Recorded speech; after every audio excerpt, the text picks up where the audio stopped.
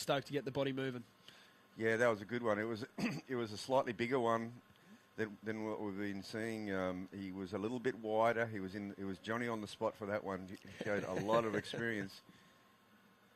How do you be Johnny on the spot, Bugs? Can you will it on, or do you need to make a couple of conscious decisions? Well, it's a combination of both, because there's sets that are coming deep and hugging the point. There's other sets that are coming wide. Obviously, at the start of the heat with no priority, it is always a good to have that inside. But then if you're sitting wider, you can snaffle one like that. So you need a little bit of luck coming your way. But it is kind of like, I always say it's eliminating the variables, going to where the honeypot is. Yeah, exactly. But I feel like as we see a replay, Bugs here takes through it. Yeah, well, Stewie gets going on this one. He's just got that fluid, silky style. A couple of nice snaps. Got a bit of open face ahead of him now, and he sees his last section, and he knows he's going to finish it off. The consummate professional, Stewie Kennedy. I had a quick chat with him this morning, and he was greeted by Mike and Madonna down the beach, and I was pretty quick to remind them who won their last head-to-head battle, and that was Stewie down there at Avoca, and Mikey wasn't too happy about it. So the young guard, they've got a lot to prove coming into this event. The tour veterans, they're not ready to just roll over just yet. Still surfing as good as ever, and as you see, starting a heat like that, a 5.17, as we know, Bugs, a 5.17 in this event so far, that's been gold. Yeah, that's a good, a 5.17's a keeper, that's for sure. First thing in the morning to get a 5 or plus is excellent going. As we see the tide times there, we've got low this morning. We're just coming off the low at 6:34 and the high at around midday today. As we see Quinn Bruce up and riding, formerly from the Sunny Coast, now a proud member of the Snapper Rocks board riders, winner of the Wayne Dean Perpetual Trophy up there. One of the youngest ever winners. He kind of set the trend for the new guard coming through up there, and that's a lovely start to the heat. He certainly manufactured a score out of that wave. It didn't have the size of Stewie's, but the work rate was just as high, if not higher. And that's probably that's probably the size of the wave we're going to see throughout the day. And so, as you said, you're going to have to really work hard on the wave and connect all the dots. And this wave here for Quinn, it's a great little opener. You're not getting a lot of points for those moves, Stace, but he sets it up here, nice little float over the section, comes around the section, foam climb. Now he's got a bit of open face to work with. He's looking for a good finish. And this loose at the hips. Yeah. So Quinn, I'm not sure if it'll get up there with Stewie's wave, but it's a 3.5. That's some hard work for a 3.5, but I understand where the judges are going with that, Bugs, and like you said, the start of that ride, there wasn't really any critical section. Quinn did his best to keep his speed through that wave, and then he made light work of the inside there, as we see Michael Crisp and Michael Clayton Brown breaking down the free surf this morning. Saw Mikey do a fantastic air out there. I don't know if he made it or not, but we won't let the truth get in the way of a good story, will we, Bugs? Yeah, and the guys are a bit more spread out now. You would think that without priority, you're going to sit a little bit wider. So this is heat 5 of the round. We were able to finish 4 heats yesterday afternoon. We saw Nathan Cook and Billy Stammen advance through that first heat. In the second heat, it was Ethan Ewing and Caius King with the buzzer beater there from Caius. In heat 3, it was Chris Zaffis and Harley Ross Webster getting a victory there. And in the final heat of the day, we saw Sheldon Simkus and the young fella, Tane Dobbin, progressing through that heat. So we are right into this draw now. And this is obviously heat number 5. Coming up in the next heat, we'll have another one of Snapper Rock's favourite sons, Mitchell Parkinson in the red, Hanada Azawa in the blue, Ben Spence in the white, and Aidan Lewin Parsons in the green.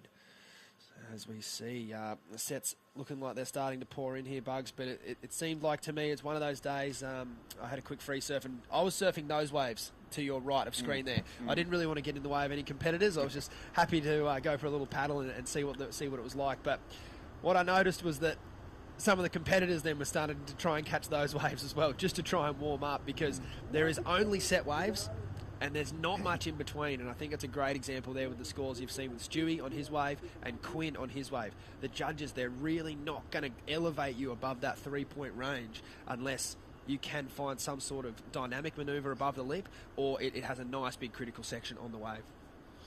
Yeah, well, that's about it. And Stewie opening up with that it's around about that 5-point mark. That's an absolute keeper this morning.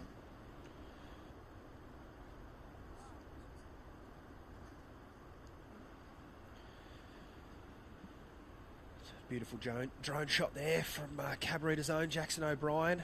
It's look at that sandbugs. Look at don't want to be, we could charge for this kind of information, but look at that little right down the end. It's just reeling off. Yeah, there's some good little waves wide. As we see Axel Rose up and riding through the glare. He's got some speed down the line on this one. He'll be looking to add some variation here with a nice layback manoeuvre. And this is where the judges are, they have their work cut out for them, because now they've got to compare back to obviously Quinn's ride. It's really Quinn's ride that they're going to compare that to, and he just gets a bunch of little floats. They haven't been giving much for that. They've been really set up moves, and he gets that layback at the end. But it's a neat ride. It's down the line. Lots of little crumbly white water sections for him to get over, and he continues to generate the speed. And it's just this layback that is the major move on the wave, and that's what they're going to compare. They're going to compare Stewie, Quinn, and it's a 2.9, just under Quinn Bruce. Club round 7.5. Yeah. QS 5000 2.9. Yeah, there you go. And I like it. It's good. The judges have been super consistent. They're sending a really clear message. They really want to see shades of CT surfing where possible, and if it's not there, then they're not going to get too excited about it, which, although the scores have been tight and there hasn't been many breakaway performances yet in this event, it's made for awesome viewing. It's lots of close heats, so for us to call, it's been amazing. But for the parents and the coaches and the athletes, I'm sure it's look, there's some frustration out there amongst the surfers from who I've been talking to. However, I think they need to realise, and I think they need to appreciate the standard that the judges are setting. And I think in the long run, they will appreciate the toughness that they're getting shown here by the judges. We saw in the women's division, Sierra Kerr yesterday launching a beautiful air for an 8.5, as we see Mitchell Parkinson getting ready there. And he's got a pretty unique looking board under his feet there. It looks like one of Jai Guttenswager's creations. Perhaps a EPS construction, but I'll have to wait for word on that. Bugs, you got any info on that board? Not on the board itself, but he's been riding these little wider boards lately. He's been riding a lot of little funky equipment, and he's got a massive air game. Obviously, second place at this event last year, so he knows. He still knows how to make a heat or two, young Mitty. He hasn't been surfing every event over the last few seasons, but I think this year he's tucked into a couple, and I'd like to see him hit some form here today as we see a surfer up and riding. We'll try and get you a replay of that wave shortly, but it looked like a pretty short ride there. We have 13 and a half minutes remaining, and this heat's starting to take some context now.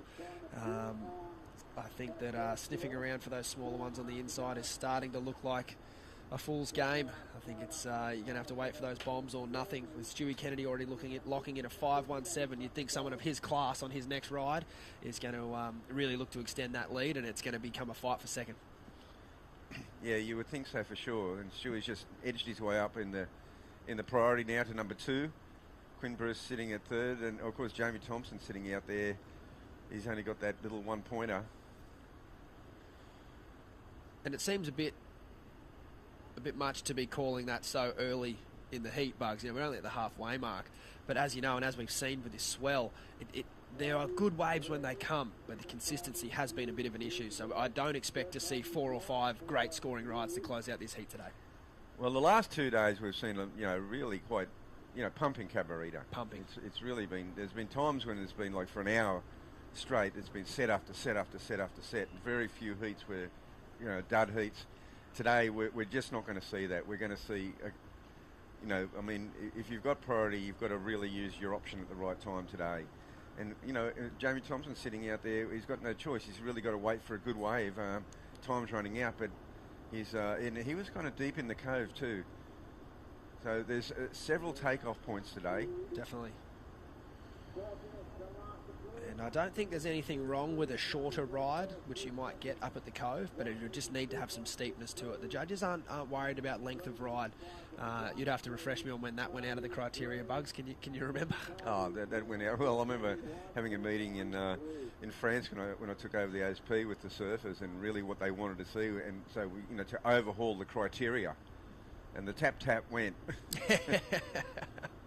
So, yeah, and I think we've obviously seen that run true today. There's surfers this morning that have ridden waves for hundreds of metres and not score over 3 points, or over 4 points, excuse me. So, yeah, I think it's one of your best pieces of work there, Bugs. Well done. Well, it was a matter of listening to the surfers. Everything needed to be overhauled and to make it contemporary with what was happening with progressive surfing. As we see some sets approaching here, and you can almost see a little reverse current in the lineup. Now, what was that? Axel having a look. He had fourth priority. This is Quinn Bruce live action. That's a better finish from Quinn. We'll have to catch up to the start of that wave again. And I'd be very surprised if we don't see another surfer out the back. Here we go. Well filmed. Red. Stewie Kennedy up and riding. Nice first turn. He's looking to go down the line. He needs to finish this. Of course he does. Well done. That'll easily get rid of that 1.87. Throwing a bit of risk into that final manoeuvre. And, just as we sort of predicted there, Bugs, Stewie isn't going to make mistakes. He's going to be well out in the lead now. Well, they put him in the box seat by getting that 5 straight up. Here's Quinn's replay, Bugs. Yeah. Quinn's, he's got this great style, and, he's a point break surfer for sure. And this wave here, he just gets that little foam climb there, and he gets around this section. Very similar to the first one. Bigger version of his first wave. Yeah, bigger version, in the finish is... Oh, no, this is the replay. Yeah, that's his first wave. Yeah. I was going to say, geez. It got bigger over time, that wave. 3.5 looks a bit light on. This is Stewie, Bugs. Yeah, now this is Stewie. This is a contemporary wave because we didn't see that one before. That was cool. So we're waiting for scores now and hopefully get to show you Quinn Bruce's full ride of his second score coming up. We did see Axel Rose just have a look at a wave. I'm not too sure if he surfed another wave after that. We'll get you the priority situation in a moment. But like you said, Blugs, first priority green has been sitting up the point, and this is Jamie Thompson's effort now. This is his first real score of consequence. A couple of nice opening carves. Just looking to keep his board speed here through this dead section. It does look like it will double up down the line. For how many manoeuvres we are yet to see. A nice snap there to finish.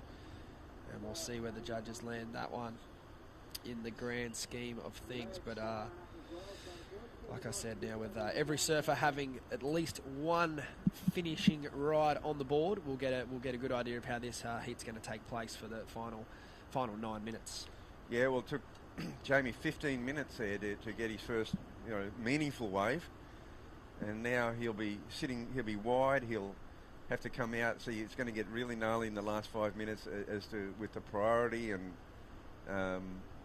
who's needing a score to get from, say, third to second. I think this is going to be where the real battle lies.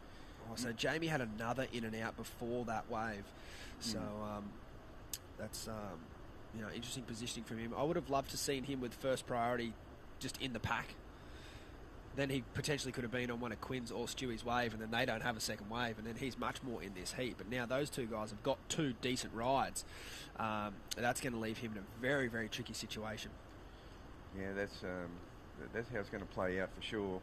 Quinn Bruce up and riding. Lovely turn out of the lip there. He'll be looking to find some more open face to showcase that beautiful carving turn. Nice layback in the lip there. Down the line some more. Check float. And he's just overcooked it a little bit there. He had good momentum down the line. A 4.17 for Quinn's last ride, but he'll be kicking himself that he didn't finish that ride there. As we see a good intention on the paddle back out. That's almost a bit of body language that he knows. He sort of had a bit of a bobble there, and we see Stewie Kennedy retake the lead. We always knew that was going to happen. That was a 4.53 for Stewie's ride. So Stewie Kennedy out in the lead, a 5.17 and a 4.53. They don't sound like big scores, but on a day like today, you'll definitely take them. Quinn Bruce in second, a 4.17 and a 3.5, and an opportunity gone begging there. He might better the 3.5, even with the 4, but if so, it'll only be marginal. And it leaves Axel Rose Kuroda and Jamie Thompson both chasing scores. We are still waiting for a score of Jamie Thompson. The judges really taking their time, but I think from our perspective, Bugs, that kind of lands in around Quinn and Axel's first rides, as we see a replay here of Quinn, Bugs. Yeah, well, this wave here, he's setting up for potentially the highest score of the heat here. Series of great turns, nice snap there. He gets around this section, perfect, and everything's looking great for like a 5-5 or something. And the judges have been pretty gnarly when you bobble the last turn and the takeaway, the penalty comes into play. So it's going to really hold him back. So Axel Rose has locked in a 3.3. Jamie Thompson a 2.9, so he will be back to the drawing board there. Jamie Thompson, unfortunately, waiting 15 minutes for that wave, and it didn't really pan out how he was hoping. Yeah, he's gone. I like this positioning better for now, though, for Jamie. He's a bit further down the point, and I think that's where Stewie and Quinn have been finding those rides. And again, first priority is sitting too far away from the pack of the surface for my liking. There's almost two different takeoff spots there. Yeah, well, they've all moved down. I mean, Jamie was sitting up with that waves peeling off now way up there for much of the heat. Good for a longboard, that wave, but not for a shortboard. Not enough steep section. As the sandbar grows down the line, it becomes a lot steeper, as you see here. Stewie, more height on that rotation. A nice big finish there for Stew Ball. He'll be stoked with that. He's had an awesome completion rate this heat. He's really only had the one score that he hasn't executed to his full potential on.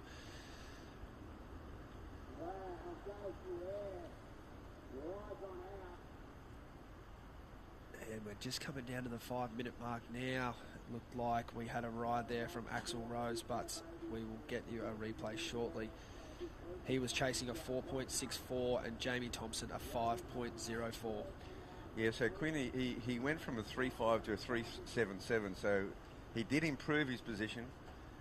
Axel Rose, he hasn't broken out that 3-point range, so that's been, he's done Quinn a bit of a favour there, and now we're coming to the last 5 minutes and not much showing. There's a little bit of a set on the outside, Stace. This priority is going to be pretty severe. Jamie Thompson sits with first priority, Quinn Bruce with second. With that sun in your eyes this morning, you can't see the sets. So this wave is 30 metres away from these guys, and they still haven't. They're only just moving now.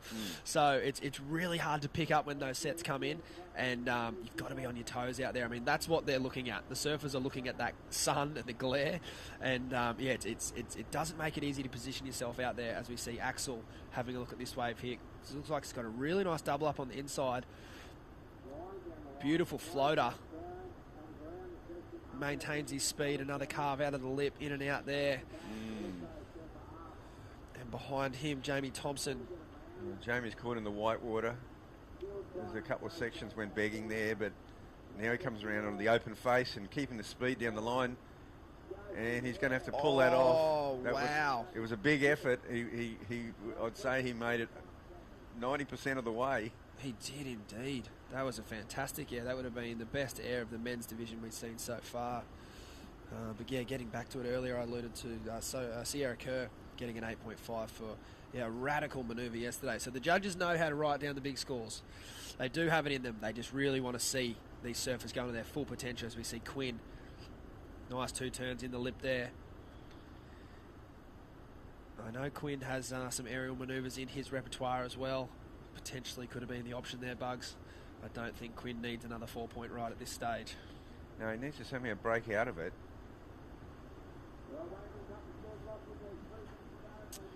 As we see Stu letting a wave go there, looks like a good leave. I'm not too sure if this double up behind it will tickle his fancy. He's setting himself up. With no one out the back, he'd really want to be sure that this wave is going to better his situation, which he knows it's not. So a quick look in and out. He'll retain second priority, and he'll look to control the heat for the remaining 2 minutes, as we see Quinn here, Bugs. Yeah, look, it's just a two manoeuvre combo, and it was a clean wave, but it stood up on the bank.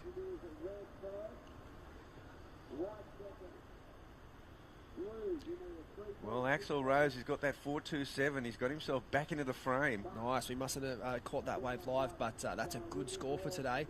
That's that's making life a lot easier for him. But Quinn did get a 4.2 on that last ride, so he has pushed out his requirements. That's his best wave. And I guess that's sort of to our point earlier, Bugs, that the judges don't want to see you ride a wave for 300 metres. They would rather see steep critical sections. And I guess you could look at a 4.2 and say, hey, that's not a massive score. You'd be right in saying that. But if you look at it in the context of Quinn Bruce's heat, that's his best scoring ride. So what the judges are telling him there is get into the lip, find steep water, and deal with it. And so that's his best wave. So, yeah, for anyone playing along at home, that's what the judges want to see today. And it was the wave itself. It stood up on the bank. It hugged the bank. It had a draw off the bottom, and it had a steep face. And there's no doubt about it. He only got the 2 combo, but it was his best one, a 4.2. But Axl Rose has now got priority.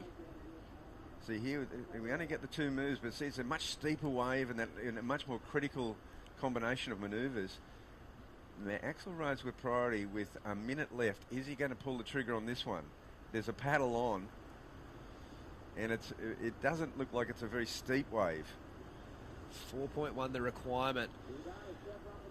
Haven't seen him go to the sky just yet, so we haven't got to look at that above the lip technique. A few nice turns in the lip there. It's a beautiful double up on the inside. Another check carved down the line. Well, that's going to be very, very interesting here. Is it a high 3 or a low 4? It's right around that zone. A lot of setup work. We'll have to check the replay there to really break it down. But on first look, I'm glad we're sitting in this box and not the one up there, Bucks. That's going to be tight. I think he had to go, though.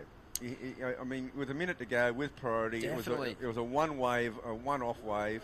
He rode it down the line. He did some good setup work. And he had a couple of good turns on the open face, get in the pocket. Let's have a closer look at this one. So it starts out pretty sleepy. Just a little slight setup move there. Another little snap. And this one's, it gets the speed up here. This is his best move right here. Just really draws it down the face. And it's a pretty clean finish, so it's going to be close. It's going to be close, but for me, that's not better than Quinn Bruce's 3.77. So we'll see how we go. Well, that's the first time for the many times I'll be wrong today. Well done, Axl Rose. And to everyone following him at home, I'm sure they're over the moon, getting a crazy buzzer beater there. So well done to that young man with a massive change up in that last minute. Stewie Kennedy in first. He led from start to finish. Axl Rose in second. Well done, young man. And Quinn Bruce in third. He'll be kicking himself with that fall. We're moving into Heat 2 of the morning.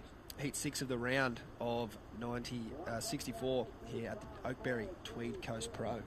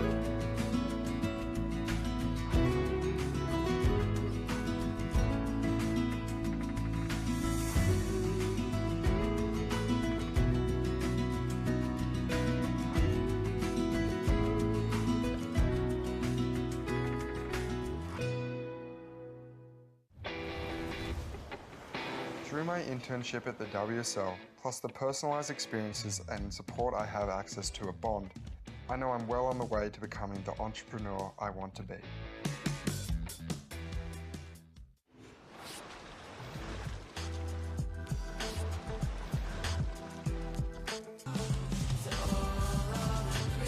Well done to that young man.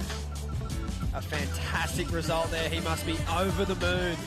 Stoked, yes. How good's that? That might be Tian Cronje there coming down to congratulate Axl. And this event's been full of it, Bugs, and it's a great position for us to be in here to be able to call it. We certainly love to see the excitement, but obviously a bit of heartbreak there for Quinn Bruce and Jamie Thompson. But we will roll into this next heat in the white Ben Spence In the red, Mitchell Parkinson. In the blue, Hanada Azawa. And in the green, Aidan Lewin-Parsons, as we see another stunning shot of Cabarita Headland, Bugs. Oh, it's an amazing little headland, and what a beautiful part of the Tweed coast and the New South Wales coast. Plenty of good coffee around here, Bugs. I'm well juiced up this morning, ready for another big day. Yeah, the little Cabba coastal township. It's cooking. Looks like we got action straight off the bat, Bugs. What do we got? Your boy Mitchell. Yeah, Mitch Parko. You knew straight away he's going to go to the air. Don't know if that was the end of the ride or the beginning of the ride, but it's a 3-3-3. So I don't think there's much more to it, but I think I wouldn't be surprised if he gets pretty busy. I wouldn't be surprised if we see him do 3 of those on one wave today. That's right. He's definitely got them on lock. We did see Stewie Kennedy earlier in that heat do a pretty nice turn and a similar manoeuvre, only for a 4.53. So the judges, they do want to see that height, they do want to see that rotation, and we'll Cabarita, as fun as the wave is, it can be tricky to launch on. I wouldn't know because I've never done an air in my life, but just watching other surfers out there, it sort of has that soft face to it. But these guys are so good, and girls. Saw Sierra Kerr yesterday launching a massive air in the afternoon when the wind puffed up a little bit. So I think that's what we'll see today, Bugs. The wind's sort of light and variable at the moment, tending towards northwest, but I think as the day goes on, it'll come round to the north, and we will probably see a big afternoon of aerial manoeuvres from gentlemen like this. Mitchell Parkinson up and riding. You can see he's got one thing on his mind, and there it is. Oh, he's done well to ride out of that one. A little late to the lip there, but he made it work. Plenty of talent, this kid.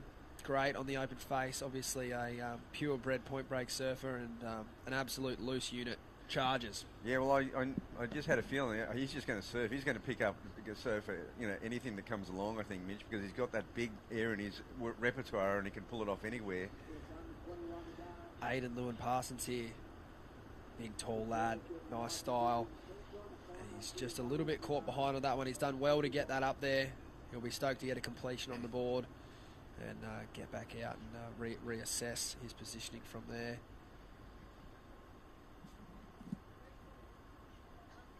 I remember one year in Hawaii, it was probably every bit of 20 feet out the front. And I don't know what Mitchell was thinking, but he paddled out and got one of the craziest lefts off the wall I've ever seen in my life. And he was about 18. I was just, maybe 17. I was just baffled. Here we have Aidan Lewin-Parsons, a nice turn out of the top there, Bugs. Yeah, nice turn out of the top. He had to cut that. He did a snapper. He had to sort of cut it short. He's thinking down the line. He is lucky to get this in, but he did get it in at last manoeuvre. Just sort of got his board up there on the lip line. So there's Mitch Parker, has got another wave under his belt. We'll have to see where that score comes in for Mitch. His second ride was a 3.93. So you can kind of tell Mitchell's strategy, like you said, Bugs. It's almost got that South American feel to it. Ride every wave and ride them as hard as you can, and then with time remaining down on the clock, figure out whether you need to sit and wait for a bomb or you'll be in the lead and you can go and sit on someone. and I think Hanada's going to take that option where he's just going to try and wait for that, use his priority, wait for a really good wave. He's on his backhand out here, and he's probably got a bit of a game plan to do that. So Aidan got a 2.77. So yeah, that's about right. He just, those first turns were kind of half turns, and he was thinking, had to cut it short to make sure he made it down the line, and he sort of barely got there. Yeah, you can sort of see not a lot of current out there today, if any. I think later on the day when that tide comes in and that wind puffs up, you will start to see it turn into a bit of a reverse current like it did yesterday, which is something to keep an eye on. You don't want to get sucked too far up the point. As you can see, the surfer's repositioning down the line here to this wave. Mitchell will have to let this one go. He was definitely in the right spot, but it's like you mentioned, Bugs. Hanada Azawa waiting for the set wave. Nice couple of check turns down the line there. He'll be really searching for some green face now to show that backside repertoire. And a nice big finish there from Hanada, so a job well done. Yeah, well, that was the plan. You could see that he was definitely going to use it. You know, he wasn't part of the first exchange. They really weren't set waves. He got into the priority position and just waited for a bomb for what they are today. And Mitch was having a good look at that one, but he couldn't take it because Hanada had the option. Oh, searing frontside carve there from Aiden. Nice little check turn out of the lip here. Let's see what he's got. He's looking to traject down the line. A nice little spin there, but not quite the same height and rotation that we've seen from those earlier airs. So we'll see where that lands in. A really nice carve there on that first turn. I'd love to see him get a bit steeper of a section and lay down the same turn. That was some beautiful technique. Yeah, so now it's Ben Spence sitting out there with priority. He hasn't had much opportunity to utilise the priority. Mitch Parkinson was kind of waving to the judges for a situation update. Here's Hanada's wave. Nice float there. Keeps the speed up, Stace, and I like the way he finishes this ride. He's put it together pretty well, the young surfer from Burleigh. This is our first goofy foot ride of the morning, Bugs, and I think you can tell how hard it is to surf out there when you look at a wave like that with your back to the wave. It sort of highlights its softness, as we see Aiden here, Bugs. Yeah, Aiden, just a bit of a little spinner there, but the best move was that first big slashing cutty. He sort of carved that nicely. I think I've got to correct ourselves there, Bugs. I think it's Aiden. I could be wrong, but I think I heard True calling this young gentleman Aiden yesterday. So apologies for the mispronunciation if that's the case. Well, he only got a 3, which it seems fair enough. You can definitely tell the kid's got plenty of talent though, so it's just a matter of time for him to get himself onto hopefully a bit better of a scoring ride. Mitchell Parkinson still waving his arm around out there. I'm not too sure if he's stoked with how the priority order landed, but I can't really see any other way unless he thinks Ben might have paddled for a wave, but Ben's only had the one ride. Mitchell's had about 9 already, so you'd have to think it's white first, red second priority, green in third priority, blue in fourth. Yeah, well, perhaps Mitch is trying to get an update on the the breakdown of the scores. He's got the high point, the 393, and you think about Hanata. He's still having a wave here. I wonder if they might have missed. Yeah, like you said, that 393. I like this though. I do like it when a surfer asks for information. You can tell how engaged they are in the heat because they know how important this next decision is. There's nothing worse than talking to a surfer after they come in from a heat and then say, I don't know what I had. It's like the sound system here is incredible. The setup's right on the headland. There should be no excuses for information. So it's good to see Mitch has got his thinking cap on. And he knows this is not just another free surf. Every decision he makes from this point on is going to be a crucial one. Well, Hanata, he got only a 3.43 for that big effort. He got the set wave, he rode it down the point, he had a nice finish to it, but nothing dynamic. It was a high output, wasn't it? Yep. He did have a lot of manoeuvres, but unfortunately, none of them were too critical.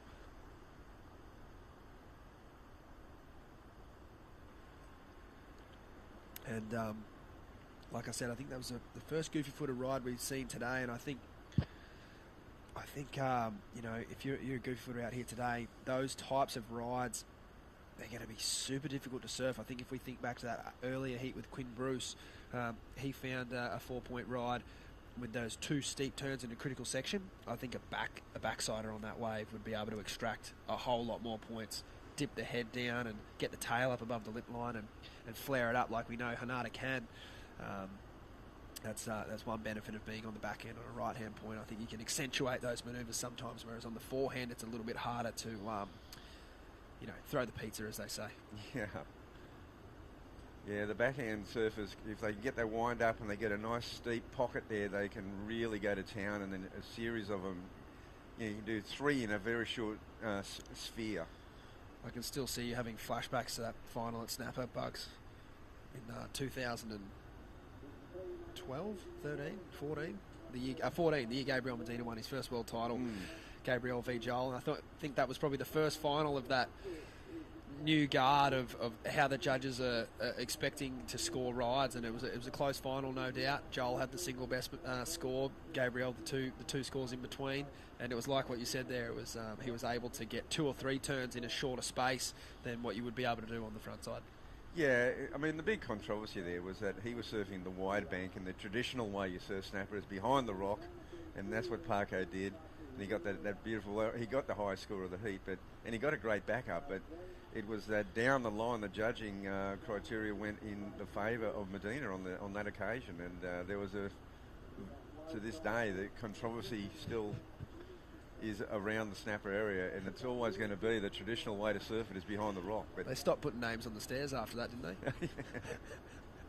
No, it was certainly a display in modern judging, I feel, and I think it's always going to be a close heat when someone has the single best scoring ride, and obviously, like you said, Joel had a good backup, but no doubt Gabriel was doing quality surfing down the line as well, but it was just two different styles, and the judges obviously didn't fancy what Joel was doing that day to the same level that they did Gabriel, and that's how the cookie crumbled. But I think if you're a young goofy footer, you can take a lot of positivity out of that, because it was a natural foot of rain, obviously, for so long before that. I think Mick Lowe was the only surfer to win it on the backhand as a CT before that. So, I think it breathed a lot of hope and a lot of spark into these goofy footers, and then they went on a crazy run through there. Owen Wright, Matt Wilkinson in the years to follow, taking out that event. So. I guess it's good to see a bit of change every now and again, eh, Bugs? Yeah, well, Mick Lowe won it. He won it at Rainbow Bay. That's true. Still a right-hand point, though. Oh, yeah. Over the late, great Andy Irons. It was a packed house that day. Don't think I've ever seen a crowd like it. Oh, he had to pull out, so Ben's finally gets going. Halfway through the heat. He's a good surfer, this guy too. Nice looking wave, Stace. Found a nice double up down the line here. He's dealt with that section and a better layback there to finish.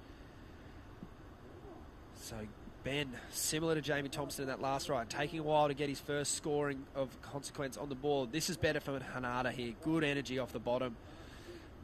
It's a smaller wave, but the surfing razor sharp, no doubt. Nice, strong opening combination of manoeuvres there. It's going to be very interesting to see where the judges land those two scores. Well, we know with Hanada, he would have taken stock of the first score. He only got a 3.43, and it was a bit too lateral. This time it was a smaller wave, but he went a lot more vertically.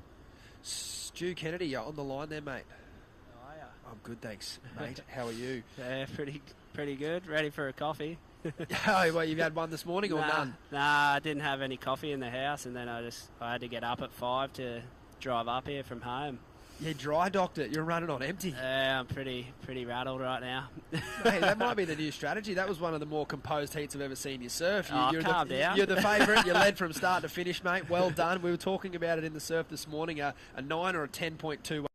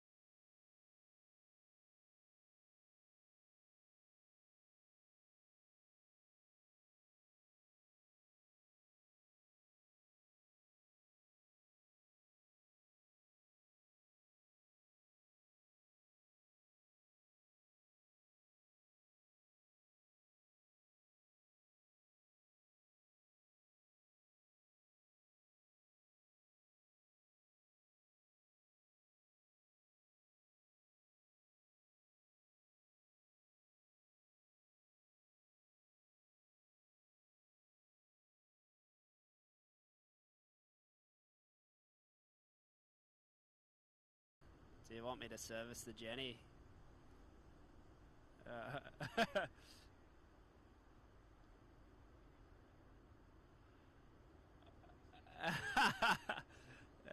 Nah, it's all good. Cheers. Yeah, it was pretty tricky. It stopped once the buzzer went. Just slowed down. Alright.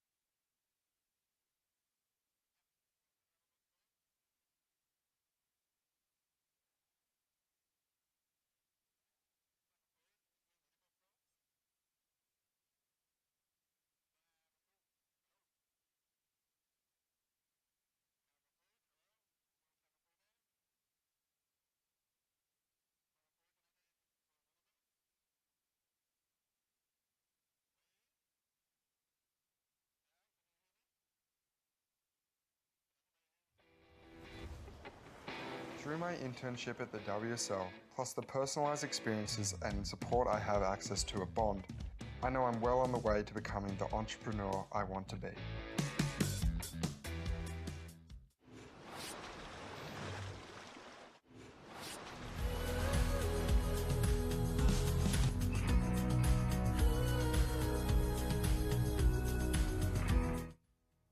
And we're back for the Oakberry Tweed Coast Pro QS 5000. The men are in the lineup. We are currently in heat number 7. We've got a big day of surfing ahead of us with Alistair Reginato, Lennox Chell, Xavier Huxtable, and Kian Falvey in the water, looking for most of them for their first scores.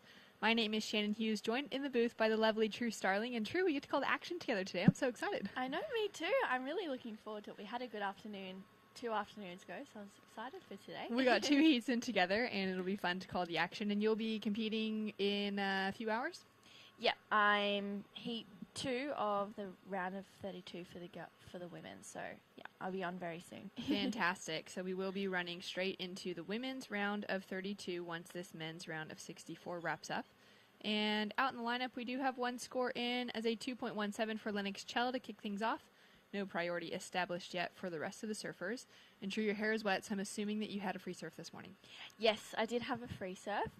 It was really fun. It was a little bit smaller than yesterday afternoon, but that wind hasn't kicked up yet. I think it's supposed to come at about 11, so a few hours' time. But we'll see if it does. Hopefully, I'm praying that it doesn't, fingers crossed. And what's that wind forecast we're supposed to see? We're supposed to see a nor'wester, I think. Okay. So I think it's supposed to be like I've heard mixed reports, 13 to 18 knots, but then I've heard 3 to 5. So I'm not too sure what's going on. I've had a look, and I've seen small, but who knows what's going to happen. Okay. And that north wind for here would be blowing kind of straight into the cove? Yeah, exactly. Right. So perfect for airs, but it's just going to be a little bit choppy on the faces. Okay, good to know. A little bit of devil's wind up the face. But at the moment, beautiful conditions, and yeah, it's going to be a great day of surfing ahead of us. Having a look at the guys in the lineup, we do have 16 heats in this round, so we've got quite a while to go before the women will hit it. And we've had a couple of good results for the guys that are currently sitting in here. Best to note at the moment with our surfer with the only score on the board from Lennox Chell. He walked away with a quarterfinal finish out here last year in 2020. Went down to Mitch Parkinson, and that was Lennox's best result to his career in a QS 5000, and a quarterfinal was a great result with the stacked field that he had going up against. Yeah, definitely, and he's such a young competitor as well, so to make it to the quarterfinals is a big wrap for Leno, and I feel as though he's kind of come into each event with no nerves, being really relaxed. I think he's rated about 60th at the moment, so he hasn't had the best year so far, but I feel like these 2 events, you can almost just restart your year because there's not really too many points on the board just yet. Yeah, I was having that conversation with Eddie Hamady from down the south coast of Sydney this morning, and we were just reflecting on seeing Callum Robson come into Tweed with no points to his name, no good results for the year, suddenly took out a win here in the 5,000 that qualified him for the Challenger Series, and now he's obviously on the championship tour, which is really exciting. And Eddie was saying, now we're kind of seeing Kalani Ball in that same conversation, where he wasn't doing great, got the win at Avoca, and it suddenly set him up with the 3,000 points. And now it's really that open field coming into the 5,000 that there's just so much on the line. So take a look at a decent-sized set rolling through. We'll see. I'm sure we're going to see a little flurry of action from our guys in the lineup. But it's just so different now with so many points on the line, True. Yeah, it definitely is. And this year we've got the luxury of 2 5,000s as well. Last year, the Surfest, we didn't have. So it's going to be interesting this back end of the year. We're going to have this 5,000, then Surfest Newcastle is going to be going on next week. So heaps of points on offer. Heaps of people really trying to scavenge for those points as well. So many points on offer. Well, Mitch Parkinson, congratulations. You had a great heat out there. Shannon Hughes and True Starling in the booth. How does it feel to get the early win? Oh, it's good. It's been a pretty rough little trot for me for these last couple of events, so it feels nice to get a heat win finally out of the way. Well, that's exactly what True and I were just speaking about. The fact that now, regardless of your results coming into the last few events with only 1,000 points on the line or maybe 3,000, 5,000 points, you also had a great result here last year, so you've got to have that confidence coming into it and knowing that you could really redeem the whole season now. Yeah, for sure. The whole top end of the order will change in these next two events, so it was kind of like almost a warm-up leg for us in these last ones, but I didn't really get to warm up too much, so I feel like I'm warming up again. But nah, it's all good. I'm happy to get a heat win, and hopefully we get some better waves, but it's not looking too promising. That is very true. How does it feel at least to be competing close to home here at Tweed? Oh, I love it. Wake up in my own bed, roll out, come for a surf. It's what we do on the day-to-day, so yeah, it's fun. Oh, exciting. Well done out there, and talk to us about finding a couple of airs as well. It's like a little cheat code sometimes. It's almost easier than doing a turn on a small wave, so I just go to that because, yeah, I find my strike rate's a bit better on my airs than I am for my turns. So good. Well, we can't wait to see more of that, and I'm sure the rest of the guys will be bringing the same thing to the conversation. Yeah, let's go. Well done. We'll see you in the next round. Thanks. All right, up and riding out the back. I think that is our surfer in white, Xavier Huxtable. Yep. Nice couple of turns and pretty speedy coming down the line, True. Yeah, super speed. Yeah, I think that's what we're going to see a lot of today, heaps of speed. People are going to have to, because it's a tad smaller, it's running better, except it's quite quick. So you want to keep up with the wave face. It's not as slow as it was yesterday. So I like the way that Xavier approached that wave and finished it. Yeah, that's a really good comment to it. I wouldn't have expected that, just that kind of speed accelerating as we're seeing. So still no priority established yet between a couple of the surfers out there. And our surfer in red, Alistair, just getting started, goes down on that second turn.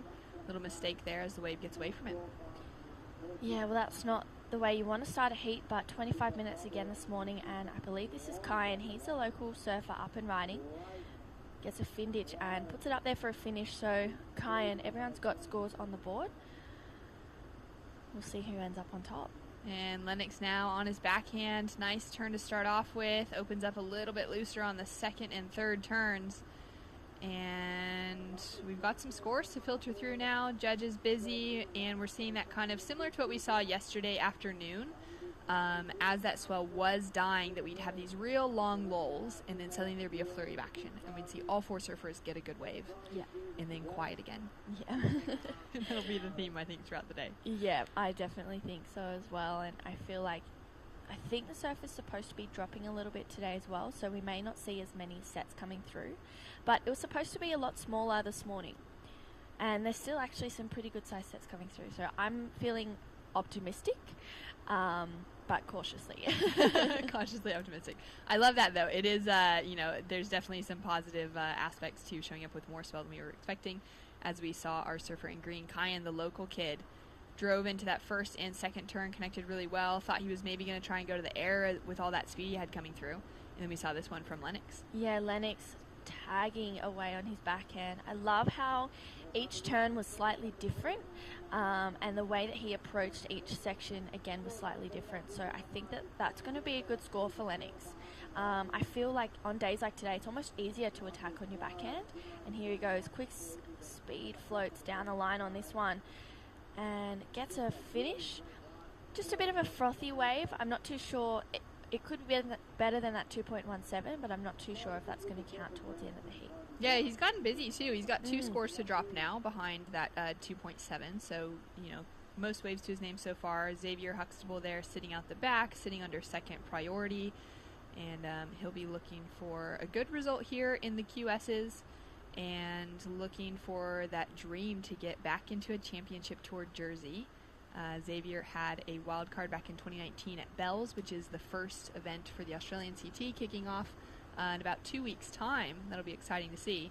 As we have our surfer in, I believe, green, pumping down the line, finding some speed, goes up into the air, big straight air, goes for that front grab, similar to what we saw from Sierra Kerr yesterday, actually the exact same air, and he rides out of it. Yeah, well, I think Sierra's maybe had a little bit more height and a little bit more pop in the tail. So I feel like Sierra's was one of the best airs I've seen in a competition, both men's and women's. I definitely think it was the best air of this competition so far. But I'm really looking forward to today. I think that we're going to be seeing more airs coming in, more critical maneuvers like in the sky. So I feel like there's going to be some big scores throwing down. Definitely. Alistair unleashing on a decent sized wave, a little bit more size to it, a little more power as well. And we've got some scores that have come through true. So at the moment Lennox Chell sitting in the lead, our surfer in blue. He dropped in a 4.60 for his backup score, or to improve the situation. We do have another score still to come. Sitting in second place now is Kyan Falvey, the local kid, with a couple of 2s. Xavier Huxtable's in a good position, though. He's dropped in a 4.67 for his only wave. Been patient catching a second. And just a tiny requirement of a 0.56 to increase his situation. And then Alistair Reginato sitting with a 1.73, and now that score to drop through as well. So still waiting for a couple of scores, but we're going to get a better look at the situation.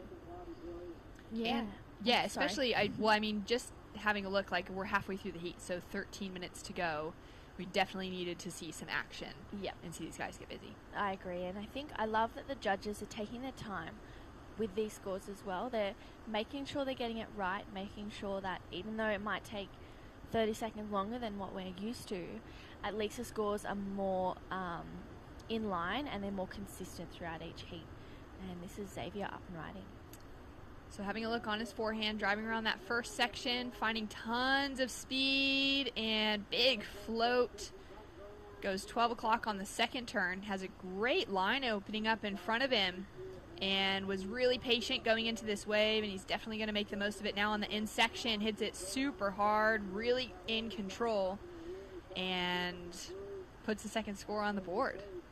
Yeah, I think we'll see Xav go from fourth to first on that one. He only needed a 0.83 to go to second, but he only really needs about a 3 to go up into the lead, so I think he'll definitely do that.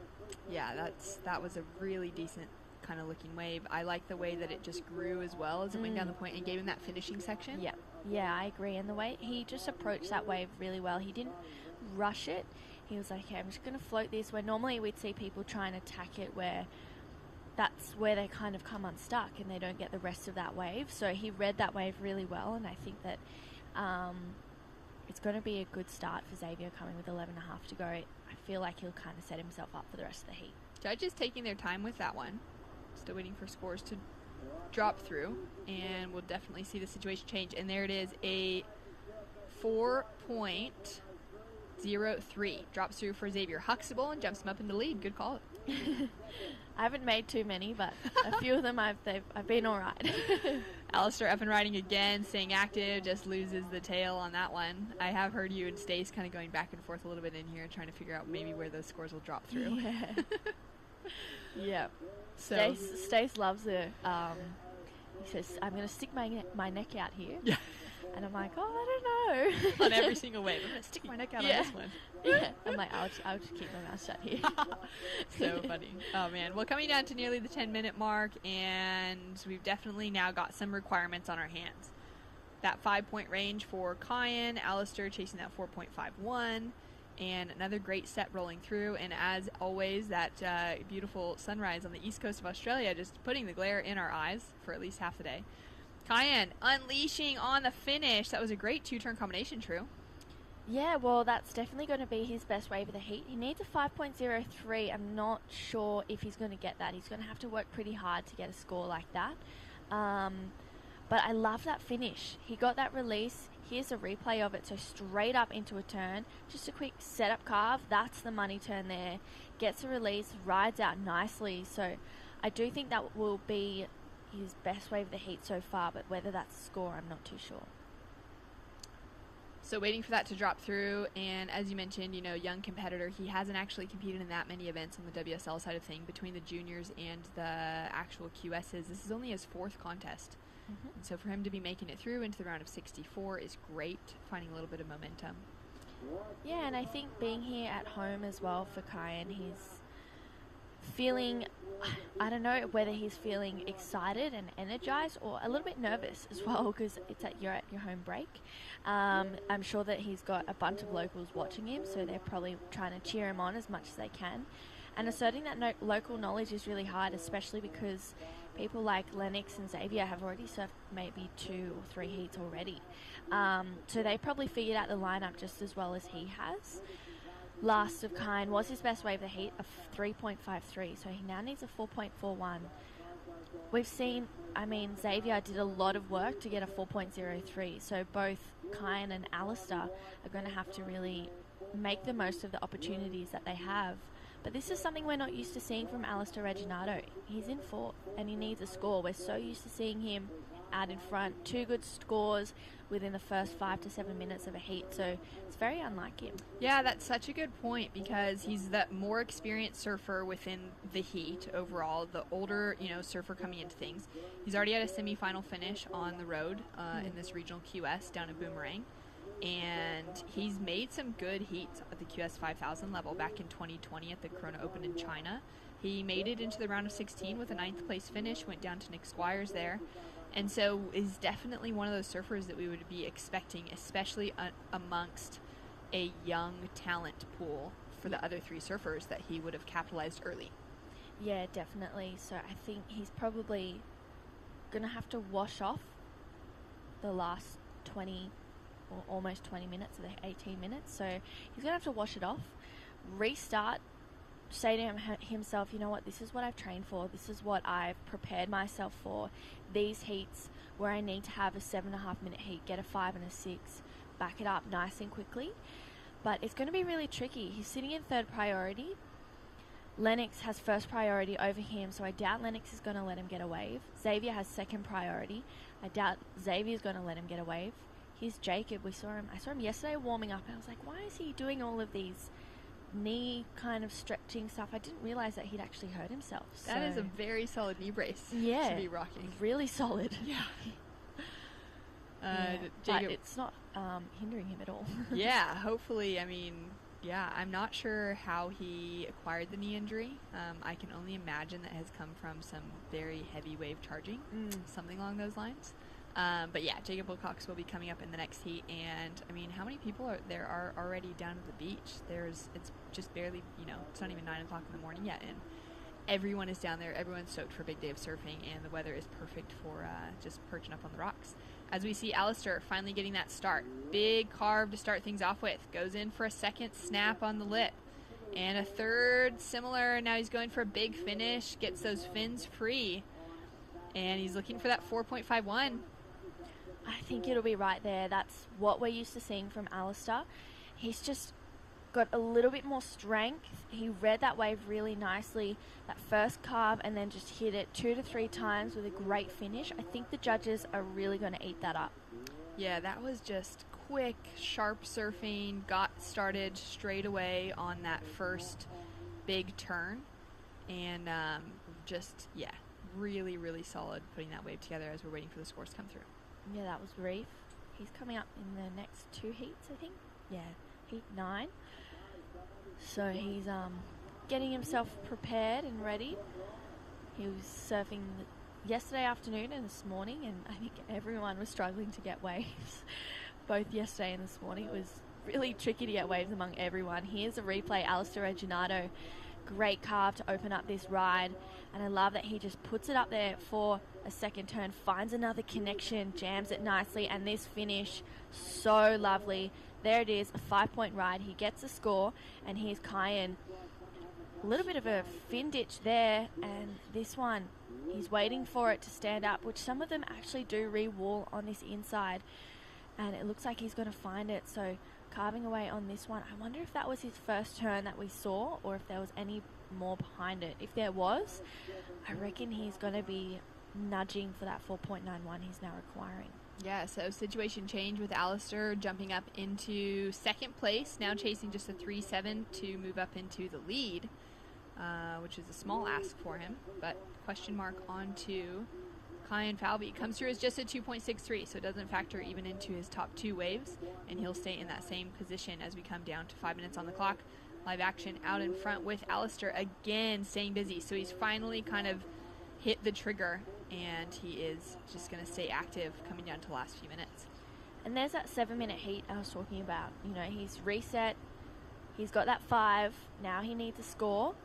He only needs a 3.7 to go to the lead, so I'd love to have another rewatch of that wave, because I think if he got any more behind that, I think that's going to be the score. And now in live action, Kyan having another look, so he's farther down the point, has this wall standing up in front of him, goes for the big finish, and just a little bit too big, unable to ride out of it. So that'll be another score that won't factor into his advancing position. Coming down to 3 minutes, 45 seconds on the clock, and Alistair up into the lead. Yeah, 4.47. So just that surfing on those waves, he surfs smart and strong, and the judges really liking his transitional maneuvers. You know, there's no downtime in between turns, just carve straight into snap, that just one smooth, fluid line that he draws. The judges are loving that, and I think that's exactly why he's gone from first into third within 4 minutes. Yeah, that's so good. Fourth into first. Yes. Yeah, exactly. All right, another line rolling through here. Sitting with priority is our surfer in blue, Lennox Chell. He's going to have the draw of this one. Up into the lip for that first turn. Into the second, a little bit of a slopier wave to start things off with. He's doing great to just keep that momentum moving forward and puts on a strong finish. Has a look back at maybe Kyan there on the paddle out. I think that actually might have been a free surfer, so I really hope he's given a bit of a word to him, going, hey mate, get out of the area. The free surfers have really been taking their liberties to the advantage this last couple of days, just inching their way farther and farther up the point. Yeah, well, we saw Kobe Enright yesterday. She had a great 2-turn set, put it up there for her finishing maneuver, came down, almost landed on top of the free surfer. But she was more worried about him than she was herself. She took the heat out anyway. No surprise. Yeah, but I was Sweet like, Kobe, don't worry about him and his board. He's the one in your way. Exactly. You've got like a career on the line right now. Yeah. He's just out there catching a few waves. And we got everyone just coming down to the beach and getting ready for a big day of surfing. Yeah, Tommy Carvalho, he's coming up in the next couple of heats. He was catching heaps of good ones this morning. Just he resides up on the Gold Coast, so he's always surfing around Cabba. And I feel like if you surf snapper and you can kind of figure out how to surf a right point break, then you're kind of loving it here at Cabba as well. Yeah, it's pretty much just the dream. Living anywhere north of, I guess from this area north, because we've already got the right-hand point break right in front of us, going up towards Snapper, and then even heading into the Sunshine Coast. There's just so many good right points. I'm like hoping we can stick around a little bit longer after this event, as we see a big backhand attack from Lennox up into the lip on the second under fourth priority. Snags a wave that put together a couple of good turns, a little bit more size to it. True, could it be the score that he's looking for? I think so. I think his last wave was the 3.33, so this one is looking a bit better. He's Kyan up and riding. So, nice turn, just goes too hard, and his board almost goes straight over the top of him. I think Kyan just needs to slow everything down, just go back to the surfing that he knows he can do, but there's only a minute to go. I mean, we can't count him out just yet. We might see a buzzer beater, but score to lock in for Lennox. Yeah, I think that's exactly it for Kyan, is that we've seen it now on his last two turns, that his back, his last turn has just gone a little bit too hard. As we take a look at this one at Lennox, what are your thoughts? Yeah, I think it's going to be the score. He needs a 4.11. Really nice surfing there it is, a 4.43. And he's up into second. So Xavier down into third, sitting with priority. There he is on screen, and you would have just heard that he's chasing a solid score with 15 seconds on the clock, chasing just that, but it's actually a big ask, a 4.36. He needs at least 2 solid turns. I mean, he could do it on one solid turn, but he's really going to need the quality of the wave. And here he is with the opportunity. I'm going to say he's up after the buzzer on that one, true. And how unfortunate, because look at this opening up. Great little ditch of the fins, goes in for a big turn on the second one, and he's going to line himself up for a solid finish. And great surfing from the young competitor in Xavier, but just unable to get up in time, so that will not count. Alistair Reginado and Lennox Chell advancing into the next heat. We'll be right back. Heat number 8, round of 64, up right after this.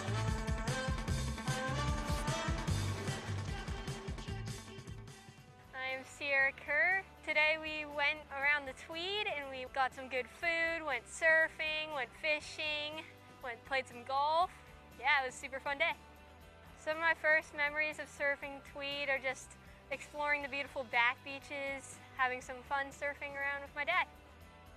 All the beaches all the way down the Tweed coast are just coves with headland after headland, and it's just so beautiful. This whole Tweed coast region is very, very special to me.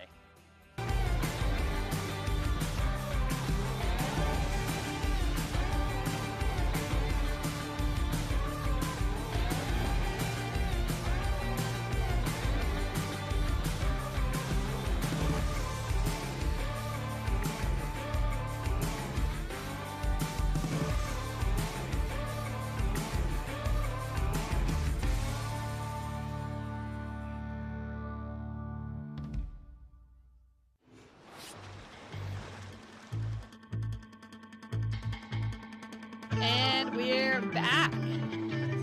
What a heat. Alistair Reginato walking away with a win. True Starling Shannon Hughes in the booth, and that was a good finish for him in recovery after with only about 7 minutes on the clock. Yeah, I feel like he's looking kind of stoked, but also kind of a bit rattled, being in last for a majority of that heat up until the last 7 minutes. Here's Max Kearney up and riding, finishing that one off. The goofy footer from Snapper Rocks, and I think this might be Ryan Slattery right behind him. All right, driving around that section in that green jersey. Powerful turn on that second one. Little snap off the top to keep that momentum moving forward and just lays it back again. That was some great surfing. And straight into where all the free surfers are sitting at. So currently in the lineup, Jalung Slab, Ryan Slattery, Jacob Wilcox, and Matt Kearney. Jacob now sitting with priority as the only surfer having yet to catch a wave at the start of this heat with a little flurry of action. Yeah, and we see a free surfer almost take out Ryan Slattery on that duck dive then. So let's clear that area. Someone needs to go out there and pull rank and tell them it's time to go in. Yeah, Demi's got to be giving the shout on the beach comms, but we've also got to get those jet skis involved with it as we take another look at this one from Ryan. Yeah, so Ryan, I love his approach on this wave. Didn't change his line for anyone paddling over the top of that. He has so much power, such a back-footed surfer. There he goes for a great finish. So good score to lock in for Ryan. His first ride just a 2, but he has another score to lock in, which was that ride that we just saw, I think. Plenty of time on the clock, and a disappointing finish there for Xavier Huxtable. He was so close to getting it and maybe could have gotten the score on that finishing wave, but he was up after the buzzer. Yeah, it's really, it's a tricky one because he was winning pretty much the whole heat, and then Alistair goes up into the lead.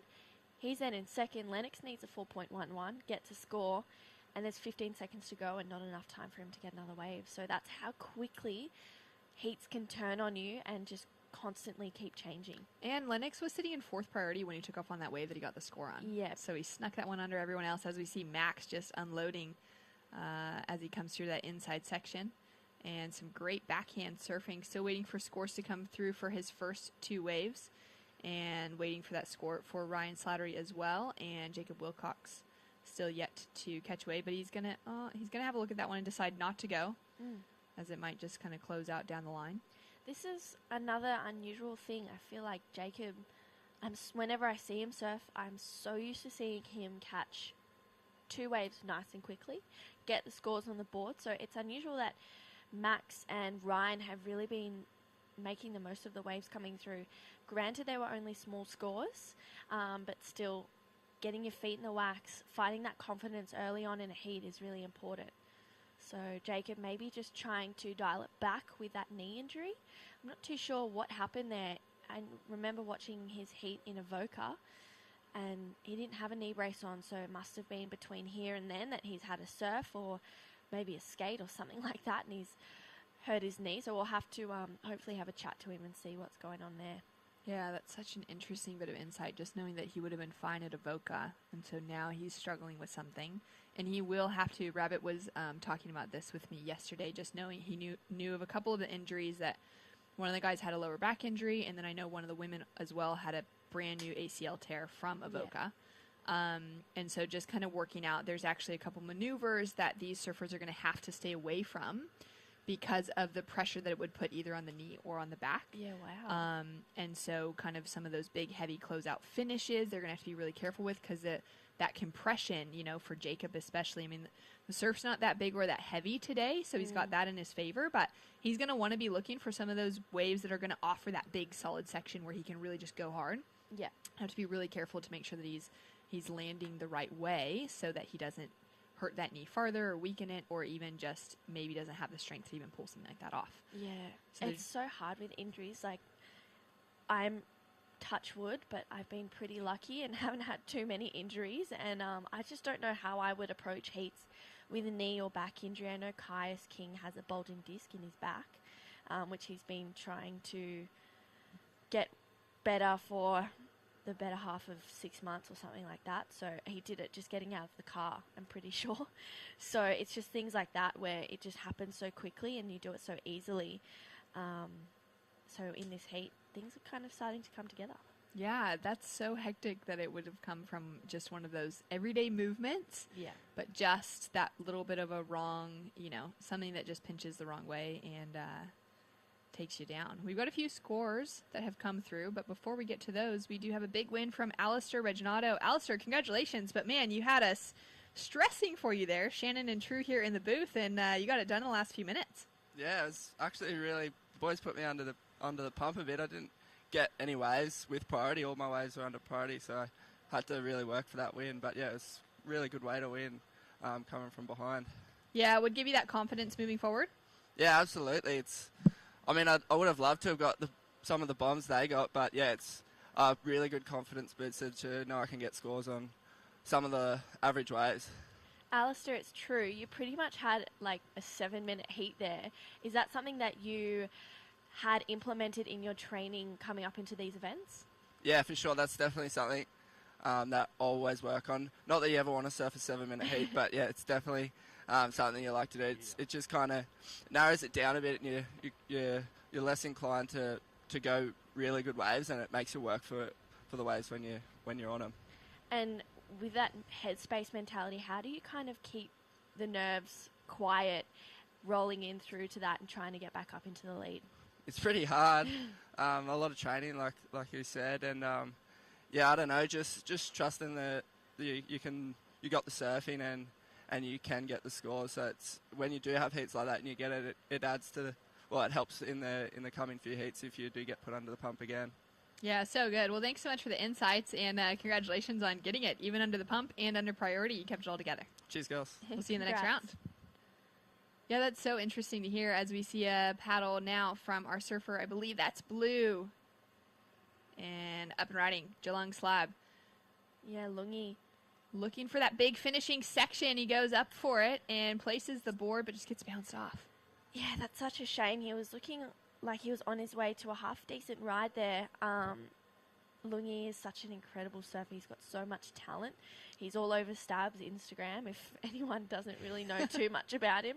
And he was also part of the group that performed the Welcome to Country as well. So it was really awesome to watch that, which was on Monday morning. Yeah, that was really beautiful. I love that that's been incorporated to so many WSL events around the world, and just being able to be welcomed by the local people. It's really great. Yeah, it's really beautiful. Here's a replay for Lungi just carving his way on this one and eyes off this finish. Such a great turn. Unfortunately, maybe just tried to extend his legs a little bit too early, wasn't ready for that impound that was coming through with maybe a little bit of backwash as well. But not to worry, there's still 15 and a half minutes to go. But if today is going to go anything like yesterday, 15 and a half minutes feels like 5. It's very, very quick, especially with how quiet it is. I mean, look at that. There was a little flurry of action. Now there's literally just nothing coming. We do have some scores and situation updates. At the moment, Jacob Wilcox still no waves caught. 15 minutes to go, which means 10 minutes of silence for him, sitting with priority for the majority of that. Out in front at the moment, Max Kearney sitting with a 3.67 as his high score, a 2.7 to back it up. Ryan Slattery dropped in a 4.33 for his best wave, his last one, and a 2.00 to back it up. And then Lungi with just a 2.67 and drops in a 1.93 for that last one. So pretty much gates wide open at the moment, aside from maybe Ryan having that 4.33 on the scoreboard. Yeah, I think with 10 minutes gone and not too much really happening, a 4.33 is a good score. And it's a score that you can kind of be sitting pretty comfortably with. You're definitely wanting to try and back it up and get a better score than that. But there's not too much coming through in this heat. I feel like we're going to see one heat full of waves, another heat a little bit slower, and it'll just kind of go like that throughout the whole day. But 10 minutes, almost 11, and sitting with no waves yet. I wonder how that's eating into Jacob's mind at the moment. It's pretty crazy too, because Jacob's had a good start to the year. He took out the win at Phillip Island, the first QS for the season, so got that victory alongside Sophie McCulloch on the women's side, which was great to see. And then he made it to the quarterfinals at Avoca, which I'm sure for Jacob would have been a bit of a disappointment. Although quarterfinals are a great finish, he would have been looking for the finals again for sure. He went down to Billy Stearman, the Kiwi, who went on to final against Kalani Ball in that event.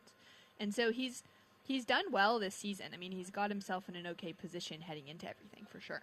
Yeah, definitely. And I think he's such an experienced competitor. He's, of course, had wild cards for the CT last year as well. So he's competed against the best of the best. And he knows exactly what he needs to do. And I feel like after competing in a CT, after speaking to quite a few people about it, because I wouldn't know myself, but after... One day, we're going to get to there, one day. You're definitely knocking on the door. Let's keep the commentary and surfing up. But I feel as though, moving on through from a CT into a QS event, you can kind of go, well, I've surfed against Kelly Slater and John, so I know what I need to do to beat these guys.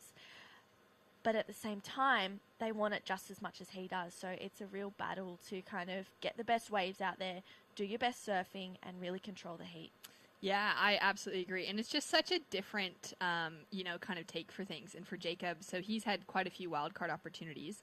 Back in 2019 at Bells, he made it into the quarterfinals, which was a great result for him. He went down to Felipe Toledo in that event. And so he's got some of those great moments to work through. But I feel like it's just so different, as you're saying, coming into the QS, coming into, a wave like Cabarita, as we've got live action now from Ryan. Up and riding, little hand drag to float finish. Love that style coming through, and the layback. That was a really, really fun looking wave, True. Yeah, it looks so fun. Just mind surfing all the ones that kind of go unridden, and I think Ryan just absolutely surfed that wave to its fullest potential. He does have that 4.33, needs a 2.04 to go to the lead.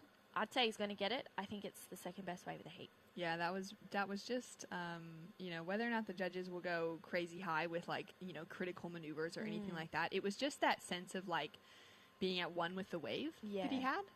I just love that little feeling of, drawing that little high line and then finding that hand drag up to the floater. Yeah, here's a replay. So a quick check-up snap.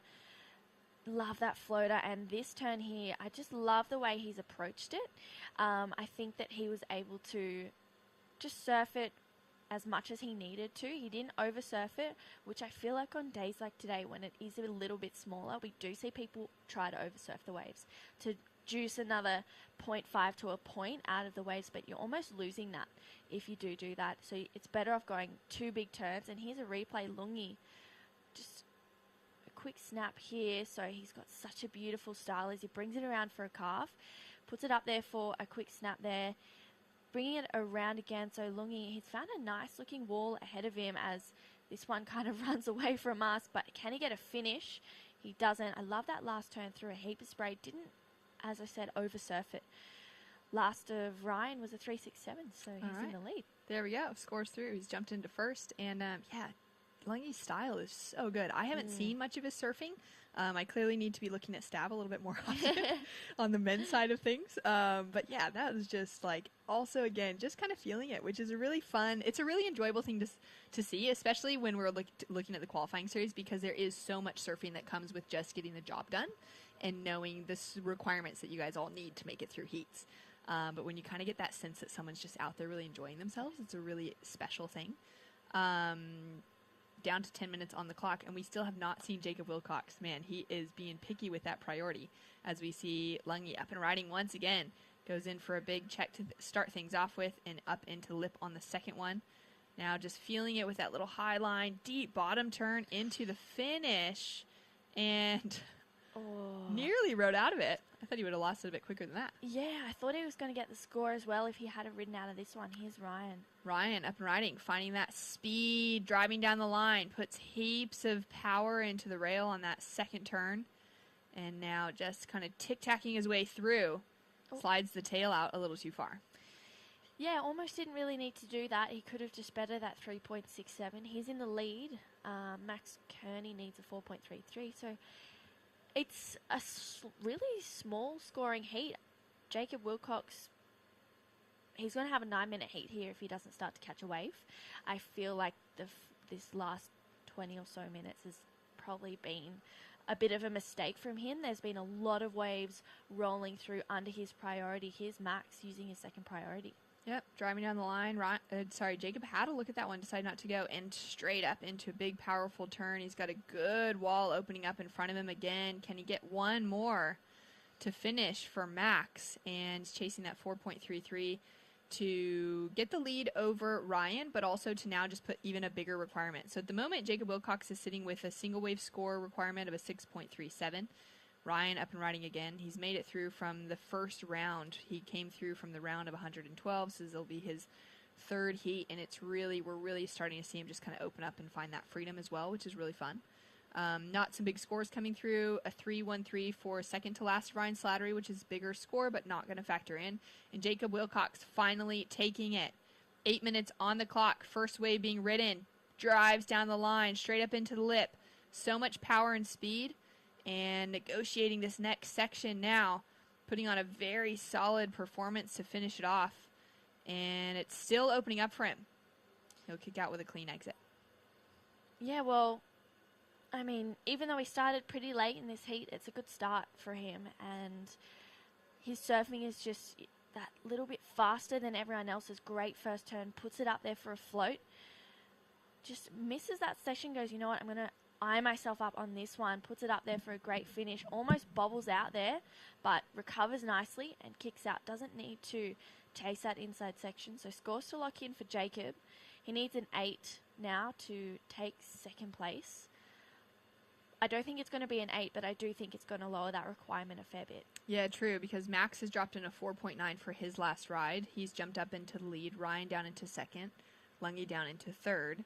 So still waiting for that score to come through, and I think that's such a good comment from you, True. Just the fact that that extra speed that Jacob's surfing has with it, and we kind of see those differences as we're now making our way through, at least on the men's side, the top-seeded round. On the women's side yesterday, there was just that little noticeable differences in some of the surfing, as we've got a 4.63 that's just dropped in for Jacob Wilcox.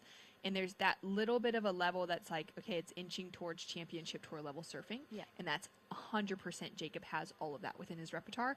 We know that because he's had quarterfinal finishes as wildcards on the championship tour. But it's just now putting things together in heats like this where it's slow, it's a softer wave, it's different than what these surfers are going to have on offer when they graduate to the championship tour level. It's a very different type of tour and type of surfing. And so these are the moments where it really counts to just have it all together. But he's already got a backup score in, so we've got a 3.53 now that's dropped in for Jacob Wilcox, and he's right back in it within 1 minute. He took off on like the 8-minute mark. It's now down to 6, and well, I guess 2 minutes there. He's in that advancing position. Yeah, well, that's exactly why he knows how to do it and gets quarterfinals in the CT events. He's more than capable of having a 2-minute heat. Well, in this case, he's probably going to have about an 8-minute heat now. Trying to better that 3.53. He only needs a 3.95 to go to first. So he's probably eyeing that off now. I feel like each heat is a challenge for Jacob. And I think this one has been a challenge where maybe he's made it a little bit harder than he needs to. But he's definitely jumped on it and rolled with the whole vibe of it. Yeah, and it's, again, one of those things, we've seen it from a lot of surfers where they'll get one wave kind of from deeper, off the rocks there. And then on the way back out, they'll just turn and go on something else to get that second score they need. And that's exactly what he did, which within 90 seconds, he was able to get 2 scoring rides on the board. And that, yeah, is definitely a threat. I think for the rest of the guys in the lineup, they would have already been knowing, like, oh, okay, Jake hasn't caught anything yet, but it's definitely going to be something that could change very quickly, and that's exactly what we have seen. Coming down to 5 minutes on the clock, so pressure is on Max Kearney, doing a great job to also put himself into that leading position off of his last wave with that 4.9. Took him a while to find that wave that was going to give him the, that bigger scoring potential, and he had to bring something a little bit different to it. And it looks like even him and Ryan having a little chat there at the back now, and have a look at this set rolling through. Such a beautiful morning. Yeah, it's gorgeous, and everyone's sitting a little bit wider as well. Here's Lungi on a better-looking ride. Tags that first section, bring it around for another one. He needs a 4.99, so, I thought he fell there, but recovered nicely. Well done. All right, answering back again. Ryan now with second priority, taking off in the second wave in the set. Big, powerful turn for the first one. Deep off the bottom, into the top, releases the tail. That was a good 2-turn combination. And now Max Kearney sitting with priority out the back. Jacob Wilcox under second priority. Free surfer with the sun cap on, making sure he doesn't get sunburned out there. Great decision. And scores to come through for blue and green. Yeah. I think Ryan's wave is going to be right there. Lungi's, I'm not too sure. Here's Ryan.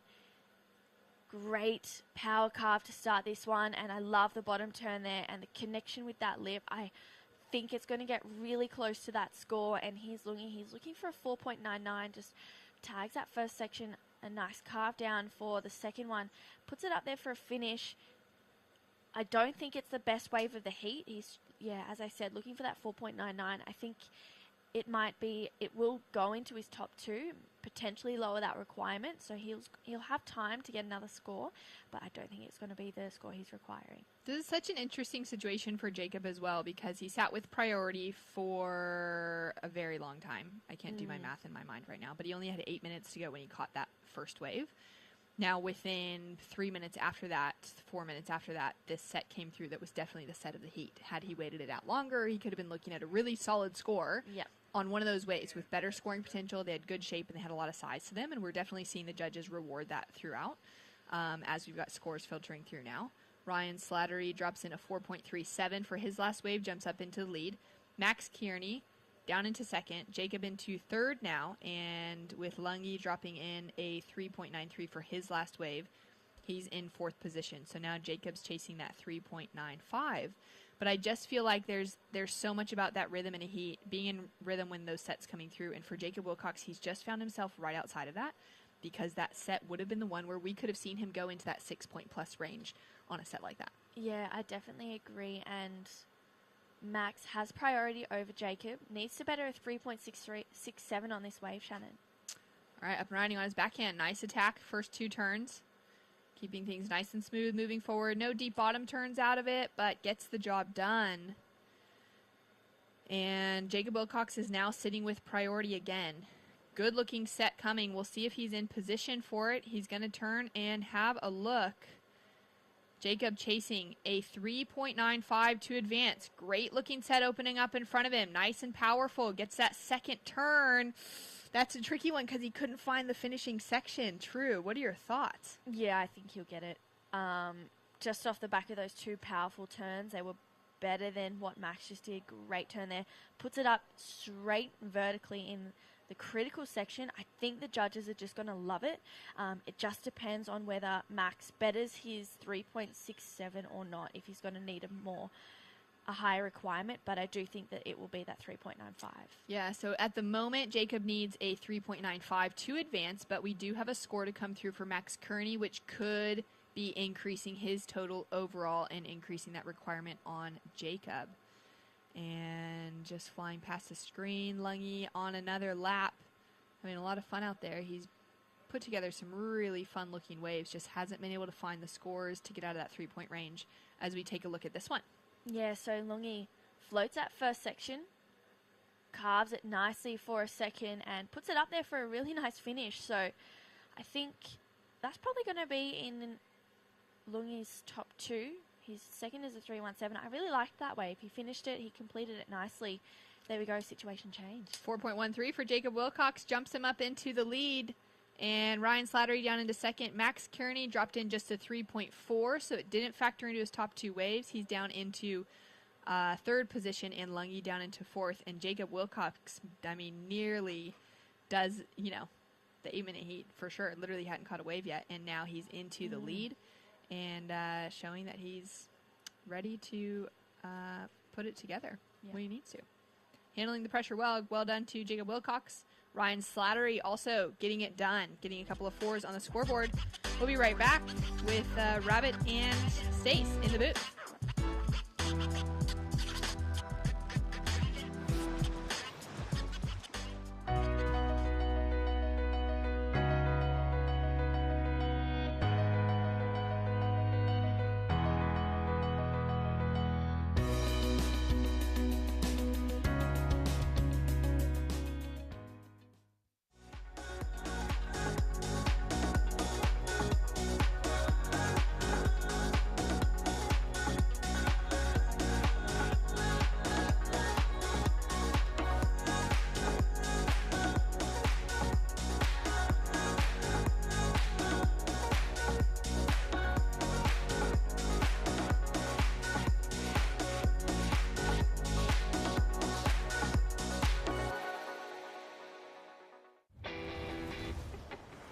Through my internship at the WSL, plus the personalised experiences and support I have access to at Bond, I know I'm well on the way to becoming the entrepreneur I want to be.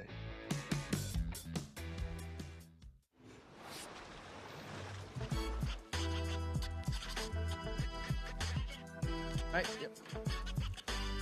Welcome back to the Oakberry Tweed Coast Pro, and that was one of the most interesting heats I've watched in a very long time. We'll get to that in a minute. In this heat, in the water, another action-packed heat. We've got Reef Hazelwood in the red, Curtis Ewing in the blue, Joshua Stretton from Port Stephens in the white, and Elliot Parada-Reid, EPR, in the green, all the way from New Zealand. And Bugs, if I can say anything about this heat this morning, it was Josh Stretton won the free surf session this morning. Okay. Absolutely belted one. But as you know, that means sweet nothing at this point in the event. Yeah, that's right. It all's got to happen in these 25 minutes, and we saw Jacob Wilcox took a long time to get that engine going, but right at the end, he got a good one. A quality surfer, one of our country's best talents, world-class talent. We'll get back to that in a minute with Reef Hazelwood up and riding.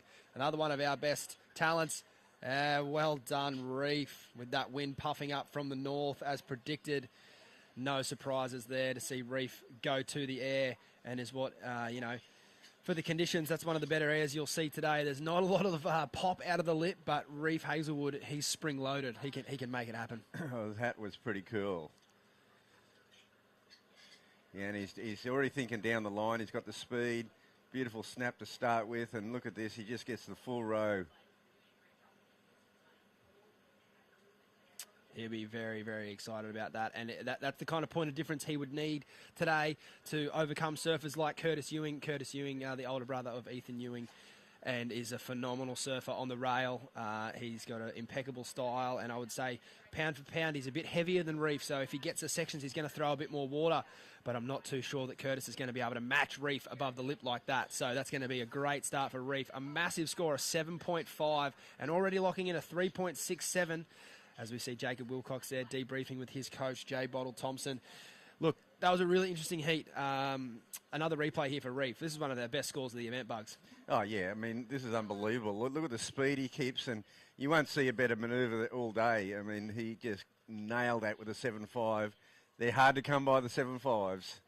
That puts him in a commanding position. Absolutely. That might be the single highest wave score of the men's division so far. I think Matty Job might have got a 7.17 on day one.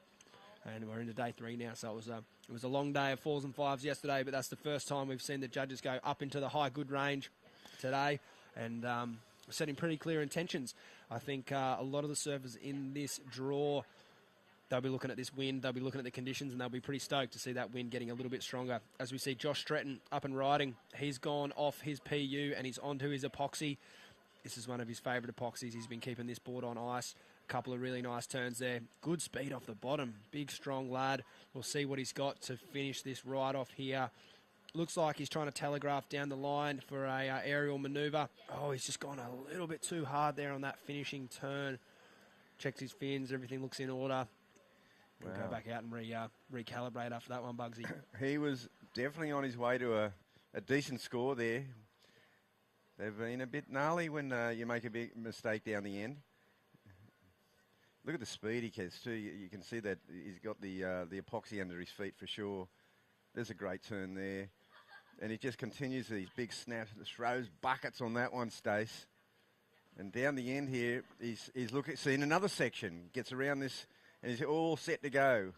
I reckon he would have got another 2 manoeuvres in. It looked like that wave had the inside section and was going to run again. And look, it is obviously a lot smaller today than the first 2 days, but I reckon it's lining up just as good, Bugsy, if not better. It's hitting the sand perfectly. The tide coming in didn't really affect it yesterday at all. If anything, it sort of brought the swell in more, and it moved further onto that bank. And with the direction of the swell and the angle of this sandbar, it's absolutely all-time cabba. Yeah, it's a great little cabba bank, and look, it's the only bank around. The beach breaks have just got these massive gutters. They're nearly unrideable. So we've got the tide times on the screen there. It's currently 9:15 local time, and we're sort of halfway through that tide, with the tide coming in now. It's high tide at 12:30, as we see Reef Hazelwood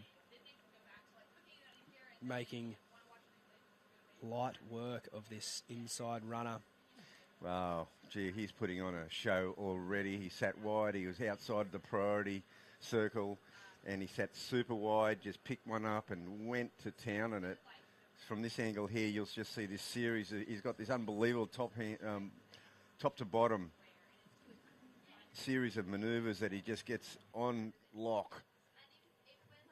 Such a well-versed surfer. He's got so many tricks in his bag. He's got the carving game. His backhand is incredible.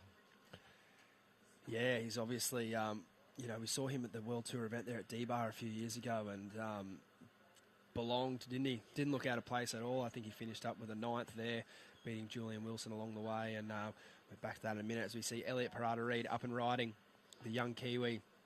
A nice open-faced carving manoeuvre to start. A better one there in the top third of the wave. He's got a good air game as well. Sends it out to the flats, but unfortunately can't ride out of that one. And as you see there, the lip not really popping the surfers out into the flats like they would. You've really got to do your best to manufacture that. And unfortunately, Elliot couldn't ride out of that one, so only a small score for him, a 2.67. A bit of an opportunity going begging there. Would have been a good start for him if he could ride out of that. We've got Curtis Ewing from North Stradbroke Island having a look at this one. Paddling with a lot of intent.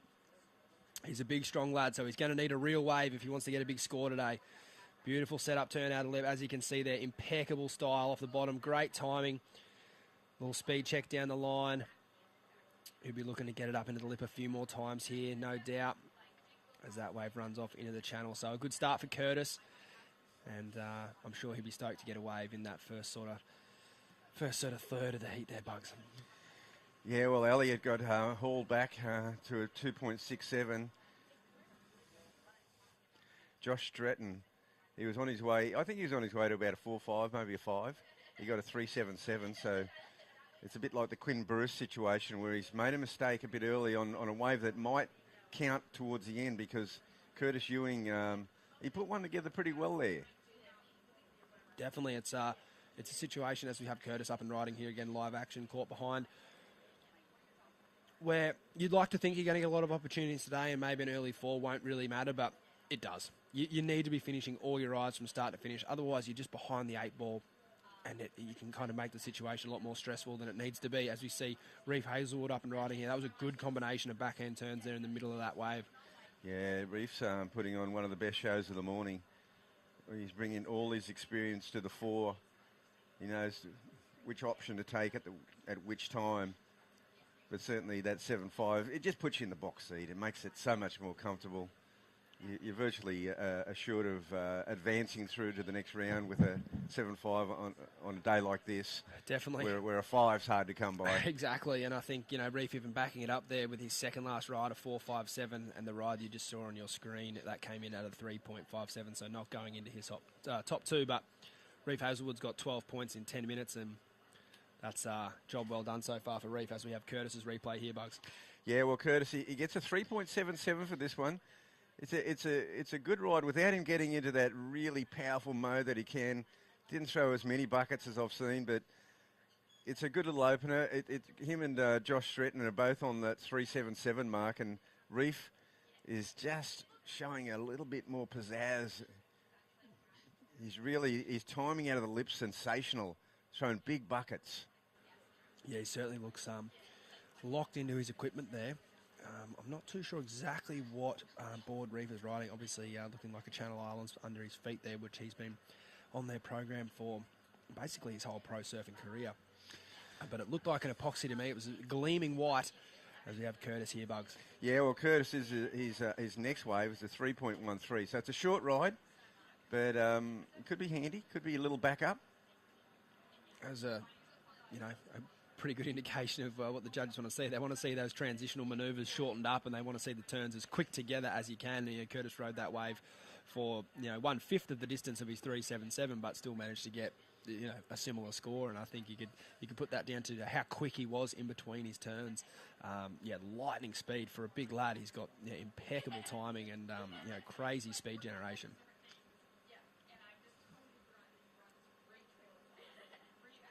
I'm sure he'd be stoked to share a heat in a contest of this size with his younger brother Ethan, but I think I've had a little look through the draw here, and I don't see that happening until much later in the event.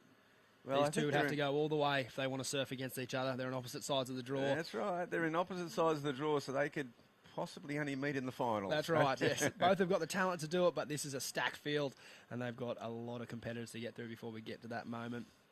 Yeah, well, Curtis, I'll tell you what, he knows how to win a final once he gets there. He's won a bunch of regional finals. He was like on a tear through Queensland, right? Yeah. I think he didn't drop a comp for 3 or 4 events. Oh, the Par Bend, or, you know, events that aren't rated, but at this level.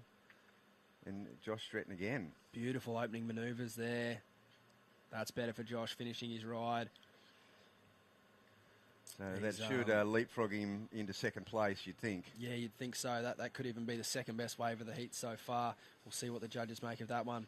But, yeah, big powerful lad there, Strado, Bugs. Yeah, and, gee, I tell you what, he's still light on his feet when he needs to be. That's a great turn. So a series of beautiful snaps, and just that finisher, he squeezed it in. Yeah, that was well done. That's the dance, isn't it, Bugs? All about being heavy when you need to be, but then light when you're looking to get around sections. Yeah. I think Nathan Hedge did a great job of that yesterday. And in the women, Elise Cooper from mine, she was phenomenal. Plenty of expression in her footwork. She wasn't just standing up on her board and just letting the board or the wave do everything. She was getting right involved, and I think that's what you need to do on a day like today. You can't just sit back and let the wave do the talking. You've got to flare up and show how bad you want it. 5-2-3 for Joshua Stretton's last ride. As you said, Bugs, that would rocket him into second. So for the lead now, he's chasing a 6.85. Curtis Ewing bumped into third. He's now chasing a 5.23 of his own to go into second position. And Elliot Parada-Reid still looking for, in the grand scheme of things, he's still looking for his first decent ride. The good news is he does have priority, and he looks like he's positioned himself pretty well there in that last heat with Jacob Wilcox. I couldn't recall who it was, but it was the surfer in green that was sitting about where Curtis was on our screen here, the surfer in blue, and getting that chip in on that wide bank. And he got some fantastic scoring opportunities. It wasn't until the last minute that Jacob overtook him there, as we see Elliot Parada-Reid up and riding. Nice big layback carve out of the lip there. Loses a bit of momentum and chooses to kick out of that wave. So tough times for Elliot. He's had a couple of chances now that he hasn't managed to execute on, and with Josh and Reef already locking solid scores in, it's going to be a difficult final 11 minutes for young Elliot. Yeah, well, see, Elliot's in a situation now where he pulled the trigger on priority to get that wave. The pressure was on. He needed to get a good one because, we just saw Josh Stretton get that 5.23. That's a keeper. And down the line, once again, Reef Hazelwood. I'd like to see him go to strictly turns, but I doubt that's going to happen. Another air ramp and another completion for Reef. That's 2 from 2, and at this level, that's exactly how you need to be, Bugs. No mistakes from Reef and very high risk dynamic surfing. The judges will enjoy that again, no doubt. Gosh, this is amazing surfing by Reef Hazelwood, and his board looks so slick and fast. He's got it on lock. Wow. God, and landing in the flats, I mean, just, not a drop of water out of place. What do you like, Bugs? Do you like the first one better, or do you like that one? I like the first one a bit better. Yeah, I think so too. We'll see what the judges make of that. It's, either way, though, both rides still great scores. And imagine if you had that turn on lock. Unbelievable. Yeah, he's put in a lot of work to get his air game to where it is, and it's really shining on a day like today. Yeah, well, last year, he probably would have been a bit disappointed last year. I thought when he went off into the Challenger Series, he would have gone off with a lot of hope, but it didn't really happen for him. Yep. He'd certainly like to get himself back there again, and this is a big target for him. I think so. Yeah, I think he definitely deserves to be there, but he's got a lot of hard work to do to get through this event. I don't think he's had too much luck on the regional series so far. I'd have to double check that, but I think that he'd be looking for a big result here. That would catapult him into a good position to obviously take the field at Snapper on May the 7th for what is the first 10,000 of the Challenger Series season, and they've got a big year planned on that. 8 events. After Snapper Rocks, everyone will be going down to Manly for the second 10,000 of the year. And then after that, it will be I will get some live action here. Elliot Prada-Reid. That's his best wave. That'll get him back in the conversation. And sounds like we've got young Jacob Chippo Wilcox on the line. Jacob at Stace and Bugs, how are you, mate? Good, thanks, fellas. How are you? I'm really good. Mate, that was one of the most interesting heats I've watched. Obviously, you are carrying a pretty severe injury by the look of it, mate. You let a few waves go at the start there, but then got busy at the end. Did that competitive fire just kick into gear and you weren't having a gut full of losing? Oh, I was wondering if the people thought I was just going to go out there and not catch a wave, but I was just having a shocker at the start, to tell you the truth. I would paddle this way, the wave would come up there. I hadn't surfed out there. I had a little surf yesterday, Arvo, and that was all. And yeah, I was just lost out there, to tell you the truth. So I think it was like 7 minutes ago, I was like, shit, I've just got to get to my feet on one. And just grinded through with a couple of fours. But the knee feels all right. It's not an ideal situation. I did it in my heat in Avoca, and I don't know, it's just like these events are so back to back, and I just really want to compete at them, and it feels like it's good enough to keep surfing and not hurt it anymore. So got a good physio, work with Paul, and he's got me sorted. Yeah, awesome to hear, mate. In a sense, does it almost make the task a bit more simple for you? Yeah, well, the task then was just to sit and wait for a good wave, and I ended up sitting for over half the heat, and I was going like, shit, I just got to catch a wave. Like, I'm kind of blowing it. And Jacob, with the injury, it sort of seems like it narrows your focus, where you know you've got to land everything pretty flush, and your technique's got to be right. I mean, sometimes that can actually work to your advantage. Yeah, for sure. It's funny when you have an injury, like the expectation on yourself gets completely lowered, which is, I feel like as a competitive surfer, that's always what you're trying to do, is just keep your expectations low so you're not getting ahead of yourself and all that sort of stuff. So really the job just gets even more simplified, which is a cool thing if you look at it like that, but not so good when you don't get away for half the heat and you start thinking, can I even stand up? Oh, wow. Well, mate, we'll let you get back to the notepad there. We'll get you some Cabarita lineups. I'm sure you and your coach Bottle there will get yourself sorted. You'll have the rest of the afternoon off. I'm glad that knee's in good enough shape to watch you out there, mate. We love watching you surf, and best of luck for the rest of the event. Thanks, lads. I have to go get a bit of ice on it. Yeah. Get that whole rig in the ice bath, mate. Well done. That's it. Cheers. See you, mate. Well, we saw Elliot Prada-Reid get a 367 on his previous wave that got him, as you said, it sort of got him back into the frame. He still needs a fair bit more, but he can build on that, right? Yeah, he can build on it. Curtis Ewing sitting out there with priority. He's in third place, courtesy of that Josh Stretton 523, and a 627 for Reef on that next one. So that has really put him in the safe area. Yeah, he can basically chuck the feet up now. That's a huge total by today's standards. And awesome chat with Jacob there. I didn't want to put the words in his mouth, but I actually kind of thought to myself as I was watching that heat, I'm thinking, I'm not too sure if he is waiting for a bomb or he actually is sort of a little in two minds, because at the end with him surfing so many waves, I thought there was a few waves at the start that he let go or was just out of position for, that I thought, with a sore knee, there was a few easier waves for him to surf, but I think the knee sounds like it's good enough to surf. It's just a matter of Jacob finding his position, and if that's a bad heat for Jacob with a sore knee, I think his competitors should be pretty worried, because that was still a pretty strong performance. Oh, it was.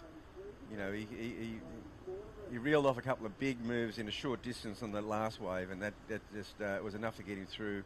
You know, he started the year so well. He looked so unbelievable at Phillip Island. And, he'd be targeting this. Again, another surfer who, when he's got wildcards into the CT, just looks right at home. He does, yeah. He's incredible in the tube, both on his backhand and on the front side. Some of the best waves that get ridden in the West are done by young Jacob, so I know he'd love to show that talent on the World Tour. And, obviously, it's been the dream tour for a couple of decades now, Bugs, but particularly at the moment, the tour for Jacob, starting the year at Pipeline, finishing the year through G-Land and Tahiti, it really would suit a surfer like Jacob. As we see Elliot Prada-Reid up and riding. Nice projection, but just not the height to get over the shockwave there. He did pretty well with what he had on offer, and I think that's going to be his game plan for the final 4 minutes. He will have fourth priority. As we see Curtis Ewing up and riding, an important wave here for Curtis. That's a better turn out of the lip. He'll be looking to find some steeper wall here. And He is rifling off down the line, and a nice finish there. So definitely Curtis's best wave. Needs a 5.23. So he needs exactly the same score as Joshua Stretton achieved on his prior right. The judges have got a clear-cut wave here to check whether they like it better or worse, and that'll decide whether they put Curtis into second or not with 4 minutes to go. And it is a clear-cut battle for second place. First place is gone. Yes. But second place is a great battle go between Joshua Stretton and Curtis Ewing.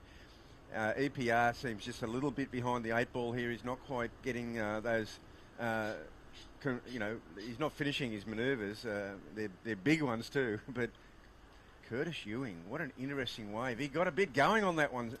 He did, yeah. We'll dial up a replay for you shortly, but I'd love to see that wave from front on the whole way through, just to see the flow and the size of those manoeuvres. He's a big lad, and when he puts that board anywhere near the lip, you know it's going to be powerful. So we are waiting for a score. As we mentioned, Curtis went on an absolute roll through some of the domestic events in Queensland last year. Unofficial Queensland champ, I think we could call him. Oh, definitely. He was on such a roll, and he'd make finals, and here he goes now. So this is where he goes into his action. This next turn's really good. He gets a bit more vertical beyond the lip line. That's a good one. That's a third one. Oh, this angle's good. That more angle makes it look good. Yeah. Like you think he's definitely going to get it. Yes, he got it all right. It's a 5.33. Wow, so narrowly edging out Joshua Stretton there. Different styles of surfing, both quality, and probably in any other heat, those two guys would be fighting for first and second. I know. But Reef Hazelwood in this occasion, he's really stormed off with this one. So a fantastic battle we have on our hands here for second. It looks like Josh Stretton might get another opportunity. Up and riding, here he is. First turn, he needs a score, needs a 3.88. Obviously, he can't hear us in the booth here, and he would know, though, what he needs. Dimmy on the beach mic there. That's a good turn. Needs another. That's better. Yeah. Oh, okay. There was an exclamation mark there. There was. And it's really the battle of the second scores here. They're both sitting on a 3.77. Curtis Ewing just getting the nod, basically that 5.33 versus the 5.23. And you would think that Josh has improved on that 3.77. I think so. He needs a 3.88. And I wouldn't say it's going to be by too much, but again, another close heat, and I think we'll watch the replay here, Bugs. Yeah, he doesn't get a lot going at the start. These are kind of set-up moves. He's always thinking down the line. Yeah, so there he goes. He needs his speed, compression. There's his first snap. And a beautiful finishing move there. Throws buckets. The timing was good out of the lip, so he really comes down to 2 manoeuvres, and he got it. A 4.43. I think that's good judging. They've obviously got a bit more room in the scale with this heat with Reef with the 7s and the 6s, so they can fit these 4s and 5s underneath quite easily. And like I said, in any other heat, I think those two surfers would probably be battling for the lead, but not in this case. The red jersey again of Reef Hazelwood here up and riding. I'd love to see some variety on this aerial manoeuvre if it should eventuate, which it didn't on that occasion. And Reef just checks out the back there to see if there's any further rides in this heat for any of his competitors. It looks like Curtis Ewing will get an opportunity here. He's certainly motioning like he will. Josh Stretton's keeping an eye on him on the inside, but he can do nothing about it. Curtis with second priority, I should say. Elliot Parada-Reed nowhere in the frame. First turn there for Curtis. Second, unfortunately, goes down. A very difficult wave to surf. And that will not be the score required with 10 seconds remaining. He will not get another opportunity, which is a bummer. Curtis is a red-hot talent, and I know he'll be unfortunately disappointed with that result. Surfing fantastic nonetheless. He just came up against a couple of powerhouses in Reef Hazelwood and Joshua Stretton. So we will wrap this one up and get you the official results fairly shortly. Looked like a Rook 15 there that Reef Hazelwood was riding from Channel Islands. Potentially an epoxy, but I'd have to get a double check for you on that one. It looks pretty white, so it's either a brand new board or a stringed epoxy. I'm not too sure, but we'll get some information for you on that surely with Reef coming up for a chat, no doubt, very soon. Do you recognise that warm-up there, True? Tim Just, Reef's coach there, giving him the thumbs up. A job well done. See Kehu Butler and Levi Stewart there warming up in the background. Could have run on for the All Blacks, Kehu Butler, but he chose to surf. We're stoked with that. A fantastic athlete. Joshua Stretton there on your screen. He'll be stoked with a close victory there. And we've got the next heat in the water from the Sunshine Coast. Cooper Davies and Jagger Bartholomew, Ash Jenner and Connor Lyons. There's your official results. We're going to take a quick break here at the Oakberry Tweed Coast Pro. I'll be back with True Starling.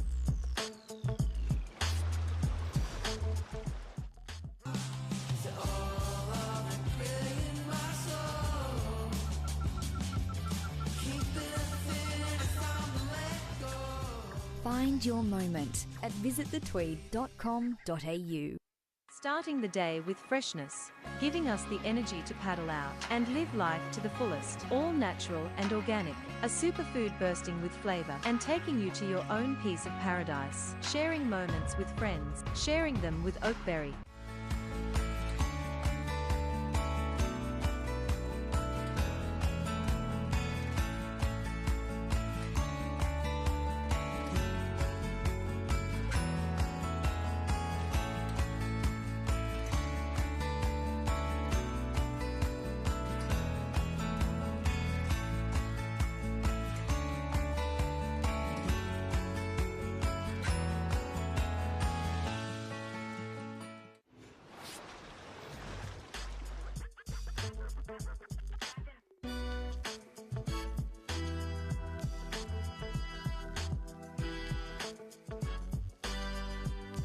Welcome back to the Oakberry Tweed Coast Pro QS 5000 for the men and the women.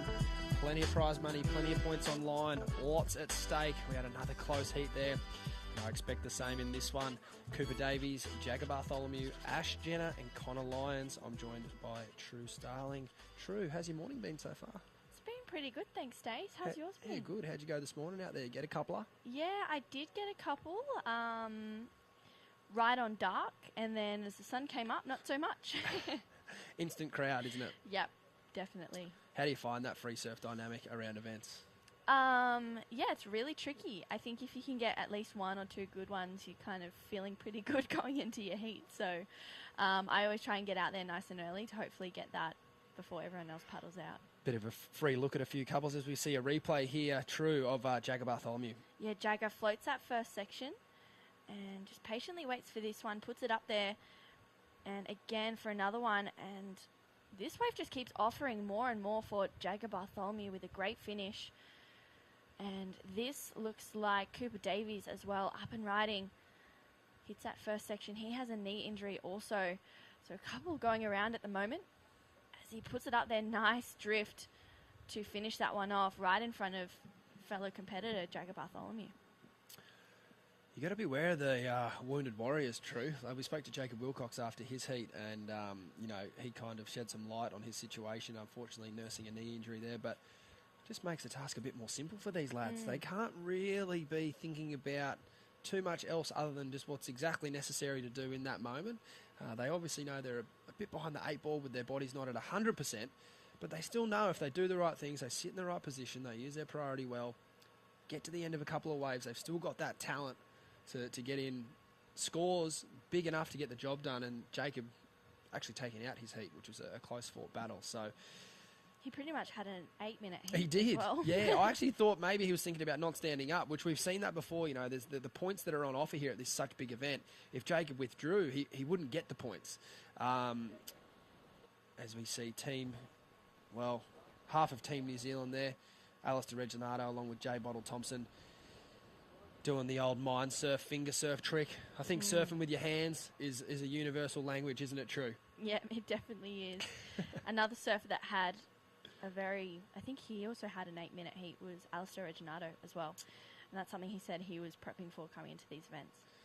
Jagger Bartholomew up and riding here. This wave looks like a bit of hard work, but he's making light work of it. A little spin to finish that wave there, but unfortunately not enough projection to be able to ride out of that one. Jagger will get back out the back and look to get back on the drawing board. Jagger coming off a huge result down there at Avoca, a third place. I think with any event true, you always like to go one more. But if you look at the situation as a whole and Jagger's results over the last few years, he's been training hard to get that result, and a great way to kick off your year with a result like that. Yeah, definitely. And I feel as though he's gained a lot of confidence as well coming up into this QS 5000. I know if anyone else coming off the back of a third from the last event would be feeling pretty good. He's surfing well. His boards look really dialed. I think he was running past before and you could hear that deep breathing, getting that oxygen into his brain so he can potentially make better decisions. So Jagger looking really strong and confident. He's in the zone, isn't he? Yeah, it's good to see. He's plenty of focus. There's some recognisable heads. Michael Markison on the right. Blake Necker on your left in the green there. This is like a Australian board riders battle for these guys. Yeah. They surf together all day, every day. Plenty of smiles. I'd imagine those smiles are going to go straight out the door once that heat starts, though. It'll be game on. I spoke to Blake's mum and dad yesterday afternoon, Wayan and Sandra, and they were like, hopefully they can work together and make it through this one, which hopefully they can do that. But I know that both of them are half thinking that, but also going, you know what, this is an individual event, and as far as I'm concerned, he's my best mate, but just a colour for the next 25 minutes. 100%. It's a dangerous game when you start to try to factor in someone else's heat as well as your own. Surfing one heat's hard enough, right? Yeah, it definitely is, and I think surfing a heat with your mates is even harder. Yep. And there's not a lot of waves being ridden today, so I definitely think they're going to have a lot of time out the back sitting next to each other. I wonder, it'll be interesting to see if they keep the chat up. But we got 18 minutes here remaining. And I think pretty good timing while we've got a lull. Reef Hazelwood, come in. Thanks, boys. I'm in the booth here with young True. It's Stacey here. Reef, how you doing, mate? Yeah, doing good. Feeling good after that heat. So, yeah, it's one that you kind of want to aim to get every heat. So, stoked to make that one. Were you up there doing the wind dance? Yeah, trying to do that. So, yeah. Certainly came into your favour there. You look really confident racing down the line and projecting into those big aerial manoeuvres. Talk to me about your equipment. I couldn't quite pick it. It's either a brand new board or a string at epoxy. Yeah, brand new board. So got the Rook 15 under my feet, and always going well for me this board. So really stoked with it. Do you change up your boards much, or are you sticking with that one? I stick with this one quite a bit, and then go to the Fever. So Channel Islands has such a big selection, but I usually stick to these two. So yeah, they're good. Yeah, awesome. And how's your Challenger Series? Regional Series run been this year, mate? You finding your feet now? Yeah, it's been a bit of a rough series so far, but stoked to be getting a couple more heats under the belt, and really hoping to kind of make this one count and then go to Newey on fire. Yeah, absolutely. Well, you've got a lot of fire burning, obviously, for this event. How hard is it to kind of keep the focus? Obviously, one heat at a time, but knowing Snapper is around the corner, a wave you know fairly well growing up in that part of the world, obviously coming from the sunny coast, but spending a lot of time down that way. How hard is it to just keep your head in your game where you are now, not get too far ahead of yourself? Yeah, definitely. I think that was probably playing in my head a bit too much for the previous events, and so this one, it was just like, all right, like, I don't care about the rest of the year. I just want to go out there right now and try and blow up, and so that mindset, I think, helped me out there then, and it was like, all right, like, do I just want to finish this wave, or do I just really want to go out and then smash it? And so that was my mindset, and it worked for me. Plenty of time to finish waves when you're an old boy. You're young and got plenty of fire in you. Let's send it, Reef. Good job, and we'll let you go, and we'll see you in the rest of the event, mate. Thanks so much. Cheers, mate. Classic, good lad. Good to see him. Good to see him make a heat. I think he's had a couple of close ones. Well, he didn't so just far. make a heat; he blitzed it. He blitzed it. He absolutely. He'd be taking some pretty good feelings out of that one. It's always nice to have a game plan, isn't it? And have it come together like that. But getting back to this heat in the water, it's been a little bit sleepy in comparison to that last heat. We had Reef running away with it, and a fantastic battle for second with Curtis Ewing, just getting pipped there by Joshua Stretton in the final minutes. But in this heat, it's Cooper Davies. His first ride was a 4.83. Pretty big wave, couple of big turns. So if anyone wants to get above that, they're going to have to certainly get pretty creative. He backed that up with a 4.23. Jagger Bartholomew started with a 3.5 and a 2.07. Ash Jenner a 1.5. Here's a replay true of what is one of Cooper's rides. Yeah, Cooper floats it for that second section, brings it around. I believe this is his 4.23, so getting to work nice and early in this heat as he highlines his section, puts it up there for a finish. So a good wave for Cooper Davies, and hopefully looking to lock in potentially above a 5. I mean, he's set the foundations properly, and now he can just really start to open up. Yeah, exactly. And Connor Lyons patiently waiting out there with priority with under 15 minutes remaining. And look, from what I know of Connor, he would like to probably have a wave by now. He's an exciting surfer with a big aerial repertoire. But as you know, True, those high-risk manoeuvres, sometimes you'd like a few chances at them before your first wave with 14 minutes to go after not having one. Yeah, definitely. And I think today we're going to be seeing more and more aerials be launched today. But you can actually see a bit of separation, Jagger up the point. So 14 minutes to go, Stace. Mike has got his coach down there, Father Christmas, dialing in. No, of course, Micah's father, Brendan Margot Margerson, doesn't need any introduction at all. Obviously, one of our sport's first ever free surfers. But Margot, he has a competitive streak. He won an event there at NIAS. I think, it's a different way of expressing yourself free surfing, but I think deep down, particularly in the modern era, it's still very competitive. He also won that specialty event up at Straddy, was it? I think. Yeah, it might have been potentially the the Billabong Challenge or something else. Something like that. Yeah. No, he's got it in him. He knows how to read the ocean, and that's all competitive surfing is. It's just reading the ocean. You've just got to do it in a 25-minute bracket. So I'm sure Mike is getting a lot of knowledge there from Brendan as Cooper just gets out of the way of that one. We have up and riding down the line. This is Ash Jenner, the older of the Jenner brothers, unfortunately coming unstuck there.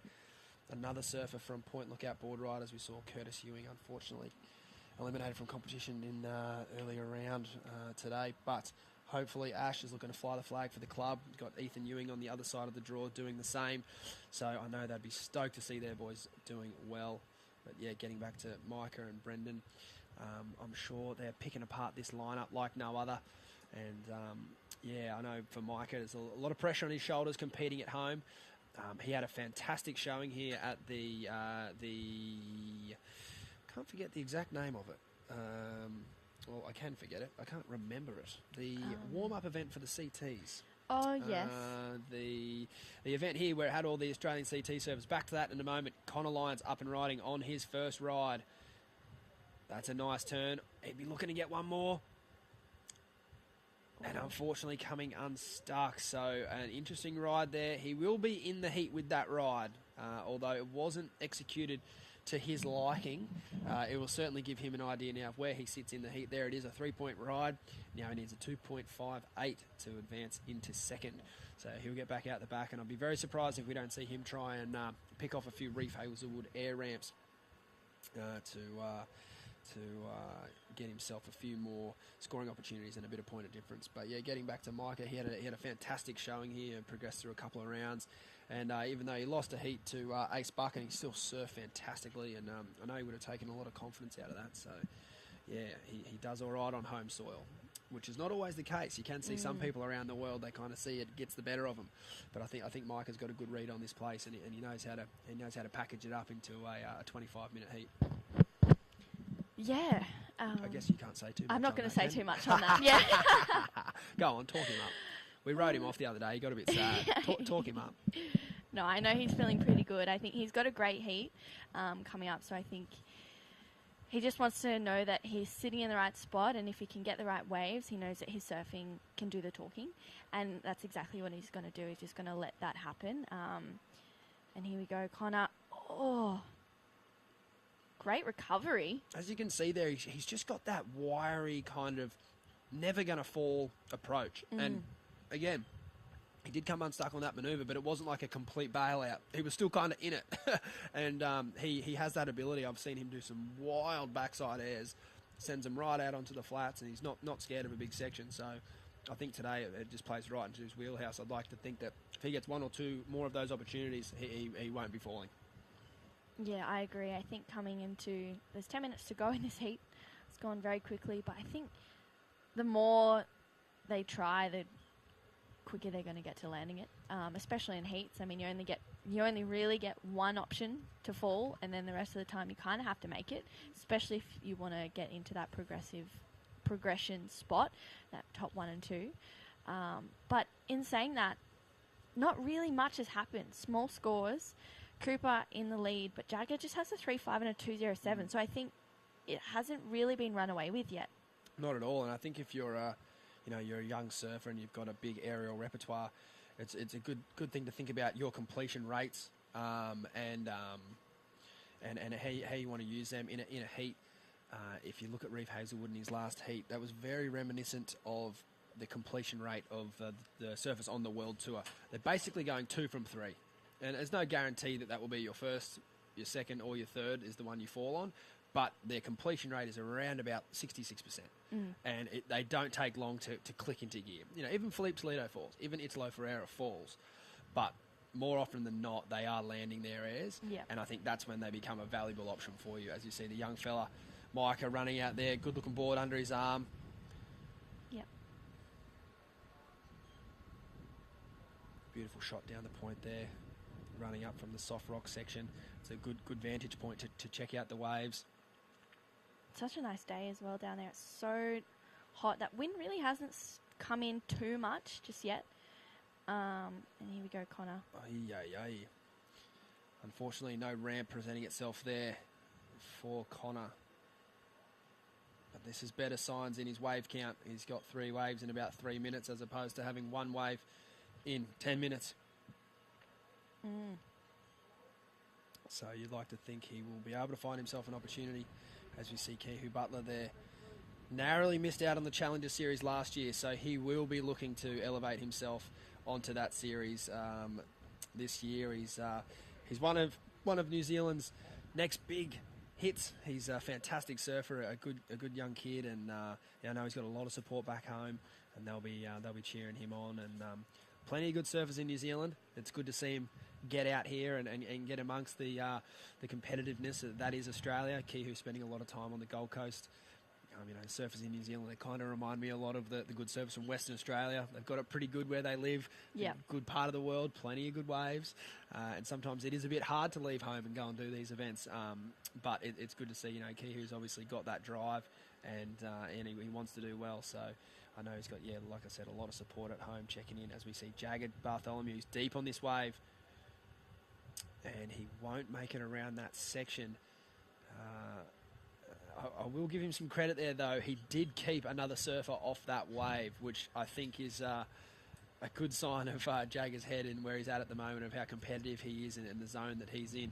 He knew he wasn't going to make it around that wave, but he made sure that the next person wasn't either, just by staying on his feet a little bit longer than he needed to. So that was, they're the kind of gamesmanship opportunities you've got to take when you get them, and it's all fair game. As we see Jagger now on the inside, a little double up. Nice check turn out of the lip there. Plenty of speed down the line. Unfortunately, coming unglued on that one. So a couple of false starts there for Jagger.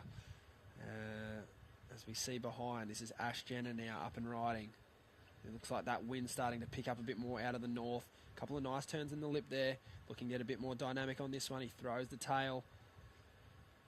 And we'll see what the judges make of that one. With just over 6 minutes remaining. You nervous, True? I'd be lying if I said I wasn't. I get very nervous. Oh, I love it. Yeah. The surfers can feel that. Yeah. Try not to let them hide it for a little bit. Oh, dear. It is. It's tough. You'd rather be out there yourself, right? Yes. I'd much rather be out there myself. This whole event, this whole series, I've had 2 stressful heats I've had to worry about, my sister and Micah. So. And your sister's doing a few junior events as well, so she's up the workload. Yep, double that. Up and riding. This is Cooper Davies in the red. He's got first priority. He's got a couple of 4s. He'd really be looking to improve on that lower 4 at least. He's got that back knee heavily strapped, and I'd be lying if I said it didn't look like it was hurting a little bit through that calf there. He's definitely done well to find those 2 scoring rides at the start of the heat, the first wave. you know, as difficult as surfing into the wind with a sore knee can be. That was probably one of the better rides he could have selected today. 3 pretty obvious sections, and he was able to tag that and get a pretty good score, whereas there was a lot of waves like that out there that I think, you know, we saw Jacob Wilcox find himself on a couple of waves like that as well that just looked hard to surf with a 100% fit body, let alone a sore knee. So, yeah, it's good to see him get that quick start there. Well, I know for Cooper in Boomerang, he didn't really do too much free surfing, and he actually found going right was more bearable as opposed to going left. That's where it started to really hurt. Yep. So I think he's loving the fact that he's going right today. I'm not too sure where his knee is at this stage. I'm sure it's feeling a little bit better, but he's just got to, anyone that's got injuries today have to kind of almost put it aside, the fact that it's hurting a little bit, suck it up for 25 minutes and just make the most of what they've got. Yeah, definitely. Who's going to get the inside out of Micah and Blake to start this heat? Well, I'm hoping Micah, but he's not the last one paddling out or the furthest up the point, which he said he was going to do. So I actually think Kihu is probably going to get the inside because he was way up the point. Yes. But there's 3 sharp eyes in the next heat as well. There is. So, heap of boards. Everywhere you look, the board lab up there at Tweed Head's cranking out a lot of good boards at the moment. A few sharp eyes under the feet of a few competitors. I'd probably have to say the next most popular board would have to be the boards you're on, the Channel Islands. Yeah. You got a couple in your quiver? Yeah, a few. Got a couple sharp eyes as well, actually. And how's the variety working for you at the moment? Yeah, really good. I'm actually normally I don't embrace it, but I'm embracing it. Good. So yeah, I'm enjoying it. Plenty of good shapers out there around the world. They've all got their different flavour. They all have their different spin on the high performance shortboard. So I think I think it's your stage in your career, and Micah as well. I know he's been trying a few different boards lately as well, and I think it's a good thing. It's all about learning, all about chasing a few different feelings and learning what other shapers think and how they operate. As we see Jagger Bartholomew up and riding here. Big, powerful finish, but just cooking it a bit much there on that one. He only needs to better a 2:07, so he knows that Ash Jenner and Connor Lyons are more than capable of getting those scores required to chase him down. So he's trying his absolute hardest to better his situation here, but won't do it on that ride with 2.5 minutes remaining. This is getting tight. Yeah, I think if I was Jagger, I almost would have just tried to tag that last section better, that 2.07. Made it a little bit harder for Connor and Ash to get those scores. So he's kind of put himself in a bit of a dangerous situation at the moment. I'm sure Rabbit's chewing his nails off at the moment as well. Oh, definitely. Cooper Davies up and riding here. A couple of nice turns out of the lip. Yeah, the chatter in the wave is definitely a lot more noticeable now with that wind starting to pick up. I haven't been outside for a couple of heats, so I'm just going to have to go off the TV. It looks like a northwest, which, look, isn't ideal for Cabarita. I think it could be a little more fun if it was sort of more straight from the north. It might create a few more crumbles in the lip, whereas the northwest sort of gets up the face just a tiny bit and can be really difficult to surf. As we see surfers here. So Connor Lyons has actually lost priority, and he's paddling away from Jagger Bartholomew, which I think is an act that isn't really going to work too well. Jagger's a big lad. He trains hard. And as you can see there, he's mowing him down with ease. The only problem for Jagger at this point is that he's left. Well, he couldn't do much about it anyway. I apologise there. Ash Jenner has first priority, so there's nothing he could have done about it anyway. The next best thing he can do is go and stick to Connor Lyons like glue, which he does. Cooper Davies in first with fourth priority, so he's just going to sit back and let this tussle go down. And, you know, sometimes you have these heats. Connor Lyons he'll be upset. He nearly landed that big air. Didn't quite pull it off. If he did, this heat would have a whole different context to it. There are 45 seconds remaining.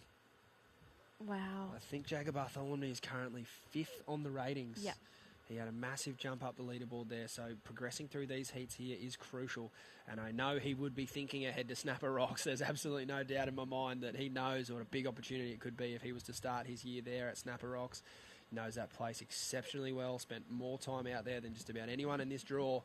So if he can get through a few rounds here and secure himself a spot in that first Challenger Series event of the year, he would be over the moon. I'm no doubt in my mind that's his goal. As he's looking at this wave here, he's going to let him go. Oh, gosh. And that's a intelligent play. First priority was with Ash down the line. Ash needs a 2.71 and a nice little blowtail there at the end. I'd have to think that's going to go extremely close to the score. There was absolutely nothing Jagger could do about that. He had to let him go. He did very well to let Green go. That's the first thing I'd like to give him a bit of praise there, but there's nothing he can do about this. This is fantastic surfing from the surfer in white, the young fella from North Stradbroke Island. Has he just created one of the biggest upsets of the event so far? Jagger Bartholomew, the current number 5 on the regional series. We take the top 9 plus a wild card. We are waiting for a score. It's only a 2.71. A nice turn to start that wave. A setup turn through the middle and a little air blowtail reverse off the end. It's going to be very close. This is a stressful moment for Yes. Jagger. And there it is. It was a 3.73. 3.73 it is. Ash Jenner goes into second. The young fella from Point Lookout Board Riders. Great sportsmanship there from Jagger Bartholomew.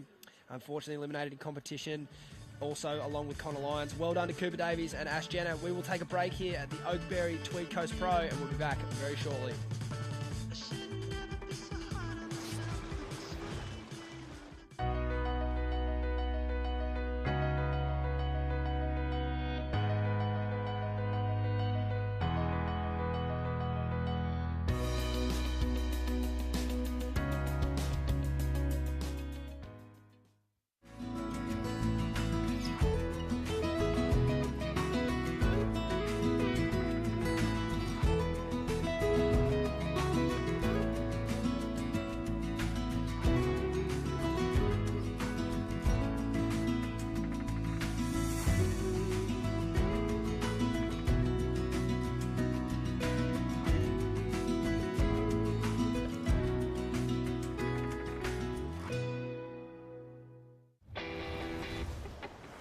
Through my internship at the WSL, plus the personalised experiences and support I have access to a bond, I know I'm well on the way to becoming the entrepreneur I want to be.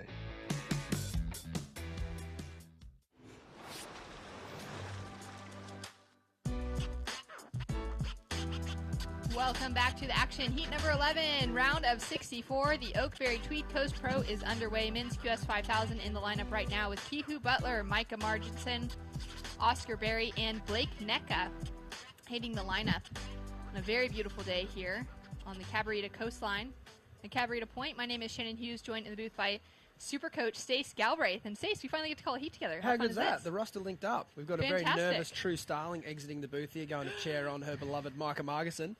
So yeah, stoked to fun. finally call a heat with you. Yeah, exciting. It's been cool to see you walk into the commentary role over the last couple of years, and you're just one of, I think, you're so knowledgeable with everything that you have going on behind the scenes, so it's fun to hear you in the booth as well. Oh, you're making me blush, Shannon. Thanks so much. We've got a replay here of Micah up and riding. He's got plenty of board speed down the line. Nice energy out of the top of the wave there. That's a better carve. Coming around the section as this wave backs off, that board looking electric under his feet. He'd like a big, strong finish there if possible. And that's a good way for Micah to start. We've got Kihu Butler behind here. The young Kiwi, pretty strong on the front, the back foot there as he gets through that. And he's also on a sharp eye, same board as Micah, but this looks like an epoxy version of that board. And very popular equipment in 2022. I believe they had, Shannon, you were over there at Trestles. I think they had 5 of the 10 surfboards in that event. So well, they're definitely doing something right. Definitely. Have you ever tried one? No, I haven't. Neither have I, actually. I lie. I've tried the Inferno 72. I loved it. Yeah, what am I talking about? Yeah. But, so I'll just give myself away here. I think a lot of the audience that knows me knows I'm a longboarder. I did know that, but longboarders sometimes do dabble in the dark arts. Look at yeah, Harrison Roach. He true. does both. Yeah. I'm actually riding Harry's model right now. Awesome. I've been riding it from Thomas for the last year or so, Awesome, and it's just right in there. Well, it's to your so point, much I think a fun. lot of surfers, shortboarders, should longboard more often. I agree. It's an art form. It's very hard to do. Kihu Butler Great looking air to start things off with. Makes that transition. Keeps the speed moving forward. Nice little click off the top. And goes in for a strong finish. Slides the tail around. And we've got a few scores that have come through so far. Kihu opened up on a 5.33. Now he's putting a backup score down. Great start from the young fella there. The judges must have been obviously really loving that first snap on that first ride. I think that's where the bulk of the score would have come from.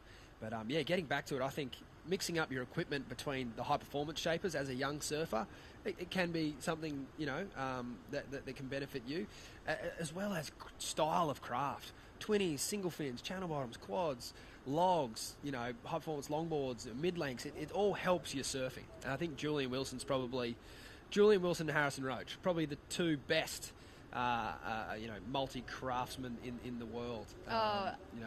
That's absolutely it. I mean, and for the two of them, like coming out of that Sunday Coast region as well, they've got to be able to pick up boards that have a bit of length to them, being how small it is, but those perfect little point breaks as well. And we've just seen a great heat from Cooper Chapman down there. Sorry, Cooper Davies. That's My all right. apologies. There's a couple of Coopers getting There's around. a couple of Coopers. Great to see Cooper Davies. Congratulations on a big heat win. How are you feeling? Yeah, great. Stoked got a few at the start because it was pretty tricky towards the end of the heat. It was a bit of a scramble, so I was happy to get in early and, yeah, felt good. Coops at Stace, mate. Well done. Thanks, mate. How's that knee going? Yeah, it's going good. Just been kind of taking it easy this whole road trip, not really pushing things too extreme, staying away from the aerial manoeuvres. Not that I do too many of them anyway. But, it's been good taking it easy. I kind of hit it on the head quick and tried to do it like all the right things, like straight off the bat. So, it's feeling good. Nice. You must have been stoked to stroke into that 4.83 to start the heat. Pretty nice wave to surf for a bloke with a sore knee. Jeez, it's so challenging with all that bump out there. You can't really see it like from the beach, but when you're on the wave, it's like you're just getting blown back the whole time. Yeah, it certainly looks that way. We obviously are just watching it on a screen here in the booth, but it looks like the wind might be a bit more out of the west than north, and that can have that kind of chatter to the face, which it doesn't really offer a ramp, and it's sort of hard to make it carve. So talk us through that as you're stroking into a wave. How do you pick your right line? Yeah, my goal out there was just to find as much speed as I could. I think speed's your best friend out there, especially when you've got quite a bit of wind coming at you, and yeah, it's definitely challenging trying to pick your right line, but yeah, my goal was just to try and find speed, and once I had speed, just deal with it from there. So we are obviously in the regional series here, plenty of people that you compete against all the time, but talk to us about this bunch of young fellas coming out of the sunny coast. You must be proud to be part of that bunch that's coming through. You guys are all ripping. Yeah, absolutely. It's good. We're kind of all, a little bit of an underdog crew up there.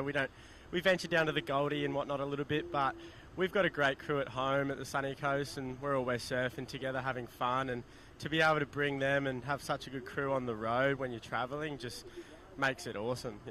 You just feel at home all the time. You're always comfortable, so it's great. Yeah, awesome. Well, we'd hope to see a couple of your heads turning up at Snapper in a couple of months' time. So, mate, thanks for the chat. All the best for the rest of the event, and we'll see you around. Awesome. Thanks, guys. Cheers. So good to see him find some rhythm and just focusing on finding that speed down the line as well, as we see in green flying down the line, goes for the tail throw, and the board just hits him back for Blake Necka. Yikes. Fantastic. Talk about rhythm. I think we saw about 3 or 4 pretty strong rides during that interview. And look, I'd just like to give Blake Necka a bit of a rev up there. That was awesome. That's the kind of surfing you're going to need to do to make it through this heat. So whether he wins or loses, I think his attitude is just looking spot on. We saw Micah get a strong wave there, Oscar Berry with a strong wave, and Blake can offer that point of difference with aerial manoeuvres. If I'm honest, I'd say Micah kind of comes more from that power-based game. Obviously, his father being one of the best surfers in the world, full stop. And Micah's, a chip off the old block there. But Necka, he's an exciting surfer above the lip, as we see Micah here. Yeah, what do you like about this one? I love the fact that he turned his shoulders in that carve all the way, got the nose all the way back around. Not too many people are getting that speed back around. They're keeping their flow down the line like Oscar Berry here. That was actually 3 turns on that wave. He had a beautiful snap to start, and then we got Kihu behind. That's well filmed there. That could be your partner, Aaron Sharon. He's doing a good job. And a nice big finish, but sort of energy was going back over the tail there as he went through that foam, so the judges will definitely notice that. They do love you seeing powering out of those rides, but no doubt another strong score there for Kihu, and he's sort of the first one to have 2 of those mid-range scores on the board. He only got a 3.5 for that last one, but he's still out in front with a 5.33 and a 4.13, but it's game on. Yeah, he's done well to set himself up with that. I mean, kicking off with a 5.33 on a day like this, especially where the scale's been sitting, you know, we've been talking about it. I know myself and Rabbit have, you and True have as well, over the first few days of competition. And just getting into that 5-point range is like, that's a little gold star to their ticket for this week for sure. So for Kihu to start off that way, but also now we're into that round of 64, Stace, and there's the big guns are coming up in this. You know, it's the rounds where you're going to have to start seeing those heat totals increase for sure. Definitely, and I think, you know, if you look back to Blake Necker's last ride, even though he fell a 2.8, if he makes that aerial manoeuvre, he's done the air out the back of the wave where the most risk is. That's going to be a huge score. It's going to be a Reef Hazelwood style score if he makes that.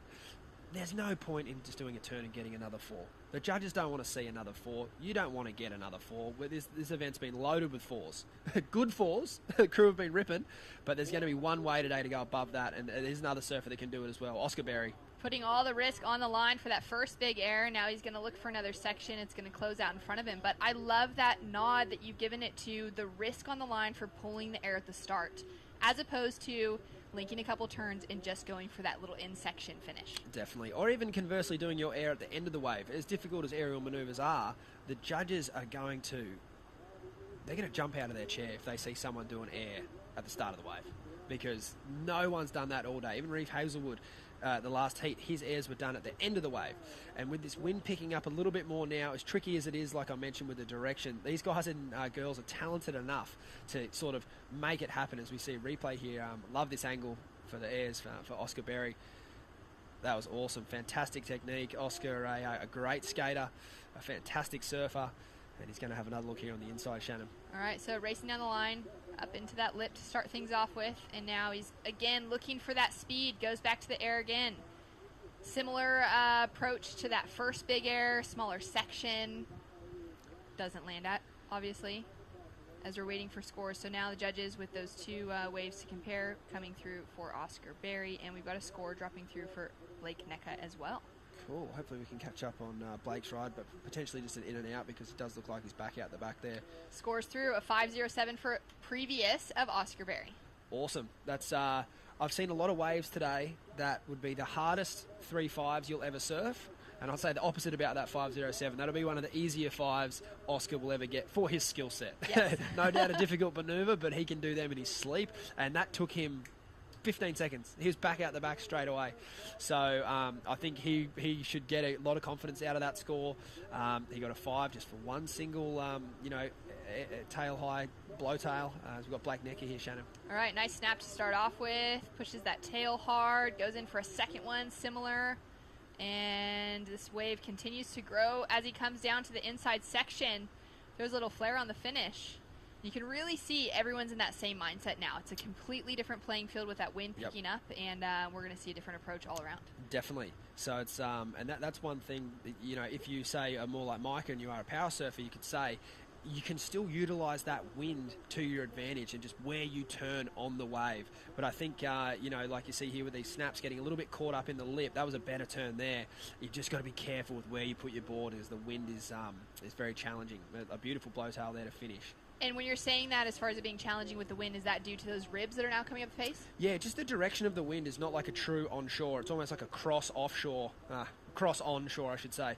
And it's not like creating those. You hear a lot aerial surfers talking a lot about ramps, and there is a good ramp and a bad ramp. And I'd say right now it's a bad ramp. But as the day heats up and that wind swings around a bit more to the north, it will become more of a true aerial section, I hope, and we will hopefully get to see a bit more height from these surfers, because at the moment I think they're just doing their best to get their boards out more towards the beach rather than up high into the sky. Yeah, true. More like projecting out rather than just going real high. Yeah, because if you go straight up, we'll let you take you through Micah's wave here, Shannon. All right, nice snap to start things off with, and just doesn't ride out of that finishing section.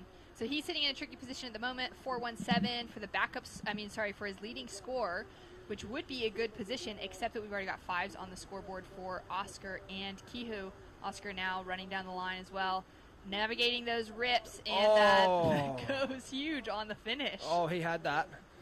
That was close. Yeah, so another good example there of sort of if you follow the trajectory of his tail, it's going out towards the judges, and that would have been a massive score if he had made that. Technically, about as hard as you could do on that wave for that section. But yeah, getting back to, say, a surfer like Micah, who's got beautiful style, he's beautiful on the rail. This doesn't mean it's game over for him. He just needs to find those short, sharp waves where he can put together 2 big turns. Mick Fanning and Joel Parkinson were still winning world titles with good, pure rail surfing. Wow, as we see an aerial manoeuvre there. It just means you need a certain style of wave. These aerial attempts, they can almost come on any kind of wave. Sometimes you can do an air that's bigger than the section, or you can do an air like that matches the section. So it just means that Michael will have less opportunity, but when he gets that opportunity, if he makes the most of it, he can absolutely still post a massive score. And that's what's so exciting, I think, at this end of competition. I mean, we're still only in the round of 64. We got so many rounds to go before we even get to those quarterfinal conversations, and where we're going to see that progression pick up. But just to know that these guys have so much that they're ready to bring, and now they're getting that opportunity as the conditions are shaping up for it. And it's really exciting to see they're all putting that time in their free surfs. They're all training for it. It's like, every second beach you show up to nowadays, especially in Australia with the talent pool. Your average surfer in Australia surfs so much better than the average surfer anywhere else in the world. The talent's that high that then these guys that are... I'm glad that's not just me saying that. No, it really is. Like, I'm It from is, Huntington Beach, California. There's a lot of great surfers across California, but seriously, the level of surfing within You roll Australia... down to D-Bar and it's like, I've got to go and contend with that. Unbelievable. And those are guys that... work 6 days a week laying bricks or whatever, and their bodies are just ruined, but they still... But they're still somehow ripping. able to... Yeah, it's like nuts. Like, the power, there's just so much, and their wave knowledge, it's just different than what we're seeing in a lot of other regions of the world. And then to think of these guys that also want to be competing, they're just the next level already. As we see Micah there with a great snap and goes in for a big finish, drifts that tail all the way around, doesn't ride out of it. That's good energy though. Yeah. That's a nice ride, that middle turn there, like you said, a better snap, good timing. That wave there was a great example of like what we were talking about earlier, the different ribs in between the waves can be exceptionally difficult to surf, but if you can stay light on your board in between the transitions and not sort of commit to like that traditional bottom turn where you're just going up no matter what, if you can kind of remain sort of on your toes and on your heels and unweighting your board, you can fit those short, sharp stabs in, and the judges still eat that up if you come around the section like Micah did, and then obviously get a bit more radical on that end. He just needs to execute that a bit better and complete it, and that would be a score that would put him right in this heat. So that situation remains the same with Oscar out in front, Kihu sitting in second with those 2 scores as their high ones being their first 2 they took off on. Oscarberry as well hasn't been able to improve his situation from the start of things. But then for Blake Necka, he's put in 2 more scores that have actually improved for his overall heat total. He is now chasing less than that 6-point range in a 5.56 to take the advancing position. Micah chasing that 5.30, but should he finish off one of those end sections, he's looking at it. For sure. It's, any of these heats now, as we're starting to get through, we're starting to put surfers into that round of 32. We mentioned it yesterday in the women's round of 64. Like, it just starts stacked. There is no warm-up waves, no warm-up surfs. I mean, Macy Callahan was in the first heat of the women's draw. There you go. It's hard to believe she's not on the World Tour. I know, right? It's sort of like the year that Ethan wasn't on the World Tour. You're kind of watching him at these QSs, and he wasn't really making heats, and you're like going, he needs a bit of work here, and he kind of went result Portugal, Hawaii, and it was like, oh, okay, he's back. Yeah. But yeah, it's hard to believe as we've got Blake Necka here, Shannon. All right, driving down the line, nice big turn to start things off with. Goes in for the second one, and he'll finish off clean. That's smart surfing, looking to build on the score line and put something more in contention. That was a fantastic finishing maneuver. As you see the replay here.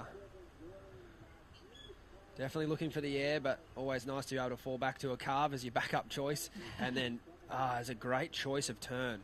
He probably learnt from his last one. He know that he kind of, the air section's not quite there if you're that far down the line. It's sort of a bit trickier.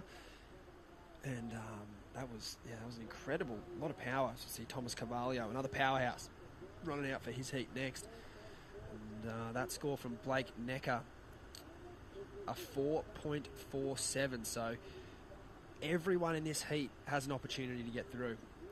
Micah Margerson just bumped down to 4th, but still requiring a very similar score, a 5.3. Blake Necker now into 3rd, chasing a 5.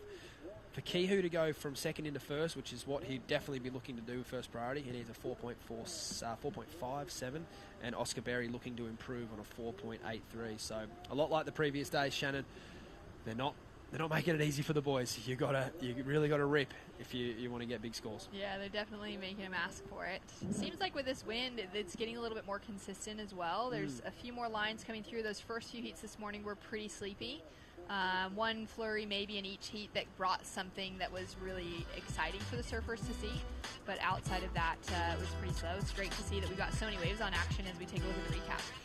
Yeah, there was actually a turn on that wave before, so that's why Oscar got such a big score. And then Kehoe here with a 5, a series of nice turns, particularly that opening manoeuvre, really dropped the back foot into that turn and carried his speed really well across his dead section for a nice finish.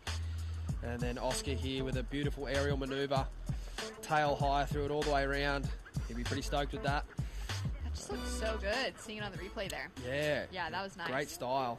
And it's first year out of school for Oscar, and he's doing a lot of the pro juniors as well, which, I'd love to get your opinion on this, Shannon. The WSL have raised the age again back to how it used to be, 20 and under.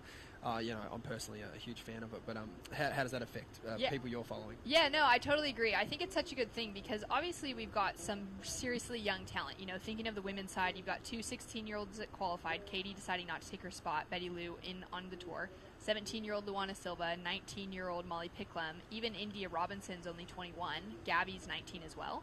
So there's those young women who are getting to that stage, and we're seeing that on the men's side as well, but I really like the idea that we're actually just giving them that extra couple years up to the 20s to stay in that junior space to try and help maybe add some longevity to those careers on the back end as well. Definitely. And get some more maturity, get more time in the jersey, and maybe, in a sense, allow those surfers to take that breath before thinking, I've now got to have the expectation that at 17, 18, 19 years old, I'm qualifying for the championship tour. Totally. If they're not qualifying until they're 21, 22, they're going to be that much more mature in their surfing. Yep. They're going to be that much more mature traveling on the road, away from home, all of the things that come alongside of just being a great competitor. Yes. There's a lot to it, so I'm also a huge fan of the WSL upping that age. I think it's cool, and no doubt you get those, those generational talents that come through, whether it be Philippe Toledo or Ethan Ewing or, any of those massive names, Caroline Marks.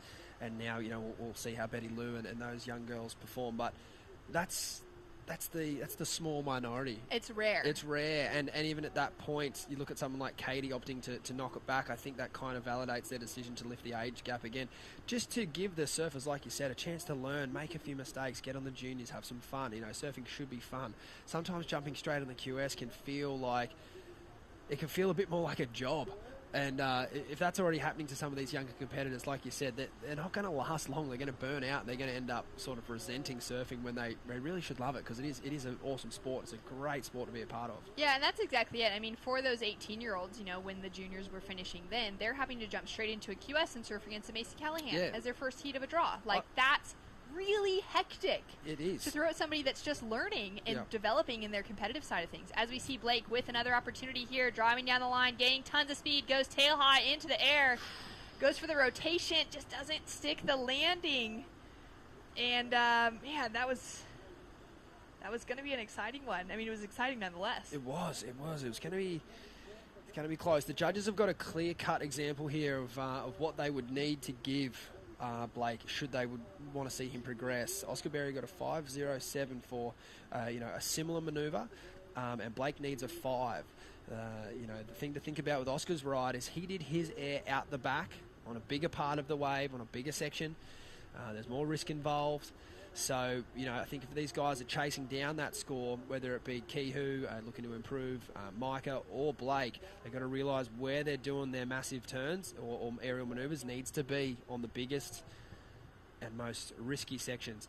Kehoe there looking for a situation update. He almost looks like he's signalling there should be a priority shift. He is sitting in first priority, so that's... It'd be kind of interesting if he was signalling a priority shift for another surfer, because it might mean that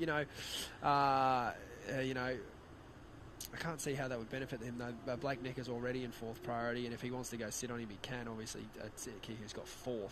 My apologies. I can imagine as well, now that we've got that wind, that bit of an onshore wind coming into it, it could be a little bit harder to hear out the back. Yes. And so even to just not understand what was said, maybe he heard that he wasn't in 1st priority. Yes. And he thought they said 3rd, or something along those lines. Yeah, there's which always can happen. that possibility when that wind is coming into play. For sure. As we're coming down to the final 90 seconds of the heat, Oscar Berry's done well. He's also, sitting in a great position on those rankings, sitting at number 9, currently right within that cut line. Of course, that can all change with 5,000 points on the line this week and next. 10,000 total coming up. But kind of, the 2 surfers we would have expected to be making those advancing positions at the moment between Oscar and Kihu, sitting in a good position moving forward as there's those 5-point requirements on the rest of the field. Definitely. It's, like we mentioned earlier, no easy heats coming into the final minute here. It's great to call a heat with you, Shannon. Yeah, this is really fun. You've been a busy lady. It's been a very busy year. How's your year looking so far? We're trying to sleep when we can, and really enjoying eating food in different places all the time. Yep. And happy to be back in Australia, where we absolutely love it. Second home for you, would you say? Second Or home, first absolutely. home? Kind of first, second, Okay, I don't know. yep, I'm so confused about where we live at this stage. But it feels like home. I'm now a permanent resident of Australia. Oh, and congratulations. I feel like Welcome. I can call it home for sure. I can only just say that. I only got my Australian citizenship maybe 5 years ago. Oh, so, crazy. Yeah. I'm a Kiwi, just like the rest of them. I had no idea. Aaron's also a Kiwi. Good. Yeah, there's plenty of us over here on the Goldie. There you go. It makes sense. Well, we got one of them in the water. On the north coast at the moment of New South Wales, but a lot of us do reside over the border. But beautiful part of the world. It's so beautiful. It's so good. Went to we get school to in spend some time here. Tumbulgum when I was 5, and then moved up to the coast after that. So I'm well acquainted with this part of the world. And as we see up and riding out this heat, Micah, this wave will count. A nice first turn. Nice check. This wave's running down the line. He needs a fairly decent score by today's standards, a 5.3.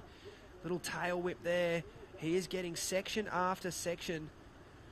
He looks like he's not too stoked about it. I almost thought that he might have got a chance there to belt the end, but not the case. It doesn't look like he'll get the score. Certainly, judging by the body language, it won't be enough. There it is, a 3.83 for Micah. It was his second best ride, but not enough to progress, unfortunately. So getting through Oscar Berry and Kihu Butler. Exciting heat, lots going on, plenty of waves on tap. Oscar, Kihu advancing through. We'll be right back with more action. Stay tuned. Men in the water still for hours to come.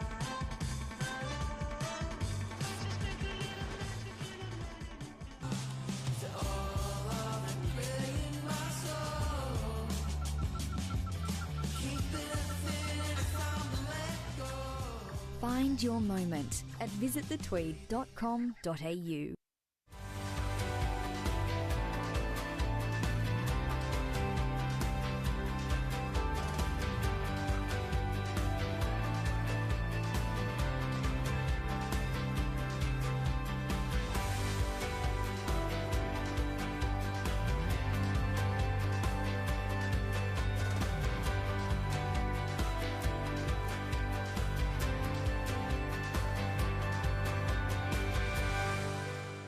Starting the day with freshness, giving us the energy to paddle out and live life to the fullest. All natural and organic, a superfood bursting with flavor and taking you to your own piece of paradise. Sharing moments with friends, sharing them with Oakberry.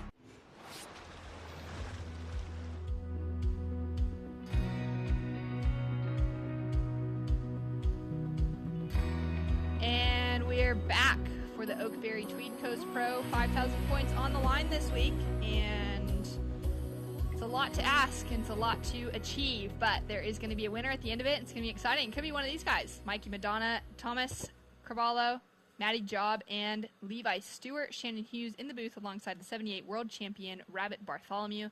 It has been a fun day of surfing, and it seems like more of that swell is pushing through as the wind has pushed it in as well, Rabbit, and we've got some live action now for Mikey Madonna. Has to pull off as we've got Tom down the line. Flies into that first big turn, and looking for that second section. Does well to keep that speed and momentum moving forward. Yeah, Thomas looked pretty slick on that wave. He had the speed going. Scores to come through now from that first exchange. We've also got a score and a 3-point ride for opening wave of Matty Job. Matty had that fantastic heat yesterday where he was just in rhythm on the right waves and linking together some really good scores. Yeah, Matty's early round, he was unbelievable. He got the good waves, but he surfed them so well. The board looked unbelievable under his feet. He was just doing exactly to the criteria, power surfing with speed. And Mikey now having a look at this one. Down the line, gaining some speed, finds that first little corner. So much to navigate now on the face of these waves as he goes in for a strong finish with those ribs really coming into play. Yeah, that nor'wester is really coming into it now, and on the point breaks, it really does create ribs on the face. And while the surfers can use it to their advantage, it can also sort of break the sections up, and if you see a crumble there, and you've got to really power around the section. Levi, he's made a connection here. He's making this one look good so far. He'll kick out on the finish, but yeah, navigating those little crumbles, as you mentioned, coming down the face of the waves and just kind of breaking up those clean lines that we've been seeing the last couple of days. Thomas drops in a 4.0 for his opening ride, and now we've got scores to drop in for the rest of the field. And later on today, we will be heading into the women's round. So we're currently in heat number 12 for the men's round of 96. We got 16 heats to get through here, and then we're going to head into the women's round of 32. It's going to be an exciting day of surfing all ahead of us, and it's been great to just see how many people are down here supporting the athletes today, Rabbit. It's a beautiful day, and plenty of people getting in the water as well. Yeah, it's a great day down here at Cabarita. Lots of people will turn up. It's such a good viewing platform as we see Thomas. This that 4-point ride. We haven't seen the scores for Mikey and Levi yet, but that was, to my mind, it was probably just a bit slicker than the others. Like Matty Job got that 3, and there we see Mikey. And Mikey's just such a slick, a savvy competitor. Great 2 turns connected together so far. Nice transitions and makes it out on the finish. Answering back. Going straight up into the air. Dust goes missing in the foam as we've got Thomas answering back as well. And he's looking for that finishing section now. 3 turns. Looking to improve on that 4-point ride. Well, Mikey's still got 2 scores to come through. Keeping busy, I was just saying with Stace, that it's nice to see that there is that little flurry that's starting to come through, maybe that wind that's pushing it in as well, because those first couple heats this morning were pretty slow and sleepy for the guys in the lineup. Really nice, clean conditions. It was absolutely beautiful, but it was like maybe one flurry of action really that would count as we take another look at this one. Yeah, this is Mikey's second wave, and it's a bigger wave. He keeps his speed, great slash there, and he finishes here, and he just sort of hangs on. He nearly bogged the rail there, but he just pulled it off. That'll be the best score, I think, so far. Thomas's second wave, really nice. He brings his board right around there, keeps his speed up, as I said before. A third manoeuvre and a 4th one. So that could be a really good wave for Thomas.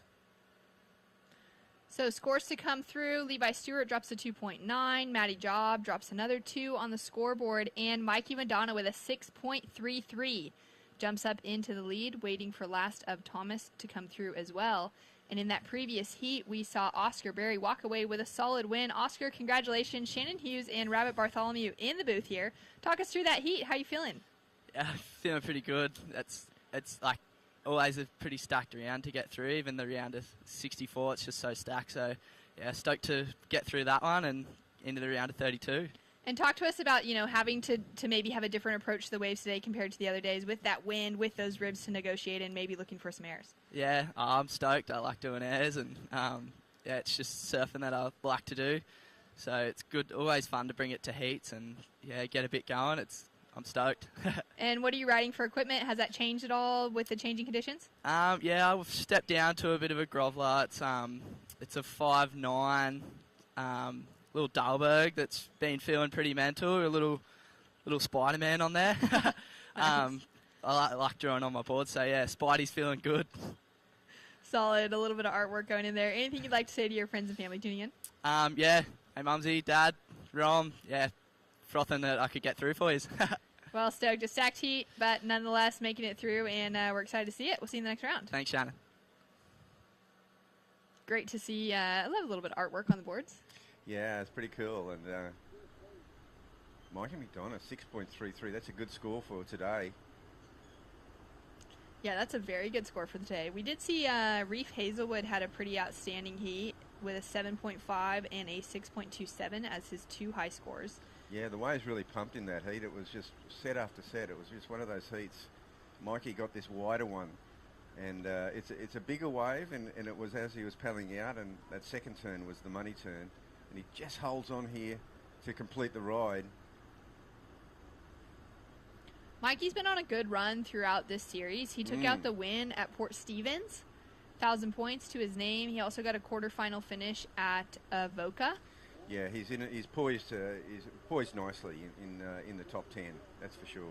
Yeah, really exciting to see. Currently sitting number 3 on the rankings, and we've been having that conversation around just the fact that there is so many points on the line and how detrimental it is to lose out early in this event with just the one opportunity left at Newcastle. Knowing that the surfers who are making it through, they're adding so many more points than those QS 1000s.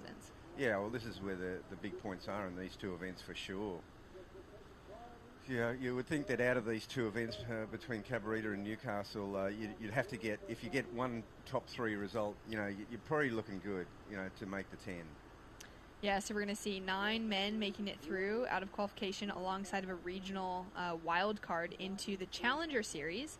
It'll be 7 qualifying on the women's side plus a wild card, so 8 through for the Challenger Series on the women's.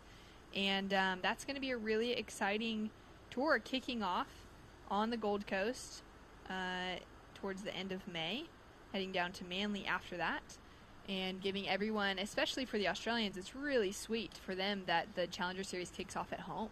Waves that they're going to know really well. They're not going to need to travel too far, even if they are traveling, from up or down the coast. They'll be in areas that they're familiar with, and off to an exciting start for a big year of the Challenger Series. Yeah, the Challenger Series kicking off at Snapper is going to be really exciting. We're used to having a big event up there, and there hasn't been for a couple of years now, so it's a great venue. A lot of, the surfers from all around the world love coming there.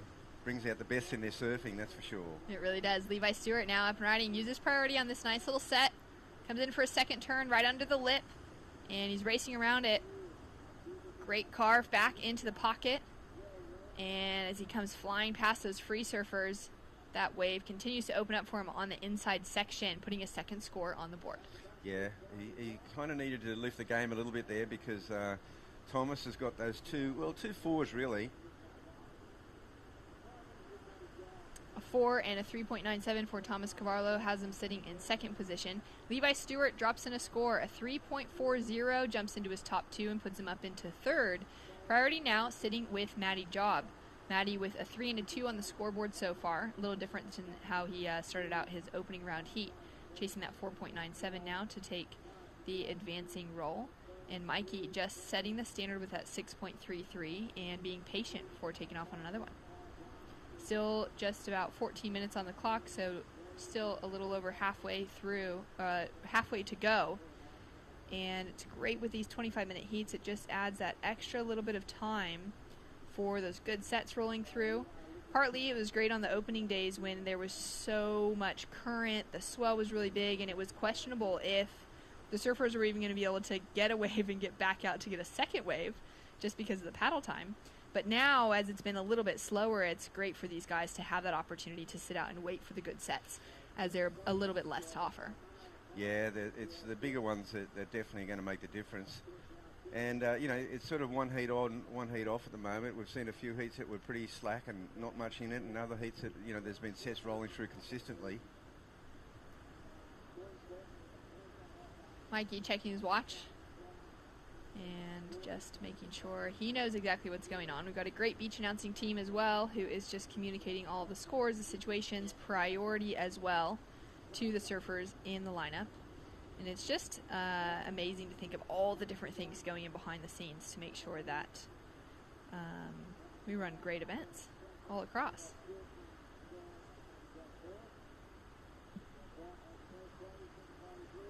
Little line rolling through here. No one's going to have a look at it. Little sleepy as well. And in our next few heats coming up, we've got some big names and up-and-coming names like Joel Vaughn. He's coming up in heat number 14. He's been on fire. Yeah, Joel sure has. We've got Kalani Ball coming up in heat number 16. Took out the win at Avoca. Yeah, Kalani's one of the big guns in the regional qualifying series. It'll be exciting to see him hitting the lineup later on. We've got Zane Asink coming up in the next heat, heat number 13 there in the white jersey. He'll be up against Cooper Chapman, Kai Warner, and Kobe Clemens. Yeah, that'll be a good heat. A couple of young guys in that one. They're pretty exciting surfers.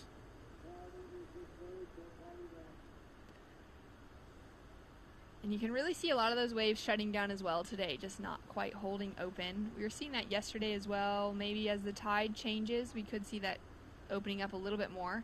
And down the line, Mikey Madonna throws the tail out. Goes for something more progressive. We noticed that from a lot of the surfers today. Obviously the conditions, factoring into putting those boards into the air more with the wind that's on offer today. And it's been exciting to just see that little bit of variety coming into play. It really is. I mean, the wind's going to be such a factor with this higher tide too. Only the bigger ones are going to stand up outside and allow these guys to get that running onto the wave. The smaller ones are just going to all come along in a straight line onto the bank. So you don't want to be in a position where you're too far behind going into those last 5 minutes, especially with guys that have got pretty solid scores on the board that are.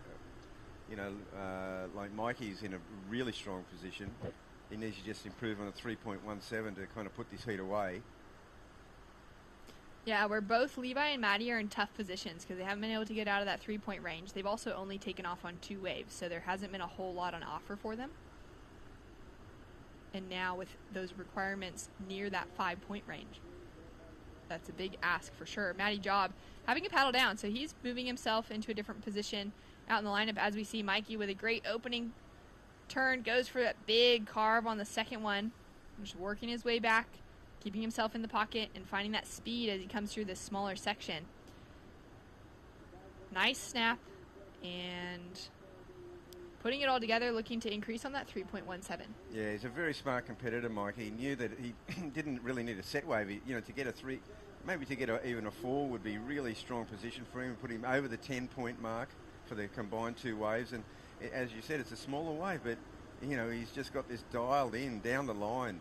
Series of a little roundhouse cutty there, sets it up now, keeps his speed. Now there's a nice section, another nice little snap, brings the board right around. And we'll see what the judges think of that. Scores come through for Mikey, waiting for it now.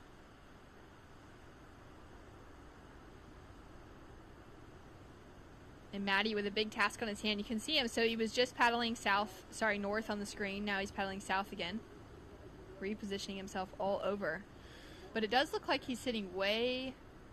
Would that be him maybe in white, way up the top? Yeah, Maddie's sitting deep and he's in kind of in no man's land, it seems like. These guys have really come wide. I think Thomas is, with second priority, is kind of maybe keeping his eye on Levi Stewart. Whereas Matty is really yet to get going in this heat. He's got priority. He's sitting where he's elected to. Obviously, the bigger sets, when they do come, you can get them from deep. But I think what's going on here is a little bit of cat and mouse with Thomas and Levi, where Thomas has got the priority. Levi's in third position. He needs a 4.57. There's Mikey calling for a situation. He'd be looking to just get that score in for that last wave. But it doesn't look like it's improved on the 3.17, so, Comes through as just a 3.10, so situation will remain the same on that side.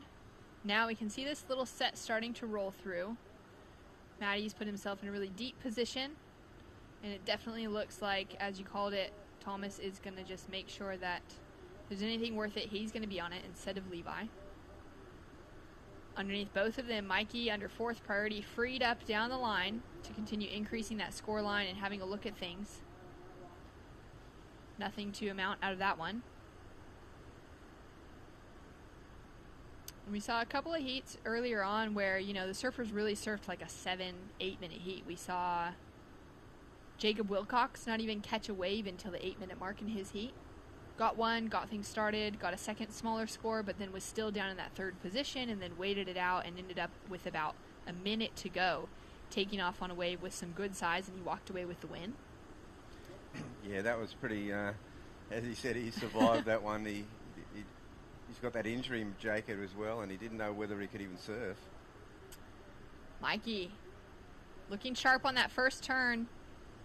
Up into the lip on the second one. Nice combination. Yeah, he's just chipping away here without priority.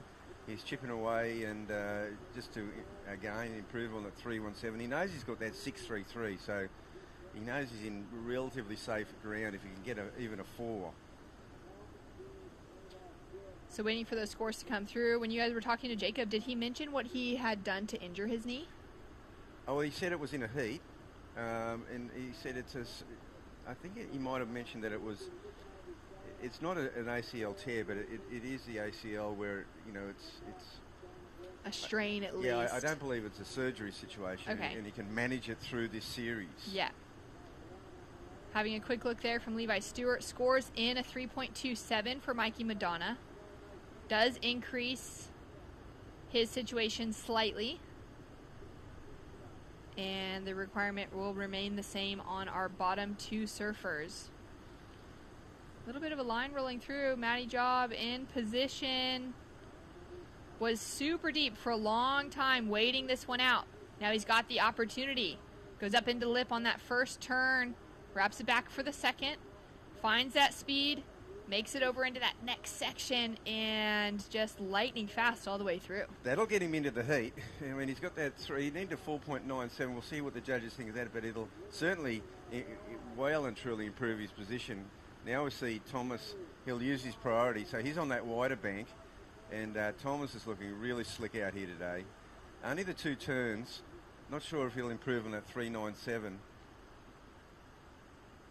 So the interesting one here now, will Matty Job be able to put himself into the advancing position already? Or will he just decrease the requirement and need to get into something else quickly? Cooper Chapman coming up in the next heat. He'll be out there against Kai Warner, Zane Asink, and Kobe Clemens. Cooper's been doing the same, taking the true Starling notch and jumping in the booth, doing heaps of commentary over the last few events, which has been fun to listen to, and always a positive person, sharing, just kind of from his heart all the time. And great to see him in the water as well, hopefully making it through a couple of heats. And Levi now having a look, taking off really deep behind the section. He's not going to make it around that one. As we're still waiting for the judges to deliberate on Matty Job. Thomas as well, waiting for that score to come through. Under the 5-minute mark. And this is where things start to get a little bit tense in the lineup. Yeah, well, Levi, he wouldn't be happy with that one because it just sort of crumbled. He was behind the section to start with. It's hard to tell if it's going to hold up, but it just got away on him. And Matty Job drops in a 3.93 for that last one. So it does jump into his highest score and up into third. Slightly decreases, but he's still requiring over a 4-point ride, a 4.04, to get into that advancing position. Yeah, well, 4 minutes to go. At least he's in the game now. Before with that 3, it was a pretty big requirement. Now he needs just more than a 4. Certainly well within his capability, and he's gone to a different bank once again because it seems like Thomason, he's got the second priority, and he's going to let Matty go on this one, I think. Matty up and riding for now, and Matty's going to have to kick out as Thomas had second priority over him. Great move from Thomas. Finds that nice finishing section. Yeah, I don't think Thomas was looking to improve on his position, but he was certainly looking to block his opponent. Exactly. All those tactics coming into play in the last few minutes. So some small scores to drop through for those two on that exchange. Priority does change now. Levi Stewart in a good priority position, sitting with second. Out of screen as well, so he may be sitting farther down the bank. And Maddie now sitting real close to Mikey, but paddling again. So he's obviously eyed off that there's this bank just a little bit farther towards the cove, a little bit deeper, that he wants to be taking off on.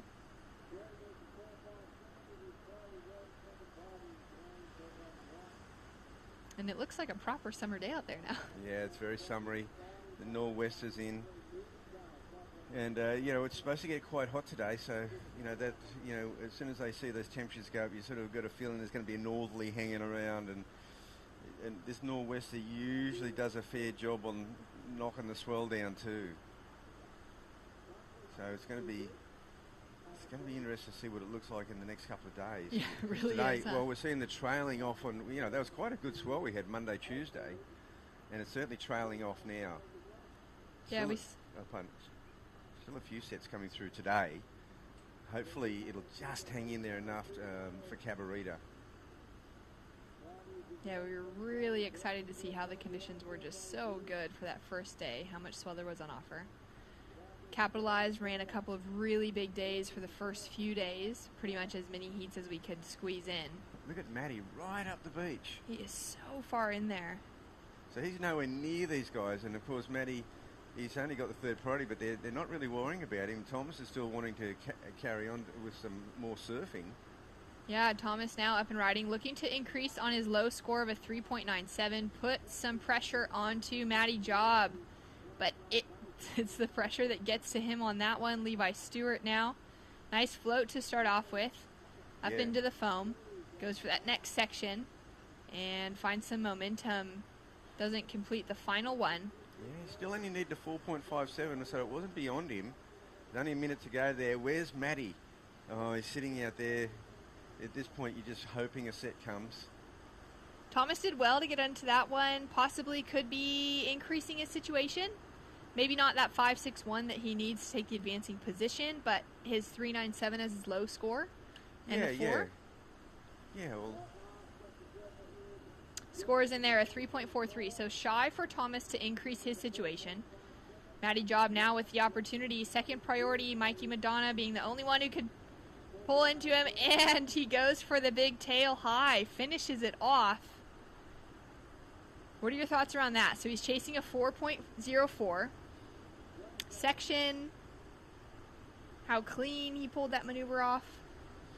Yeah, I don't think he'll get there actually. I think he needed probably a little bit more on that wave. If he'd got a nice big snap and then that, he could have pulled it off.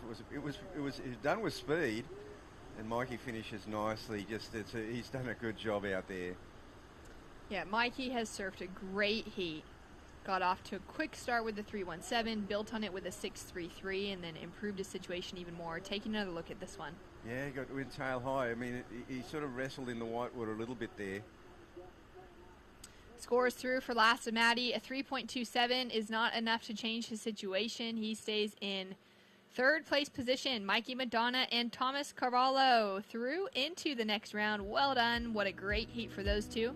And we'll be right back with more action after this.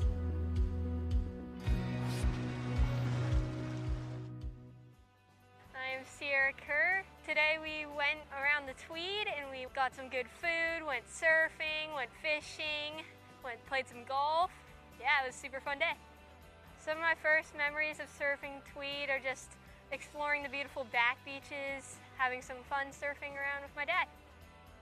All the beaches all the way down the Tweed coast are just coves with headland after headland, and it's just so beautiful. This whole Tweed coast region is very, very special to me.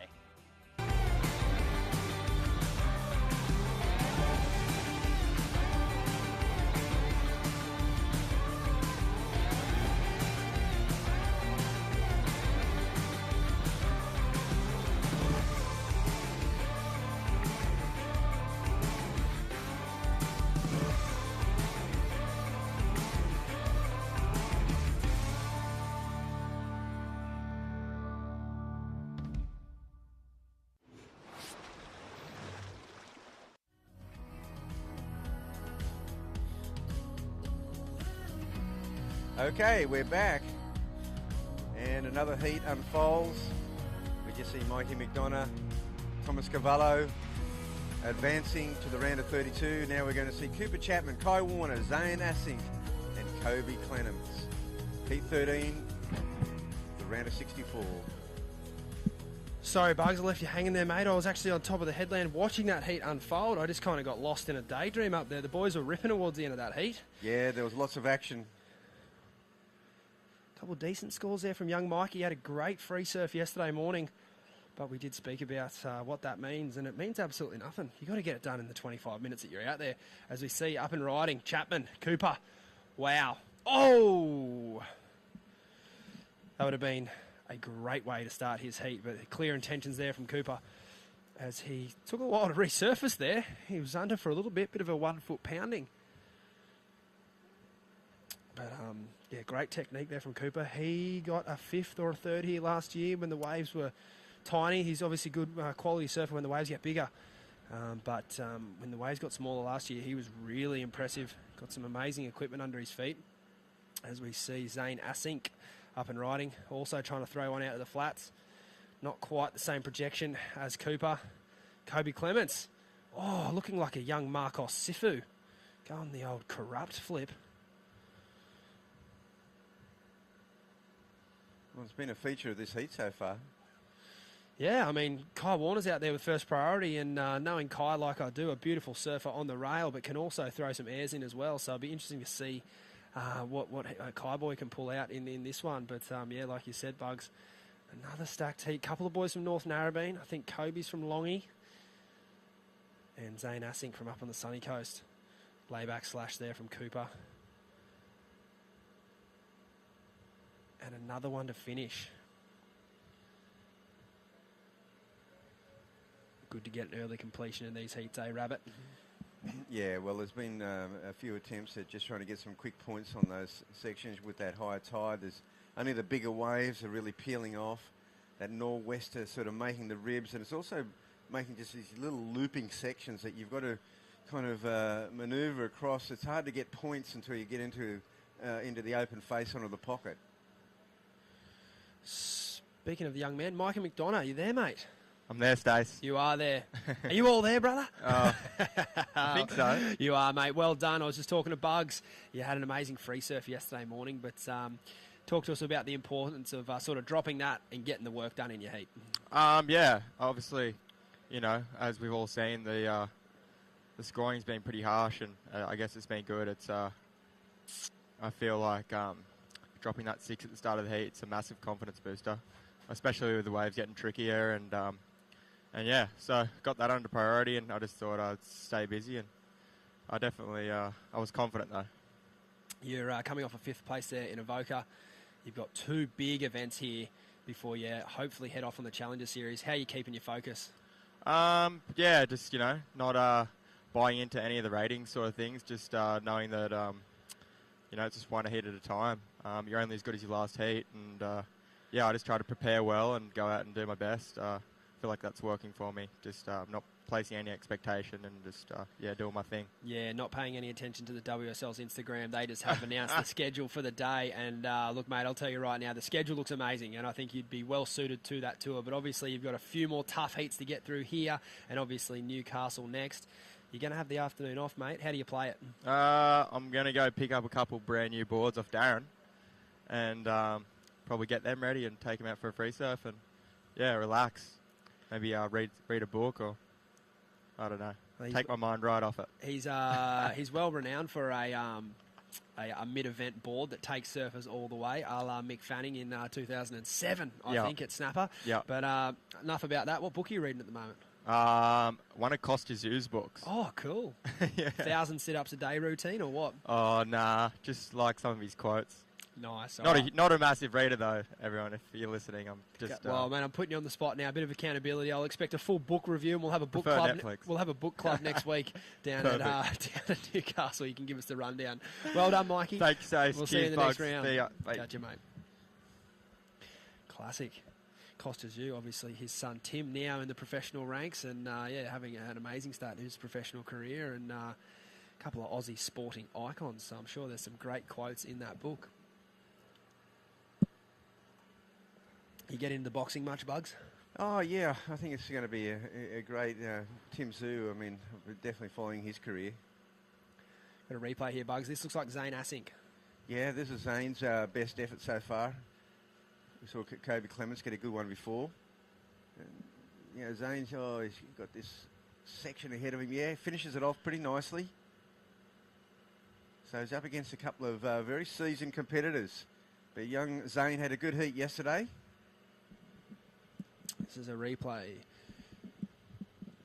Yeah, Kobe Clements, he really started to cut loose on this one. He got a nice wall, nice pocket. He's doing some pretty jazzy moves. And he does get the finisher. Yeah, nice couple of completions there from the younger competitors. They'll feel good going to that next exchange. Cooper's first ride of any kind of consequence was only a 2.5. Kai Warner only a 2.13. So the young fellas definitely get the better of that first exchange there. Kobe a 4.33. Zane Asink a 5.67. He's looking to back that up now, get rid of that 0.8, which he's done that already. Not a large wave, so he'll look to kick out of that one and hopefully find a bit more scoring opportunity out the back. Yep, that's a good start for young Zane, a 5.67. That's in any heat, that's a keeper this morning. In most heats, anyway, yeah, apart definitely. from Reef Hazelwoods. Yeah, exactly. Well, I think, the surfers that got second and third there, they were trading off, 5.23s and 5.33s. So a 5.67, that's a fantastic start. I think as a young man coming into this event, that's the kind of a dream start you'd want to have in a heat like this. Absolutely stacked. Cooper, he qualified for the Challenger Series last year. And, I know he enjoyed his time away and then certainly missed that year off. I think a lot of the Australian surfers did. So I know he'll be excited to get back on the road and give it another crack. Kai Warner has had a bit of an unlucky run with injury throughout his career, but a fantastic surfer nonetheless. He is the 2016 Australian champ, somewhere around there. 2015-16, won up at North Stradbroke Island. That final featured none other than Ethan Ewing. So I know Kai is fighting fit at the moment and obviously riding his dad's boards. And they're looking good on that first wave. He just needs to find something with a bit more open face down the line as we see Kobe Clements here. That chili is looking alive. Yeah, well, Kobe's looking to improve on a 1.2 there, so that should do the job. He's got that 4.33. That's pretty handy. As we see Cooper Chapman here using his first priority. Plenty of speed down the line. No first section. He doesn't look too enthused. I could almost put my bottom dollar on it. You will see an aerial maneuver attempt here. There it is. And he gets the completion that time. So another score on the board there for Cooper. But I know by his standards, he was looking for a little bit more out of that wave. Like you said, Bugs, that the conditions of the wind, it's not perfect air ramps. It's very, very tricky. So still conducive to good face surfing if you can find those bigger set waves. The trick with them is, though, they're not super consistent. Yeah, Cooper, there's a lot of lateral surfing on this wave. You can see he's just trying to power it down the line, and he goes, well, he knows it's only one manoeuvre. Pulls it off pretty clean.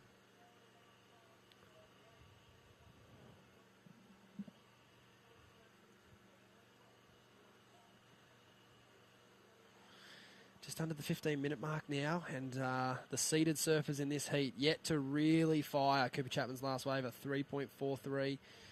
I know he would like to get rid of that by the heat's end. Got Kai Warner sitting out there in first priority, sitting up the point there in the blue, you can see.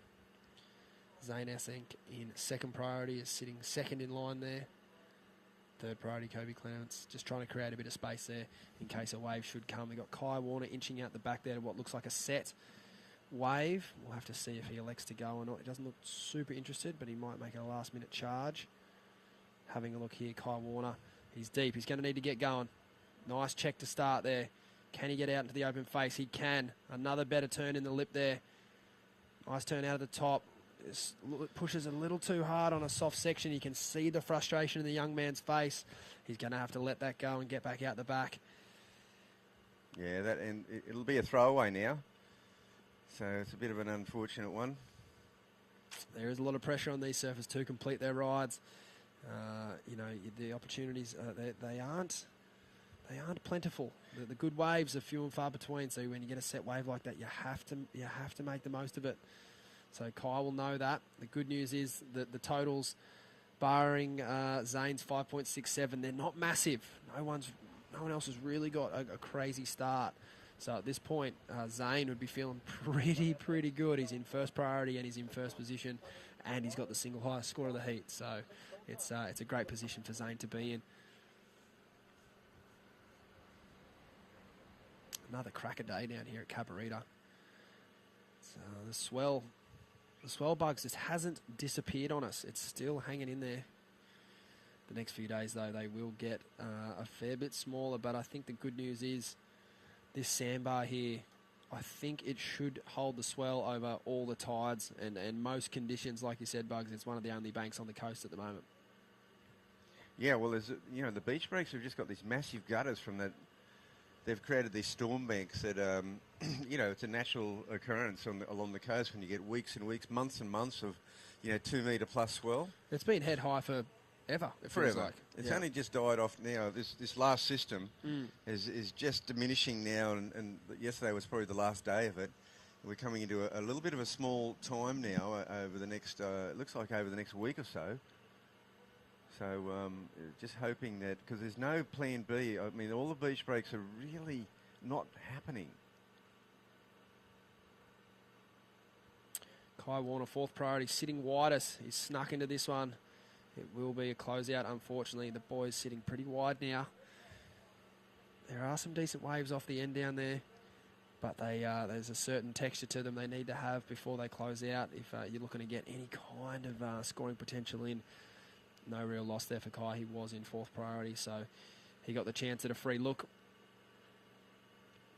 And the boys having a look at this one. It's tough times there for Cooper. He's in third with third priority and sitting pretty close to the grommets there. So if any good waves does come, he'll be absolutely no chance at it unless one of these guys make an error with their priority. But I don't think so. They're only young, but they're very astute bugs. Yeah, they certainly are. And I mean, Zane sitting there with that 5.67, that is definitely the high mark of the heat so far. But Kobe, he's got two pretty good scores. He will 3-1-3 be looking to improve upon that. Tough heat with Jagger earlier, Bugs. How do you guys digest that one? You talk about it straight away or wait for dinner tonight or just wash that one under the rug? Not much you can do about it. No, nothing you can do about it. Tough heat. Professional surfing is a tough gig.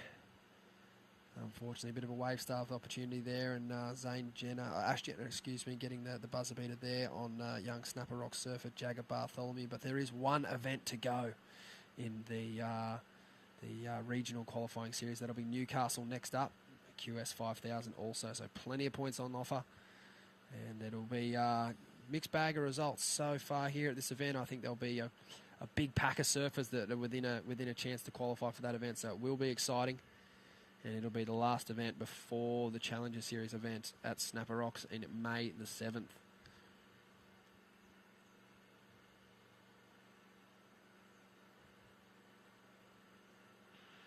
Kai Warner, deepest on the point, fourth priority, needs to get something on the board here. His equipment looks alive, I'll give him that. He just needs to find something with a bit more open face. Or if it's going to be a closeout like that, perhaps electing for one radical manoeuvre just to get him up in that 4 to 5 point range, just to give him some sort of opportunity to give himself a chance of progressing into this heat. What are you doing if you're Cooper there, Bugs? Do you like his positioning? Yeah, I don't think he's got much choice. I mean, you look at it out there. I mean, he's only got third priority. Probably sitting between the groms is in the go, but it's a bit tricky coming too wide on the high tide. We saw Matty Job in the last heat going way, way deep. He was just trying to be on his own, I think. But Cooper's they've got him in a bit of a pincer movement there. Definitely, they've sandwiched him.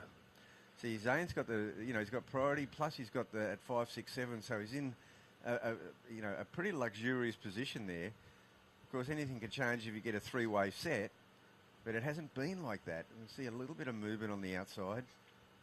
But Cooper, he's probably not keen on coming too far wide because I think Kobe Clements might go with him. True, and you saw Kai Warner there go wider earlier, and that wave obviously, like you said, with that high tide into a bit of a closeout. Cooper's going to sell the grommet there. Oh, that's for sure. That was well done by the veteran. A nice snap out of the lip there by Kobe, but the wave certainly didn't have the wave size of those earlier sets we've seen. A nice fin drift. Great balance over his board to get his board back under his feet there, and a nice another finish. But, if that betters the 3-1-3, it will be only just. So Cooper's shuffled up the priority order there. He's now into second priority, and that was job well done there for Cooper, I feel. I feel like that was a little win. And you need to have these little wins like that today, don't you, Bugs? It's a game of inches. Yeah, it really is a game of inches. If you're on the spot with priority and that good set comes through, you're laughing. Kai having a look at this one. He might have to give way. He elects not to go. I'm not too sure if anyone rode that wave off the end. Cooper Chapman will. Up and riding. Got plenty of speed. Nice sort of check layback out of the lip there. A better one. But unfortunately kicks out. Don't think that's going to overcome the score, but what he did there, he kicked out because he needs the priority over Kobe Clements. The veterans have had it. They missed the start, and it's costing them. There's 7 minutes to go. This heat has flown by. Kai Warner, you see, he's had a gutful of this main peak. He shuffled up the point. Yeah, there might be something for him here. Zane Assing's got the priority. Zane's having a look at this wave too. But Brett's going to. Kai's going to go it for sure. He got caught up on that one. That one's going to be another throwaway. Yeah, so the body English certainly telling the story. And Zane just sitting there said, no, didn't need that one. So Kai's really going to have to go and separate himself now. He's in fourth priority. But it's really the Kobe Clements, Cooper Chapman little battle. It is, yeah. Because Cooper, he's got second priority. There's still 6.5 minutes remaining. He's only got that 3.43 as a high. He needs a 4.28, so he needs something better than he's had so far. And Kobe, maybe Kobe's trying to sell him to come down the point a bit. I like it. The reverse sell. Zane's coming down there.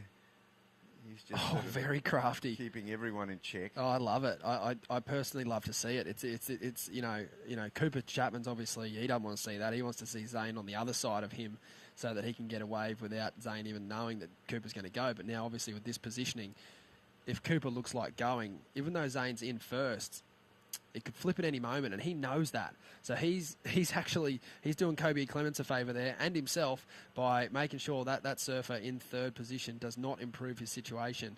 You do see that a lot on the international circuit. The surfer in first, he'll control the heat. It's not just the surfer in second trying to protect his spot. All these surfers, they know how good everyone is. So if they've got an opportunity to restrict someone's movements, they will do it. I know Zane coming down onto the Gold Coast a lot lately. Doing a lot of training with none other than Dean Dingo Morrison. They've been working a lot on Zane's air game and some timing on his bigger turns. And, yeah, definitely paid off on that 5, 6, 7. As we see Tully Wiley there getting ready for his next heat. He's a big fella, the Wizard, but he's got good small wave technique. And he's got a pretty lethal backhand. He's a goofy footer. So he'll be out there on his IPA. Aquila IPA shortboard. Love to know the volume of that one. He's a big lad. I reckon it'll be up over the 30 litre mark. Okay, so here we go. Now they're all fairly bunched. And there's a little battle going on between the Groms and the experienced Cooper Chapman. He's going on this one. And he's Zane, let him have it. Again, he's lateral down the line. One big air move and he comes unstuck. The separation. He had that. He did the splits. All right, this is where we're going to see the young fellas really flare up here. First and second in first and second priority. I hope they don't have an earpiece in, but really one of them could go one way, one of them could go the other way, and it's heat done. I've seen that happen plenty of times overseas. I don't know if Zane and Kobe have a relationship with one another, but if they did, that's what would be happening, no doubt, in my mind. I think Zane's just, I still think he's just looking, he's got priority. I think he's just looking to improve in that 3 because he's in such a good position with that 5, 6, 7. for sure. Yeah, you wouldn't think that he would shuffle up and to see Kai. Kai, who really hasn't had too many scoring waves up there. Zane's on his lineup and he's not going to move. But I can't say the same for Kobe. I think he will be keeping a close eye on Cooper. Joel Vaughan getting ready for his heat there. Looks like on an epoxy. Pizel potentially a shadow model, but that's just a rough stab in the dark. Looks like he's got plenty of curve, that board. He's on a bit of a run at the moment. Young Joel, fantastic talent out of the Central Coast. There are just under 3 minutes remaining. Still small scores needed. Kai Warner only chasing a 4.9. Cooper Chapman chasing a 4.28, and no doubt would have got the score on that last manoeuvre had he been able to ride out of it. It's Kobe Clements in second, who needs a 4.35 for first, and Zane Asink in first, who's looking to better a 3. Kobe Clements shuffling down the line there.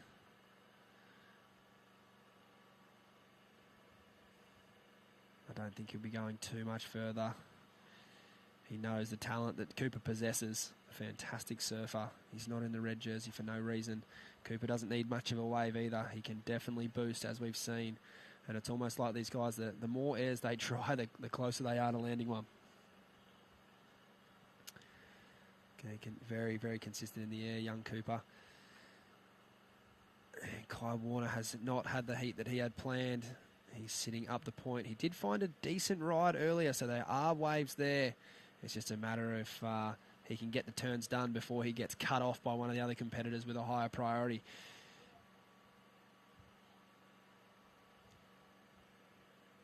Ladder position for that one. I wonder if that wave will open up down the line for our other competitors. We'll try and get a shot of that.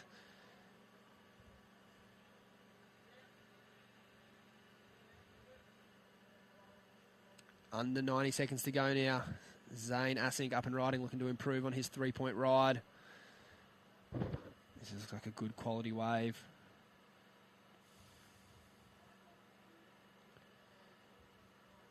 And out the back, I think we might have had a ride from Kobe Clements. I think I can see him paddling back out there. So that would leave Kai Warner in first priority. Cooper Chapman in second priority. Both surfers chasing a score, 50 seconds to go.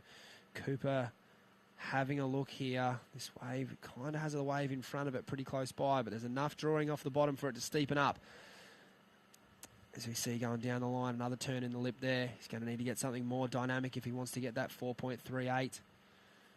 Another turn in the lip. And I still think he's going to need more on this ride if he wants to get the score. No real body language that would indicate to me there that Cooper thinks he's done enough on that ride. It was a valiant effort, but the wave just didn't offer up any kind of critical section for Cooper to deal with. 10 seconds to go. I'm not too sure if we'll see another wave ridden in this heat. Kobe Clements looks in to check potentially from his dad, maybe for a thumbs up or a thumbs down. It's always a nervous wait when you see another surfer ride a wave. You're never too sure exactly what they did, especially when you leave it up to the judges. It's with small scores only required. Anything's possible, so we will wait for a score for Cooper Chapman in the booth here. We're not too convinced that he did get enough done on that wave, but we will wait and see.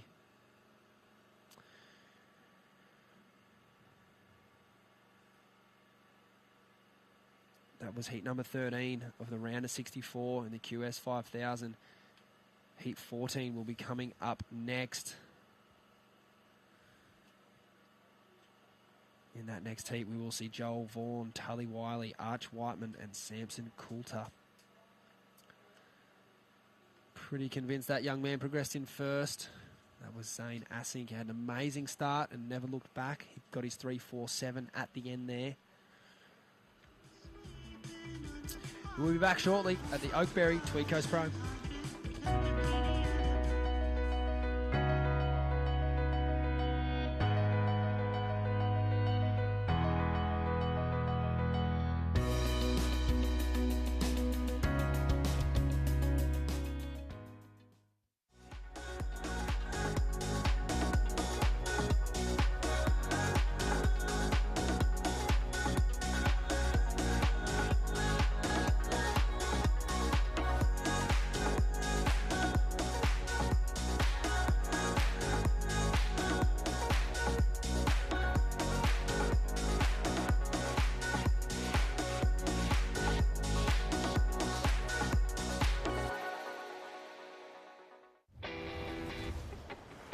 Through my internship at the WSL, plus the personalised experiences and support I have access to a bond, I know I'm well on the way to becoming the entrepreneur I want to be.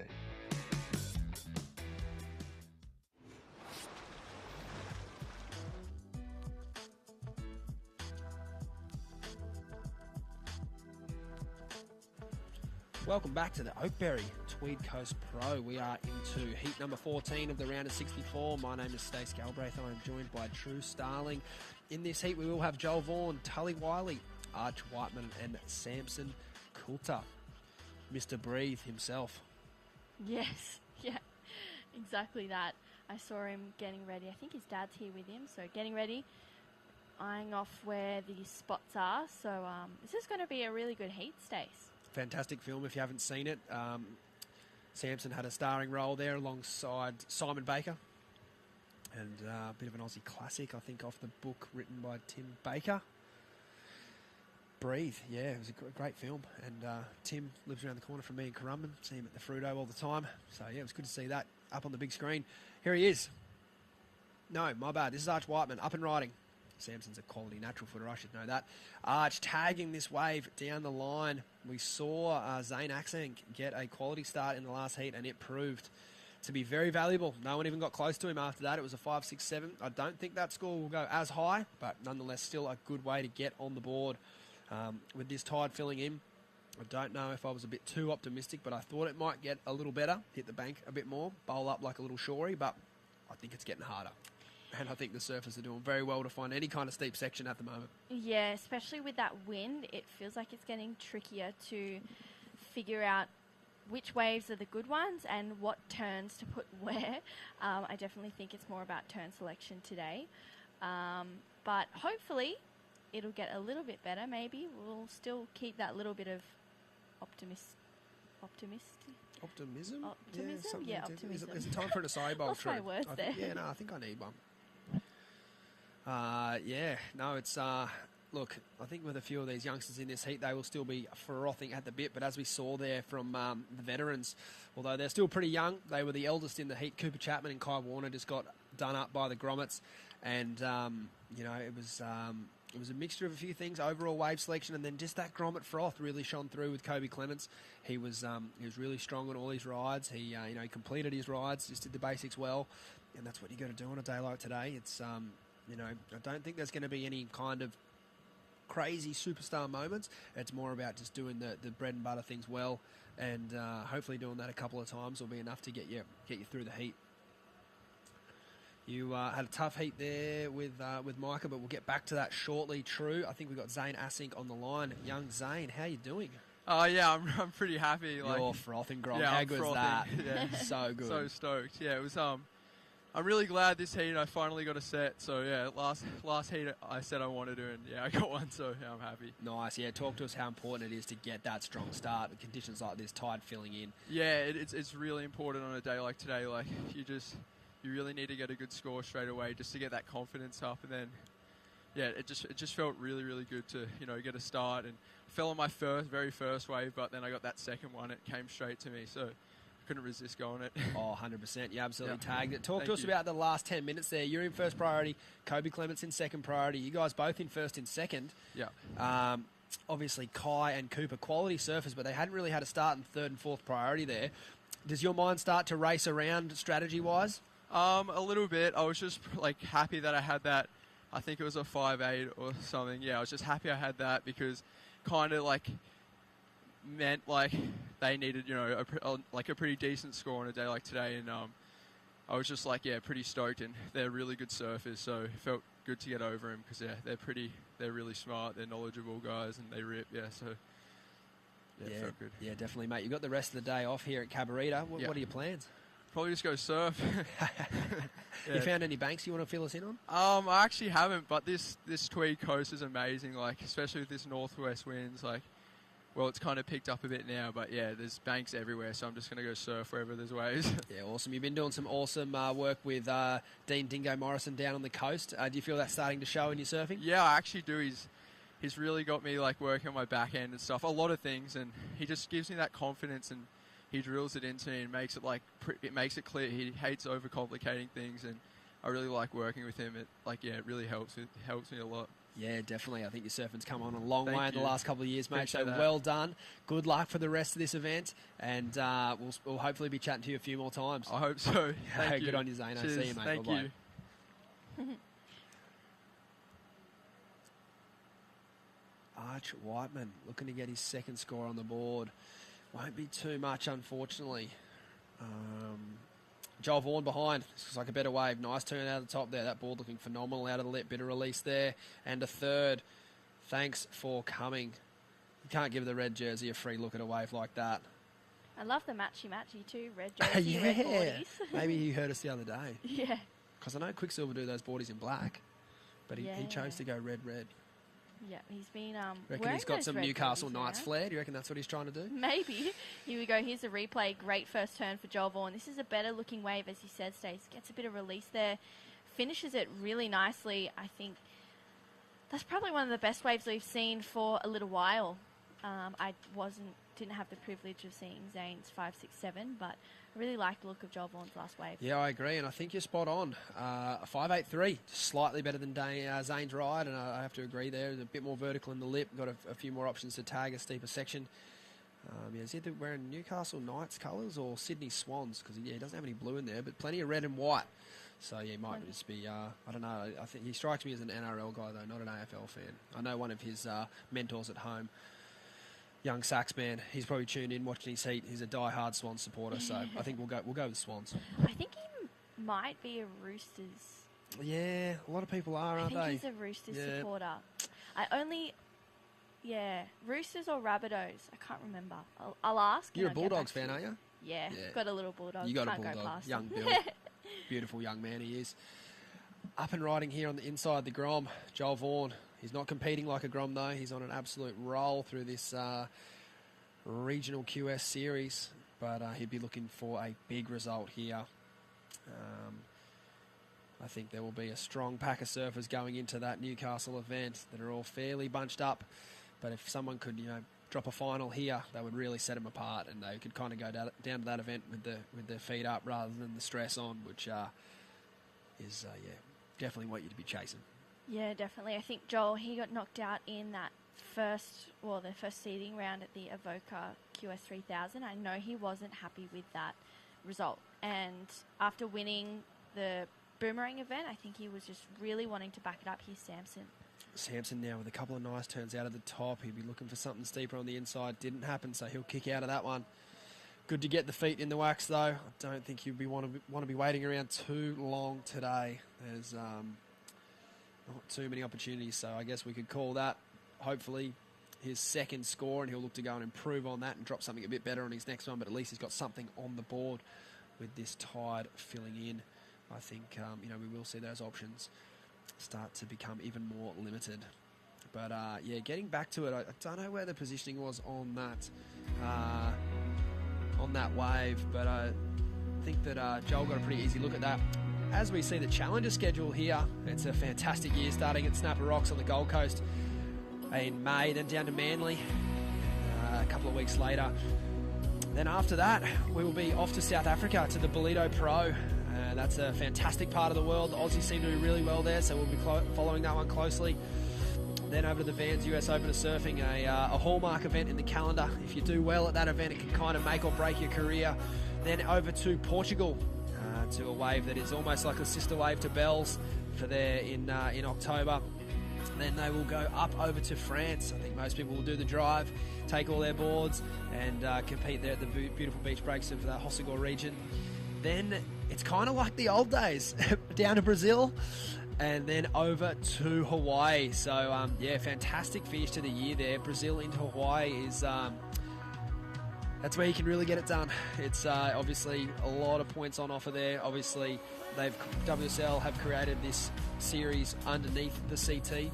So back in the day, you used to go to Brazil for a prime, and then obviously Hawaii for the 2 primes, and then it turned into obviously the 10,000s, where so many points on offer in that tail end. But now, every event, from Snapper all the way through to Haleiwa, 8 events, 10,000 points on offer. So it will be a really, really, really hard battle. You've got to be on from start to finish. As we see Tully Wiley up and riding here, equipment looking lightning under his feet. as he makes his way through to the inside here. A nice speed check, but he will look to finish this one a bit stronger. A lot of these waves have been running off into the channel. If he can get an end section here, he'll be frothing, and there it is. Well done for the big fella. He'll be happy with that. Joel Vaughan up and riding behind. That is a lovely looking board. I've just got word there that he is on a radius. It's a 510, and it's an electrolyte epoxy, and it's looking absolutely electrolyte under his feet, True. Yeah, it definitely is. I think that's been his trusty board for the last few days. Joel, he's got a lot of confidence. He's taken out some pretty big names throughout the start of the series, and I think he's looking forward to doing that throughout the rest of it as well. I know he's eyeing off a spot in the Challenger Series, currently ranked 6th at the moment. So he was first on the ratings, but unfortunately, due to that knockout, he went down 5 spots. But that's not to worry. So Joel Vaughan has a score to lock in. And same with Tully Wiley, who opened up his score. So scores to lock in. Just under 13 minutes to go. This heat has flown by already. And as you said, Stace, the waves aren't as great as they were this morning. There's still more on offer. Here's a replay. Last of Tully Wiley up and riding. Flying down the line. Big turn to start this one off. Puts it up there again for a second. He's so strong and light in these waves. I don't know how he does it. Bringing it around, hoping to find a finish on this one, which we all know he does.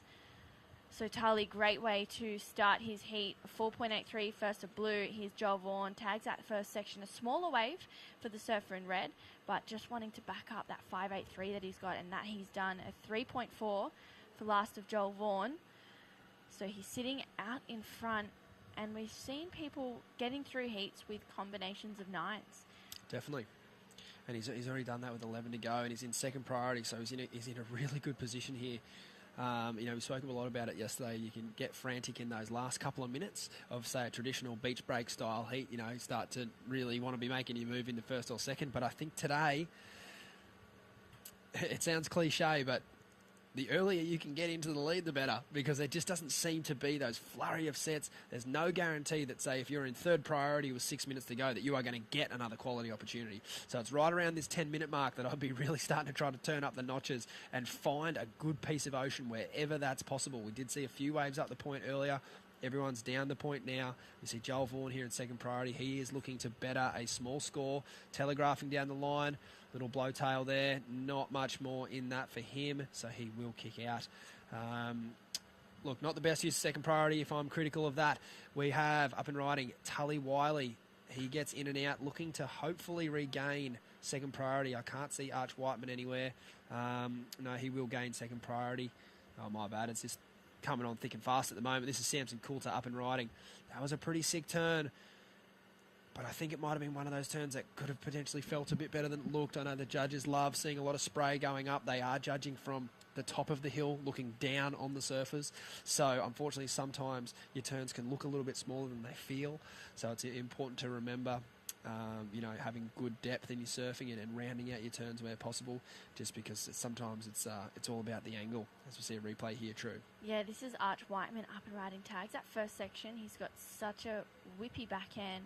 Floats it for another one. Arch puts it up there for a finish. A strong finish for the Avalon surfer.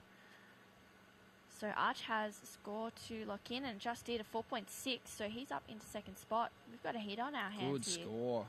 Tully Wiley got a 4.83 on his ride 2 waves ago, so that was pretty good for the big fella. Very, very good score. So Samson's sort of the only one. He got a 3.1 on that last one, so he will be looking to sort of join the party there and hopefully throw in a decent score of his own. But it's going to be tricky. You definitely need to find the wave that has that steepness in it. And judges are not giving away scores. They've been very consistent all weekend. All week. Feels good to be calling a surf comp during the week, actually. Here he is. Dimmy told me not to blow him up, but I'm going to blow him up. Georgie Pitter, one of my favourite surfers of 2022. He's a big, tall lad, but he's got a beautiful style and fantastic surfer. He was really impressive at the ABB earlier this year, surfing for North Stain, and sort of had to go over and tap Richie Lovett on the shoulder and Richie just looked at me and I just looked at him, and we just gave each other a bit of a nod. This kid's good. Yeah. It's just, yep. You can sometimes you can see it a mile away, and I think with Georgie, he's definitely got it. So it's up to him how far he wants to take it. These conditions, he's a tall lad, but I think growing up in that Manly area, I reckon he would have surfed this and much worse plenty of times. No disrespect to Manly, I know it's a world-class wave. However, perfect training ground for days like this. Yeah, great training ground, I feel, especially when everyone was around there for when there was a 6-star at Manly. Here's Joel. Oh, good finish. Hoping to better that 3.4, but when there was a 6-star at Manly however many years ago, there was so many people just surfing there. Even when the CT was on, I think a lot of the surfers were surfing Manly as well, just to try and get their grovel on. Definitely. Oh, okay, so there was a turn before this wave, true. Sorry, turn before the finisher. Yeah. Only a 3.63, so slightly increases his lead for Joel. But you take that any day of the week. Yeah, any improvement's good at the moment, but I think there's probably a few points left on the board there. You got a little hung up in that first turn. I think it's dangerous to be hanging too much of your board above the lip line today. We've seen a lot of surfers sort of getting caught up on that turn. I think Kai Warner and Cooper Chapman in that previous heat fell victim to that. I think it's going to be a good mixture of sort of down the line momentum as well as a few carving manoeuvres that are going to get you the bulk of your scores. Obviously, we've seen a couple of good one-turn aerial attempts from Oscar Berry. Blake Necker almost had a cool one, so I know the judges will be looking to score that. Reef Hazelwood earlier in the day with a few backside spins. But with the tide filling up, it sort of hasn't happened how I'd envisioned it in my head. There's not as many sort of cuppy sections. I thought that it might move into a bit more of a shorey, but not the case. It's still out on that back bank, and looks tricky, looks tough. But these guys are still making it look fun nonetheless. Yeah, for sure. And there's heaps still, even though there is slow patches throughout each heat, still plenty of waves to come through. What heat are you this Arvo, True? I'm heat 2. Heat 2, coming right up. Got a pretty stacked heat. Have you looked at it? Yeah, you have looked at it. Love it. Absolutely love it. Do you believe you can do it? Yeah, well, I've seen a lot Look of down the stacked camera and just tell the world. Yeah, I guess it's anyone's heat out there today. Yeah, it's yours. You got this. Red, Joel Vaughan. That's a beautiful turn. Oh, Almost wow. could have milked that. I would have. That was a beautiful first turn, and as I alluded to earlier, I think the carving manoeuvres are almost like the best value for money turn you could be doing out there at the moment. You can throw a lot of spray. They're moderately high risk, but for a lot of these guys, not really. And they're a great linking manoeuvre, so they enable you to link that up into a combo. And that next turn can be almost whatever you want. If you're coming off the bottom with speed, it could be another carve, a snap, a Larry, a blowtail. But with a lot of these surfers getting hung up in the lip, it almost takes away that next opportunity. This turn's beautiful, true. Yeah, here's a replay. Great connection on that one. There was definitely a couple more turns in that wave. I mean, you'd have to milk it a little bit more, but I think that was maybe a lost opportunity for Joel, but no stress on his behalf. He's in the lead and he's sitting somewhat comfortably there at the moment. Yeah, I agree with you. I think someone of his calibre probably could have milked 4 points out of that wave. I think after that first turn, he managed a 2.6, so he's well on his way to a good score there. It's just, obviously that wave did peter out, but, you're already on your way. I would have liked to have seen him milk that a bit more. Yeah, I agree. 5 minutes to go. That is Fraser Martin coming up in the next heat. On an MSD. I haven't seen one of them in a while. He was ripping on it yesterday. Big, strong lad. Love to see how he's going to go today. He's got a pretty stacked heat. George Pitter, Geordie Watson had a quarterfinal finish down there at Avoca. And Mikey Clayton Brown. There he is. Thumbs up. Yep, I got it. He's so good in the small waves, Mikey. He's light on it. He's tall, but he's not a big guy. So he can kind of stay really light on the feet. Here's Joel Vaughan. Let's see if he can get it going. Oh, that was sick. Well done. He's got them down pat. He does. Yep. I don't know how much that'll better the 3.63 by. Maybe just. But, good completion nonetheless. That'll help him with his confidence. He had 4th priority, so worth a look there. Here we go. Arch Whiteman. He'll be looking to go to the lead here. He needs a 4.87. His wave selection's been amazing. A nice turn there in the lip. He'll hopefully get up there a bit earlier. Not a bad finish, but ideally he probably would have liked to be in a bit earlier to that section. Samson Coulter in and out there, so unfortunately he will use his 2nd priority and hand that over to Tully Wiley for 1st priority, Joel Vaughan for 2nd. Tully only needs a 2.77, and like the classic surfer from the part of the world that he is, he's just been sitting and waiting. And if anyone can do it, he can. He's sitting in boardies, so he's frothing. He's probably used to sitting in a 4-3 and waiting 45 minutes for a set wave. Whereas here, I don't think he'll have to wait as long, and it's certainly a lot more of a comfortable wait for him. So I think there's some surfers in the world who I would think sitting in waiting is probably not their strength, but a surfer from his part of the world in that Bells Beach region there in Victoria, he'd be well versed in this. A 2.77, he won't blink an eyelid at that. He just needs, a 3.47. He just needs to find an opportunity. With 3 minutes remaining, what do you think? Does Tully stand up again? Yes or no? Yeah, I reckon he will. Gets I think one there's more going chance, to be you one reckon? more opportunity. All right. I'd like to think so. 3 minutes. Yeah. So it's Arch Whiteman now paddling back up the point. I wonder where he's going. I wonder if he's just going to go sit right near him and let him know. Hey, mate, you need a 3.47. You going to do it? Oh, he is. He's going to do it. He's going to go sit right next to him. Oh, I love it. Yes. That is unbelievable. Absolutely love it. If you don't go the wave, I will. That's what he'd be telling him. You going to go, mate? Are you going to go? That's unbelievable. Heard a great story of Joel Parkinson in the final of the Haleiwa event. Patrick Gadauskas dropped a huge score to start the heat. Parko dropped 2 smaller scores but was in the lead, and Paddy Gadauskas only needed a small score to win that event. And Parko just sort of casually said to him, "You're not going to lose this event needing a 2, are you?" What do you know? Joel Parkinson, your 2016 Haleiwa Pro Champion. Wow. Classic shit talk. Wow. He's just not letting him go, is he? Nah. That is So getting in your head 101. typically today you would see surfers with 4th priority paddle in the opposite direction, try and improve their score. But I'm a big fan of what Arch is doing here. He's rubbing shoulders with Tully. Tully hasn't had to move for the last 15 minutes. And now all of a sudden he's got him pacing up and down. He's got 1st priority. He can go any wave he wants. But now he's got him second-guessing himself. Do I want to sit here? Do I want to sit there? Like, Tully's got priority. He could sit there and wait and do whatever he wants on this next wave. And he's also introduced that frustration. Oh, as 100%. Well. I can almost see Tully's the complexion of his face changing from here. Get away from me. Just get away from me. What are you doing? There is a rule that would prohibit Arch from doing anything too untoward, but he's going to get out of his way now. That's fair game. Tully up and riding. Needs a 3.47. Beautiful big first turn. He still needs more, though. Another hit there. Needs to get it up for the finish, and he goes down.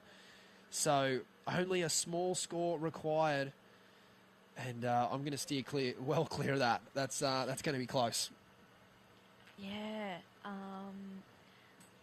I think the judges might get pretty close to that one. He's a big, strong lad. Let's see the replay true. Yeah, here's a replay. Tully hits that first turn, throws some spray, gets it up there for a vertical connection on the second. Just this fall is probably what is going to hinder him. He's up again. Oh, wow. 2 scores owing for Tully Wiley. We'll have to get a replay on the last, but it didn't look like any of the other surfers there will ride a wave. I'm thinking if Tully's going to get the score on any one of those 2 rides, it will be his second last ride. What you saw there on our screen was all she wrote for that wave. It was just the one turn. So the wave prior will be the number they're thinking about, and they've got a pretty clear comparison here. Tully's requirement is a 3.47. Arch Whiteman's lowest score is a 3.7. So the judges will be replaying that ride. They'll be probably replaying the 3-1 of Samson Coulter. They've got their scale. We're still waiting for a score here. Just looking in. The boys don't know. We don't know. Good sportsmanship there from young Joel Vaughan. Tully's replaying it over in his head. Look, from mine, if he rides out of that last foam climb, it's a no-brainer. But with the fall, I just don't know. The second turn was pretty nice. He's a big, strong, powerful lad. What do you reckon, True? Yeah, here's a replay again. I love this first turn. Even though he doesn't get critical, still throws a lot of spray. This is what is going to just hinder the scores. But he only needs a 3-4-7. It's a small score stage. It is a small score. We know how hard the judges have been today. To get a squeeze of 4 out of them has been awfully difficult. And it is just a sour taste that you leave in the judges' mouths when you do not ride out of the wave. You can't look up at them. You can't give them a come on. You can't express yourself how you want to. You're underwater just going red. Yeah. And I wonder if that's, depending on how the store comes in, a credit to Arch, sitting on him. Agreed. Introducing that frustration, introducing that maybe even doubt into his mind. Do I go this one? Do I sit here? Do I paddle down? Yep. So, look, Team Victoria down there. What have we got? This is a nail biter.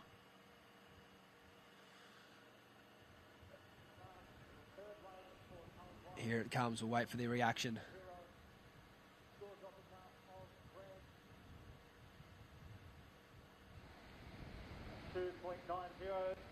Officially, Joel Vaughan taken out. Cully.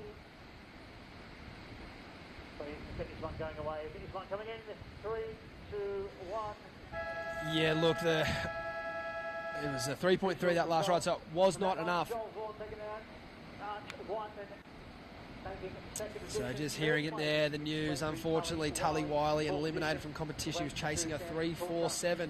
As we said, the fall cost him. Well done, Arch. We're going to take a break here at the Oakberry Tweed Coast Pro, and we'll be back with Heat 15 of the round of 64, the men's QS 5000.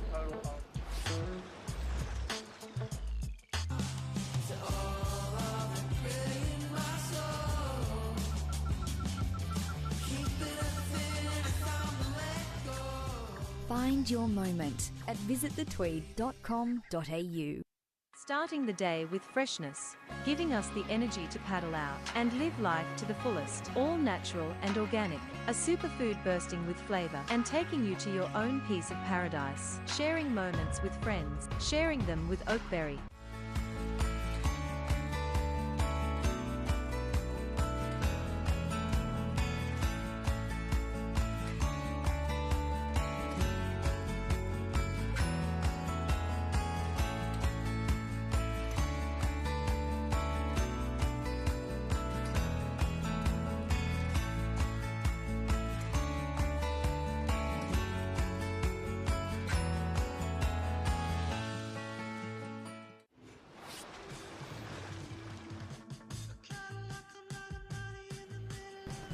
Welcome back to the Oakberry Tweed Coast Pro. It is a great day of surfing. There's so much sunshine and a little bit of wind that has picked up this afternoon. True Starling, Shannon Hughes here in the booth.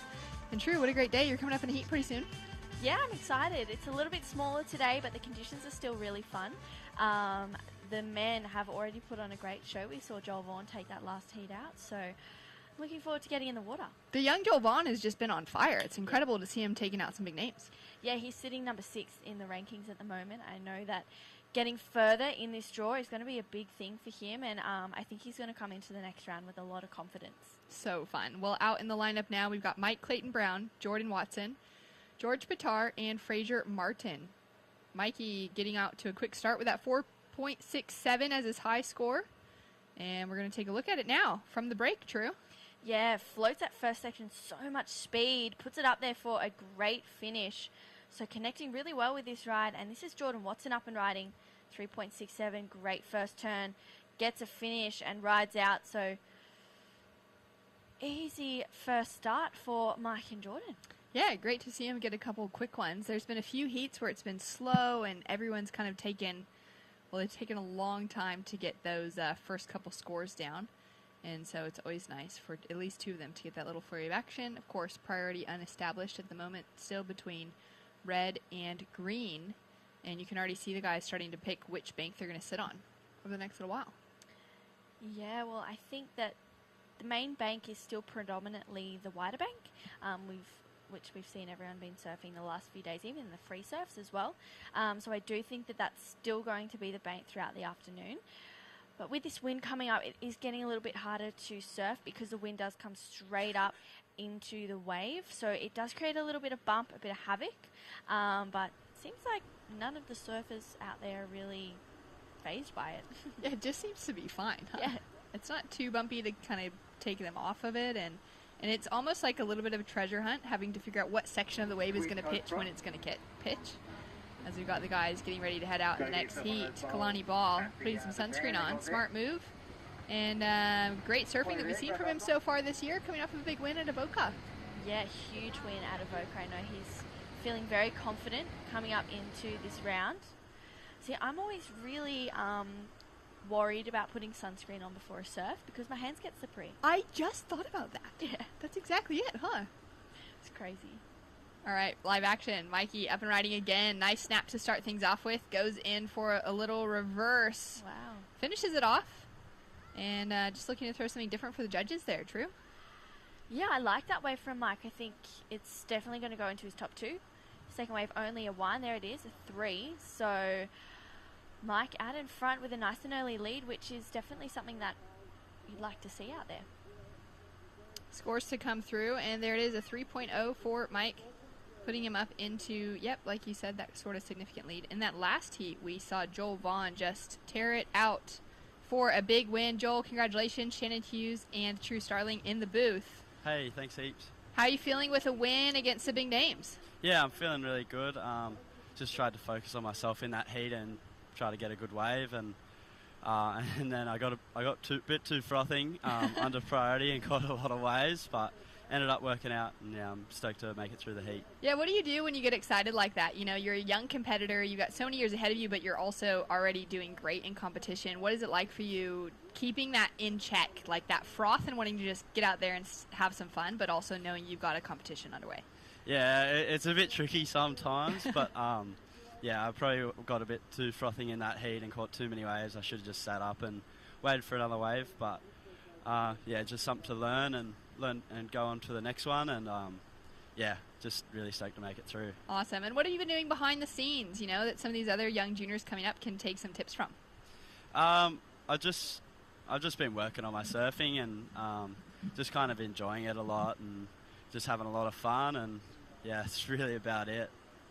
Joel, it's true. Hi. That board looks really good under your feet. Tell me a little bit about what you're riding. I'm riding a 510 Pizel Radius squash tail in an epoxy, and it's just really light, and it's got a lot of speed, and yeah, it just feels really good under my feet, and I'm really comfortable on it. Oh, awesome. Well, congratulations for another big win. We can't wait to see you in the next round and get some waves this afternoon. Get it out of your system. Yeah, thanks heaps. Congrats, Joel. Stoked. You think most of the guys will be riding epoxy out there on a day like this? I think it's a 50-50 kind of thing. Some people like epoxies with the wind, some people don't. So it's sometimes people have the chatter and they don't enjoy it. Other people, like Joel, just thrive on that. As we see Jordy Watson going in for a big first carve. Lining it up for the second one. Nice snap. And gaining some speed as he comes in for a powerful finish. Well executed wave. That looks like an epoxy. Super white, and it looks really light. So I'd like to think that that's an epoxy, and if not, it's a really good looking PU. Scores to come through now for Jordy Watson. What did you like about this one? Yeah, Jordy, I love the fact straight into that rail carve. So powerful his surfing is. Puts it up there again for another one and gets a really great finish. I think that's going to go into the top best wave of the heat potentially. I just loved his power surfing. And live action with Mike, staying super active through this heat, getting a nice finish on that one. Smaller size wave, not as much of a critical section for him. As we see George Pitar just slips away. Maybe he's got some sunscreen on that board. Yeah, probably. Yeah, I have to get someone else to put sunscreen on for me if I go into heat, because I just get so OCD about having sunscreen on my hands. I'm going to slip. So maybe he needs a little bit more wax on his hands or something like that. Yeah. It's unusual that we see George fall. Yeah, so true, huh? I know, it's always so tricky right after you put sunscreen on, and then it's like, okay, do you wipe it all over your towel, but then your towel is going to have, like, significant sunscreen, not, like, you know, mostly washed off of you. Yeah. Or do you get down there and then just do the full sand rub? That's what I usually do. Just grab Yeah. a bunch of wet sand and like keep rubbing it until I feel like, okay, my hands feel a little rougher again and not so slimy. Fraser Martin staying active. Nice float to start things off with. Goes in for a second. Better turn under the lip. Gets a little hung up though, and now he's looking to gain some speed and momentum down the line. Navigating those ribs really well. And he'll put on a solid finish. So scores to come through across the board. Mike Clayton Brown with another one to drop in. Backup scores for our other 3 competitors, and then we'll have a good look at the situation true for where we're sitting. Yeah, definitely. I feel Jordan has a pretty good score to lock in. I really loved his wave. That first carve was so beautiful, connected so well. Here's a replay of George, great first turn. And again for another one. So we actually got a few turns, and it looks like his back foot has just slipped off on that one, so that's unfortunate. Here's Mike up and riding. So great carve to snap to start this one. Love the connection in between turns. And here he goes for a finish. Puts it up there. Gets it. Almost could have tried to hold on for a little bit longer to make it more significant that he's ridden out. I know the judges are kind of stinging that at the moment, but I have no doubt that they'll reward that nicely. Yeah, such a bummer that George slipped off on that one because he really had those couple nice turns to start things off with and was looking to put himself kind of in a better position. So waiting for all those scores to filter through. George just a 2.77, so that's jumped him up into that advancing position for just a moment. But that will probably change as we see those other scores start to filter through. A 4.2 for Jordy Watson has him up into the lead to improve on that 3.67. And now waiting for, well, there we go, a 3.37 for Fraser Martin has him down in 3rd position. And Mike Clayton Brown with a score to come through, chasing a 3.20 to take the lead away from Jordy Watson. He might get that. I reckon it'll be pretty close to him getting the score. Fraser and George chasing a pair of 4s, which are actually hard scores to get today. You know, on a normal day you go, oh yeah, I just need a 4, that's fine, I'll wait for a set and get a 6, but 6s are really tricky. We haven't really seen too many 6s being locked in. We saw Joel get a 5.83 in that last one, which I was thinking that's the best wave I've seen since Reef Hazelwood's heat. So yeah, who knows with what's going to come through and what's going to happen, but it looks like Mike had a score that locked in. And there it is, a 3.5 is just enough to jump him up into the lead over Jordy Watson, and the situation is set with another little line rolling through. That wind pushing a little bit of consistency into Cabarita Beach, into the point here today, and Fraser Martin's under 4th priority. He's going to have to not go in that one. George now with 2nd priority, up and riding. Finding that trim line to start things off with. Pumps around the section. Almost looked like a little slip out there as well. I mean, he was kicking out of the wave anyways, but I feel like his feet were just slipping off. Yeah, it looks like maybe someone's given him a bit of soap or something to put on his wax. So yeah, unfortunately George just unable to really capitalize on that one and find a good score that's going to allow him to move up into that advancing position. Still 13 minutes to go though, so much time left, Shannon. So much time on the clock, and we have seen a few heats, more than a few, just kind of trade around on those last few minutes, and it's kind of, even though it's low scores all around, it's actually just keeping things really exciting because it's kind of still in, you know, for the most part, a couple of heats, we've had that one breakaway surfer who's been able to find a couple, you know, a better wave, maybe of the single good set that's rolled through. They've had a really solid, you know, wave to start off with a good score into that 6-point plus range. But for the rest of it, it's really been sort of those low scores, but everyone's right in the same position, which is exciting to see. We want to see everyone pushing the limits and having to find a way to get greater success and get those bigger scores. And knowing that everyone's kind of sitting in that same conversation is fun to see which of them is going to push just that much farther to be able to find some success above the others. Yeah, definitely. And I think today it's all about, well, this afternoon, I should say. Is it even the afternoon? I don't even know what time it is. It is just it the is afternoon. 12 o'clock, 12:01, just the afternoon. Literally 1 minute afternoon. Perfect. Well, welcome to the afternoon. Welcome. I think it's going to be a lot about turn selection today.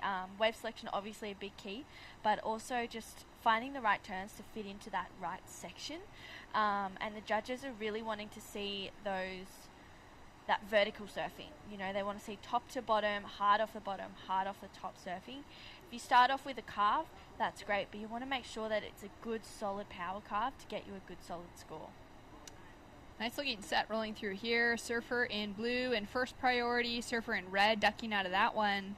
And blue using his priority on this one. Looking for that speed to make it through that first section and then just straight into a big wrap.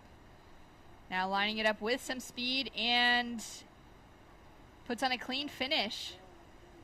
Answering back straight away. Surfer in white, Mike Clayton Brown.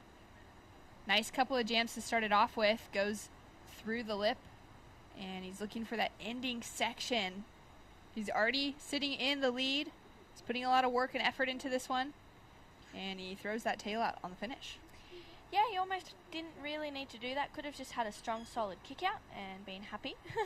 But yeah, that is what it is. Mike had a really good start to the heat, so I'm sure the judges aren't going to crucialise him too much for that. Looks like the surf is getting a little bit better now. It doesn't look as choppy. The sun looks like it's come out. The wind doesn't look as strong. So maybe we'll have a bit of an Arvo glass off for the afternoon. That would just be so delightful, especially with the women heading out soon. We've got 2 heats of the men's. Of course, this one we're currently in, and then heat number 16 for the round. And then we're going to finish up the afternoon with the women's round of 32, which would be great to keep your eyes on. And, yeah, maybe get a little glass off in your heat. I hope so. That would be nice. We have got the high tide peaking in about 20 minutes at 12:25 local time. And it seems like outside of that first day of competition, those tides really didn't come into factor too much. Mike Clayton Brown with a 3.5 for his previous wave dropped in. We're now waiting for the last one. And Jordy Watson has snuck back into the lead with that 4.27 dropping in. Fraser Martin sitting with priority now, and George Pitar sitting under second priority. They're pretty close to each other at the moment, as we can see that next little line rolling through, and they're going to have a look at it. Might be a little bit too small and not actually break, as we see. And I'm just taking a look at the draw true for the women's side of things. Thanks so much to Chris for bringing that in here. And we've got some big names that are coming up in that round of 32. Marie Troja had a great heat yesterday, took out the win over Macy Callahan in their first round. Macy's coming up in the second heat against you, Dimity Stoyle, Ellie Brooks. That's going to be a really fierce heat. Yeah, it is. And so much fun to watch. I hope we put on a show. You definitely will. That's got to be probably the heat of the women's round to watch. We got Kalani taking a quiet moment there, keeping his board from hitting the rocks and just setting his mind in the right space before paddling out. A couple of other great names coming up. We've got Philippa Anderson is going to be in heat number 4 on the women's side. Sophie McCulloch, Paige Harab in heat number 7. Sophie had such a good heat yesterday. That 8.33 would have been an 8.33 in the men's. So exciting. It was amazing. It was crazy. It was such good transition work and just power. Seamless transition, as we see Mike now up and riding. Goes for a big tail high, and does he ride out of it? Not quite. That's unfortunate. That looked cool from that drone angle. I love the drone angle. Kind of get a bit of a picture of where the judges are at the top of the headland. You're able to see where the surfers are as well in comparison to maybe where the point is. And here we go, Fraser up and riding. All right, great backhand attack on that first turn, up into the second one. Good 2-turn combination. He's had some early round losses in, his little run within the QS this year and kind of over the last couple of years. And so to be really hungry for Fraser to, you can see that hunger in his paddle as well, True, of really wanting to make it through and into that round of 32 and start to get some better points on the line. Yeah, definitely. The round of 32 is where the points kind of start to kick in. Of course, you want to continue to go through round of 16, quarters, semis, and finals, but it's only 2 surfers that can make it all the way through to the finals, so it's a tricky draw. But you know what? There's heaps of points. There's so many incredible surfers. We saw, unfortunately, Curtis Ewing lost this morning. Ethan, his brother, is still going. Jacob Wilcox had a great heat. There's still so many big names within the draw. Of course, Joel Vaughan looking to get back up into that number 1 spot. I feel like as we get to the pointy end of the draw, there's going to be some cracking heats. Oh, what are your thoughts on this one? Yeah, I love that first turn, and here he goes for a finish. Just puts it up there really nicely. Doesn't overcook it, but still has a lot of power. He is chasing a 5.1, though. I don't think it's going to be the score, purely because Mike Clayton-Brown and even Jordan Watson have had to work a lot harder to get a 4.67 or a 4.27. So I think it'll be in that 4 range, so he'll probably need another 4-point ride. Yeah, great insight on that one. So if he can just decrease that requirement slightly, at least he'll be sitting in a better position coming down to the final 6 minutes.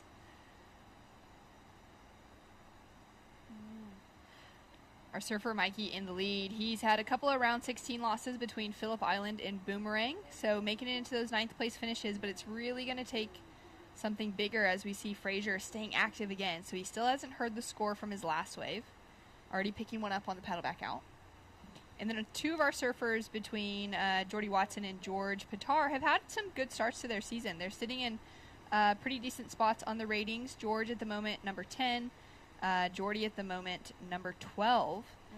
And we've got like semifinal and quarterfinal results between the 2 of them in those 1000s, the semifinals for George. And then for Jordan, we've seen him make it into the quarterfinals just last week at Avoca. So some bigger points on the side for Jordy Watson. Although those 2 semifinals are doing really good for George at the moment. Yeah, definitely. I know that Dimmy, who's our beach commentator, is probably almost about to have a heart attack. Dimmy is the president of North Stain Board Riders. I'm pretty sure. I get confused with North Stain and Kingscliff, but we can't get confused with them because of that pipe in the middle. He was talking to me about it the other day. Yeah. Definitely. Yeah. So, and George is a part of the board riders that Dimmy is president of. So I'm sure that he's having a little bit of a nervous breakdown at the moment, but here's George having a paddle. All right, he's got a good-looking face opening up in front of him. He's chasing a 5.70. Great dynamic opening turn. Goes in for a little wrap on the second one, throwing in that variety. Nice engagement on the third. Bigger wrap on the fourth. Having a look at it all the way down the line, it's softening out rather than giving him that solid finish. What are your thoughts on that one? I really like that wave. Here is Fraser. Wow, just straight up on the left. We haven't seen many guys go left. Goes up into the reverse. Gets that finish out of it. And is just looking for something different now. His last score, we're actually still waiting for. He's got that, he's got a 4.5 that's dropped through. So he's now chasing a 3.97 to get that advancing position. Last score to come now alongside of George Pitar. So those 2 still remaining in that knockout spot. Yeah, well, I don't think Fraser will get that score, but George is going to start to chip away. Potentially a 4. I really liked that wave. I thought he surfed it really well. I thought that he made the most of every section. It was different as well. Each turn was slightly different too. So I think the judges are really going to enjoy watching that. And his surfing is just smooth and easy to watch. Here's White. Straight up into that first click to get things going. Projecting forward and just comes unstuck on the finish. And George Pitar with a solid score of 5.17 true jumps him up into 3rd place, but it's not enough for, I think it was a 5.2 he required to get up into 2nd. A 3.3 requirement now on George to get the advancing position, and he has just shrunk that requirement so significantly. Yeah, by a lot. And here we go, Jordan up and riding. Having a look at that big line open up in front of him. Gaining heaps of speed. Lays it down on that first turn. Up into the lip on the second. And gets that tail loose on the finish. Nearly pulls it off. That was so close. Okay, so George is right back in it. Do you think that Jordy Watson's going to put more pressure on him now with that last wave? I don't think so. I think Jordy had a real down-the-line approach to that wave, and I just feel like the judge is going to be wanting more.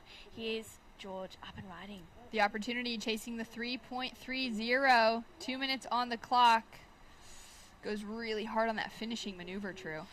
Yeah, he almost didn't need to do that. I think that was a mistake there from George. Even though there's 2 minutes to go, he was sitting with 2nd priority. He could have bit the bullet, maybe waited for another set to come. There's still enough time. Yeah, it's definitely not going to be that 3.3, But I think that if he can get another opportunity, he knows that, well, I know that he's probably most definitely got to make the most of it. Would it be harder to lose with such a small requirement on the board? You know what? It's bittersweet. Sometimes when you lose with needing a small score, you go, I'd rather lose being in combo. Right. But then you go, you know what? No, I'd much rather lose needing a small score. All right, utilizing his second priority, Mike Clayton Brown up and going. Nice check on that first section. Floats around the second one. Goes big into the air on the third. And he is in the lead, so he's got that freedom now to kind of mess around with things. Yeah, definitely. He can have fun there. We haven't seen anyone make an air this whole heat yet. I don't think so.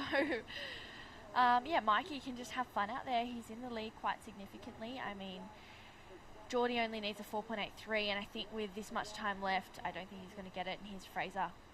All right, little check to start things off with. Going so fast down the line, pumps up into the air, and he lands on top of the wave, makes it down, and he's feeling it.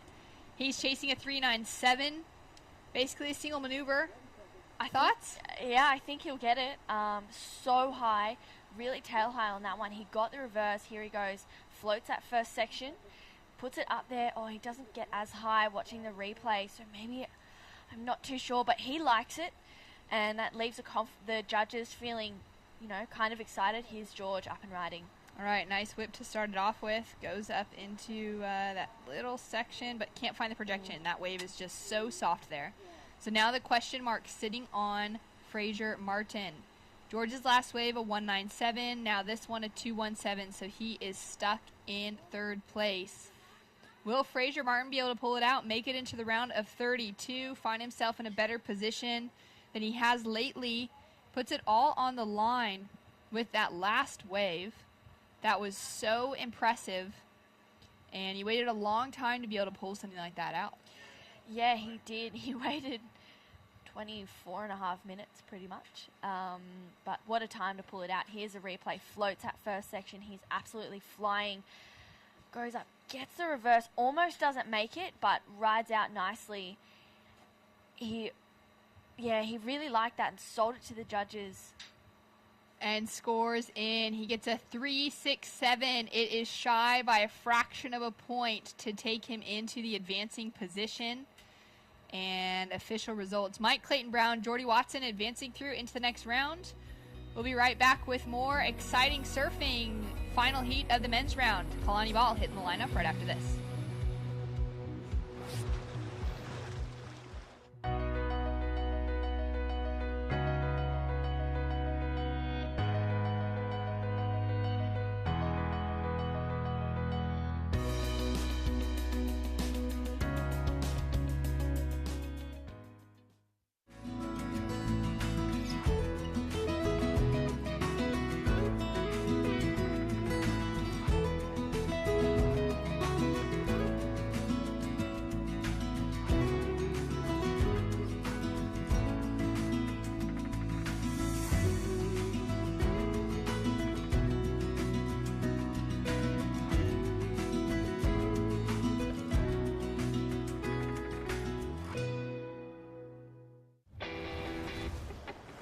Through my internship at the WSL, plus the personalised experiences and support I have access to at Bond, I know I'm well on the way to becoming the entrepreneur I want to be.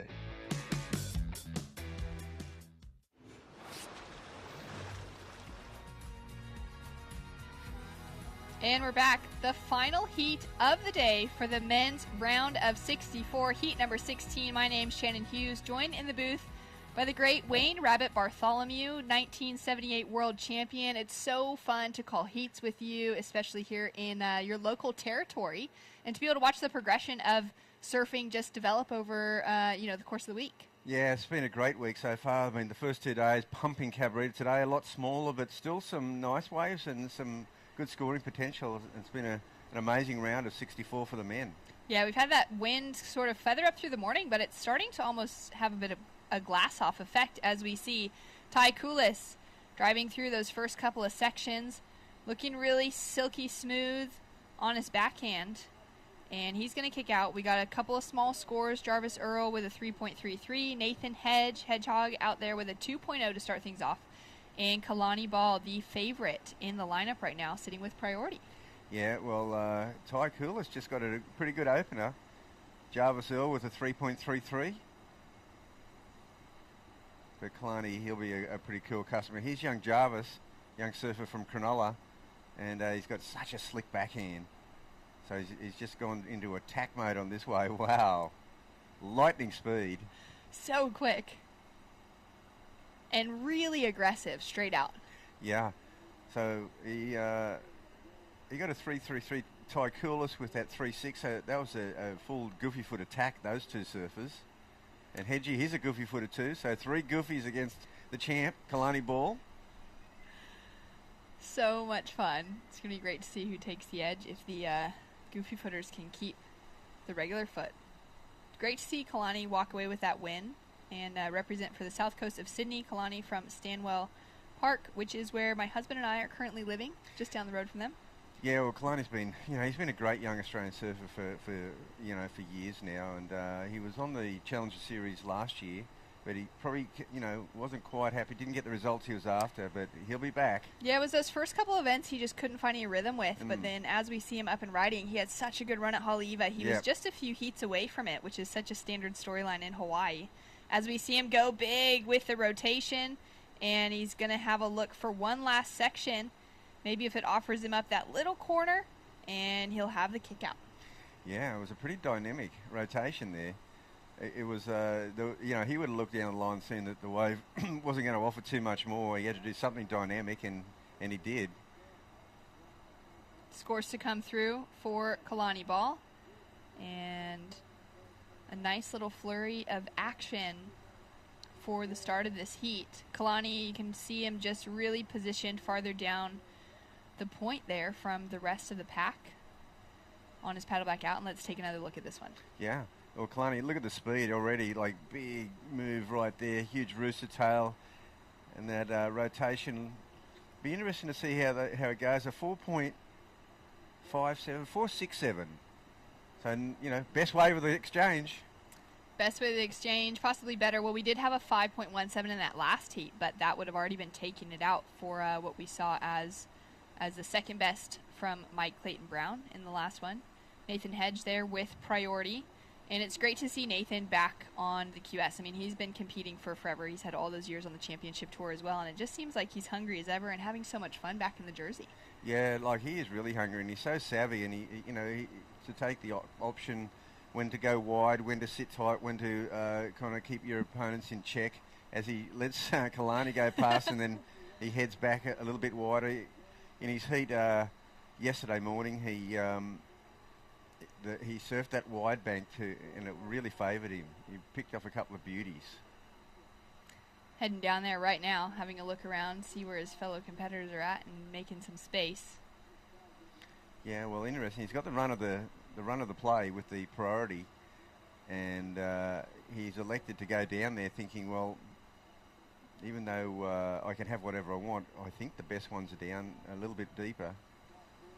I mean, a bit further down the beach, and there we see Jarvis and Kalani pretty close together. Extremely Jarvis, close. Yeah, Jarvis, number 2 seed. He's just a grom, but he's having a good look around.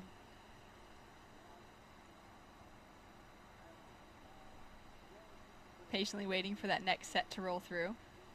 And it's going to be exciting to see who makes it out of this event. So we've got those 9 men that will be qualifying for the Challenger Series. A 10th wild card will be added for the region. And we'll get 10 that will join with the best of the best from around the world from the qualifying series, the regional qualifying series kicking off. There's events running in Japan today. There's been the event on in Israel. We've just had a couple of big events run in South Africa as well. And so everywhere, all the different regions are starting to filter through, and a couple of those, I believe the African region is actually complete now. I'm not sure if they've got another event coming up on the calendar. So it's going to be exciting to see who ends up making it into that Challenger Series.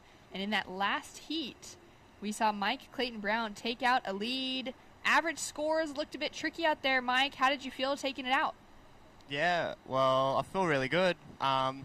The kind of scoring all day's been just 4s and 5s, so knew I just needed a couple fours, and glad I got that really quick start and then just waited for that one set and just surfed it to a 4 pretty much. Yeah, it was so good. It just seemed like you were in control the entire time as well, even though it wasn't anything that was really, really substantial on offer. You just looked like you kind of had your pick of the lineup regardless. Yeah, well, when you get a quick start, you know, all sort of nerves kind of just go out the window, and you really take control of what you can control pretty much. And yeah, I just knew I just needed another 4, so I just sat there and really just tried to pick the eyes out of it, but it's super tricky out there. Awesome. And how's your mindset coming into this week at the Tweed Coast Pro? Yeah, you know, I had some good results earlier in the year, and then I knocked round 1 at Avoca, but you know, this pretty much just a reset comp, and you know, it's my best result in the 5,000 so far, so I want to keep going one better. Oh, that's so good. That's definitely the confidence that you need, and knowing that it's your best result so far into the round of 32, that's really good. Anything you'd like to say to your friends and family tuning in? I know Dad's watching overseas. I know Mum, family, my girlfriend, her family, you know, everyone at home. They're all supporting me, and yeah, thanks everyone. Well done. You're on a great run. Keep it up, and we'll see you in the next round. Sweet, thank you. Thanks so much, Mike. As we've got live action, Kalani attacking the lip on the way down the line, staying nice and compressed, keeping that speed as he comes in for a powerful finish. Another good wave for Kalani Ball. We saw a bit of action. We saw Hedgie on a wave. We saw Jarvis Earl get a quick one. I think Ty Cooler, I think all 4 surfers with scores, yes. Waiting. The judges have got their work cut out now. To me, it looked like Kalani might have got the best of the situation. Didn't see the start of Hedgie's wave. It's such an important one, too, because there's been a few where it's like, oh, okay, lackluster turn on the finish or something, and then we realize once we get that replay through that actually there was a really solid starting section. And so it's hard to judge without seeing the entire thing. Some scores to come through for all 4 surfers. Just a 0.5 to back up Kalani's 4.67 at the moment, but he does have a better score to come. And plenty of time still on the clock with the 15-minute mark, counting down now. And I had a great chat earlier this morning with Eddie Hamady, who's from the same area as Kalani as well, that kind of Sanded Point to Stanwell strip of coast down on the south coast of Sydney. And he was just saying for those guys how much they've taken. Well, we'll get back to that conversation in a moment as we see these replays. Nathan Hedge. Yeah, Hedgie down the line. He goes to work these last 2 turns. He surfs out of that one. Wasn't a really slick finish, but he did surf out of it nicely. Scores through for Jarvis Earl. A 3.17 has dropped in. Still waiting for the rest of the field to get their updates. And Eddie was just sharing with me that for Kalani specifically, he said Kalani's really taken so much inspiration from what Callum Robson achieved last year. And coming in without great results, but just needing to get something out of Tweed, qualified for the Challenger Series, and then obviously went on to qualify for the Championship Tour, which was so exciting to see. And it's been just a great run for him, as we see Nathan with a quick up and down. Yeah, well, Nathan temporarily went into 2nd place, but was waiting for Kalani Ball's 3rd effort, and I'm sure that'll put him back in the lead, I'm sure. So Jarvis Earl holding on to 2nd, but Hedgie with that 4.03, he does eclipse both of Jarvis Earl's scores, and Ty Cooler still sitting down there at the 3.6, so all surfers well and truly still in this heat. And score should be coming through for Kalani. As we've got some live action now. Ty Coolis driving around that first section. Nice opening hit. Goes right into the pocket on the 2nd turn. And throws a lot of spray on that 3rd with the foam climb to finish. Yeah, I really like that ride. I just thought he managed the wave really well. He nearly could have got caught behind that section right near the start of it, and he got around it really well and then was able to whip up into a backhand turn. Still waiting for the scores for that last one of Kalani. Judges taking their time with it. And really feeling like he's one of those surfers who he's building with momentum. He was on the Challenger Series last year, and he had some of that experience to grow from as we take a look at this replay from Ty Coolis. Yeah, because that first manoeuvre there was a risky move. He didn't exactly just go for the easy float. He actually scored some points on that manoeuvre. And so important for the surfers to put all that risk on the line with their opening maneuver. It sure is. And I mean, you can take the safety check turn or the float over the white water to set it up. But he actually put his board right up there, and he had to come out of it really clean, and he did. I was really impressed with how he managed that section. Taking a look at this one from Kalani. Yeah, it's just a small wave, but, you know, he's just so dynamic when he's surfing. Just how much speed he gets through that bottom turn. It's really cool. I mean, you know, he really is surfing like a champion. And I'm sure that wave will put him in the lead. Well, Ty Coulis momentarily goes into the lead. He only got a 3.27 for that wave. I thought he might have got a bit more, actually. So still waiting. And we will have the 2022 World Surf League Challenger Series kicking off at the Boost Mobile Gold Coast Pro. That'll be May the 7th for the start date, then follows up at Sydney straight after, just a couple days later. Okay, so that was Ty Coulis' previous wave that we saw, just him going off in the distance. It was a 5.13. I think that's more like what I saw out there anyway. And Kalani, they're still waiting. There's been several rides since Kalani's ride. They're really deliberating over this one, but Ty Coulis, a 5.13, that's pretty handy right here at this stage. He's actually got, there's Kalani Ball, a 4.23 backup. All right, so situation, Kalani up into lead, Ty Coulis down into second. And solid requirements on the board now for third and fourth, a 5.4 for Jarvis and a 4.71 for Nathan. Kalani would have just found out that he's back into the lead, and he'll be looking for an opportunity to get back to the Challenger Series that he had a run on last year, and get a chance with 8 events on the calendar for 2022. It's an exciting thing to see that there is that full tour, not just that shortened version that we had in 2021. And the announcement today has dropped in that 7th event will be happening in Rio, originally scheduled for New Zealand.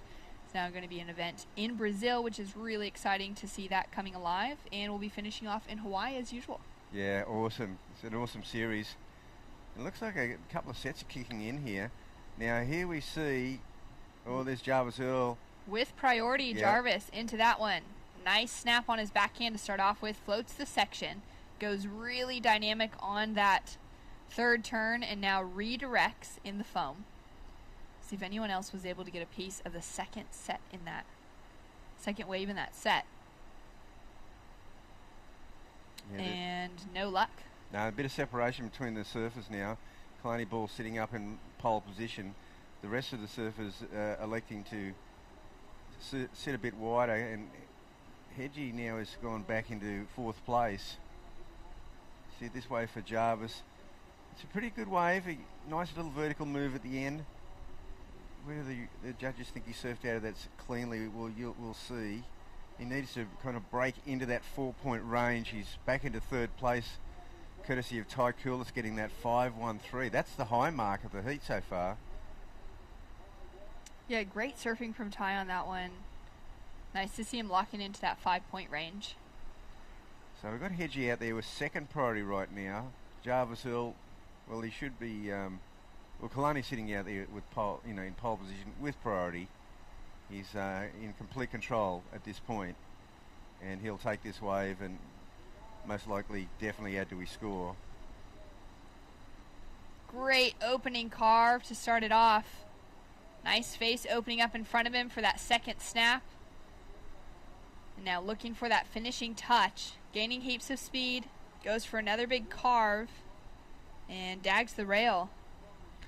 Yeah, I think that wave was done as well. I don't think it had anything left. So they'll take a little fraction off him at the end. But whatever he had before that, he did bank.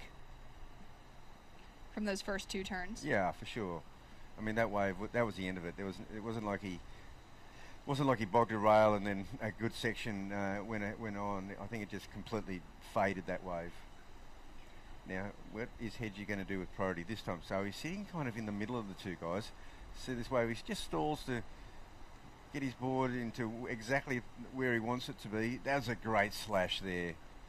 So he's going to get points for that for sure. And not much else on offer for this wave, except for that. But yeah, he fell.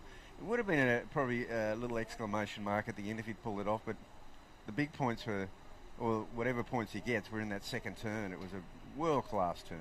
4.27 comes through and does increase his lead narrowly. And Nathan Hedge with priority. See where he's sitting, because the last time he had priority, he did move himself back down the bank a little bit and away from the pack. That's right, Hedgie, he's trying to position himself. Look, he's got that 4, so he's well and truly in striking distance, and he only needs a 4.71. Jarvis Earl, he didn't improve his position on that wave. Well, he actually might have, that 3.7, I think that's a fresh score, so he might have actually just increased it. So he's got a 3.7 and 3.3, but he does need to get up in that 4-point range now because, well, he actually needs a 5 to come into second, courtesy of Ty Coolers getting that 5.13, and he's got that 3.6 backup. So, decent ask on the line for the rest of the crew. Number 1 seed coming into this event, Kalani Ball, after taking out the win at Avoca, taking out a semi-final finish at Port Stevens, has him in a good spot. And last year he had a really good run in the Australian Regional QS as well. He had a few semi-final finishes. He made semis here at Tweed last year, went down to Callum Robson in the semis back in 2021, as the women are getting ready to paddle out for their first heat of the day. That'll have Marie Moana Troja, Ellie Harrison, Jolly Stokes, and Gabby Spake in that first heat of the women's round, as they're getting ready to paddle out. In blue, Ellie Harrison, she has been on fire, as we see Kalani draw that little high line to start off with, gaining lots of speed, and throws it away. 5 minutes, 50 seconds on the clock. Well, we noticed in the last heat, remember it went all glassy? It went super glassy. It looked like that wind has gone off. That wind has come back with a bit of a vengeance this time. It's got that a little bit north in it now. So much stronger. Jarvis Earl staying busy, looking to increase on those 3-point rides. And that wind, from the start of this heat, it was hardly there. Yeah. Let's see what Jarvis did at the start of this one. Oh, that's a nice slick move. He only got the 2 in. A bit of a spinner, a bit of a grommet move at the end. I don't know. So waiting for scores to come through for Jarvis. Yeah, now this wind, it's definitely it's gone from a light nor'wester, and I think a nor'easter might have come in on this now, and it's looking pretty strong. It's going to make it. This could deteriorate conditions. Scores through a 4.17 for Jarvis Earl, does decrease the requirement down to a 4.57 for him to advance. And that was that first move. I thought it was a really slick vertical move, lightning speed, a 4.17. So he's got himself in a better position. Like, he needed a 5.03 before, now he needs a 4.57. So he still needs to do better than what he's done so far. Hedgie stays in the same spot. He still needs that 4.71. But Ty Cooler should be sitting out there now, second priority. He'll be looking, if he can increase on that 3.6, then he's going to make life pretty difficult for Hedgie and Jarvis.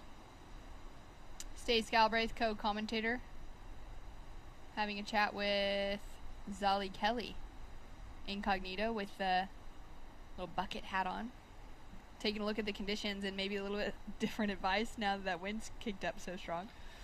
Yeah, you can see, just how quickly that wind has affected the lineup. It does make for some pretty good sections to hit, but it's going to chop it up pretty good as the afternoon. Oh, that's a nice move by Hedgie. Nice first turn, goes in for the second one and the third now, just whipping it around. He'll stick with this one, Hedgie. Look at this. Oh, but he went to town on that wave. It's going to be whether there was a couple of there that whether the quality of the turn was right up there. He wasn't able to get sort of the board above the lip line. Yeah. But certainly an aggressive approach. And look at the paddle, Hedgie. Just wow. That's just full on. That is full on competitive surfing right there. Here we go. So competitive. This first turn's good. Really good. Bang. And this second turn, sort of not quite as dynamic. And the wave probably not really opening up enough for him to go vertical, but it's a hard surf wave.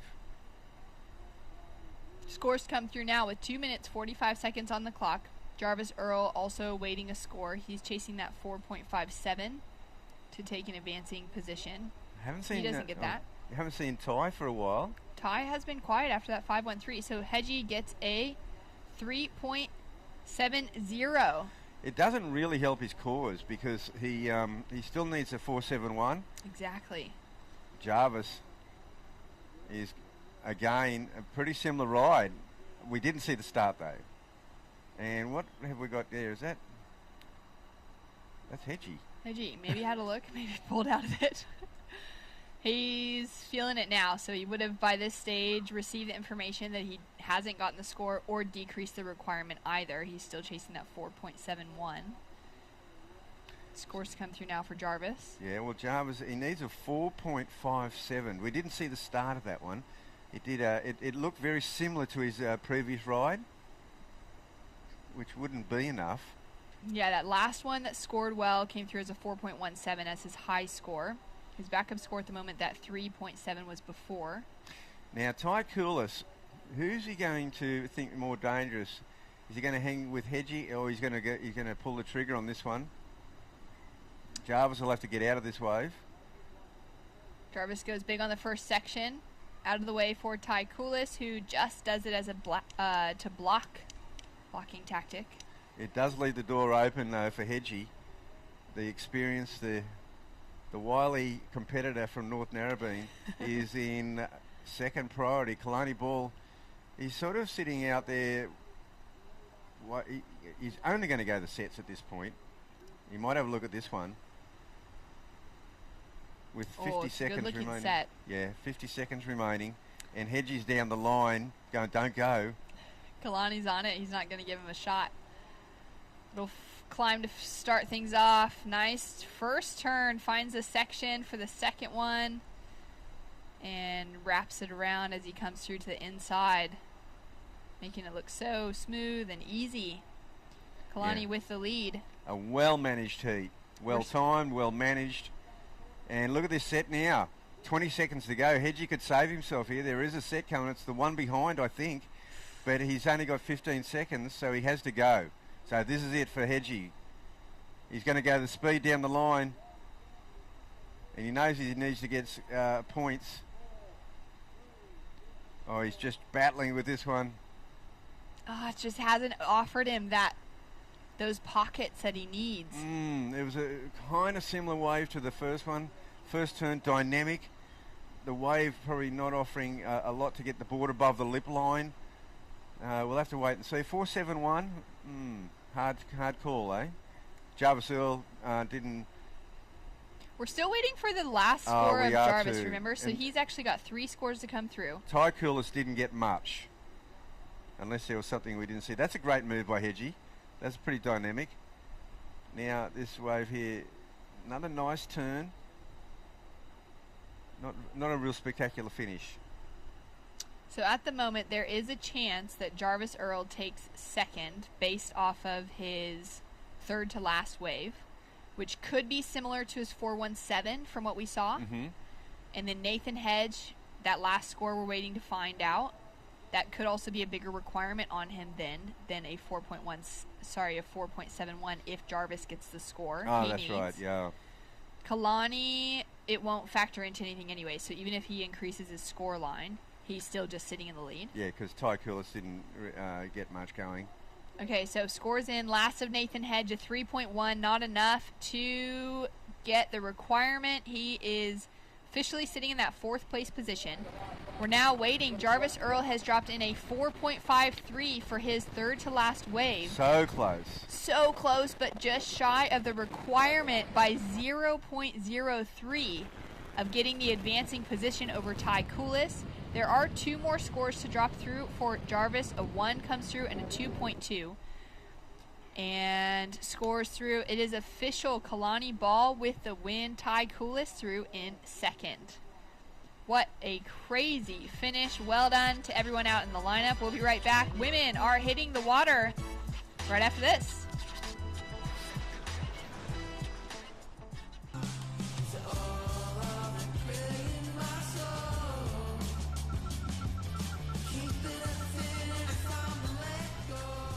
Find your moment at visitthetweed.com.au.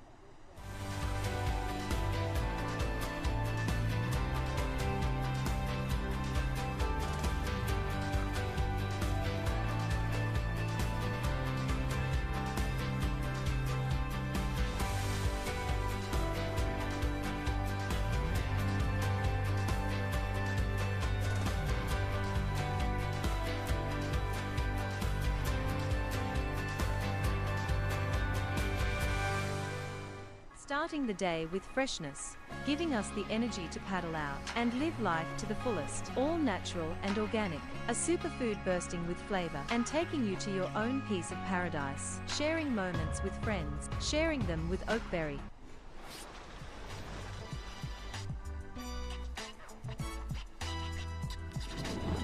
Welcome back to the Oakberry Tweed Coast Pro.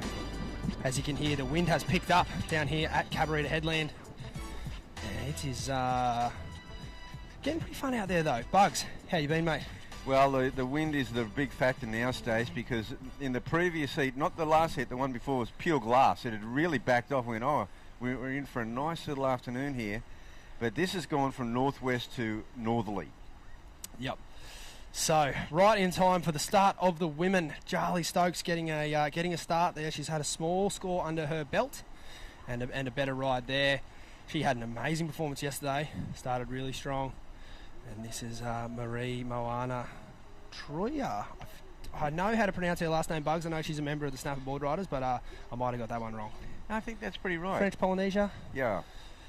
But then, yeah, living in Australia now for the last, few years. Oh, for a long, long time. Yeah, she's a fantastic surfer. And she had a good heat the other day. Yeah, she had a really strong heat. In fact, she beat Macy. That is a big heat. Up and riding now in the green, this is Gabby Spake. Bit of lump and bump on this one. And unable to complete a second manoeuvre there. So what happens there with Marie actually beating the number one seed? She actually assumes that the red singlet in the number one seed position. Absolutely, that's the bonus that goes with it, I guess. I think sort of Dane Henry had a bit of a similar run in the men's draw, although no, that is actually untrue. He was up against Ethan Ewing, who on paper is the number one seed, but Ethan was actually a late entry. But yeah, I see what you're saying there, Bugs. Macy was the genuine number one seed as well as being on paper the number one seed, and Marie has taken her spot, and not that it gets any easier moving through to the round of 32. Every heat now is absolutely stacked, so she has got a big battle on her hands here up against Ellie Harrison to round out this heat, who will be surfing in the blue. Yeah, this northerly now is going to be the factor. Now, it does sort of create some nice different ribs to a nor'wester. Yes. But the nor'wester was actually making it quite difficult. I was just chatting with young Zali Kelly down there, and she made a pretty good comment, actually. I thought it's very spot on. It looks exactly like last year, but we're just on the point, not on the beach, as we see up and riding. Ellie Harrison, beautiful front side turn there. She got a 5.17 for one carve in her earlier round, so she's obviously got a strong rail game there and a nice finish there. So stoked to get one on the board early. It definitely helps. Charlie Stokes' first ride was a 4.17.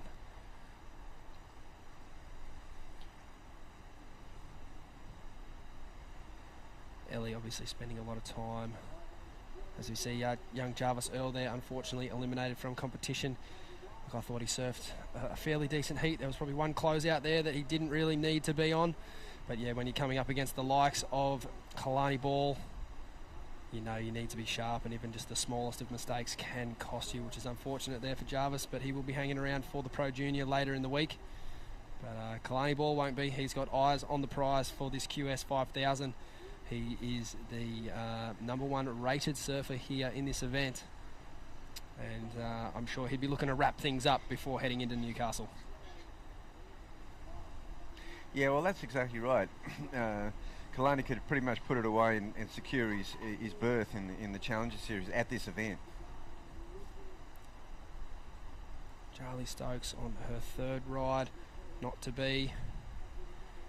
Got a coach down there, Tim Just. They've been dissecting the bank. It's look, on paper we had the high tide at 12:30, but just walking down on the sand then, I think it might already be starting to have run out by half an hour or so. So hopefully we'll see conditions improve out on this back bank. And yeah, like you said, with this northerly wind puffing up, I think surfers like Sierra Kerr, Zali, Kelly, and anyone else that I'm forgetting, forgive me, but anyone that's got an aerial repertoire in their game, I think they'll be pretty stoked to see it. Macy Callahan staying hydrated there. Her partner Sheldon Simkus did well yesterday. Stoked to get a big heat win under his belt, he said. And he surfed a clever heat. There wasn't a lot of opportunity, but he made the most of what he had. And he won't be surfing today. We've got women's action for the rest of the day. So this is heat 1 of the round of 32. We do have 8 heats. And yeah, Bugs, I think you asked earlier about Marie's position here. Obviously, she would be in the Hawaii, Tahiti, Nui region, given her birth certificate. But obviously living in Australia, I think the WSL have an option. I'm happy to be corrected here, but I think they have an option where you can almost rescind not your nationality, but your allegiance to a region, and then you can compete in this region. You can't do both. So I believe that is the case. I certainly hope so for her. I'd love to see her, get a chance at surfing all these events, and as we see Gabby Spake up and riding there. But there's a few surfers in similar positions. Obviously, Australia, a beautiful place to live, and a lot of people working here, studying here, and a lot of them quality surfers, and they want to be doing these events, and Marie's one of them. So I think that is an option for her, but I will follow up on that and check.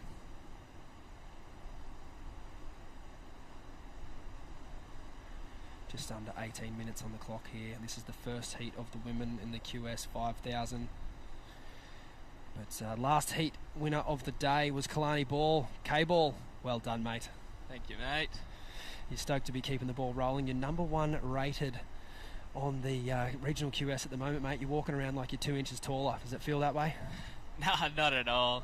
Anyone can take it at this point, especially in these last 2 events. So I'm just going to do my best to try and get to the finals series again, and keep adding to the point board. Mate, you had a sniff at the Challenger Series last year. Walk us through that experience, mate.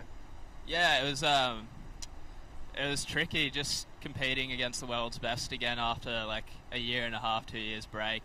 The first few events I kind of struggled, but brought it home in Hawaii and had a pretty good run in that event. So just gave me a lot of confidence for this year going ahead and trying to get back there. Absolutely, mate. If I'm honest, I would have pegged you for a huge result through that European leg. Obviously didn't go your way, but you certainly strapped your bootlaces up at Haleiwa. You were one of the form surfers of the event. Congratulations on that, and share that experience with us. Yeah, even just like before the event, I was on the alternate list like going into it, and but I just wanted to stick around in Hawaii and cheer the other boys on because they were all really close to qualifying, and a bunch of them did. But got in like the day before the event, and I knew it was a super big task to qualify. I had to make the final and win, but it was amazing just to surf against the world's best and come away with a 5th place. Yeah, absolutely, mate. Any time you can get a semi-final or bigger result like that in Hawaii, it speaks volumes of your character and your surfing ability, so well done on that. We obviously had a few gentlemen qualify out of that pack and are now doing really well on the World Tour. Obviously, Jacko Baker and Callum Robson, to name a few. That must be inspiring, mate. Yeah, definitely. So good to see the boys doing well, and Callum and Jacko especially, like putting up some huge numbers. Jacko's been a bit unlucky in a few of his heats, just like having huge scores and just getting pipped at the post, but all the boys have got the surfing there, and I'm looking forward to seeing them through the Aussie leg. Yeah, well, we'd love to see you one day there as well, mate. Stay blessed and have a good afternoon. Thanks, Stace. Good young lad, Kalani. He's a cracking junior career, and now it's great to see him chipping away at the regional QS again, and deserves a spot on the Challenger Series, but he's still got a lot of hard work to do, and he knows that. Yeah, I think he's pretty much on track though. He looks so solid in his heats.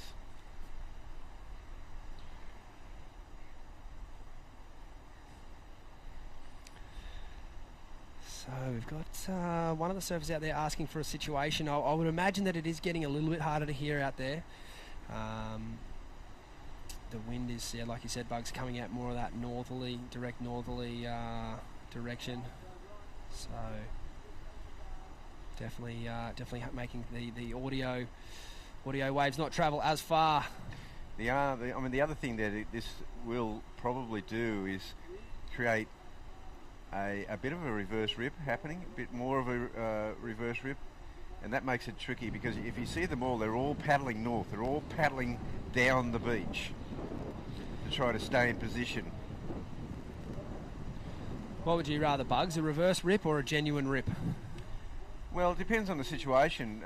If you're 200 metres down the line, you want the escalator ride on the reverse rip, but sometimes the reverse rip, when you're paddling against it, it's really hard to see the waves coming because you're kind of looking over your shoulder. Definitely, yep.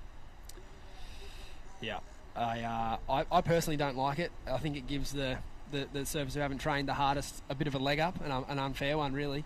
But if you've been training hard in the off season and you get an event, whether it be Bolito or coming up to Snapper at the Challenger Series, if we get a ripping south swell there, it'll definitely show you who's been putting in the hard work and just in the water and out of the water as well, because some of those waves, they're deep behind the rock there at Snapper, but you can't get there if you're not putting in the big ones. As we see Charlie Stokes up and riding, she's looking to better a 3.33. It's going to be right around that number. Everyone getting a start here. Ellie Harrison's best wave is a 3.23. Marie's best wave is a 2.83, and Gabby Spake's best wave a 2.4. So the small requirements everyone's chasing. Ellie's still chasing a situation, so she's eager to know what the update is. She can see the priority board, no drama. That's as clear as day, but you can't always see or hear, what the commentator's saying, particularly in between sets. So yeah, she's just getting an update there.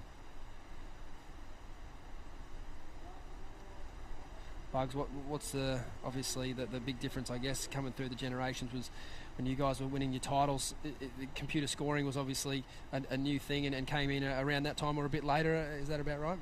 Oh, it came in later. It all came in later, mate. So you're surfing purely on feel? No, you wouldn't believe it. The very, very, very, very first computer heat was a tournament anyway. I was in heated with Tom Curran in Atlantic City on the Atlantic East Coast. City. You go to the Cass after that? And I got I actually got a perfect 10. It was the perfect 10, and this guy, classic guy, the late George Stokes, he had the computer. It was a big old thing, and it had this printout on this big sheet of paper, and it had all the judges' scores, and it had 10, 10, 10, 10. Yes. It was really cool. So I do remember that well. That was in, that would have been in 1982. Cool. So that's a totally different ball game. I'd like to think a surfer like Geordie Smith might already have a world title by now if it was no computer scoring. Yeah, I mean, Geordie, he so should have a world title, really. I mean, the guy is such a brilliant surfer. I do think he's had a little bit of an issue with not putting an entire year-long campaign together. Definitely. There's been a few too many, mountains and valleys.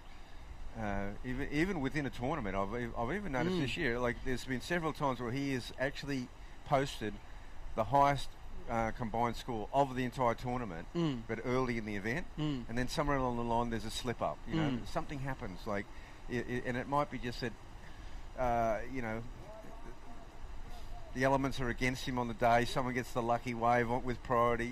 Just those things that can happen in competition. Definitely. Yep. No, he's certainly got all the skills, and even more recently in the last few years, spending a lot of time in Hawaii, living there, owning property there, and spending a lot of time out at Pipeline, and it's showing in his development out there. I think his best result out there is a semi-final finish, but prior to that, I don't think he'd really been out of round 3 too often. So No. he's definitely filling in his weaknesses, even in the later stages of his career. And I think he could definitely, with the events, the World Title Showdown now finishing at Trestles, he's won out there in the past. So it's a great chance for him as we see Marie up and riding now, just a little bit late to the lip there.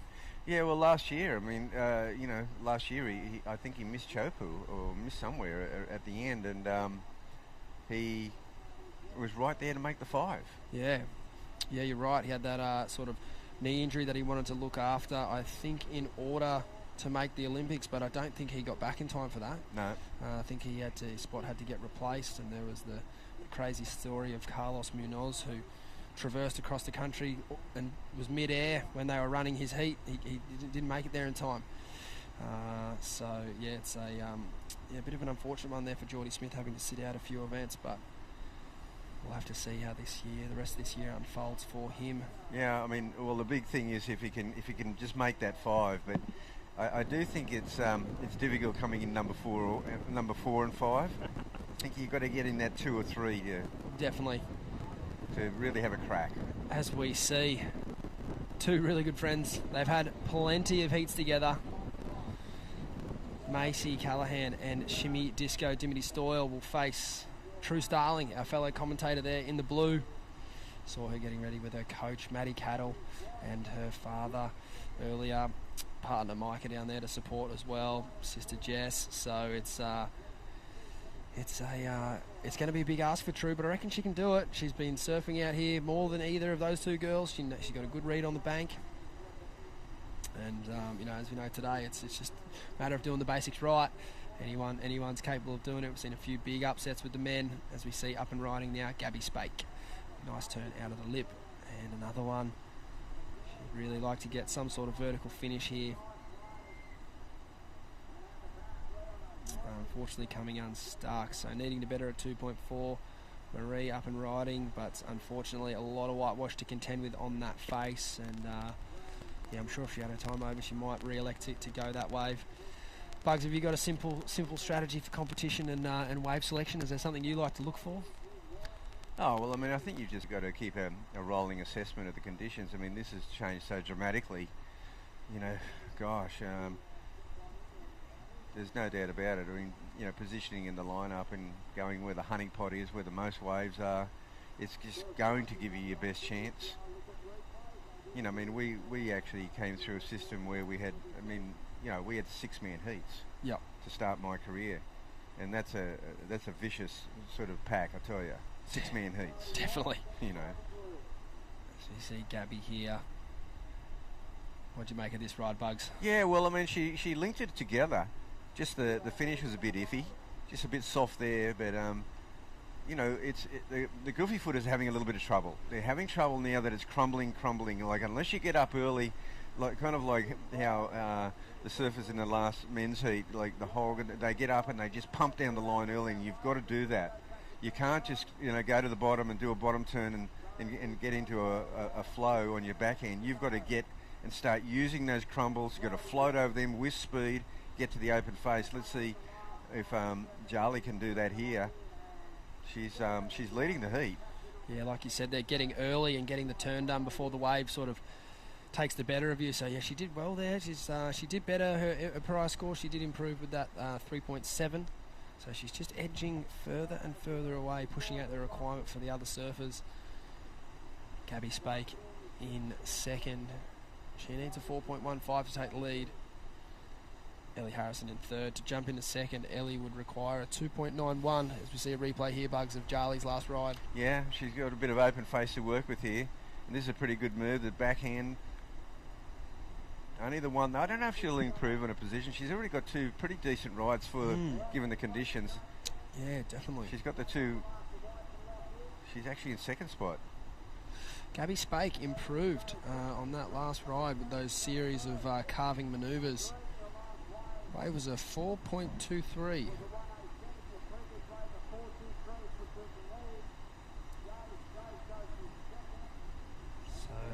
Gabby Spake has rocketed it up to the lead, which has now made the surfers in third and fourth task a lot harder. Yeah.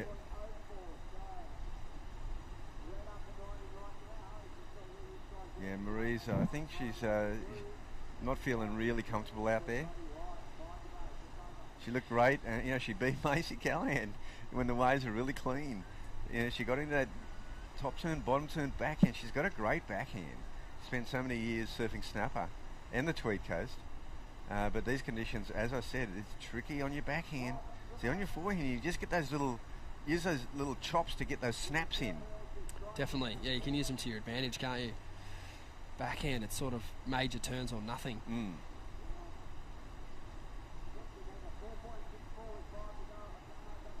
But Cabba has been the wave magnet. I mean, everywhere else, even yesterday up the coast was small, and there was still 5-foot sets here yesterday afternoon. There was, yeah.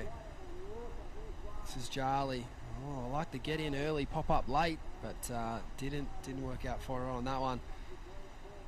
She makes her way back out. There's just under 5 minutes remaining, so the surfers in third and fourth, Ellie Harrison and Marie Troya, they need decent rides. A 5.04 is the requirement for Marie, and a 4.64 for Ellie Harrison. It's look, small scores in the 10-point scale, but on today's expectations and possibilities, that's they're good numbers. As we see a bit of a slip up there from Ellie. She'll make her way back out the back and look to try and rectify that as quickly as possible. Who you like in the next one, Bugs? We got Macy, True, Dimity Stoyle and Ellie Brooks. That is absolutely one of the heats of the event. It really is. Ellie Brooks is one of the highest score in the early round. Ellie got some big scores. And, but, Macy, she had a pretty quiet first round heat.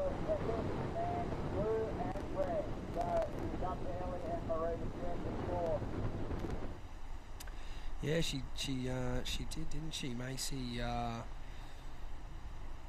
Getting second there, obviously, to Marie, which is an upset for sure. And well done there to Marie.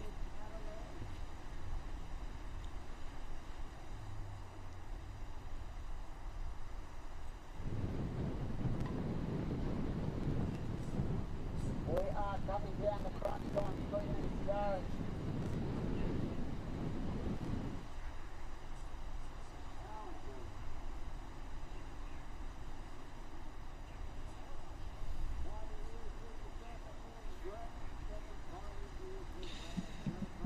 Here she is again, up and riding, just getting clarification on her situation, which is sort of, it is what we mentioned earlier, with actually a nice turn there, chasing down a 5.04. I think that turn needed to be a little bit cleaner. She finishes it nonetheless. She will have enough time to get back out there and get one wave. But yeah, Bugs, as we were alluding to earlier, Marie still obviously surf under the French Polynesian flag, but she will be a full-time member of this region. She's able to accumulate points, she's able to qualify for the Challenger Series, and she is a part of the Australasia regional series, which is fantastic news for her, and there's many other surfers in her position as well. Yeah, well, this is her best wave. It's a big wave, and she got clear of those first sections. If she hadn't got caught up on that one, I think she was in line to get a pretty good score. Definitely. She should be able to find the green face there. That's been, like you said, hard to find for the backsiders. This is Ellie Harrison. This will be one of potentially her last swings of the dice. She's found the little roll in. Beautiful carve there. Her go-to manoeuvre. And another one driving through on the back foot there. Looking for a finish. She needs a 4.64. I'm going to go out on a limb and say that's not enough. She was on her way, but she needed a big finish there, and not the case on this occasion.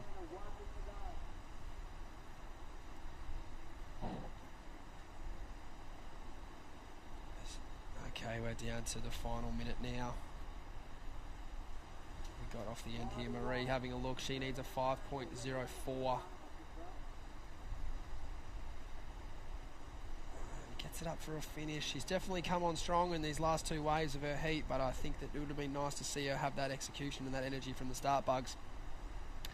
Yeah, I just don't think she ever felt comfortable out there. Marie just needed a nice, clean, open face to really, show her wares and the sort of form that she was able to win that first heat against Macy. These conditions have kind of gone against her. Look, she's still got some good moves. If she'd finished that first wave off like she finished that one off, she might have got the 5. Definitely. So she's trying all the way, though. She's giving it all her best. 10 seconds remaining, unless there's some sort of miracle shore break there that pops up for her. That'll be all she wrote. But Ellie Harrison looking out the back here. Hard to tell from the booth. It looked like that was just up, but it looking like it will be inconsequential score for Ellie Harrison there. So the results unofficially: Gabby Spake taking that one out. Charlie Stokes in second. Marie Troya in third. And in fourth, Ellie Harrison. So back to the drawing board for those girls. We'll see them down in Newcastle. We're going to take a quick break here, and we're back with the Super Heat. Heat number 2, round of 64, coming up at the Oakberry Tweed Coast Pro.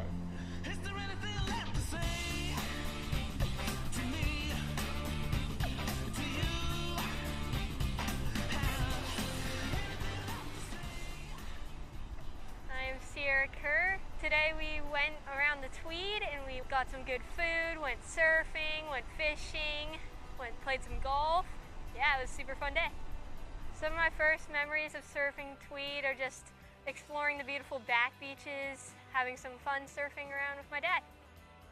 All the beaches all the way down the Tweed coast are just coves with headland after headland, and it's just so beautiful. This whole Tweed coast region is very, very special to me.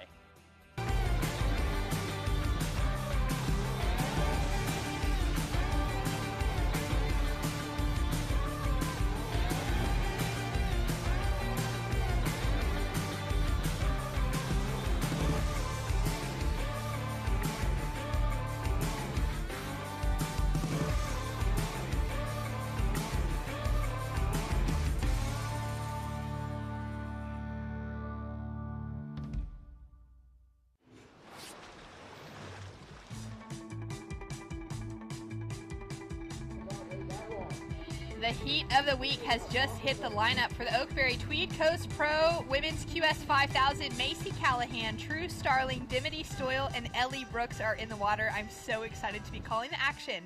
Shannon Hughes here alongside Stace Galbraith. And getting off to a quick start, Stace Macy up into the lip on that first turn. Makes a smooth transition into the second. And she'll put that first score on the board. I've said it before throughout this event, not too many times though, because I reserve this comment for rare occasions, special occasions, but that was CT speed.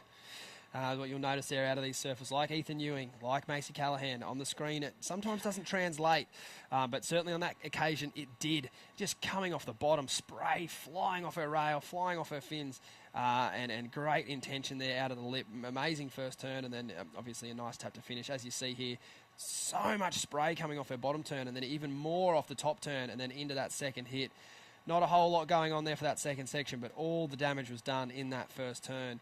And, if you're Dimity, True, and Ellie, as experienced and as good a surfers as they are, Macy Callahan definitely looks like the one to beat at this stage. Up and riding, Ellie Brooks on her backhand attack into that first snap, and the second one now. She'll have to kick out with the 2 turns on offer.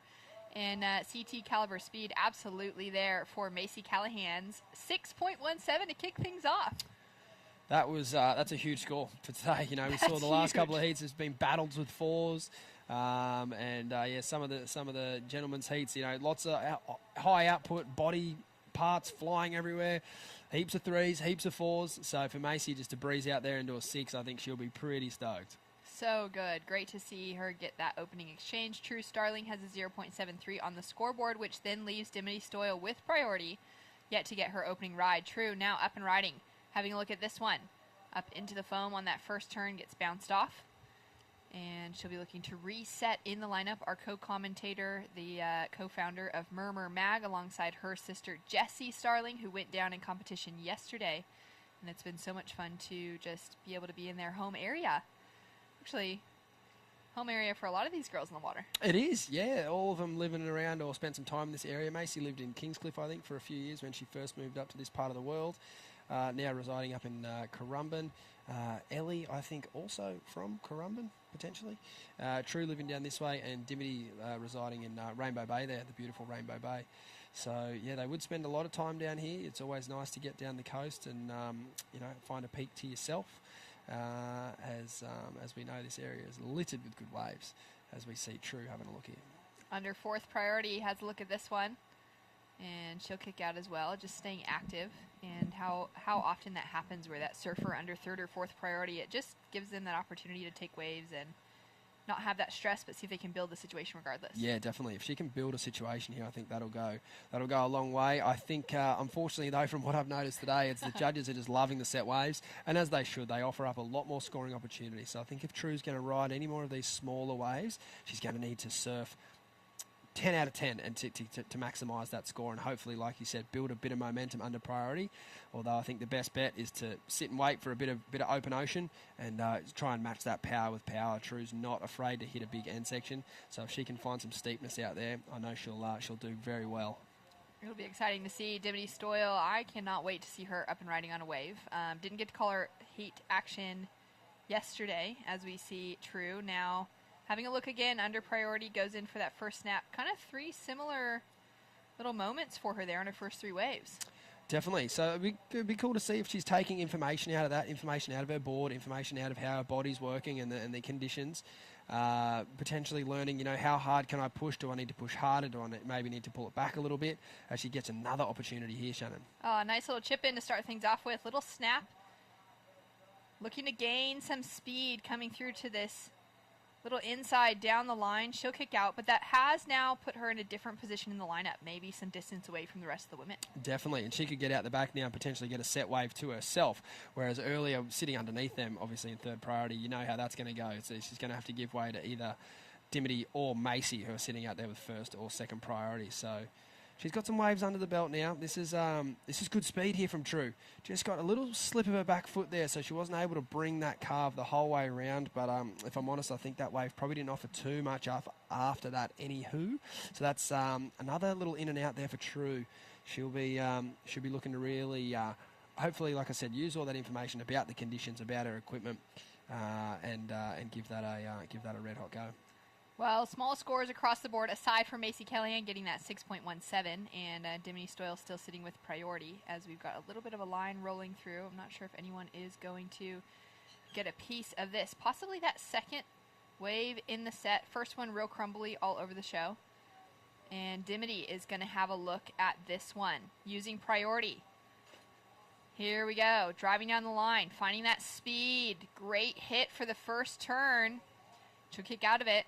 And as we wait for the scores to roll through for first of Dimity Stoyle, we saw a great heat executed from Gabby Spake. Gabby at Shannon Hughes and Stace Galbraith here in the booth. Congratulations on a big win. You must be stoked. Yeah, I'm super stoked. Thank you. Wow. Talk to me about that heat and finding the scores you needed at the end. It was super hard out there. I couldn't hear anything, so I was just trying to get any wave I could. But yeah. So talk to me about the equipment that you're riding this week. I'm riding a Timothy Patterson board. They're pretty good. I'm not sure what the model is, but... IF15 maybe, Italy board? Yeah, I think so. Yeah, the I-15. Not a bad pick to be riding the same thing as Italo Ferreira, the Olympic gold medalist, world champion. Talk to me, are you traveling with anyone this week? Who are you staying with? I'm staying with Coco Cans and her mum, Carol. Yeah, it's been super good. That's been very kind to have me, so super stoked. So fun. And is there anyone you're working with behind the scenes on coaching or anything? Yeah, Matt Cattle. He's down at the beach here coaching me every heat, so super good to have him before heats and stuff. Stoked. Well, you've locked yourself a spot into the round of 16 at a QS 5000. That is huge. Thank you. Super stoked. Congratulations, and we'll see you in the next round. Thanks. That is a very stoked Gabby Spake. Super stoked. Super stoked. Super stoked. Love it. Classic.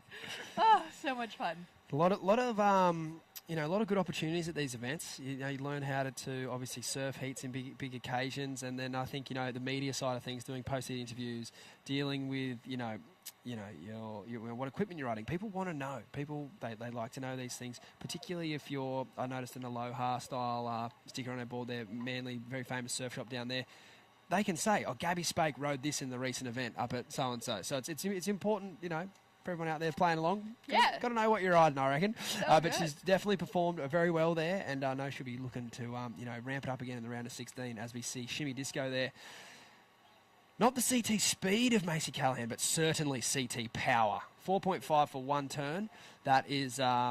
That's a good signal of what the judges really want to see. That they would rather see you do one big turn on a set wave than, say, a smaller wave with multiple manoeuvres. So that's a great start there for Dimity. Oh, absolutely. And I just can't get past Dimity surfing in surfing, surfing exclamation point, the film. Yes, the film. To me, that was, the funnest film with Macy in there and Steph and Tyler and Nikki and all of them just getting some really great waves. To me, Dimity's surfing in that was the standout. I think so too. It was the absolute And she just standout. laughs every time you tell her that. She's like, no, I was in a movie with Steph Gilmore. I'm like, yeah, you blew her out of the water. Yeah, you absolutely smoked her. And Steph's incredible and surfed so great and Yeah. beautiful and stylish. But to me, it was just like, Dimity, this is the kind of surfing Yeah. the world wants to see. Please give us more of that. Definitely, yeah. I definitely think she belongs on the world tour. I think, there's definitely a spot for her there if she wants to get after it. She's probably got, self-admittedly, a bit of a quarterfinal rut. She's the absolute queen of the quarterfinals, and I know we're a few heats away from that now, so I won't get too far ahead of myself, but I know she'd like to crack a big result. I definitely think she's got the surfing to do it. As you see here, Ellie up and riding. Dimity just took a look off that one off the end, but didn't go, so she will go up to first priority. Okay. And Macy Callahan in the second priority. True Starling into third. And continuing on the conversation of surfing, as we see Ellie Brooks duck dive this, I listened to the new Surfers Journal podcast, Yes. Soundings, with Jamie Brissick, as we take some live action now. For Macy's going to have to give way to Dimity Stoyle. That was an interesting Beautiful move. first turn. Great work from Dimity. Connects a couple together for that combination. And we're going to have some scores coming through. And in that conversation, Steph Gilmore, Jamie Brissick interviewed Steph as his first interviewee on the podcast. I'm not sure if you had a chance to I haven't listen listened to that one yet, no, but he's had a couple of awesome guests so far. So good. Dane Reynolds was his last one, Yep. I think episode number 4. And really cool, because I feel like Steph, we don't get an insight to her mind all that often. No. Posty interviews. Other than that, Yeah. there's just not that much. She's pretty elusive. She's pretty elusive, Yep. and it was really fun to listen to some things. And she said that all of the girls, when they were putting together surfing, they were all doubting if they surf well enough to put together a surf film, which to me is just unbelievable as we take a look at this replay. A really interesting situation there. And I'll go into it in a little bit more detail. Please break it if we down. can get a replay.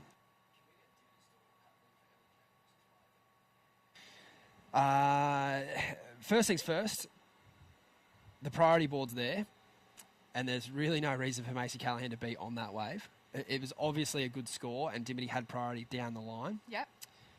That's the matter of fact of the situation. Okay. But the reason why I think Macy had a little bit of doubt in her mind is that Dimity actually paddled for a wave of Ellie J. Brooks's earlier in that heat.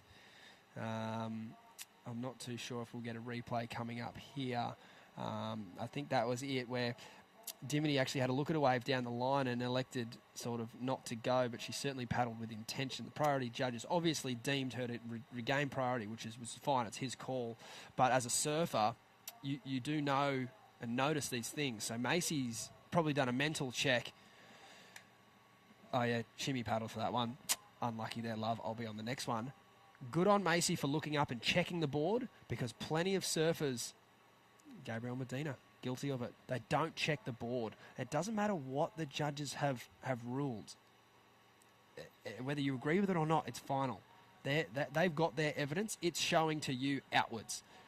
White first priority, red second. So Macy did extremely well there to check the board, I would guess, at the last second and get out of Dimity's way. But I could also forgive her for wanting to be a part of that wave, because I think in her mind she thought she had priority, and I don't blame her. Yeah, that's such an interesting situation, and it is so good that she checked it, because she could have definitely just driven down the line and thought, oh, Dimity's made the mistake, I'm going to keep going, and, end of it there. Dimity dropped in a 5.5 for that score, so it could have been another good score for Macy, but goes to Dimity instead, and now those two are locking themselves into that 10-point plus heat range. Definitely, and it's going to be a very hard task now for Ellie and True. The good news is for them, they have first and second priority. The stressful news, they get one more chance, I'm claiming. Even though there's 12 minutes to go, this next opportunity for both of these surfers needs to be up in that 6-point range. Otherwise, Shimmy Disco and Macy, they'll just be like boa constrictors. They're not going to let them get an inch. And it's not because they're friends. They're all friends in this heat. It's just because with the two top seeds, you could say, in first and second, they will hold first and second priority once the next exchange goes down, as we see True here. True staying active. She's caught a few waves like that under priority, but without being able to find something that offers her even a first section. I definitely think if she had her time over again, she would probably elect not to go that wave. Now going into fourth priority, as I mentioned, it's sort of playing out in real time here. Now the next best wave will go to Ellie, and after that it'll go to Macy, and True won't even get a look at it. So it's a bit of a mistake there from True. I did not see 2 turns in that wave from our angle. Maybe she saw something different, but I think that wave was always going to be a tough ask to get a major score on. Well, I would have to say that this heat is living up to the hype that we walked into it with. Definitely. Seeing the names stacked, knowing we were going to see some of those solid scores coming through quick off the gates, and the expectation there, and then all the pressure and all those little nuances unfolding as the conditions are super tricky. True Starling taking a look again under priority now, just, going down the line. Nice snap to start off with, looking for that finishing section. That's better, True. Definitely an important one to finish off. 100%. She needed that score desperately. She needs to chip away at that 8-point requirement. We've only seen 1.85 this whole event from the women. So I think, and with the conditions the way they are, I don't know there's too many 8-point rights out there, but there's plenty of 4s, plenty of 5s, a couple of 6s. So if she can start chipping away at that number, it's going to be, the requirement is going to be a lot more achievable. And that's got nothing to do with True's ability. It's just the conditions and what they're offering. I just haven't seen too many 8-point rides this afternoon. Yeah, it's been a tough ask, that's for sure, given the waves that we've seen coming through as we take a look at True. I like the idea that she kind of went down the line, got her speed first before she decided to turn, and then got those 2 turns close together. There wasn't too much downtime in between the first turn and the closeout section. So that was a well-ridden wave and a 4.67. So she's well and truly chipped away at that number now. To overtake Dimity Store, she only needs a 5.34. And, that was a small inside wave. So she's done well there. Kind of like what we're talking about earlier. If you're going to go one of those smaller waves, you need to oversurf it. And she did. She did very, very well. All right, so she's right back in that equation, chasing that 5.34 to take the advancing position. Any other pearls of gold from Steph? Oh, just the fact that she said she was doubting. Personal doubt on whether or not her surfing was good enough to put out to the world. Yeah, because they weren't crazy, charging huge, crazy 7-time barrels, world champ. getting the airs of Italo. Like, she was throwing out that comparison game with the guys. And what I felt like, and where they kind of came to the equation and the solution was just like, they're surfing and they're having fun. Yeah. And they're going to put it out there anyways. Yeah, it's really, it's almost sad to think that they went through that decision process, because I think surfing is so much more than, and Steph knows that. She knows. She has the gift of style and competitive prowess. Not too many people in the world have that. So she definitely, she could have gone down the Craig Anderson, Dane Reynolds route if she wanted to. And she kind of has done both in a way. 7 world titles, which is probably the most, culturally diverse surfer we have on the world tour. I don't think anyone ticks as many boxes as Steph as far as, marketability and ability on the wave face. Like, she's just unbelievable. So, yeah, it's kind of sad to think they had doubt about putting that out, because the film, for all of them, they are all ripping. It's absolutely incredible. So, and it was hopefully we see more of it, Hopefully that could just be version 1. That's what I'm hoping for, is just that they've got this now, knowing, okay, in the free time that they have, if they're just banking some clips, start putting it together, saving it, finding the really good ones. Definitely. Even if it's over a couple of years. Like, let's just put some of that footage out that's outside of the jersey. Definitely. And then for the surfing that they were putting forward in really kind of fun conditions, they got some cruisy barrels, like a lot of really good creative surfing and style that came through in it. Yeah.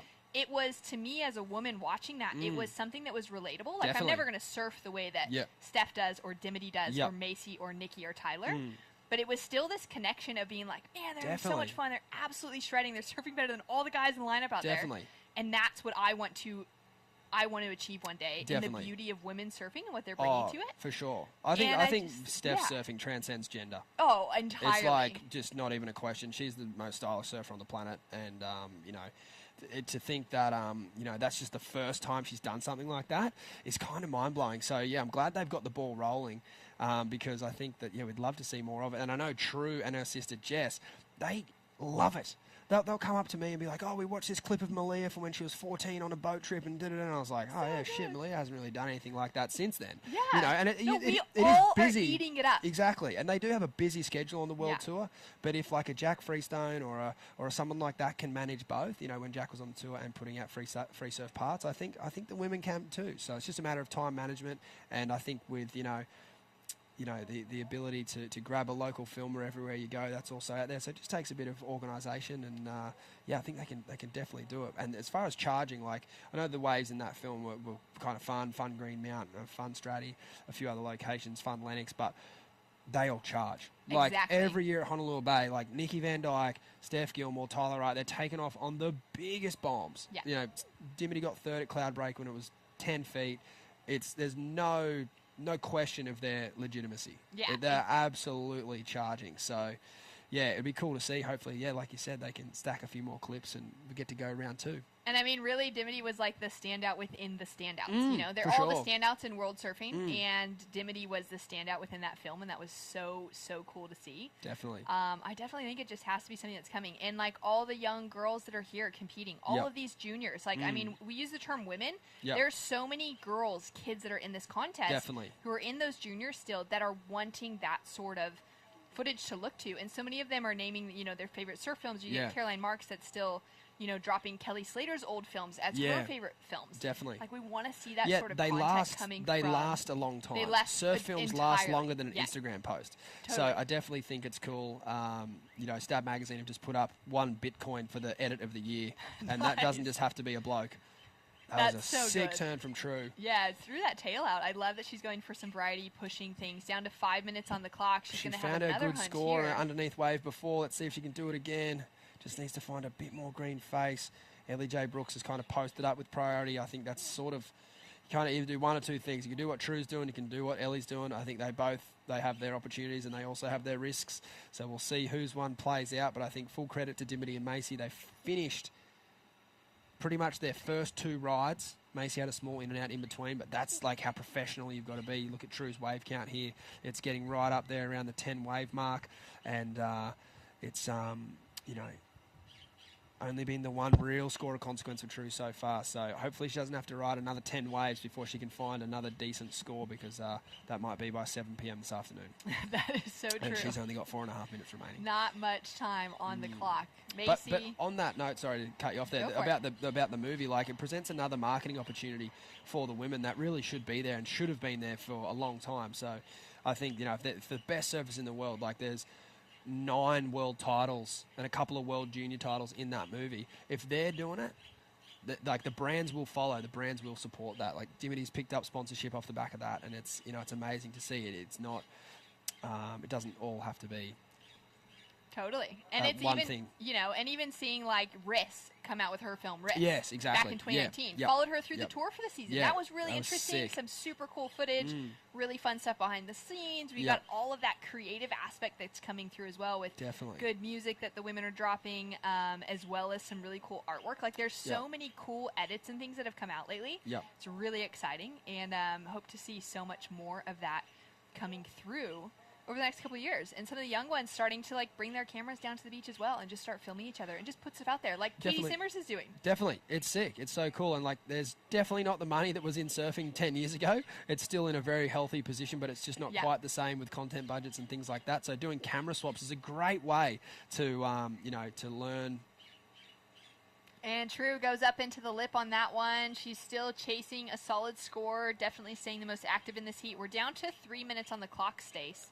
And, man, Macy and Dimity did well to start things off quickly. Ellie Brooks has been sitting with priority for quite a while. She's chasing a 6.67, though, to take that advancing position. It's, look, it's definitely some surfers' strengths to be able to do that, to be able to sit and wait. I think Ellie's definitely one of those surfers, but it has been a long, long time since she stood up or even looked at a wave. So, it's going to be interesting to see how this final 2.5 minutes plays out. I love the strategy, though, because if you go on the flip side of to say of what True's doing, that hasn't really worked for her yet either. There hasn't been a massive, massive score, which Ellie's chasing, so it's not like she's missed anything. She's waiting for a score slightly higher than what True's looking for. So she'd be keeping tabs on that. If True was chipping away on the inside going 4-5, 4-5, 5-1-3, you know, 5-3-3, gets the score, turns it over, she would then maybe start to think that, but that hasn't happened. So she's still looking for that 6. As you see, the Apex Predators, they're following True down the line, and that's a sign of respect. They know how good True is. Dimity knows, you know, True's capable of getting that score in one big turn.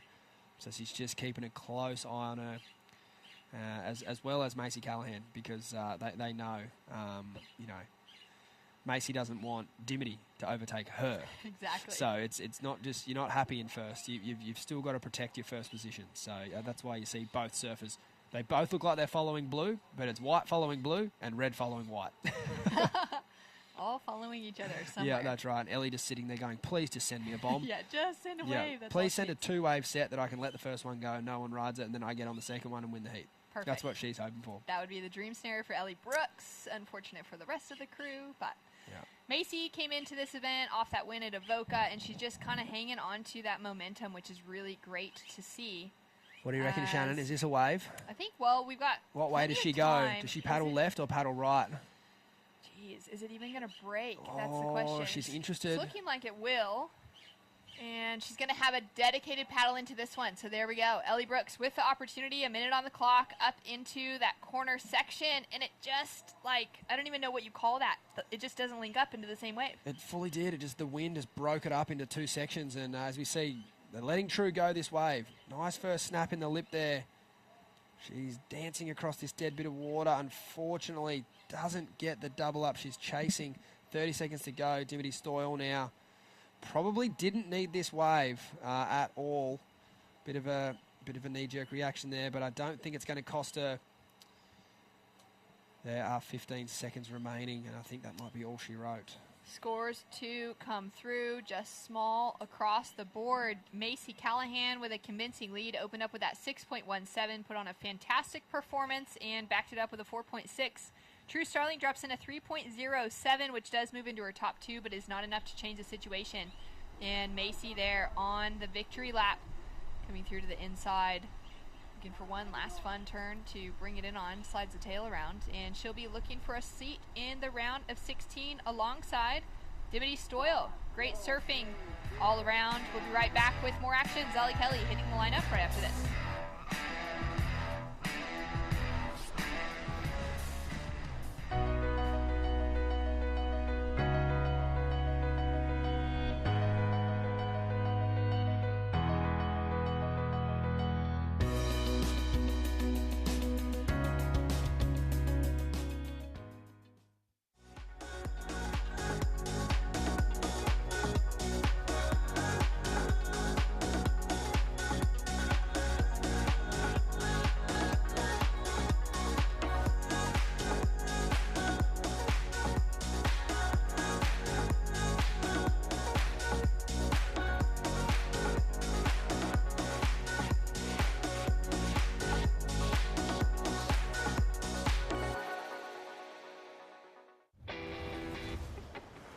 Through my internship at the WSL, plus the personalised experiences and support I have access to at Bond, I know I'm well on the way to becoming the entrepreneur I want to be.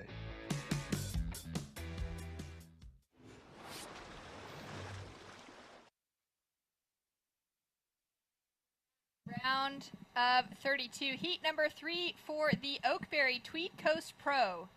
5,000 points on the line. Zali Kelly, Alyssa Locke, Coco Cans, and Bodie Lee Jones with a lot up to grab, especially if they can get on one of those set waves. Shannon Hughes here in the booth alongside of Stace Galbraith. Very excited, Stace. I just seen some snacks, but I'm actually looking for legit food. I think I missed the lunch run. So I'll see how I go. I hope I can get on that program.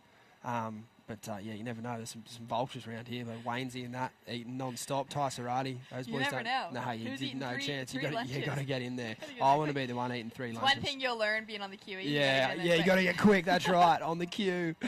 Coco Cans. Up and riding, Coco. Gets that first snap to start things off with, and she'll fall behind the foam on the second snap. And tricky situation. Zali Kelly gets that first turn in, and it just seems like, obviously the waves are all disjointed and all over the place now because that wind swell, but it also just seems like the power has left the equation. Dimity frothing. They're talking about burning each other. We'll get to ask Macy about that priority situation. I've seen Dimity cook people 100 times without priority in heats, so nice to see her get one the other way there. I like being able to hear that too. Yeah. That's good.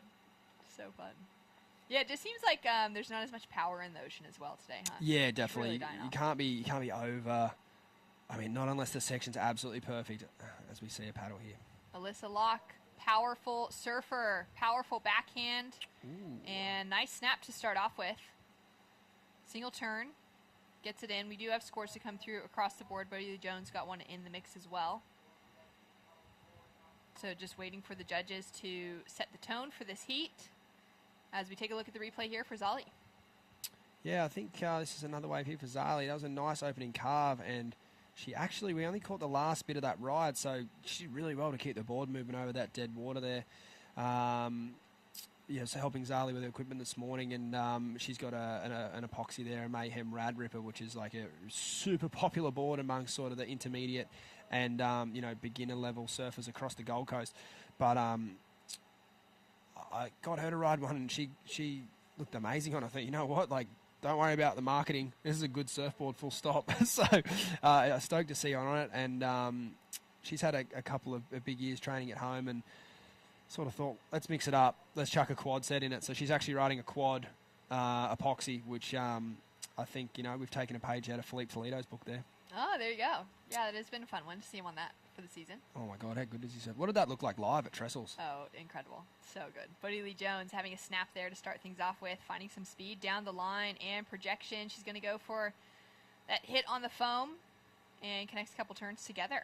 Something I think you don't always pick up on the webcast. As good as the webcasts are, like, it's so cool. We get to watch surfing for free on TV, but being there and seeing a surfer like Philippe Toledo at full speed, it'd be like watching an F1 car go past. Yeah, he's just on another planet. Yeah, it really gives you that understanding of why they're doing what they're doing, why we're doing what we're doing. Yes, 100%. Yeah. No, you're spot on. I think that's probably the main difference between just your everyday good surfer, like you said, out at D-Bar or whatever. They are fantastic, but you compare them to a CT surfer and it's like speed. Everything else is pretty well the same. Arm position, head position, where they're doing their turns, Even how deep they're getting in the barrel sometimes, it can be the same if the wave allows you, as you see Alyssa Locke here. Yeah, nice snap to start things off with. She's going to stick with this and hoping she gets a little reform. I'm claiming equipment change here. Equipment change, there we go. That seems very, very likely.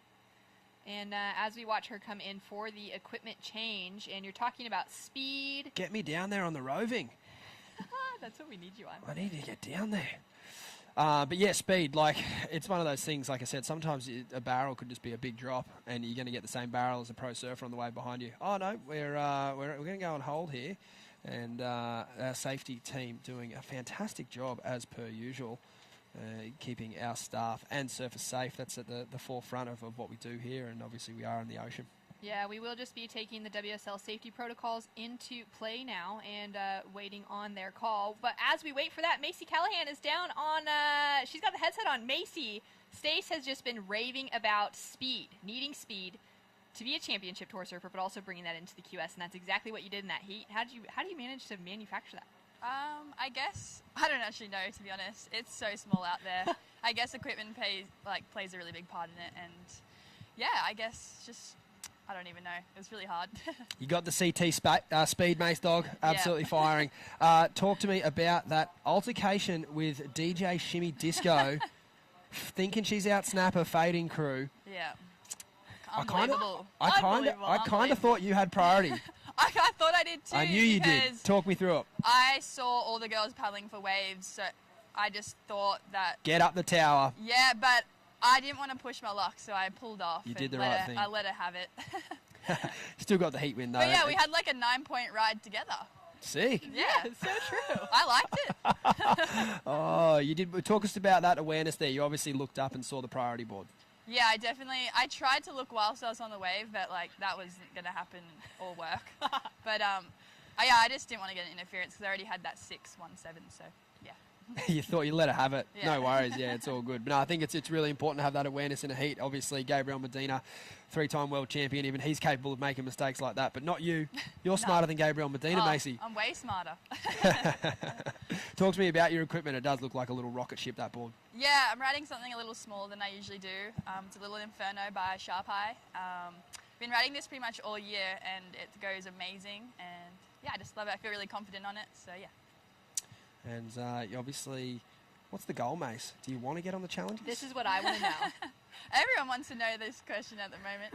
I don't really know. I'm just having fun. I think after a few long years on tour, obviously COVID and everything happening, it was a long year, and I kind of lost myself amongst those championship tour events. But I'm just happy to be back in Oz and competing with my friends and kind of finding that love for surfing again. So yeah, just enjoying my time. And you said to me yesterday you had to find some ways to fill your free time. What else have you been up to besides surfing? Yeah, not a lot, to be honest. A little bit of sleeping, taking some naps? Just, yeah, taking as many naps as I want. But, yeah, I've been doing a lot of surfing. I'm working on a project with Billabong and Dan Scott at the moment, so. Fantastic. Yeah. That's exactly what we want to see. Well, congratulations. Stoked to see you through into the next round. And, yeah. Thank you. Enjoy your afternoon. Thanks, guys. Well, great to have a chat. Classic. Well, we will be on hold here, on a brief hold, as we monitor the situation. And we'll be back with you guys very shortly with an update.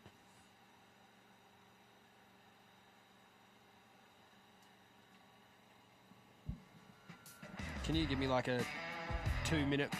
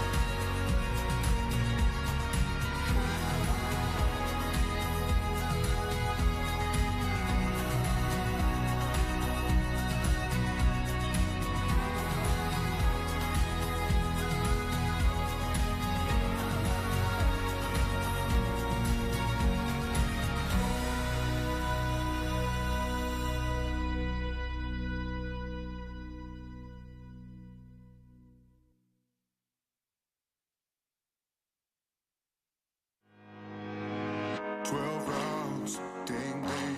Sick and tired of the whole damn thing, yeah. Stick a move in the ring. You can hit me with the words you fling. You're never gonna keep me down. You're never gonna keep me down. No, no, no. You're never gonna keep me down. You're never gonna keep me down. No, no, no. Be lucky if I stick around. Maybe foolish, but I ain't a clown. No, no, no. You're never gonna keep me down. You're never gonna keep me down. No, no, no, no. Got the bell like a king, heavyweight champion of the whole damn thing, yo. Full of gas, full of spin, Jekyll and Hyde, you're the evil twin. You're never gonna keep me down. You're never gonna keep me down. No, no, no. You're never gonna keep me down. You're never gonna keep me down. No, you're never gonna. You're never gonna keep me down. You're never gonna keep me down. No, no, no. You're never gonna keep me down. You're never gonna keep me down. No, no, no. Be lucky if I stick around. Maybe foolish, but I ain't a clown. No, no, no. You're never gonna keep me down. You're never gonna keep me down. No, no, no, no.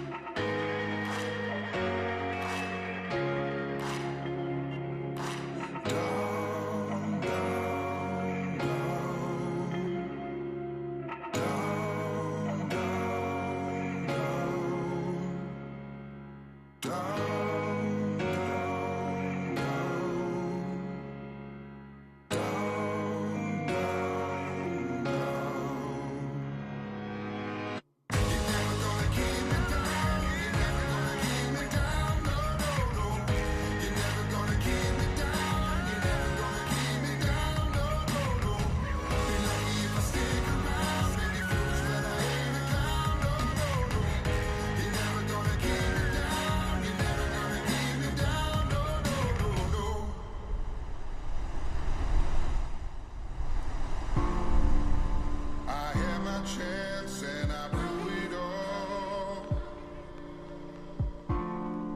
Knew right from the start, written on the wall. If I could press rewind, have it all again. You know I'd be a better man, yeah. And he treats you bad, I'll be a better man, better man, better man. Always makes you mad, I'll be a better man, better man, better man. And it breaks my heart, I'll be a better man, better man, better man. But there's nothing in the world I can do about it now. And now looking back, I was such a fool. Such a fool, such a fool. I threw it all away when I had it all. Had it all, baby. If I could replay my life, do it once again. You know I'd be a better man, yeah. And he treats you bad, I'll be a better man, better man, better man. Always makes you mad, I'll be a better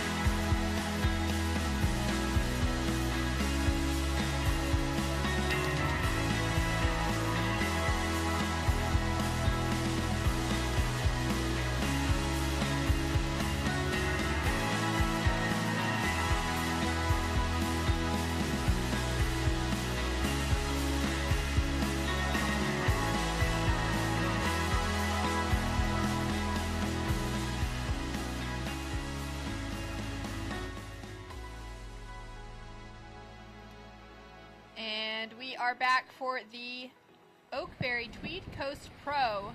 We did have to go on a brief hold as something was spotted out in the lineup. We have followed all of the WSL safety protocols, and of course the safety of our athletes is paramount and to be taken so seriously. Swimming came out of the water. We waited for the allotted time that we needed to clear the lineup, and things are back in action as it has deemed to be safe and clear, and we've got skis out and everyone ready to go for another great heat. So we will be resuming exactly where we left off. 20 minutes, 14 seconds on the clock now for the women. Heading back out into the lineup, Bodie Lee Jones currently sitting in the lead with a 2.93 and a 2.23. Zali Kelly got off to a solid start with a 4.67.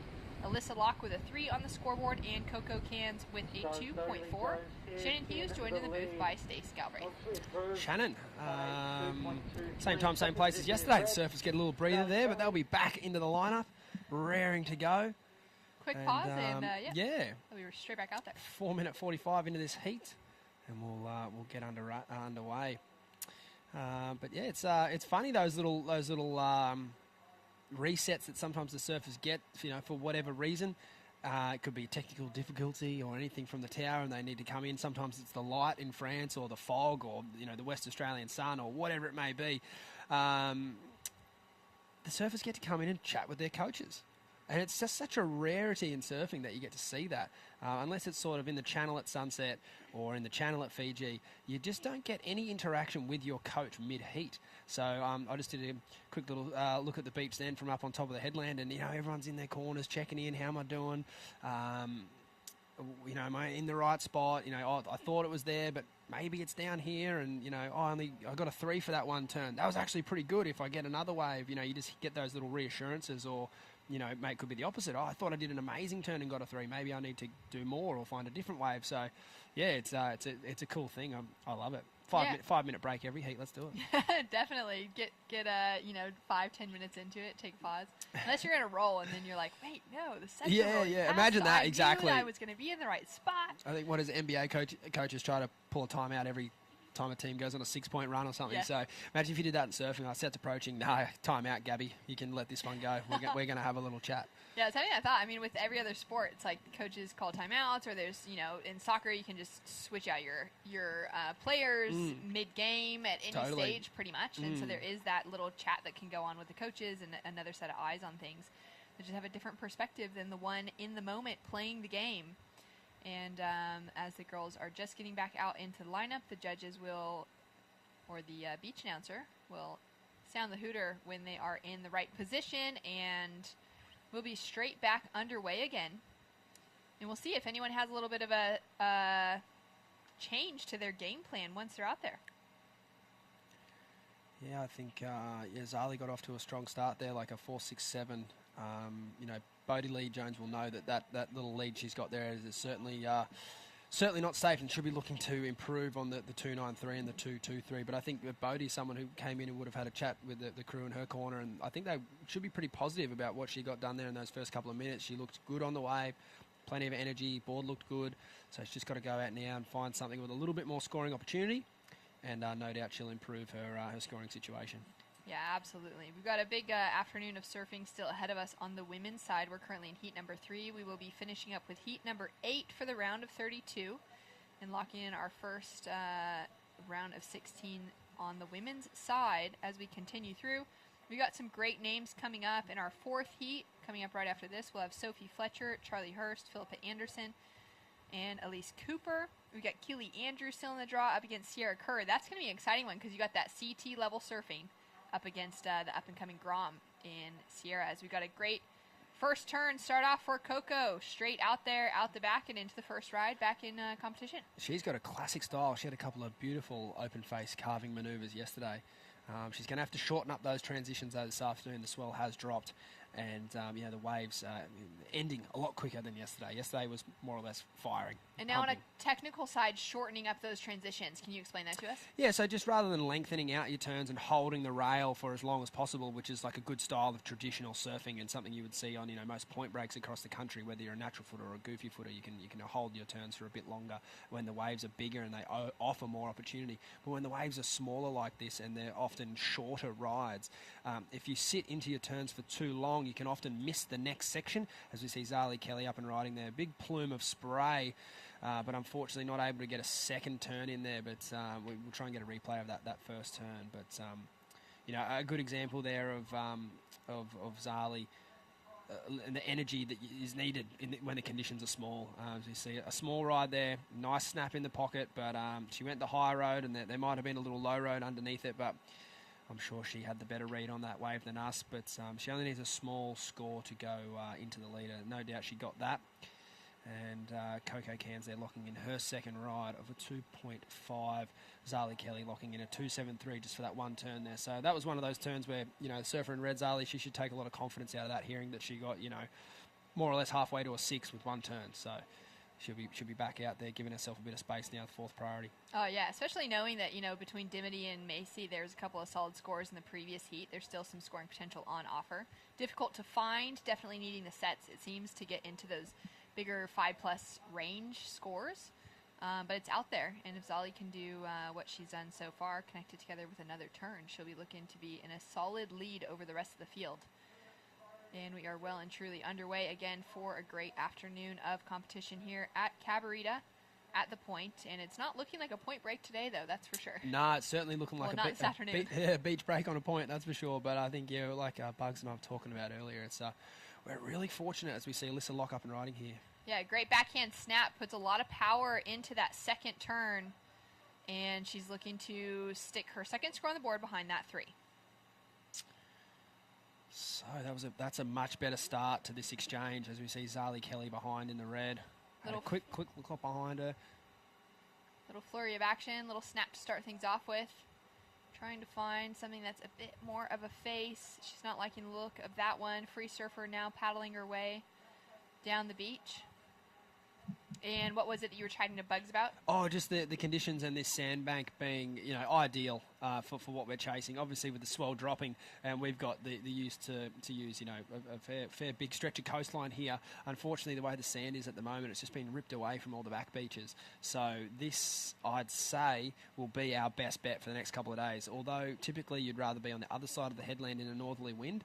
I think with the wind bringing the swell and bringing it in here on this sandbar, it should create enough opportunity for us to crown some champions over the next couple of days. Yeah, we'll still have great contestable conditions here. It is such a shame to know that with so many good waves on offer in the area and that ability to go mobile here, that it's just that the banks are not lining up at the moment. Yeah, it is a little bit unfortunate, but I think, Mother Nature's got to play our hand and hopefully come into our favour as well. I mean, with that wind, it hopefully will bring in like a bit of a northerly wind swell, which is not ideal if you're checking the surf to go for a surf somewhere around the world. That's not the wind you want to see, or an onshore wind like that. But for a surfing competition and availability of like equal opportunity, I think that everyone should get equal opportunity to prove their chops over the next couple of days. And that's definitely what we want to see, is that every surfer in the lineup gets that opportunity to get a couple of waves under their belt and figure things out. You can even hear that wind there. You can see it really blowing the umbrellas, and the crew just trying to get some sun protection, but hoping those don't blow away. Surfers in the next heat getting ready to paddle out. Getting a last word from the coach as well. And it's going to be a good one with Charlie Hurst there in the blue, getting a word from her coach. Zali Kelly. Great opening turn, drifts the tail, and has a lot of speed coming into that next section. Finally finds a wave with some pocket on offer and looking to improve her scoreline. Gee whiz, I don't think you could have surfed that wave any better. That wave was a pretty horrible wave, but the way she surfed that was definitely overs. Heaps of speed out of that first bottom turn, big tail drift. And, that equipment looking lightning fast under her feet. And another big finish. That wave wasn't actually too bad. I'm being a bit hypercritical there. But, phenomenal first turn. I'd love to see where the judges are going to go with that score, because I think that's about as radical as you could be without throwing an air today. It's a 5.83 for Zali Kelly's last ride, as we see Bodie Lee Jones just in and out there. And, you heard a lot of the gentlemen talking about the air sections on offer. Zali Kelly's definitely one of those surfers who can throw her board out into the flats, but the ramps at the moment, they're just not quite the quality that the aerial surfers were looking for. Sections are going out to sea, and they're not helping the elevation and not helping your board up. The wind's coming from a better direction now, but it's still one of those things where I think a couple of big strong power manoeuvres like we saw of Zali's there, that's probably your lowest risk, best chance way to win a heat out here. Well, it's definitely working out for her well now in the lead, as we've got Coco with priority down the line. Gets one turn to start things off, a second snap, and she's going to put on, she's going to duck out of that one. And we did see one other surfer having a look as well. Looks like she didn't take off on that one. And I think it might have been Zali off the edge. She had to be careful, though, that she wasn't impeding on Coco's ride, which she didn't do on that occasion, but certainly hopefully it was a risk worth taking if that wave panned out to be anything decent. As you see there, two surfers on the one wave, but not getting near enough one another to warrant it being a problem. And another nice two-turn combo there from Zali. I don't know if that will go above her 4.67. And a beautiful wrap there from Coco. You can tell she's got a great style, nice and relaxed in the upper body, twisting her shoulders. And ultimately that's where your power comes from in a carve. If you're not twisting, your board's not going to change direction. So that's a great technique, and if you can do that when the waves are this small and junky, I'd imagine she's pretty good when the waves get good as well. Yeah, so true. Starting with that upper body and just the rest of the body following through. Zali Kelly with a score to drop through. Actually, scores to come through across the board. So Zali drops in a 4.57, which is a great score, but it doesn't even factor into her top two now. Alyssa Locke with a 2.2 for her last one. Still waiting now for Coco and Bodie Lee Jones to drop in their scores. And Zali's off to a solid lead and looking to try and book herself a spot into those later rounds. Last year here at the Tweed Coast Pro, she did walk away with a final, went down to Molly Picklum, who took the win. And a great result for Zali. She had a great season last year, and I'm just so stoked to see her now out of school, able to focus on this full time. Exactly, yeah. So she left her spot, go to the Challenger Series last year. and decided to finish school, which is obviously a pretty big decision, and I think it's the right decision. She's an intelligent young woman and followed straight on into university as well, so I think obviously the right call there. But, much like True and I know Isabella Nichols and a few others, that they're juggling a lot. Malia Manuel did a nutrition degree one of her years on tour. And that's right. Bianca Batendog, I think she was kind of famously one of the first of the women on that side of things to get her accounting degree while competing on the championship tour. It's crazy because I will say there is a lot of downtime on the World Tour. As you know, there can be a lot of lay days and a lot of days where the waves aren't too good, but still factoring that all in is definitely a big juggle. So, well done to anyone sort of juggling multiple tasks there. I think that the benefits for it are obviously endless, but it does require a lot of focus and a lot of energy. Yeah, it's so cool, and it's cool to hear a lot of them, starting to share. I mean, Isabella Nichols doing the same thing as well now. Just that it gives them that balance in and out of the water, so they've got that opportunity. Almost the relief from studying is that they get to go surfing. Do you know what Isabella's studying? I don't, but I know she's an absolute brain. Something really smart in math, and the number of times that I have written it down for notes in her heats is ridiculous. Something in biomechanical science. I think so too. Yeah, she's a brain. She was very intelligent at school. Yeah. And taking on, I remember, I think it was during pipe, she was like doing heats, and then she was coming in to take math tests, and those would have been very high level math classes. Yes. Not anything that you and I are doing, like scribbling down some notes to maybe split the bill. Yes. We're talking really sharp engineering kind of conversations. Yeah. And Coco finding another little wave on the inside, that style absolutely coming through. Nice little finish on her backhand. And she hasn't been able to get out of that 3-point range at the moment. So kind of similar equation sitting at the moment. Bodie Lee Jones also with a score to come through. She kind of kicks out of the wave like Uncle Mike Ho. Yes, totally. Great style here. Sort of had to up the work rate there on that smaller wave. And someone else who I can't quite put my finger on, but it's sort of like a style from a previous era. It's so a good. Beautiful surfing style. Could be taking a little bit of a flair from Coco Ho. Potentially, because Mason and Coco have got so much of their dad in their surfing. Oh, so much style. It's crazy. It's particularly Mason. It's crazy, but. As we have 9 minutes. I don't know much about Coco. Do you know much about Coco Cairns? I don't. This is one of the first times I've seen her surf. Yeah. I'm really impressed with her so far. And I think that's been one of the things for me. So this is my first event this year on the qualifying series. Almost said Challenger Series. On the qualifying series in Australia. But in years past, I've actually been able to do the run of a couple of 1000s and into the 3s and the 5s, which has been really fun. But now it's been, a couple of weird years without much competition. Definitely, yeah. And we're seeing so many of these names, these juniors that are entering the ranks, and I'm just so excited to see this fresh crop of talent. Yes. Yep. And very impressed by the standard that we're seeing. It's good to see all these fresh names down here, and I don't think nobody knows that I'm commentating. I'll see them in the surf, and I'll just be peppering them with questions, and they probably just had a gutful. Like, who's this bloke just absolutely hammering me? This has been me for years. Yeah, I'm like trying to get a bit of a read on them and understand sort of what they're about, and it's cool. And then obviously not trying to get in their way or anything, but the people want to know. We definitely want to know. Well, Coco hasn't been competing for long. I do know that for a fact. She's just in her first year out of the juniors and has put together a string of events. So she's done a couple of the 1000. She didn't compete at Avoca.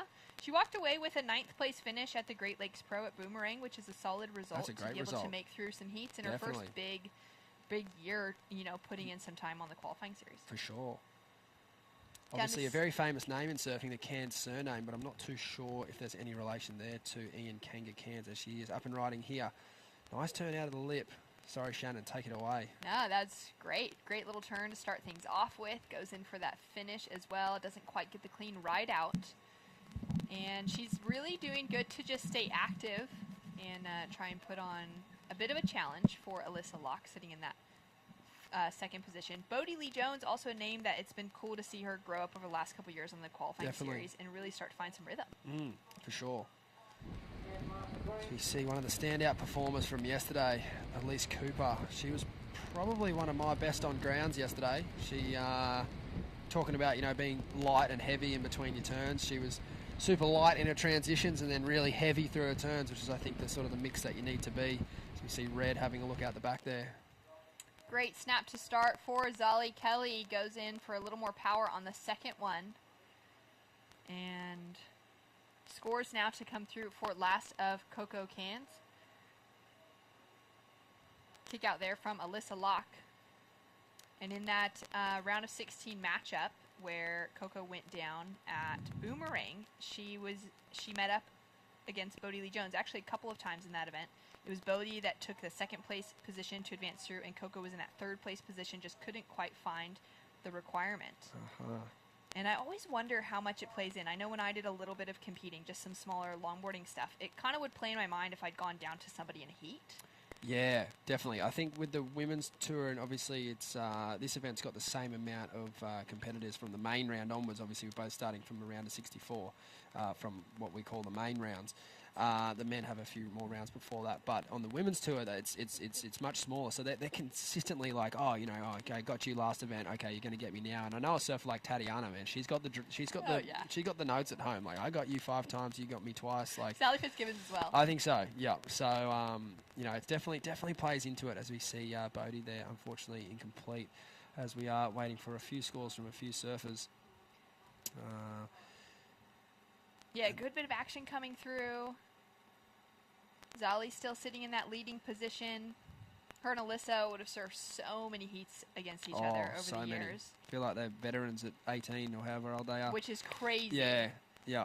It's nuts. But that also just speaks to the amount of events, the quality of Australian surfing coming from those board riders and club events up into the juniors and into the QSs with so many 1000s on offer. Definitely. A lot of these young surfers are getting that call up now with the regional split. Also, they're getting to enter into these big events, the 5000s. But typically, this event, a QS 5000 or 10,000, would be stacked with international surfers as well. Yeah, exactly. Yeah, you'd see those lower rated surfers. You'd have to be. Yeah, obviously, basically top. We used to call it like the top 120 to get into the 5 stars. Or at that point it was the 6 stars. Now obviously it's more of a regional structure, which I think has so many benefits to it. You've got the guys that are funding and the women that are funding their own tours. So whether that be working for themselves or working a full-time job, they can kind of structure their years accordingly, which is like, I think it gives everyone a chance. They can also train leading up into it, rather than sort of the QS season. It used to be 12 months long. You'd finish an event in Hawaii. It would be, sunset would finish around December 6th. The first event of the year would be like in the middle of January at Saquarema in Brazil. So you really don't get any time off to hang with your friends or family. You still kind of got to train through that time off. Well, the smart ones would anyway. Yeah. It's just an absolute full-time job. Full-time job, yeah. And decent enough prize money, but the expenditure to go out and do that is huge. You're talking tens of thousands of dollars, and then you double that if you want to take a coach, so or even a filmer. So it's like, it's big money. That was a nice bottom turn there. Oh, great opening turn from Coco. Great snap. Finally finding that wave she's been looking for. She's taken off on a few and finding that nice, stylish rhythm as she comes through for that finish. That 3.31? Question mark? No question mark. No doubt in my mind she gets the score. We'll have a look at the replay here. One thing you can do in small waves is you can still surf big, and that's what she did on this occasion. Coming from behind the section from that first calf to jam it right in the pocket. I would have liked to see a bit more flair on that finish. Well, that was the finish there, but on that third turn, maybe push the tail a little bit harder, but those first 2 turns were incredible, particularly the second bottom turn. Very rarely in small conditions will you see a surfer come from behind the section on the second turn. So that sort of shows commitment to your turns, commitment to the section. It also enables you to be able to unload. As we see Zali Kelly just marginally improving there, a 4.93 on her last ride, which I think is around about the number that you'd want to take off on if you were looking to improve. Anything less than that is not worth your time. So it's going to be interesting to see how she closes out this final 2 minutes there. In red, Zali has priority. She has the heat lead. All the things you want to hear. Coco Cans gets the score she needs and some, a 4.73. And again, not a huge score, but by today's standards, it certainly is. So that's the third best wave of today. And yeah, I'm a huge fan of that opening carve. It was fantastic. Alyssa Locke in third, chasing a 4.44. Bodie Lee Jones in fourth, chasing a 5.57. 1 minute, 50 seconds remaining. All right, Bodie up and riding. Solid size section in front of her, but just has that division within it where it's just not that clean space to be able to attack it really. And down to 90 seconds on the clock. Alyssa Locke down into a tough position with the ask. She managed to make it through a few heats here last year, and she'll be looking to advance through the round of 32 if possible. Try and keep her campaign alive heading into Newcastle specifically. So many points on the line, and we're going to see some big changes coming up in the rankings. Zali currently sitting at number 8 in the rankings. She's done the work she needed to so far to be within that conversation for the Challenger Series, and she can continue to back up those results here on the Tweed Coast this week and Newcastle next week. She'll certainly be looking at it as we come down to the final minute. Definitely. And this is the point in the heat. Coco Cans up and riding. First big turn, gets caught behind the section, doesn't make it around for a second. She's already put herself in that advancing position. Question mark now on Alyssa Locke. Her last score, a 2.07, doesn't factor into her top 2.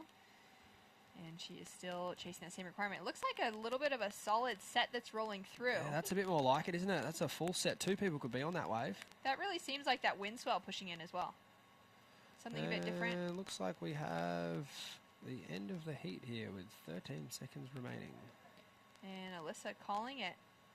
Coming through, and a huge hit out the back from Bodie Lee Jones. Doesn't come out clean, but seriously attacked that one with a last-ditch effort to get the advancing score. Could have had it if she'd made out a turn like that. And Zali Kelly through with the win. Some great sportsmanship there on the shoreline with Coco Cans advancing through. Alyssa Locke out and Bodie Lee Jones out of the conversation. We'll be right back with more action. Heat 4 hitting lineup. Sophie Fletcher up next.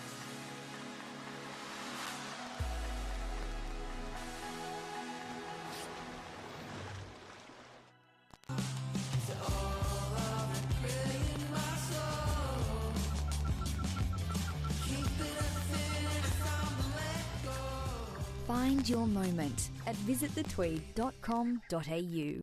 Starting the day with freshness, giving us the energy to paddle out and live life to the fullest. All natural and organic, a superfood bursting with flavour and taking you to your own piece of paradise. Sharing moments with friends, sharing them with Oakberry.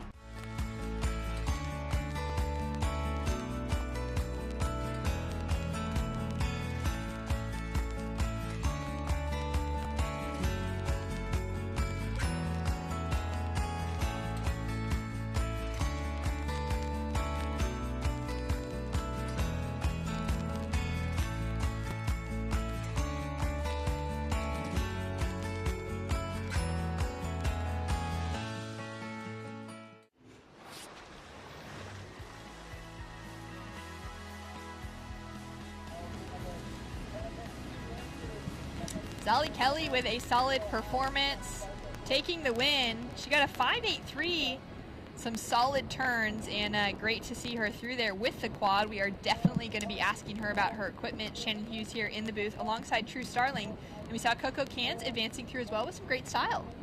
Yeah, it was a great heat. It was a bit of a slow start with that one with a quick little brief hold, but all the girls safely back out in the lineup. Yeah, great to see, you know, conditions still holding up. There's still a few waves on offer, and although it's a challenge, you know, there's still some scoring potential. You had a heat, unfortunately, didn't make it through. Yes, it looked a bit tough. Yeah, it was really tricky out there. The camera definitely is somewhat lying today. I feel like it looks a bit better than what it is, but when you get down there, it's howling norwesterly. It's really tricky to find the ones that open up, so anyone that's getting a score above a 4 today is looking pretty good. That's such important insight as well, I think, for those of us, especially for our audience that are just watching. You know, we're all looking at a screen all day long, even myself sitting inside the booth here, as we've got Sophie Fletcher with a little quick off the top to start things off with. It's so deceptive to look at a screen. Stace and I were having that discussion just about watching the world's best, like Felipe Toledo out at Trestles, and how good and fun it looks as we see this replay from Philippa Anderson getting off to a really quick start. She got a 4.67 for that wave. But it's just such a different thing when you get to experience it in person for the world's best surfing. It's also such a different thing in real life to experience really tricky conditions. Yeah, definitely. And I think this afternoon it's probably going to be the trickiest of it all. But the women are making the best of it that they can, a 4.67 as you said for Philippa, which is a great start. Elise up and riding on her backhand. She had a great start in her opening round heat and connects 2 turns together. So a couple of scores coming through. Philippa definitely with the better of the exchange on that solid size set. Yeah, for sure. I think if you're finding a wave out there that's going to allow you to get 1 or 2 good turns, here's Sophie up and riding. All right, quick action. Great opening turn. Puts that second turn connected together. And she may be one of the first surfers I've seen paddling out on a board that is not white. I like it, a little bit of color. Yeah, she always seems to have a pop of colour everywhere she goes. I was telling Stace yesterday that on a majority of Sophie's boards there is actually this beautiful artwork that is, and it's actually a sticker. So Sophie designs, or she draws all of this stuff, mandala style stuff. She also does heaps of circles with some amazing intricate patterns in it, and turns them into stickers for boards, for computers, for phones, drink bottles, even cars as well. And she even does custom stuff too. And here's a replay of Sophie. You can see that board art. There you go, first turn, and again for a second. A nice quick 2-turn wave for Sophie. I think that's a really good start here, and I'd be feeling pretty good with that one. Yeah, that's a great way to start. She's got that score to build from now. We've got Keely Andrew will be heading out in the next heat, just having a look down there. She's got heaps of time before she needs to paddle out, getting that jersey early from the beach marshal and having a look at the lineup for a while. Yeah, it's actually hard to hear. Here's Elise Cooper. Nice backhand attack. Once again, doesn't connect for that second turn, but she's staying busy under the pump. Her first score came through as just a 2.23. And she'll be looking for something probably similar for that next one. Philippa Anderson now out the back with priority. And you're saying it's pretty difficult to hear down there? Yeah, it's really tricky to hear out down on the beach and even out in the lineup, just because there's so much going on. The wind's swirling around, and you're sitting out there going, okay, I think that I need this score, and then you hear it again, you go, okay, that was completely different to what I thought I was going to need. So it's hard to sit there and pay attention, as well as figuring out where the waves are coming through, if they're actually going to come to where you're sitting. So yeah, it's tricky to manage everything, but once you get on top of it, it's pretty easy. So difficult when the wind and conditions and stuff like that are all coming into play, and it's one of the things that make professional surfing a challenge. It also makes it just one of the best things ever to be a surfer and to see that we just get to experience some beautiful creation. As we've got Elise just really staying super active, taking that approach to this heat, where you got someone like Philippa that's being really patient. She's had priority next to her name for a while. Sophie Fletcher now just getting that rail dug in on that first turn and looking to increase the scoreline. And Philippa being super selective out the back. Yeah, selection is key, but then also sometimes it's not. Staying busy is also a good thing, especially when the waves are like this out there. However, Sophie and Elise, just small scores throwing away for that one. So Philippa, she's locked in the best wave of the heat, so she's potentially already knows what she's looking for and just waiting until it arrives. And we saw Zali Kelly get a great heat. Zali, Shannon, and True here in the booth. Congratulations, you're taking another win here at Tweed. Yeah, thank you. That was a weird heat with the little break in there. I've never had one like that, so it was different.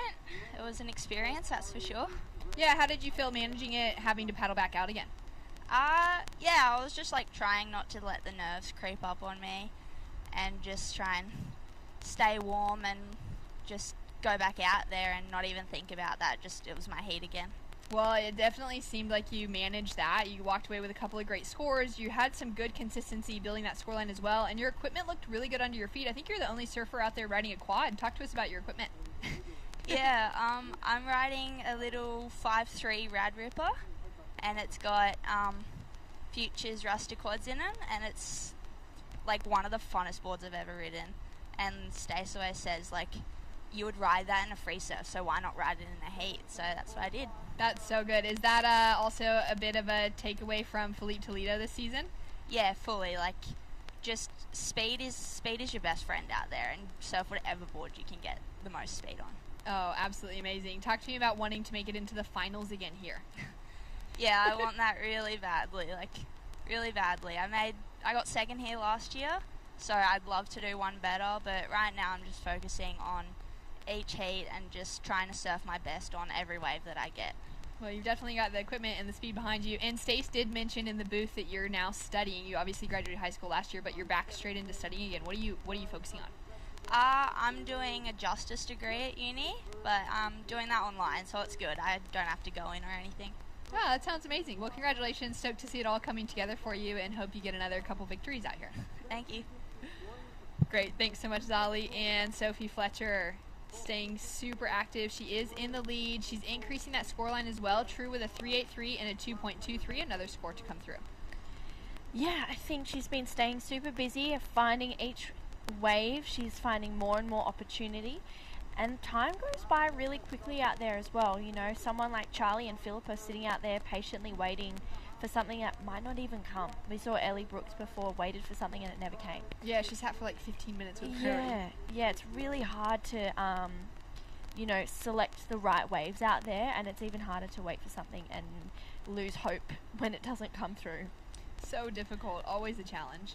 Philippa Anderson sitting in a great position coming into this event. She's number 3 on the rankings, and she's had a couple good results so far, making it into the semifinals at both Port Stevens and Avoca. She went down to Macy Callahan, who went on to win the event at Avoca. And it's been great to see Philippa, you know, coming off of a Challenger Series experience last season. Not quite finding the rhythm that she would have wanted out of those events to be able to find that qualification for the championship tour. But she's one of those older surfers who's got so much experience, and great to see her with that hunger to continue going, especially when she's right there on the cusp. Yeah, definitely. And Philippa's always been that kind of person who just keeps chipping away at it. She was one heat away from qualifying one year, and she's been back and she wants to qualify more and more. Sophie Fletcher goes huge on the finish, throws the board so far away from her that she can't stay connected to it. And Philippa now using priority. She sat for a long time with this one. Nice snap to start things off. Looking for that open face again. Puts on powerful finish. And finding a little bit of rhythm out there. Charlie Hurst goes down under the lip. Now for Philippa, taking a look at that wave. It had a lot of size to it. What are your thoughts as far as the scoring potential went?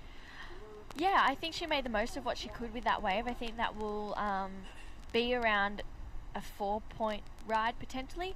I think, you know, that carve into snap, we haven't seen another one like that come through. So I think she's definitely going to increase her scoreline. Definitely go up into the lead, only looking for a 1. Here's the replay of Charlie. Puts it up there for one little snap there, and unfortunately unable to get around that section. And Philippa, this is that last wave. She's got so much speed. Great carve to kick this one off. And she's looking for a connection, which she gets it. Almost kind of her arm dragging back there, it's like slowed her down a little bit, but still ridden out of that one. She probably could have had more potential, but great way for Philippa. Charlie Hurst getting another lap and looking to increase on a couple of really small scores. She's chasing a 4.33 to take the advancing position. Philippa now up into the lead. Sophie Fletcher down into second, and Sierra Kerr currently holding on to the highest wave of the event, that 8.5 for big frontside air. Straight air from the young Gromit out in the lineup. How inspirational is that for you to see, True? Oh, it's awesome. I love seeing that, especially in the heats. In events, we don't see that too often, so I love seeing especially the women take to the sky, and I feel like coming in for the next few years, we're going to see more and more of that start to happen. You know, we're already seeing that on the CT with Carissa at Newcastle last year. It was mind-blowing, so I'm looking forward to seeing more of it happen. So exciting. Philippa now driving back into the foam for that first turn. Nice and low coming out of the second turn.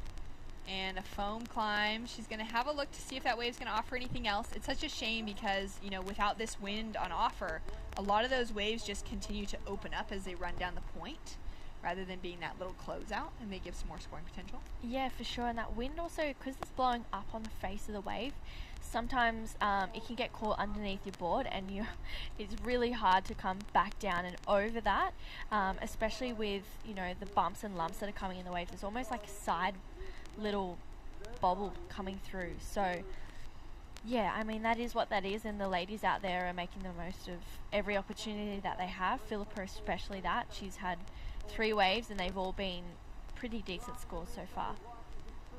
Philippa sitting in the lead at the moment, and I was just thinking about that air conversation with the women, and I've realized that Zali Kelly and Sierra Kerr are on opposite sides of the draw. If Sierra advances through, we could end up seeing the two of them match up later on, and that would be really exciting if it came down to a bit of an air game for the women, especially with conditions like this forecasted for the next few days, and both Zali and Sierra being two of the best aerialists in the draw. Yeah, definitely. That would be a matchup that I know we'd all love to see. That would just be an air off, I think. I know that Zali would definitely want to get her foundations straight away, but Sierra probably wanting to go straight to the air. Yeah, that would be a really good one. I know Zali, she's so tenacious with those airs. She just keeps going and going and going until she gets them. Of course, Sierra, her dad Josh, is a fantastic aerialist, one of the best, so she has all of his knowledge to soak in as well, and Zali has everyone else's knowledge soaking in too. So they're both great aerialists with so much knowledge of that as well. So I think I actually really hope we have a heat like that potentially a quarter or a semi, fingers crossed. That would be a good one to watch. Yeah, exactly. We could definitely see those two matching up, which would be so much fun. Last year, Molly Picklum took out the win here over Zali, and great to see Molly get that call up to the championship tour after Katie Simmers decided to, stay home, focus on school, spend more time being a kid and being with her family and friends. She got such a cool friend crew there in San Diego, and opened the door for Molly. And I think it's just been really cool to see this whole pack, all of your Australian crew that are, in the similar age range to you, Drew, that have just kind of grown up pushing each other, even within maybe a 3 to 4 year span. They're a little bit farther behind you. But to see Molly get that call up, and to know that the air games, the progression, the barrel riding skills that your crop of surfers are coming up with in Australia is really incredible, and can match surfing like we're seeing from Carissa Moore, especially as someone like Molly continues to develop and grow and learn everything. Yeah, well, especially someone like Molly, she's 19, so she's still so young and has so much more to learn and so much growing to do, which I don't know how the likes of Carissa and Steph are feeling about that, but I dare say it's worried. Because they're coming through, and I think they're getting better and better as the years go on. Well, it's pretty wild as well to look at the rankings on the championship tour at a moment, because the cut line is at number 10, and sitting below the cut right now is Steph, Courtney, Sally. They're all sitting below that cut line. We had a little bit of shift in Portugal where we had some of the veterans gain some more momentum back in the game, like Lakey, Tatiana, Malia. Malia had a great experience or a great showing at Sunset as well, obviously making it into the finals. But the rookies have all done a fantastic job. India, Gabby, Molly, Luana, Betty, they've all come up and really shown that they are here to put on the pressure. Molly as well, which has been really exciting. And so I think it's got the veterans kind of freaking out for a moment, as we got Sophie Fletcher having a look at this one. Nice snap, great smooth style, and goes down on the finish. But I really love the look of that first turn. Yeah, me too. I think Sophie, that board is just doing the wonders for her out there, just moving through all the dead sections. Unfortunately, that wave just went into a little bit of nothingness. She's had so many waves already, 8 waves. I think that last wave may have gone into a top 2 as well, so potentially even extending her scoreline.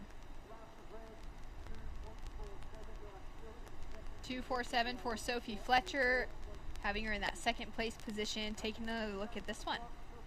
Yeah, here's a replay for last of Sophie. So just that one really nice turn. She gets a little bit of a slide there, and unfortunately goes down, but not to worry, that increased her scoreline. Here's Elise up and riding. Alright, having a look at this section, teeing it up, hits it under the lip, and she'll eject out the back. Elise chasing a 4.03 at the moment. Charlie Hurst unable to find some rhythm as well, sitting in that 2-point range as her high score. She's chasing a 3.58 to take the leading position with priority at the moment. And it looks like she may have had a wave as well, because we've got some scores to drop in for her as we take another look at this one from Elise. Yeah, so just carving that first turn, you can see her pull her hair to the side, gets in her way, just as you said, under the lip on that one. So I don't think that's going to be the score. Potentially bettering her requirement.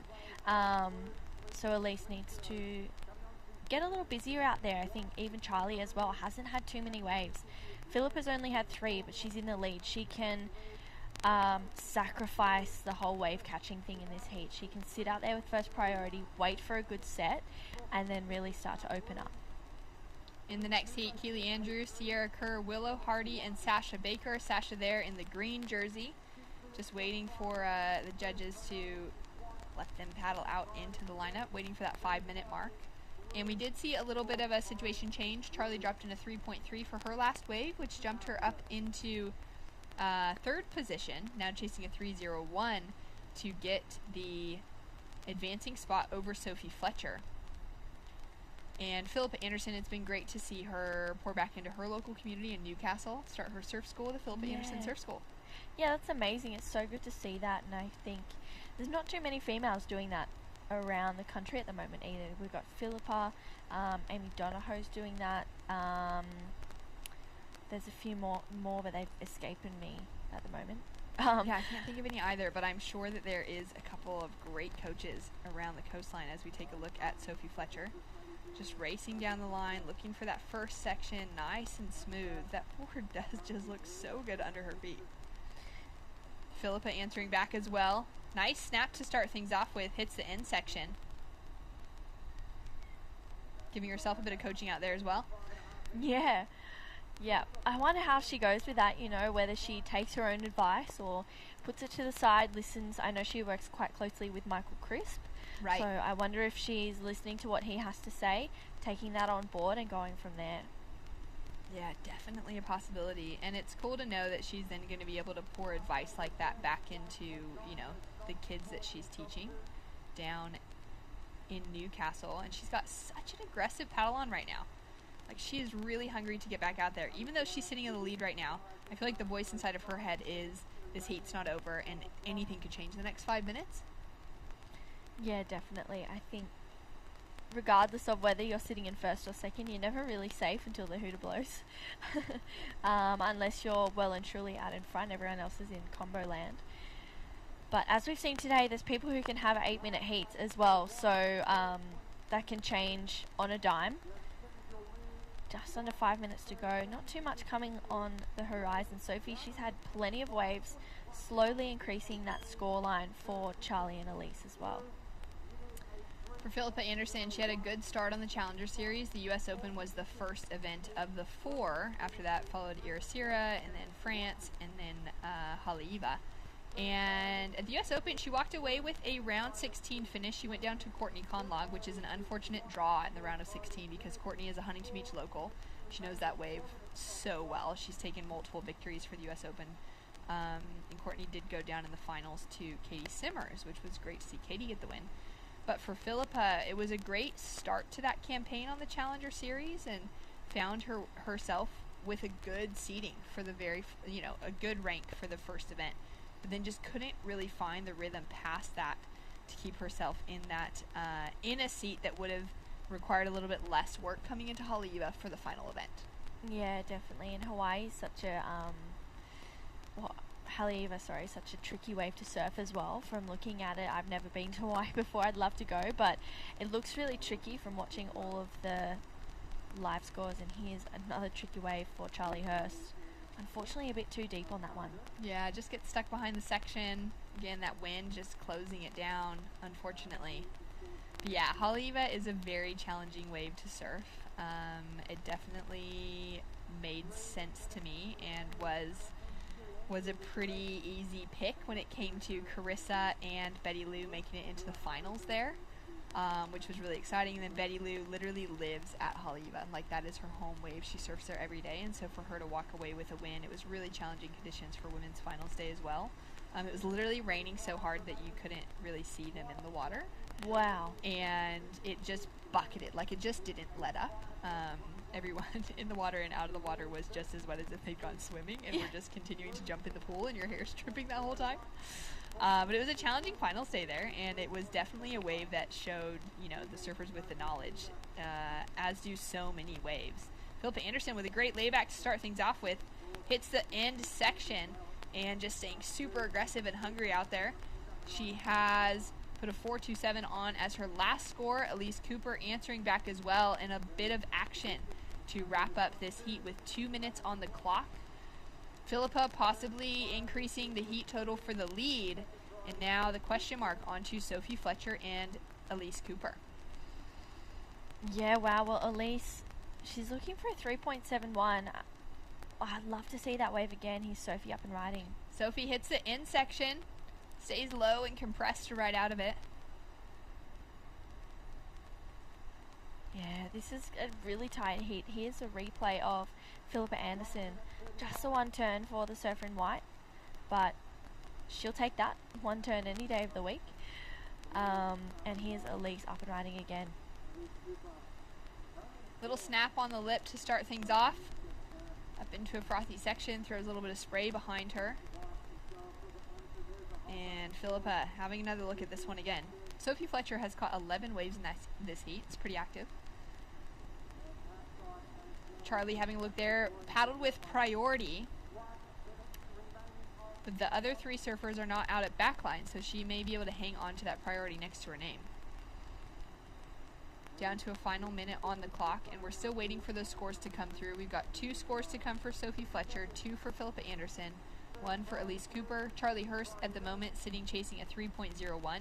She has been able to hold on to priority. Sophie Fletcher now at the back with her with second priority, Philippa with third. And a slightly bigger requirement on the board for Elise Cooper with that 3.5 as we wait for scores to drop. I think Elise might be close to getting the score there. She did 2 really nice turns, a great finish. I think the judges are going to like it. The only downfall to that wave is the fact that it was smaller. So I think that might hinder the score. Charlie Hurst looking sharp on her backhand, but slides out, unfortunately. That could have been the score she was looking for that 3-point range. Philippa Anderson goes down as well. So time is up, but we've got scores to drop through. Philippa Anderson drops in a 6.33 for that last good wave, which takes her into a significant lead over the field. Still 2 scores to come through for her, and then 1 score with the question mark for Sophie Fletcher and Elise Cooper.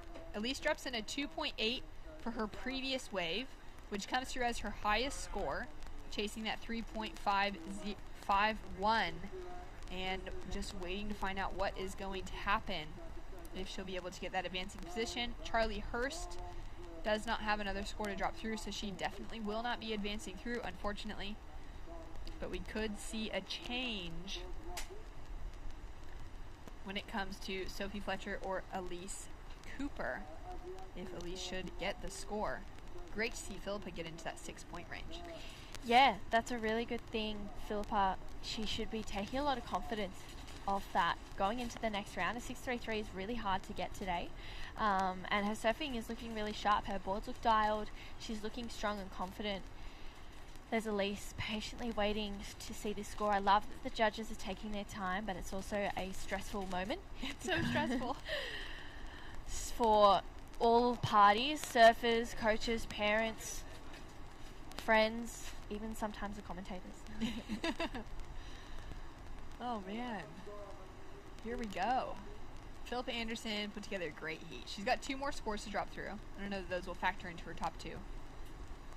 Elise Cooper gets the score at 3.7. She needed a 3.51. She gets the score. She moves up into the advancing position, bumps Sophie Fletcher down into 3rd, Charlie Horst into 4th. And wow, what a way to stay active for Elise Cooper. Well done to find the score you were chasing for so long. Solid heat for Philippa Anderson. More action coming up next. The great Keely Andrew hits the lineup.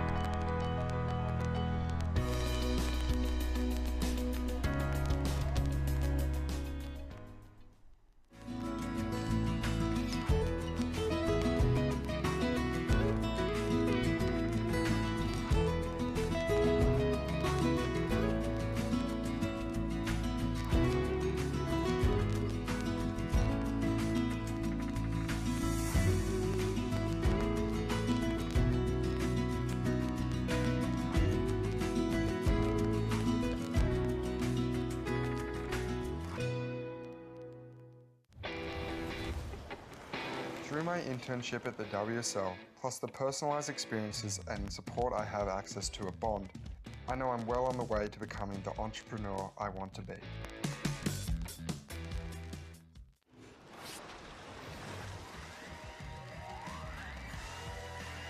Welcome back to the Oakberry Tweed Coast Pro.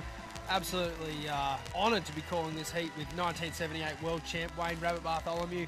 Bugs, we've got a cracker of a heat here, mate. Keely Andrew in the red, Willow Hardy in the white, Sierra Kerr in the blue, and all the way from the Sunshine Coast, Sasha Baker in the green. Who you got, mate? This is a classic heat. Well, Keely surfed so good yesterday. Sierra Kerr went out there, got that 8.5. Sasha Baker surfed well. I didn't see Willow that much, but gee, you know, she's a good surfer. Certainly saw her last year in Margaret River. Oh, didn't we ever? That was absolutely some of the most perfect, biggest surf I think I'd ever seen it with my own eyes. Up and riding, red, Keely Andrew. She is on a JR surfboard there. She's been pretty loyal to their program.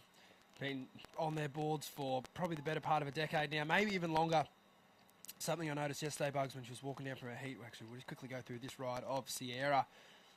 Oh, that turn was mental. And another, go for it. Oh, it just sort of was going out to sea, but that was a fantastic start. Ominous signs for her competitors if that's a start like that for Sierra Kerr. But you're getting back to Keely Andrews' board. I noticed that she was the only surfer I'd seen in a very long time using glass-in fins. And I think you'd be pretty stoked to know, Bugs, it was off a Rod Dahlberg templated yes. fin there. So Beautiful. Very, you know, for this era, that's very unique, as we see a replay here, Bugs. Yeah, what a great slashing turn that is. And then you can see the disjointed swell now from the northerly.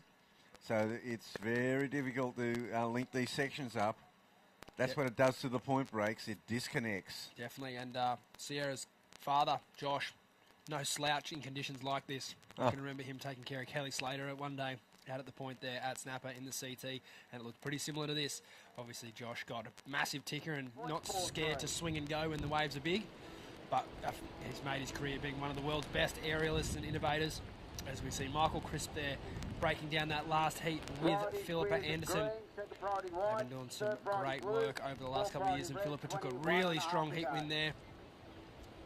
It's funny, if I looked at their body language, I wasn't too sure whether Philippa got through that heat or not, but she had an amazing heat, so stoked to see her name at the top of that list there. Yeah, you can tell that she's here with a lot of intention, and Keely, see, another one of those waves that they offer these little bowls, you know. This could be a better one for Sierra.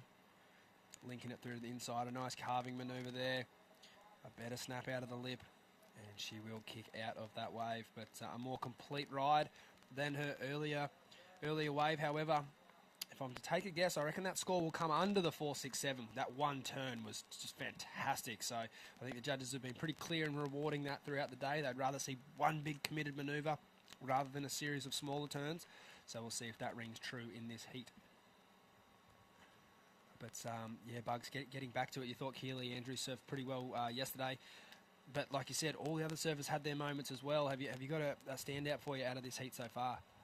Well, I mean, I do think Keely and Sierra will be the two to beat, that's for sure. I mean, they've got the form on the board. They both scored fantastic heat wins yesterday. And some of the highest combined and single scores. So I think Willow and Sasha, they're going to have to, Sasha is going to have to try to get these connectors going here, or probably on the bigger sets, and that would be their mindset, I think, knowing, this is a bit of a superheat, really, and knowing who they're up against, they're probably going, well, I need the quality waves. Definitely. It's a tricky one, though, on a day like today, isn't it? There's not a big difference between the quality waves and the wave that you could just manufacture a score on. No, it's really about the ones that just, you can link the sections together. And I think the judges, I think they've already kind of adapted the scale a little bit to the conditions. Just slightly. Yeah. We might have inched a couple of extra points, tenths of a point out of them, as we see Keely Andrew here slashing her way through to the inside. A series of sort of carving down manoeuvres. I'm not too sure if that'll factor in too highly into her score line. Yeah, well, Sierra, she got a 4.53 for that second effort. That's two good scores on the board to start this heat. So she'll be feeling pretty good about that. The first one was only one turn. The second one was a smaller wave. So if she can combine those two things, the combinations of turns but on a bit bigger wave, I think she'll be in a pretty good position, Bugs, as we see Keely here. That's a great turn there, and she does finish it up, you know. She gets the board up there, so I think it'll be, you know, it'll improve on a second score. I'm pretty sure of that. Currently holding a 4.83 and a 3-point ride. Yeah, I'd have to agree with you. I think Sierra and Keely, both the form surfers of this event, but young Willow Hardy is certainly a very driven and focusing individual. I saw her warming up out there this morning. She's got a couple of great rides, and although the conditions have changed a lot since this morning, I still think she'll be keeping that laser focus as we see Mr. and Mrs. Kerr taking some shelter up there out of the wind.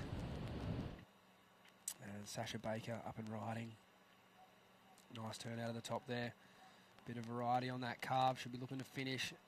Not on that occasion, unfortunately. Slips out the back of that one. And that's the difference with the backhand now. The backhand now, you've got to get down the line and you've still got to get manoeuvres in. It's a difficult, very difficult situation. Absolutely. Keely Andrew there getting up and over, but yeah, that's much harder to do on the backhand, isn't it, when the lip's already kind of breaking and you've got your back to the wave. You've got to open up a bit more, but also keep that down the line momentum, which the natural footers, they just have a bit more of an advantage there, being able to sort of stay lateral but then get in the lip a bit quicker. Yeah, get in the lip quicker and actually just see the opportunity.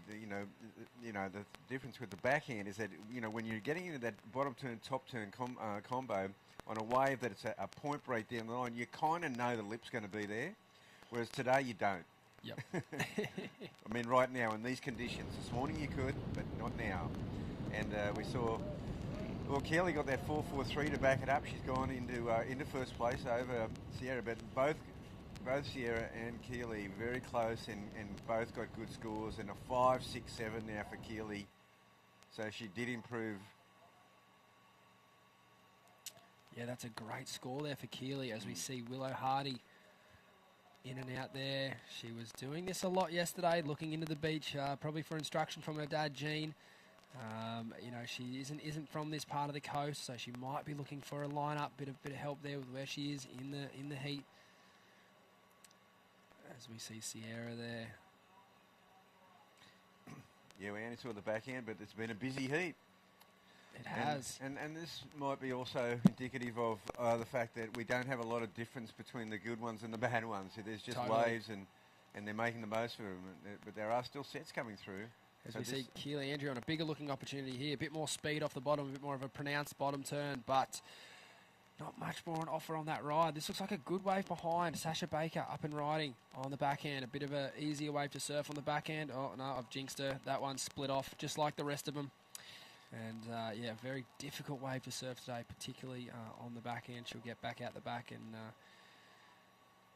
get back to the drawing board and see what she's got going on out there. Willow Hardy back out the back first there. She'll have first priority. Keely Andrew will hold second priority. Sierra Kerr third, and Sasha Baker will join them shortly.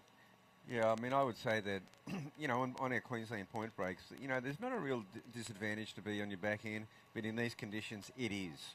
It is really, really an advantage to be on your forehand, I would have to say. Yeah, I'd have to agree with you there. There's not really that opportunity to kind of throw the tail like you could on your backhand, maybe if you had that skill set. Sort of like the steeper sections are the ones you just can't get to, and they're always eluding you. As we see here, Willow Hardy up and riding. Let's see what her interpretation of this ride can be. A smaller wave, a couple of nice carving manoeuvres. Certainly a more difficult task on the backhand, however, not impossible. It'll just be up to these surfers that have their right foot forward just to read the wave as smart as they can and to pick the sections. They just, if anything, it's harder because there's less room for error, but obviously it's not impossible, is it, Bugs? Oh, look, it's not impossible, but I think you've got to take a different approach. Shayla Wendell there getting ready for her next heat. Yeah, Shayla Wendell, Charlotte Muller, she's on a backhand, and Kobe Enright, she's on a forehand. Yeah, that's what you've got to kind of look at now. Sage Goldsbury, she had a fantastic performance on her backhand yesterday. Yep. But again, like you say, difficult conditions. But yeah, what were you saying there, Bugs? You've got to shift up your approach a little bit? Well, I think you do. I think, you know, you've got to kind of maybe take off, pump down the line, do a float over the section, trying to hook up with that next section. But, when you've got these disjointed sections, they're looping disjointed sections, it's very hard to actually link them up point break style. Yeah, definitely. So kind of you're putting speed as your first priority and then figure it out from there. That's right. Or else the other backhand approach is to take off behind the peak and really come off and just do a really super dynamic first turn and then get the second one in.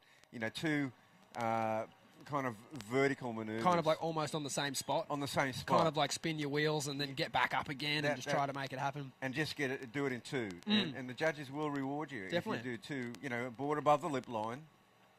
That would be the other approach on your backhand. My best backhand is my forehand, Bugs. Classic. Yeah, growing up at Crumlin there, surfing the alley a fair bit, then joining snapper board riders at the age of 10. I very rarely see lefts these days, but I went left recently at the pool there down at Urban Surf in Melbourne, and it was a good learning experience. I'll just put it that way. Classic. But I think if there's any part of the world that can produce a good left, it is actually this part of the world at the back beaches along here. That's like, all the surfers from this area. If you look at someone like Micah Margison, fantastic backhand. Brent Savage, crazy backhand. Chipper Wynn, obviously a goofy footer, but he grew up around these parts. He's one of the best aerialists in the world, particularly front side. So, there are plenty good lefts in the world around here if you want to go looking for them. I just had a little check around the back beach there with our contest director, and look, as much as we would like to go around there, it's on its day. It is a superior wave to the point in a northerly. I just don't know that the sand's there to be able to run a full day of competition. Might be an hour on the high tide, if that. But with this bit of sand that we've got here, I really think we're going to look to squeeze every inch of life out of this, which I think is the right call. It's more consistent throughout a whole day. The run of swells we've had and, the sand configurations, we really don't have much of a plan B at the moment. No.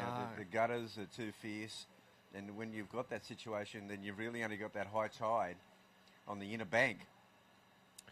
Philippa, welcome. Hi, Stace. Good to chat with you again, Philsy. Hello.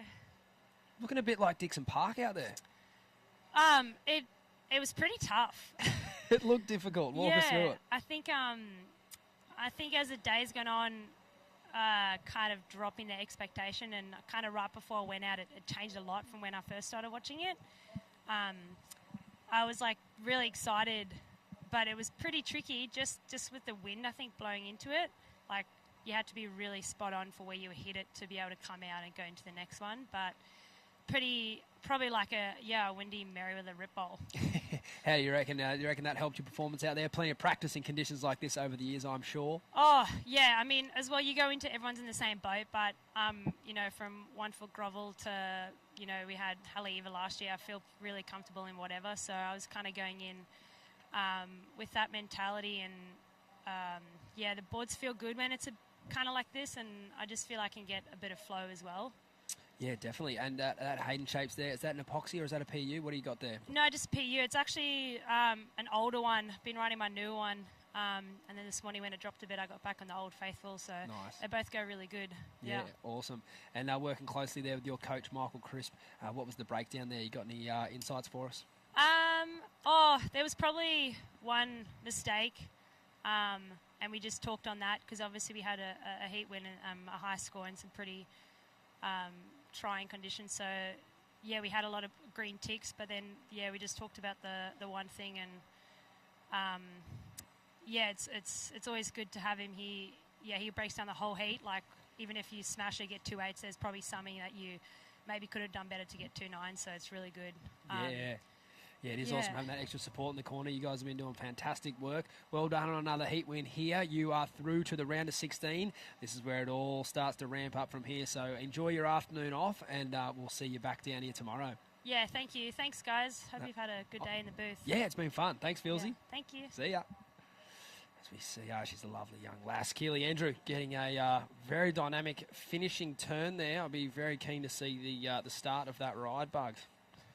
Well, Keely is really on fire. She's really come with a competitive head on to this series. I spoke to her in January this year, and she really wasn't so sure about, her intentions for the year. She hadn't made her mind up, but she certainly has now. And she said she's aiming to try to get back on.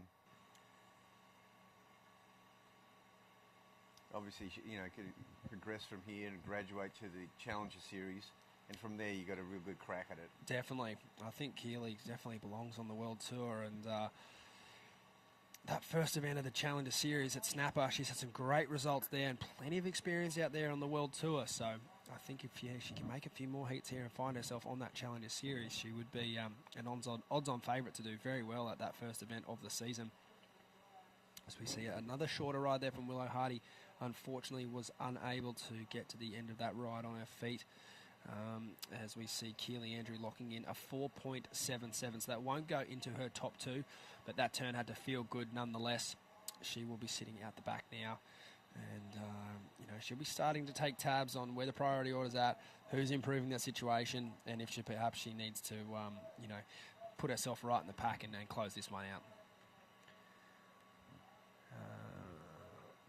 You've been enjoying your heats off, Bugs? Few walks around the block? Oh, just checking out the action, enjoying the ambience down here.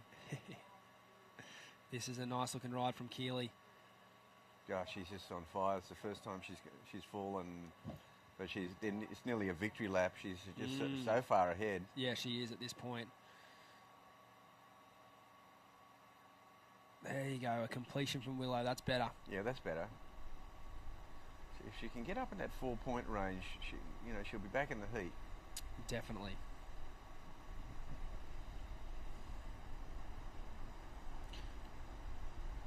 As we see the Challenger Series schedule just rolling across our screen there, a couple of former CT locations in that mix. It would be every surfer's dream to qualify out of this regional series and jump on there. We are obviously going to start at Snapper, where we will go down to Manly after that, and then from there we will traverse around the world. A bunch of old favourites, the US Open, but then a few new ones. Oh, that was so sick. Sierra Kerr finished that. Lovely combo there. She's getting. Had a good chat with Sierra yesterday. I had to ask you a pretty personal question. Who's she going to represent as she embarks on this pro surfing career that's already had so many highlights at such a young age, but she will be surfing for Australia. Australia is where her heart is, and I think Bugs, as fans of surfing and Australian surfing, I think we're pretty stoked to hear that. Yeah, for sure. I mean, the Kerr family, obviously her father, Josh, but I know her grandfather very well.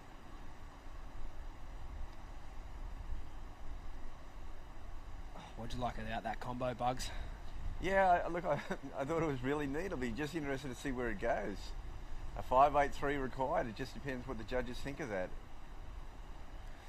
You're talking to the judges a lot yesterday about a few different scores that were getting thrown, and there comes a point, I think, in a judge's career where they have to assume some responsibility about where the sport's heading and be less critical of situations like that, which if they've done a 6.33, it's a good score. They haven't been given sixes out today.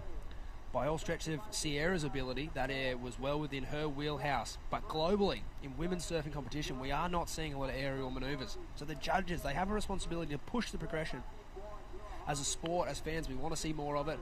The athletes, they love doing them. But they need to have that carrot dangled there. If the judges don't reward those scores, they're just going to stick to the same old, which is not where the sport should be heading. This is the future. This is the surfing that a lot of the women love doing, and pairing that up with big, strong power calves. That's what the men are doing, and the women are heading in that direction. We saw a fantastic air from Carissa Moore last year in Newcastle, and I think Sierra is definitely leading the way in the women's side of things here, even though she's only about 16 years old. Bugs. Yeah, Sierra. Yeah, it's a new generation coming through with a new dynamic way of surfing. It's progressive surfing. 6.33 for this, and I like the way she just keeps going with a lot of speed. She lands and transitions so well. And that's I think the influence of her dad right there. Definitely. Josh recently was running an air camp down there at the HPC at Casuarina. And he was more than happy to share all of his knowledge with not only Sierra, but all the other girls in that camp, which I think is an awesome thing for Josh to do. He didn't have to do that. He could have just kept that knowledge in-house. But I think he's a fan of the sport as much as he's following his daughter's career. He wants to see that progression as well. So for him to be imparting his knowledge is, I think, a really tip of the cap there to Josh. And good on him. Whoosh. Keely Andrew, beautiful first turn and a big strong finish. Oh, she's really getting her board up over that lip line, and her timing out of the lip is just exquisite.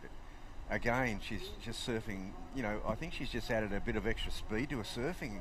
There's just something more dynamic about her surfing now than what it's a couple of years ago. Definitely. She seemed very measured, and now she's just really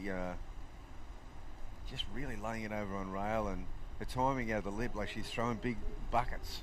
Totally. And it doesn't look too rushed off the bottom. No. Setting a beautiful bottom turn. And so it's nearly like this two-way heat at the moment because, Sasha Baker, she's now got a 4.37. That 4.37 and 3.37 in other heats would have, been pretty good. A good shot at second spot. Definitely, we saw Kobe Edenwright heading out for her heat there. There's 3 minutes remaining in this one. Keely Andrew, her last ride was a 5.13. So it improved her situation, but it wasn't enough to take the lead. And again, I think that where it falls into the judges here. This is only the round of 32, so we're not deciding an event champion. But they are setting a precedent of kind of what surfing they would like to see win heats. So they're clearly saying, hey, the surfing that Sierra's doing, that's the sort of style that we would like to see, and we're appreciating a little more than, say, maybe that traditional snapping and carving in the lip. If you think of Sierra's 4.67, one dynamic, beautiful big tail slide at the start of the wave, followed up with the 6.33, which was a combination of an aerial manoeuvre mixed in with a more standard traditional turn.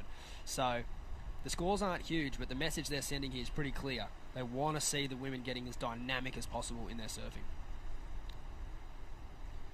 Yeah, and this is a really good benchmark heat to gauge that on, because there is a great contrast between Sierra and Keely surfing in this, and they're both definitely at the top of their game. For sure, exactly. That's a very good point. They're both doing fantastic surfing, and it's Sasha Baker and Willow Hardy that are doing the chasing at the moment.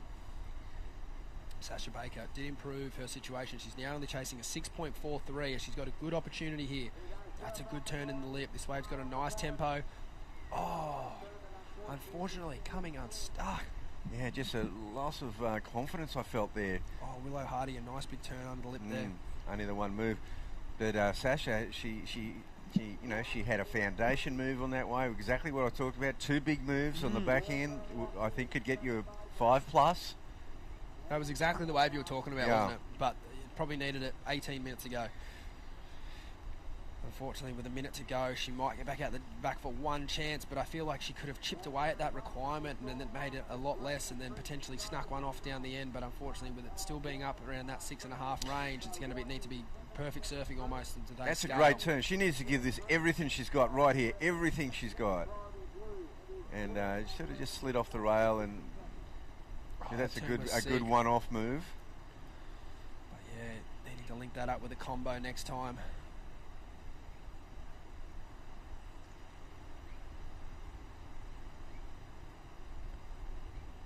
There's about 30 seconds remaining as we see Keely Andrew keeping a close eye on the young superstar Willow Hardy. She knows she's got plenty of talent, and she won't let her get too far out of her sight.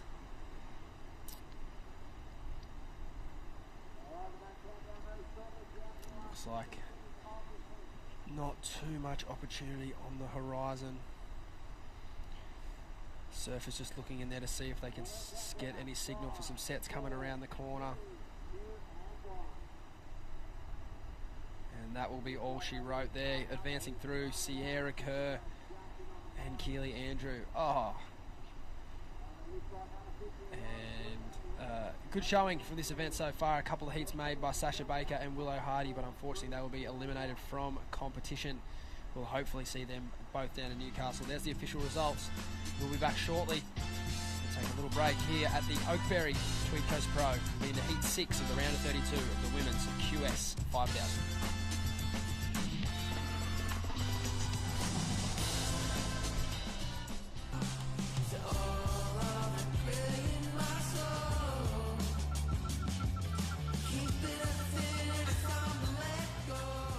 Find your moment at visitthetweed.com.au.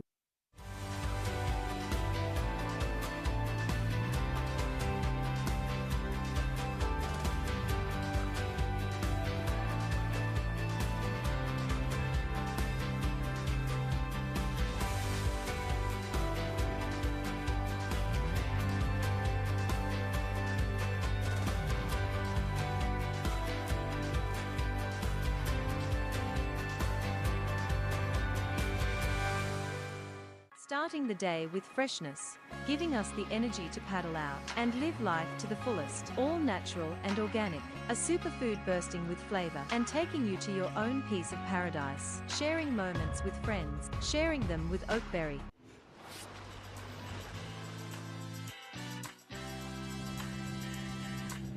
Welcome back to the Oakberry Tweed Coast Pro. We just saw a fantastic performance there from Sierra Kerr, taking a narrow victory over Keely Andrew. Two completely different styles of surfing today here, Bugs. But no doubt two surfers that are at the top of their game as they enter the round of 16, which will be on tomorrow. Yeah, that was a great effort by both Keely and Sierra. We saw, a good contrast between aerial surfing, futuristic surfing, that, as you said, that progressive surfing that they're trying to bring into women's surfing, and the judges are encouraging that with points. And then Keely just with that more traditional approach, but I think adding a bit of dynamics to a surfing, as we see Kobe Enright there, just a quick in and out. So this is a classic heat. Shay Lewendell, Kobe Enright and Charlotte Mully, they're all snapper girls. They would have seen plenty of each other out in the lineup there at Snapper, trading waves and taking waves off one another, no doubt. Very competitive environment out there. One of the most famous waves in the world and most popular. And then we've also got Sage Goldsberry in this heat all the way from Phillip Island. She was an absolute standout yesterday. I was talking to Sage this morning in the surf, and I asked the size of her equipment. It's a whopping 5'6" is her regular shortboard, but she's just got a classic style. She's got a pretty narrow stance, and there's a lot of board in front of Sage, and I don't mind that. It almost adds a kind of bit of swing weight to her surfing, and she's got a beautiful flow, and when she gets that board up into the lip, it certainly packs a big punch. So I'm excited to see if she can find some steep sections out there today. That's what she will need. But getting back to equipment on Kobe Enright, she had a really interesting heat yesterday where she admitted she'd kind of chosen the wrong board. Not that it was a bad board, but it was the wrong board for the conditions. But today she's on that same board. So that board's a good groveler from JS. It's the Zero model, and I believe that she's done the right thing today and picking a board that will help her through these kind of soft, mushy conditions. As we see Shay there kicking out of a ride. That will be a nice settler for her. She's had a couple of waves now, 2.5, a 0.57, and that score's still to come. So she will take an early lead, but she knows that she probably won't be hanging on to these scores, Bugs, at the end of this heat. No, it's a good little opener though for Shay. Her heat yesterday, she had a really slow start, and today she just looks like she's decided to come out of the gates. Maybe she's also thinking, I've got a little bit of advantage on the forehand here. Charlotte, Shay and Charlotte surf a lot together. They were surfing in a final the other day at Snapper, but they wouldn't have surfed too many heats with Kobe. Kobe's been travelling, totally, and she's sort of in the other world in a way. Yes, definitely. Yeah, it's the one bummer about hitting the road. You get to miss all those club rounds. That's the best part about being an Arashi out Snapper. Priority, eh? Yeah. You got priority all the time anyway, but it's certainly fun to surf a couple of heats out there, that's for sure. As we have 20 minutes remaining, so that first 5 minutes is just absolutely flowing by as we see Sage here on what looks like to be her first ride. A nice turn, not too sure, we'll have to catch up on the start of that ride to see if anything happened beforehand. We've got Kobe Enright having a good paddle out the back.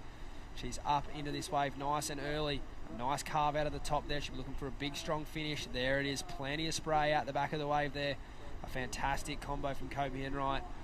And look, depending on what Sage got done at the start of that heat, Kobe Enright's look like the strongest to me, Bugs. Yes, well, Shay got a 3.67, so there's how the scale's been set for this one. But I think that one of Kobe's was just a tad more dynamic, that's for sure. And she's showing her class here, this first snap, and then she finishes it off really well. So sends the spray flying, the timing was good, and I dare say she'll go she got that only a .77 to start with, and this will put her on the scorecard. Yeah, that's good. You certainly don't want to start a heat like that, so the quicker you can wash that off and get another good score on the belt, the better. So she's done that there, and we'll wait for that score to come in. Sage Goldsberry also waiting for a number from the judges. She's having a little look at the inside here at this wave. She was in a good spot for it. She barely had to paddle. Nice turn out of the top there. Nearly buries the nose, but manages to keep it up. Yeah, and I was thinking as this tide drops out now, it might be the go for the goofy footers to sit a bit wider and try to get one of those ones that reel off on the bank, the wider bank. Definitely. It's I think there's a few different spots you can get a 4 out there, so I'd definitely be trying to chase it down and get creative with your positioning. They all have the talent to sort of get these scores, but it's a matter of just putting themselves on the right opportunity. We saw Ellie Brooks earlier today. She sort of had to just post up and wait, and unfortunately that strategy didn't work for her. I think it's been the surfers that can get a bit busier and to find those opportunities. They're the ones that have been able to do that. And like you say, Bugs, the conditions have changed throughout the day. There's a few more opportunities on offer as we see Kobe Enright up and riding. Good strong paddler into this wave, nice and early again. However, not much scoring opportunity on offer there as she looks to shuffle down the end of the point and hopefully sneak one away from all of her competitors. As we see Sage Goldsberry underneath her. Nice turn out of the top there. But she would have had to be pretty lightning quick to get another one in there, Bugs. Yeah, that was a great turn though. That one turn, she's got some. She's got a big turn in her repertoire, that's for sure. So she backs up with just that 2.5. So still waiting on the score for Kobe. The judges deliberating there. So there's a couple of scores still to come in. Sage, Charlotte, and Kobe. It's definitely going to set the landscape up for this heat and how it rolls out. That ride from Kobe Enright, her second last, was very strong. So we'll have to see how the judges interpret that one. But as you say, Bugs, the conditions changing throughout the day.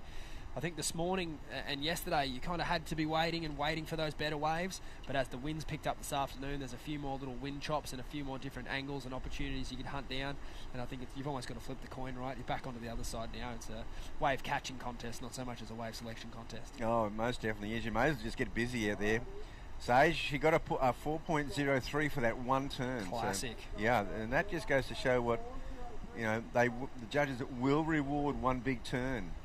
It was just a bit more dynamic than Charlotte's on the backhand and Shay as well. So that's the signal right there. Definitely, that's going to be a potential backup keeper score for her there. She'll be looking to improve on that 3.3 now. And we're still owed a score from Kobe Enright. The judges, I know they've been taking their time. They love getting a few different angles. They'll watch the replay. They'll compare to other rides in the heat as we see Kobe now. Probably just getting a little too vertical on that attempt. It's the right idea though. If she can ride out of a turn like that, it would be a monster score. And there's a 5.33 for Kobe for the previous ride. And that's the high point of the heat so far. She gets a 5.33 and then just a 1.33 has moved her up into second place. She kind of needed that 1.33. Now it's the heat set. Yeah. Got Sage in first, Kobe second, Shay in third. And for the time being, Charlotte Mully in fourth. And it's certainly Kobe in the box seat at the moment. She's got that 5.33 and only the 1.13 is her second scoring ride. So you'd have to imagine, Bugs, that Kobe's feeling pretty confident out there.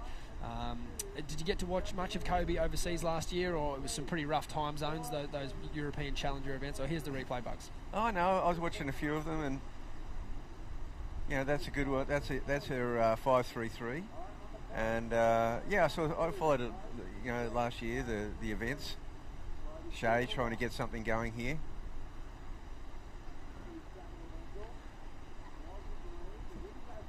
It was a tough run for Kobe overseas. Didn't really find her feet like she would have hoped to. So I know she'll be looking for another crack at that as she gets another two-turn combo there, and that's a good one. That's going to be a great score for her at this point in the heat. She has already got the best scoring ride of the heat so far, and if she can do anything to get up in another 4 or 5 point score range there, she'll be in a very, very commanding position. Sage Goldsberry, the only other surfer at this point to really lock in a score that we would kind of deem a keeper. 4.03 for her. Shayla Wendell with that 3.67, not a bad score, but I'm sure she's looking to improve on that. And Charlotte Mulley, just a pair of twos for the time being. So with 15 minutes remaining, I'm sure these girls will hopefully give us a few more pieces of entertainment throughout the afternoon. But yeah, getting back to Kobe and her Challenger Series run bugs, it certainly looked challenging. It's one thing competing at home, isn't it, mate? And another thing on the road. Did you have any rituals you like to go by while you're on the road to make you feel a little bit more comfortable? Certainly did. You got any secrets there? Oh no, it's just, you know what, it's a matter of that familiarising yourself and making yourself feel good and really comfortable. And as we see Kobe up and riding on her, well, this would be one of the top two for sure. Yeah, I mean, you know, when you go around the tour, going to places that you're familiar with, that you know, and also, you know, little spots like lakes that you like to walk around, or, you know, I'd find my favourite tennis court in the afternoons, or, you know, a down the coast surf spot that I'm really, you know, or a favourite restaurant. Like all those things that make you feel comfortable. Yep. And it's like it's another little home away from home environment. I mean, that all counts for something. Speaking of feeling comfortable out there, Sierra, another amazing performance. It's good to chat with you again. How are you? Good, how are you? I'm really good, thanks. Walk us through your first ride there. Just the one snapping sort of layback manoeuvre, but man, that must have felt good. Yeah, that one felt good. It was just like a nice little whip. When you're paddling back out, what do you kind of got in your head there? Do you think the judges are going to throw you a score, or just the one turn? So are you kind of a bit unsure about where that score is going to land? Oh, I think I was thinking it's probably like a 3.5 to a 4. That was kind of, I thought it was like a 3.5, but I was like, I don't really know. So it's pretty chuffed to hear the 4.67 once it got read out. Yeah, it's really hard to hear out there, so I was kind of just sitting there, and I kept hearing like random like different scores that wouldn't make any sense. I was like, what's going on? You just hear the 6.7 off the end and hear 6.7. Yeah. I'm sure surfers have done that a lot over the years. And then, yeah, walk us through your second scoring ride, a beautiful combination there. Yeah, that's like pretty fun, because I kind of like saw the little corner, and I was like, oh, this is going to be a perfect little huck, a little air into a section. I've been loving doing those when it's windy.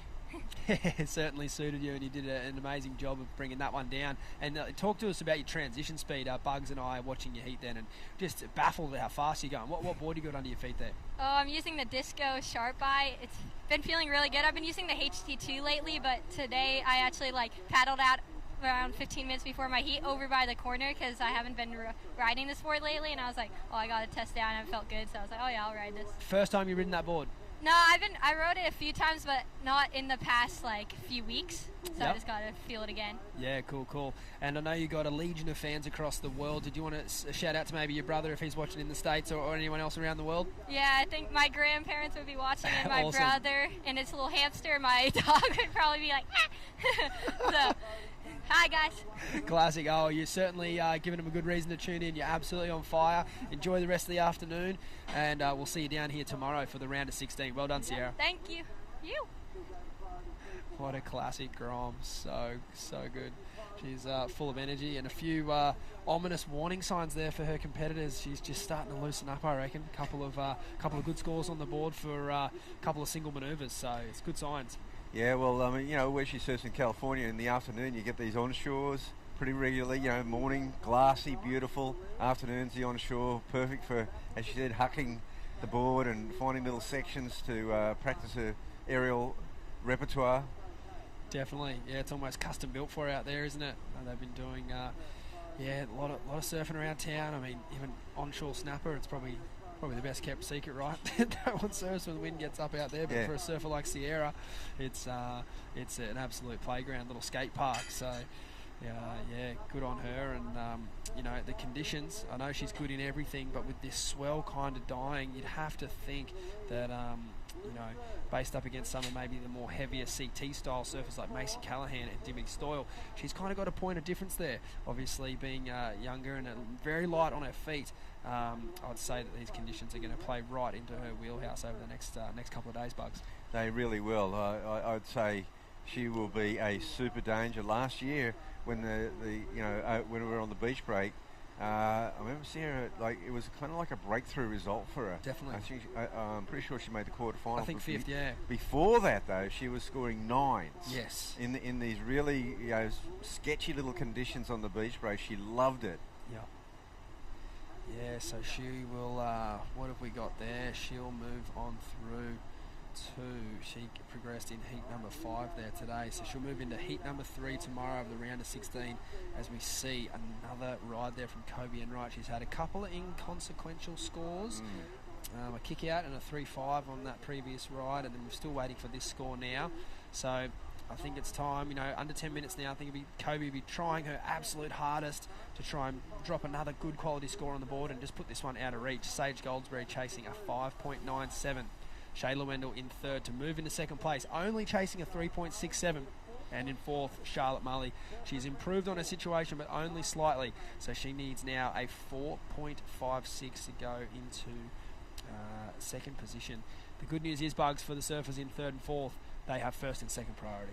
Yeah, that's right. So Shay and Charlotte's first and second priority.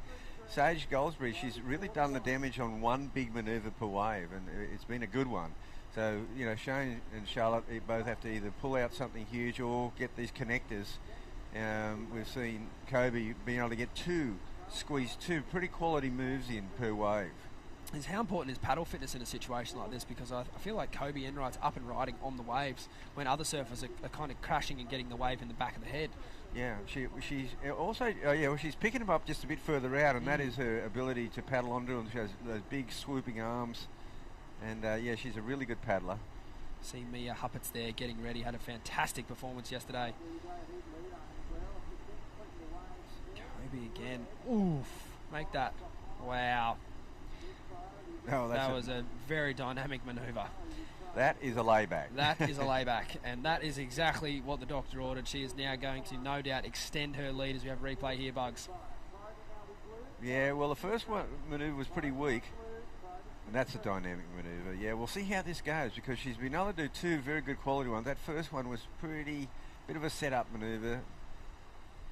But I did like don't see too many turns like that. Nope. Out of the women's tour. I see cool. some layback carving manoeuvres.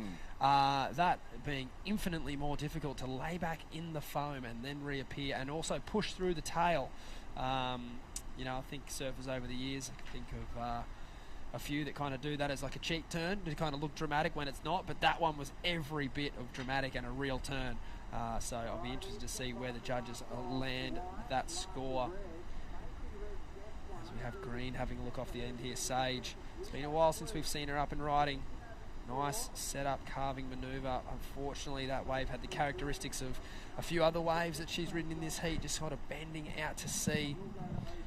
Yeah, that was a classic example of if she could have taken off behind the peak and then just come up going vertical, because, as soon as you do a cutback, that next part's run off. Yep. So, doing a cutback, a low scoring manoeuvre, it's going to, really hinder your scoring potential when you've only, got one more left in it, if any. Definitely. Yeah, it's all about positioning. And I think one of the interesting points about Kobe Enright's last wave was the direction her nose was facing when she paddled into the wave. It's almost facing back towards the foam, because she found a wave that had a slower tempo, so she could square up off the bottom and get a bit more of a carving manoeuvre in, whereas, like what you say about Sage's ride, almost had the opposite. She needed to get up and down a lot quicker rather than going out and around like Kobe did. Kobe Enright improving her situation, but only just a 5-point ride for Kobe. So potentially, like you said, Bugs, that first turn just letting her down a little bit. Shay finding a nice bit of wall there, but unfortunately kind of missed the best part of the wave there, and it was incomplete on the closeout. It's unfortunately a long time to wait for that wave there. Charlotte Mulley looks like she's got a ride that's improved her situation, a 4.33 for Charlotte on her last ride. So she is well and truly in this heat now. She nearly got enough to take the lead. We'll try and dial you up a replay of Charlotte's last ride. She now only needs a 3-point ride, and she's got the momentum, Bugs. She's been building, whereas Sage has sort of had that strong start, but her momentum's kind of tapered off in those last couple of rides. So it's going to be a very interesting end to this heat here, mate. Yeah, it really will. Charlotte has put herself in the frame of 3. Now, Shayla Wendell, she only needs a 3.67, so everyone's alive in this. I mean, Kobe's kind of out there with that 5.33 in the 5. That's put her, separated her from the other 3 for sure. But one good ride will secure second spot. Definitely. A couple of nice turns there from Shay, but nothing super dynamic. I can't see that score getting around the number she needs. We'll wait for that one to come in to confirm, but we saw the one really strong turn there from Sage Goldsberry, and I don't think that ride there from Shay will be enough to change the situation, as we see Sophie McCulloch coming up in the next heat. Standout performer from yesterday. No slouch when the waves get big, but you know what, Bugs, she grew up on the sunny coast, so I know she'll be looking at these conditions and feeling very familiar. Paige Harrod will be in the blue, Taylor Green will be in the white this time, and Mia Huppets will be in the green. So another fantastic heat coming up for you guys in under 4 minutes time. That'll be the second last heat of the day. The last heat of the day will feature the Kiwi, Safi Vetti, Holly Williams in the blue, Arabella, Bella Wilson in the white, and Nixie Ryan, one of the standout performers of this series so far. She'll be in the green. So plenty of action coming up. Shayla Wendell up and riding, needs a 3.67. Good speed off the bottom. Unfortunately not really getting a turn off there. That's a better turn from Shay. If she can get it up for the finish, she'll ask the question of the judges. Yeah, if she could have got a little bit more on that first one, I would have said for sure. This is going to be close. Really close. Her last ride was a 3.1. I think this ride's better, but how much better? We'll have to wait and see. There's 3 minutes remaining, so she should get back out the back for another wave, Bucks. Yeah, this first turn here, very soft. She just sort of doesn't do anything, but she saw this section, that's why. Lovely turn there, and just a bit more dynamic there. Did she surf out of it? Well, she did surf out of it. The scale has been kind of set here, where 2 manoeuvres might get you a 3.5. Kobe Enright looks like she's paddling back out there also. We'll have to try and catch you up on her wave there, if that's at all possible. With 2.5 minutes remaining. Here it is, Bugs, Kobe's last ride. Yeah, she's getting bigger waves, that's for sure. And again, puts a board well up over the lip line. That was a great wave. The judges have got another score to think about there. So Shay doesn't improve her position, so she obviously got something less than the 3.1. 3.07 for Shayla Wendell, and Kobe Enright's last wave, a 5.5, her best ride of this exchange so far. So Kobe's just been building and building and building throughout this whole heat. And in second, it's still Sage Goldsberry holding on. It's Charlotte Mulley in third, chasing only a 3-point ride. Great to get a shot of these two in the water here. Sage is going to make sure she goes this wave. Here it is. This is her last opportunity. Up and riding. Charlotte Mulley, not a bad first turn. Comes around the section. There's a better carve. She'll need a finish. Had some nice work done there. Great wave. Awesome wave selection under pressure. And she'd be stoked to get a finish here. There it is, Bugs. A well-surfed wave. She kind of looks in like, come on. Yeah, that's going to score. That is going to put her right there, because let's see, she only needs a 3. I would think she's got it. You'd have to think she's going to get it. It was not super strong on the first turn, but there was a series of carving manoeuvres out after that that were fairly decent. As we get the replay here, Bugs. Yeah, well, this wave actually connects. That's a nice cut back there. It's this turn here. That's pretty good. She sends a nice little spray again, but she needs a bit more, and she gets the last turn in. Not bad. Under the scale of things, you would think that it's better than her 2.77 that she had the previous backup wave, and a 3 is not a huge score. That is one of the rare ones that connected the sections. She's situation change there, Bugs. Yeah. 4.03 for Charlotte Mulley. So if you're Sage Goldsberry, you are just looking for anything that can come your way now. She's a super talent. She doesn't need much ocean to work with to get a 4.33, but she will need an opportunity. You kind of sort of felt that coming, didn't you? Charlotte was kind of trajectory was heading upwards, and Sage just sort of had a couple of bobbles, and you wondered if she was going to be able to pull out of that rhythm, but not to be so far. Here comes an opportunity for young Sage. No, she's going to let that one go. I think it was a great leave. Shayla Wendell's not out of this either off the end. Unfortunately not riding out there, so she would have had to do something pretty dynamic at the start to get the score she's chasing. Here goes Sage, up and riding. This will count. A nice stab in the lip there, hard off the bottom, a big turn and a finish. Another evil look in, and I think, Bugs, the judges have got a hard job on their hands there. I think Sage is obviously hoping that she would have done a bit more, but I think she did pretty good on that wave. A different wave to Charlotte's. I'll let you check it out, Bugs. This move here, this is the one, bang. Wow. And she gets another dynamic one, and yeah, this is going to be super close. I think she thinks she's way off the mark, but I think from our perspective here, she's looking like she could be right on the money and some. Oh, she could be right on the money here. A Four, big second three, turn. three. Massive second turn. Yeah, no, there was 3 good turns in that. 2 very good ones. If you think about Charlotte Marley's She first got it. turn, it was a little soft. There it is. 5.27. 5.27. Let's wait for the reaction here from Sage.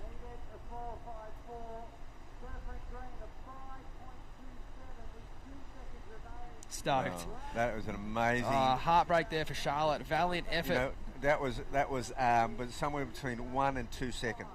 Yes. I mean, the hooter went like as soon as she got up. Just as after she popped up. We're going to go to a break here, Bugs, to round out the last 2 heats of the day. Will be True Starling and Shannon Hughes. Thanks for a fun day. We'll see you guys tomorrow. Still 2 hits remaining at the Oakberry Tweed Coast Pro.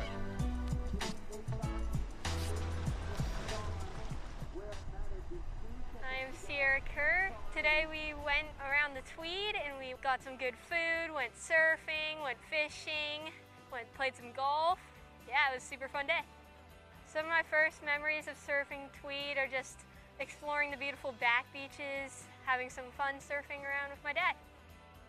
All the beaches all the way down the Tweed coast are just coves with headland after headland, and it's just so beautiful. This whole Tweed coast region is very, very special to me.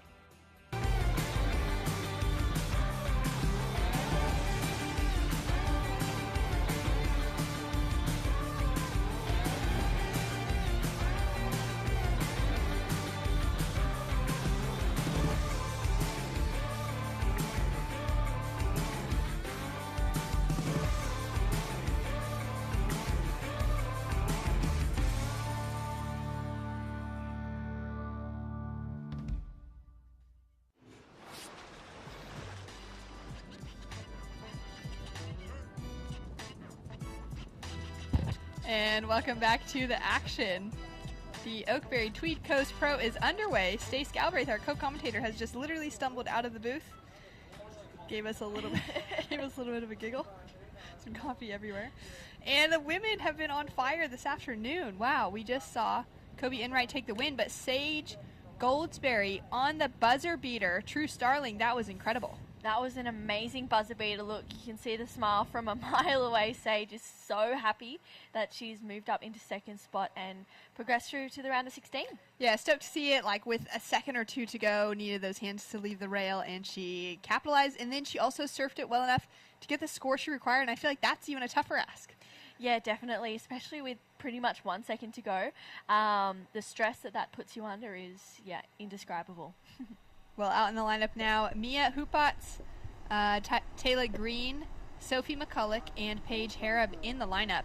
And this is an interesting one looking at the draw because we've got 2 surfers with so much experience between Sophie McCulloch and Paige Harab, and then 2 surfers with relatively no experience, up-and-comers out of the Australian scene between Mia and Taylor. And it's going to be a cool battle to see if those 2 that are just kind of learning this space in the big qualifying series events, if they're going to be able to match up against names like Paige and Sophie, as we see Mia getting a nice couple turns connected together for her first ride, and we saw this one from Sophie. Yeah, Sophie carves that first section, just kicks out of that one, so it's a minuscule score for Sophie McCulloch, but she's up and riding nice and quickly again. So 2 quick tags for Sophie. It's really tricky conditions out there this afternoon, but there's still plenty on offer. Yeah, it is crazy challenging. We definitely need to make note of that and understand that it's not an easy ask to get any scores or really any waves that find some open face because there's so few in between. But having said that, we're still seeing some scores come through in that kind of average to good range, which is really exciting over the last couple of heats, and we'll be expecting the same out of the surfers in the lineup right now. Mia in real time goes in over that little double up section and gets 1 turn connected together. Sophie McCulloch with couple of scores behind her. Paige now up and riding with that backhand attack that she is just so well known for. 8 years on the championship tour for Paige Hareb, and she is so keen to re-qualify for the championship tour. She absolutely has what it takes to get her back into that conversation. And now Taylor Green as well.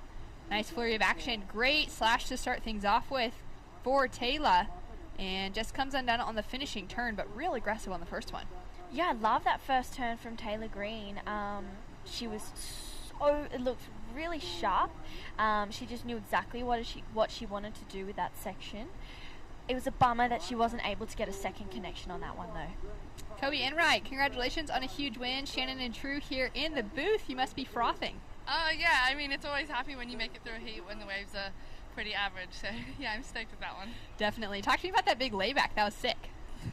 I think it looked better than it felt, because it definitely didn't feel like much out there. But, no, I'm stoked. I think anything above a 4 out there is kind of a good wave. So, yeah, a couple of 5s, I'll take that. Fantastic. Talk to me about how you're feeling coming into this event. Biggest one of the season so far. Yeah, this year I was kind of just cruising. I'm not sure if I'm going to plan to do the challenges.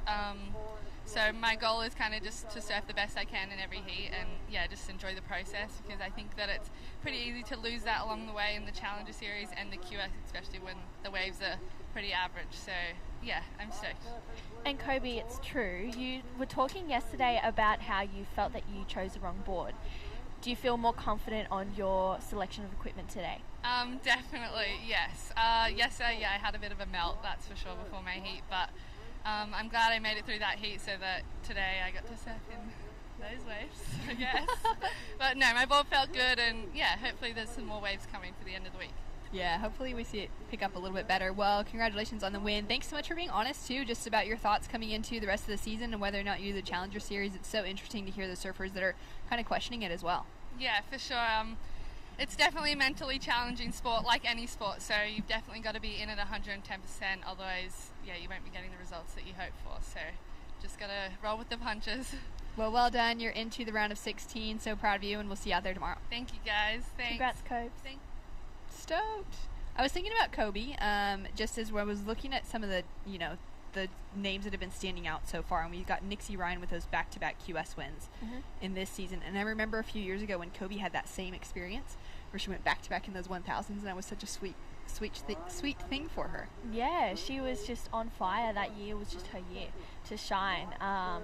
And she's had some really good results after that. She, in a few, you've kind of gone, oh, Kobe looks like she's going to win this, and then sometimes she'll just have a heat and can't really connect. But here's Paige up and riding, connecting on a nice looking right. Yeah, good backhand attack on that first turn. The second section just let her down. Yeah. Not sure what happened at the beginning of that wave.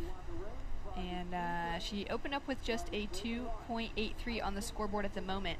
Small scores across the board. Mia, though, getting the better of the exchange with a 4 on the board to outdo the two kind of front runners in the heat so far. Yeah, wow. So the young one is out in front, best wave of the heat. She'd be feeling pretty confident with that, and now only needs a 2.26 to take Sophie. So that would be giving Mia a lot of confidence. She's from the South Coast. Here's Sophie up and riding. All right. Unleashes into that first turn, comes in with heaps of speed into the second one, gets caught up for just a moment. That's the sort of surfing, though, that little point of difference the judges will be paying attention to with that speed involved as we see Taylor Green going down behind her. Yeah, Sophie attacking that wave as we saw her yesterday. Here's a replay. You can see she's just so in the zone. Great first turn. Puts it up there for a finish. Was trying to get a third one in there, but glad she didn't try to overcook that and left the judges on a high.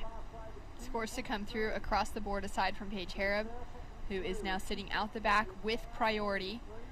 She's in that driving seat chasing a small score to advance. We will see the requirements flipping around just a little bit. Mia up into the lead, drops that 2.67 behind her, and has that 4.00 on the scoreboard, but we are waiting for that one from Sophie McCulloch, and I feel like that's going to change the direction of this heat entirely as we come down to the 16-minute mark. And there it is, a 6.17 in for Sophie McCulloch.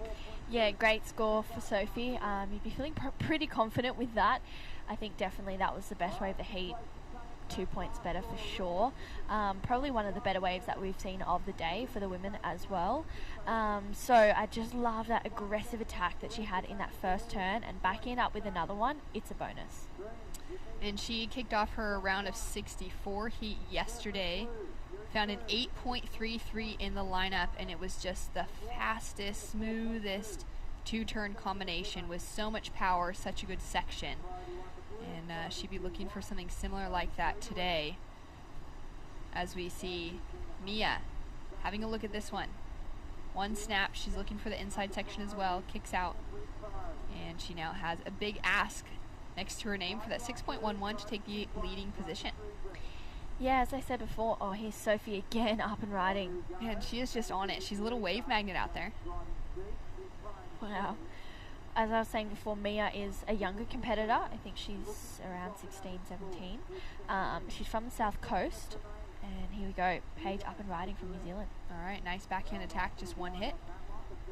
And so Mia from the South Coast? Yeah, so she's from the South Coast, and I think this is potentially her first year doing the QSs. And so far she's doing amazingly. She's into the round of 32 for the 5-star. She's had a couple of really good heats in some other events. She's doing the Pro Juniors. She won the Riptail Grom Search at Urban Surf. Wow, amazing. Yeah, so she's just absolutely on fire at the moment, and I know she's feeling pretty confident rolling into this one. That's so exciting to hear, as we saw Holly Williams there warming up for the next heat. She'll be against Safi Vetti, Bella Wilson, and Nixie Ryan. And that's so cool because I was looking through Mia's stats, and she's a surfer that I'm not that familiar with, being that she's newer to competition on the WSL side of things and just starting to find her feet in those juniors and now in these big QSs as well. But to know that she's taken out an event like that with such a stacked field that she would have been up against in the finals for Urban Surf, that's so cool. Yeah, she's had a few wins, and I think she's just been rolling with that momentum. Once you get a win, I feel like you can kind of go, that's how you do it. And then you just roll in with that from event to event, and you just keep getting better and better and harder to beat as well. So good. I feel like Taylor Green's got to be sitting in a similar situation as well. They're with priority at the moment, checking her clock, checking the watch on her wrist, and she's had a few tries here but can't get out of that 2-point range. She's also newer to competition and, first year on the qualifying series out within those juniors, competing on the juniors, but first year, and it's so cool now with that region, just the regional QS opening up, that a lot of these surfers that are newer to it, they're not just competing in the 1000s, they're actually getting the call up to these big events as well because there's spots available. Yeah, there definitely is, and I think it's great to see more females coming in and competing on this qualifying series as well. We haven't seen too many new competitors join the lineup, so it's actually really exciting. And for Taylor to join up and make it to this round, she started in the round of 64, making it to this round and putting up some pretty good numbers, you'd be feeling pretty good. Oh, she's doing great at the moment. Goes for a big finish for Sophie McCulloch. Stays so low to try to ride out of that, and she's got that 4.17 now to back up the 6.17, so she's been able to increase that score line. Drops just to 3.5 for the last one, so that's not going to factor in for Sophie. And great to see that little warm-up going on for Bella Wilson. Yeah, definitely. The Victorians all travelling nice and closely together. They never really ventured too far without each other. So that was Bella with Sage Goldsberry as well, who was just in the last heat, had a buzzer beater. So I'm sure Sage is going, okay, well, this is where you got to sit and try and get 2 good waves early because you don't want to be feeling stressed like I was. Definitely. Change the tactic. Yeah. So it's so great to see that they're all travelling together, giving each other pointers and supporting each other through each heat. That's so good. I love hearing those stories just about those crews traveling together. I know for the upcoming heat, Safi Vetti is also traveling with a bunch of the Kiwis. I'm not sure that Paige is traveling with them as well. She's also one of those surfers that, she's just that step ahead of where the rest of the Kiwi crew has been at. Paige was the first Kiwi to ever qualify for the championship tour, which is amazing on the women's side, of course. And just so cool to see the years that she put pursuing that, and now to see this new crop of women coming out of New Zealand as well, hopefully to join her there one day. Yeah, that would be awesome. Well, up next we got Safi Vetti, who's from New Zealand as well. Exactly. Sophie McCulloch just staying so active. Her surfing looks really smooth. She's putting that board in the right place.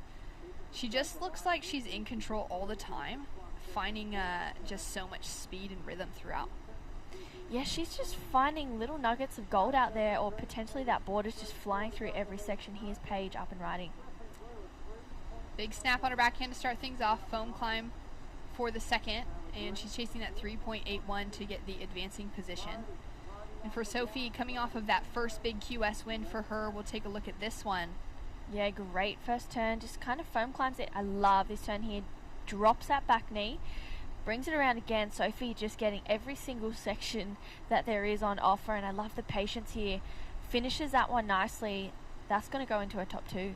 Yeah, that's great. There it is. It's a 7-point ride.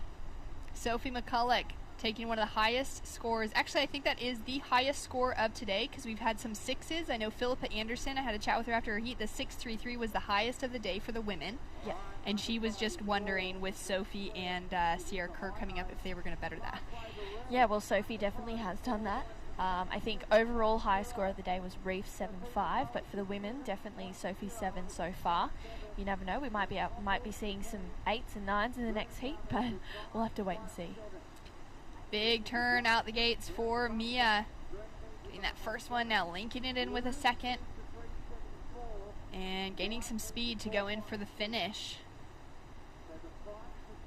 She's got a big ask on her hands now to take the lead, so it's more likely very much the battle for second place now, coming down to the final 10 minutes with really similar scores throughout for Mia and Paige. Taylor Green just hasn't been able to put herself in the conversation quite yet.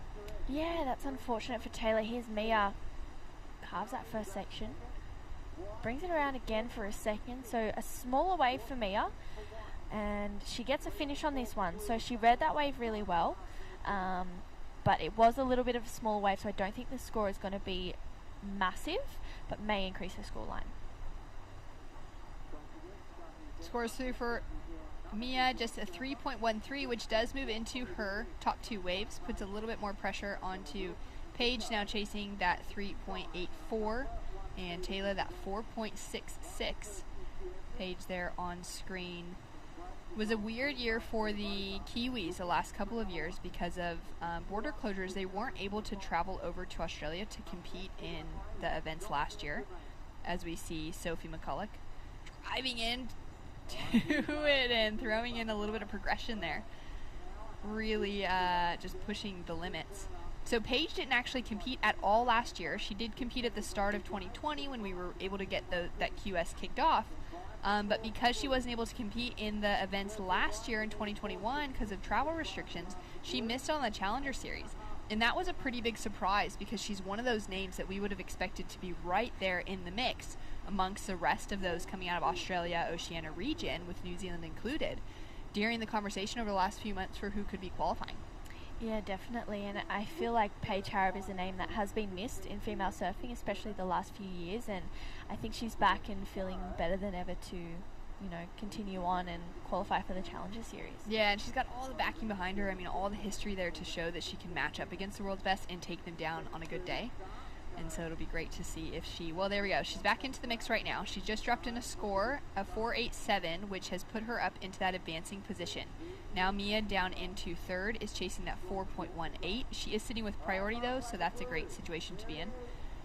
And Sophie McCulloch sitting in a convincing lead at the moment with that 7 and that 6.17. And Sophie coming off of that win at Phillip Island for the start of the season. She'd had some QS finals before, but hadn't walked away with the win, so that was really exciting to see. Big re-entry from Mia there.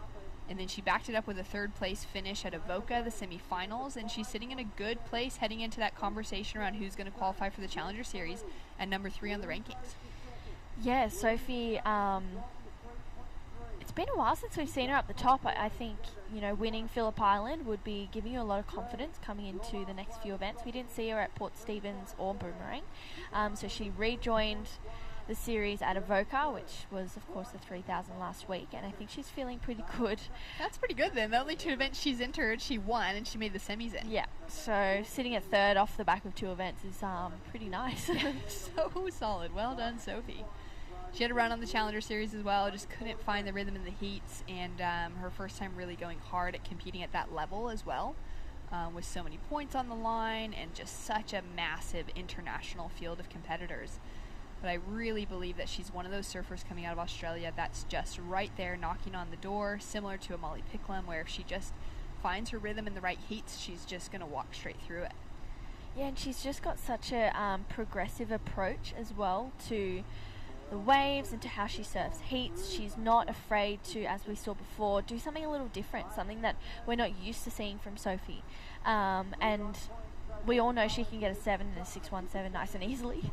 And she's got so much courage as well. She sees a big throaty section and she just goes straight up like it's nothing else. It, huh? Yeah. No thought. Yeah, exactly. She's fearless. Amazing. She's also studying behind the scenes, and she's a bit of a smart one. And we got so many of the women that are just working on their degrees, and I love hearing that. Taylor Green, 2 turns connected together, and looking to build that campaign. Yeah, I think Sophie's actually doing a dual study in biomed and potentially business, if I'm correct in saying that. I think it's on her Instagram bio, I think. You're right, in marketing and biomedical science. Yes, yeah. So she's super smart. Super smart. Mia having a look at that one. Paige finding some speed coming down the line. She'll duck out of that. And she's looking to increase on a 3.30. Scores to come through for our bottom 3 surfers. They're all staying super active. Sophie sitting at the back, just cruising now with priority.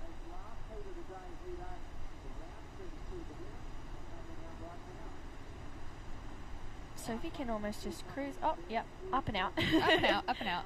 Scores through. Taylor Green dropped in a 3.37 for her last wave, which jumps in as her top score. That does improve her situation for a moment, as we see a huge hit from Sophie McCulloch. I mean, she would have caught the next wave in the set after kicking off that one, just straight into it.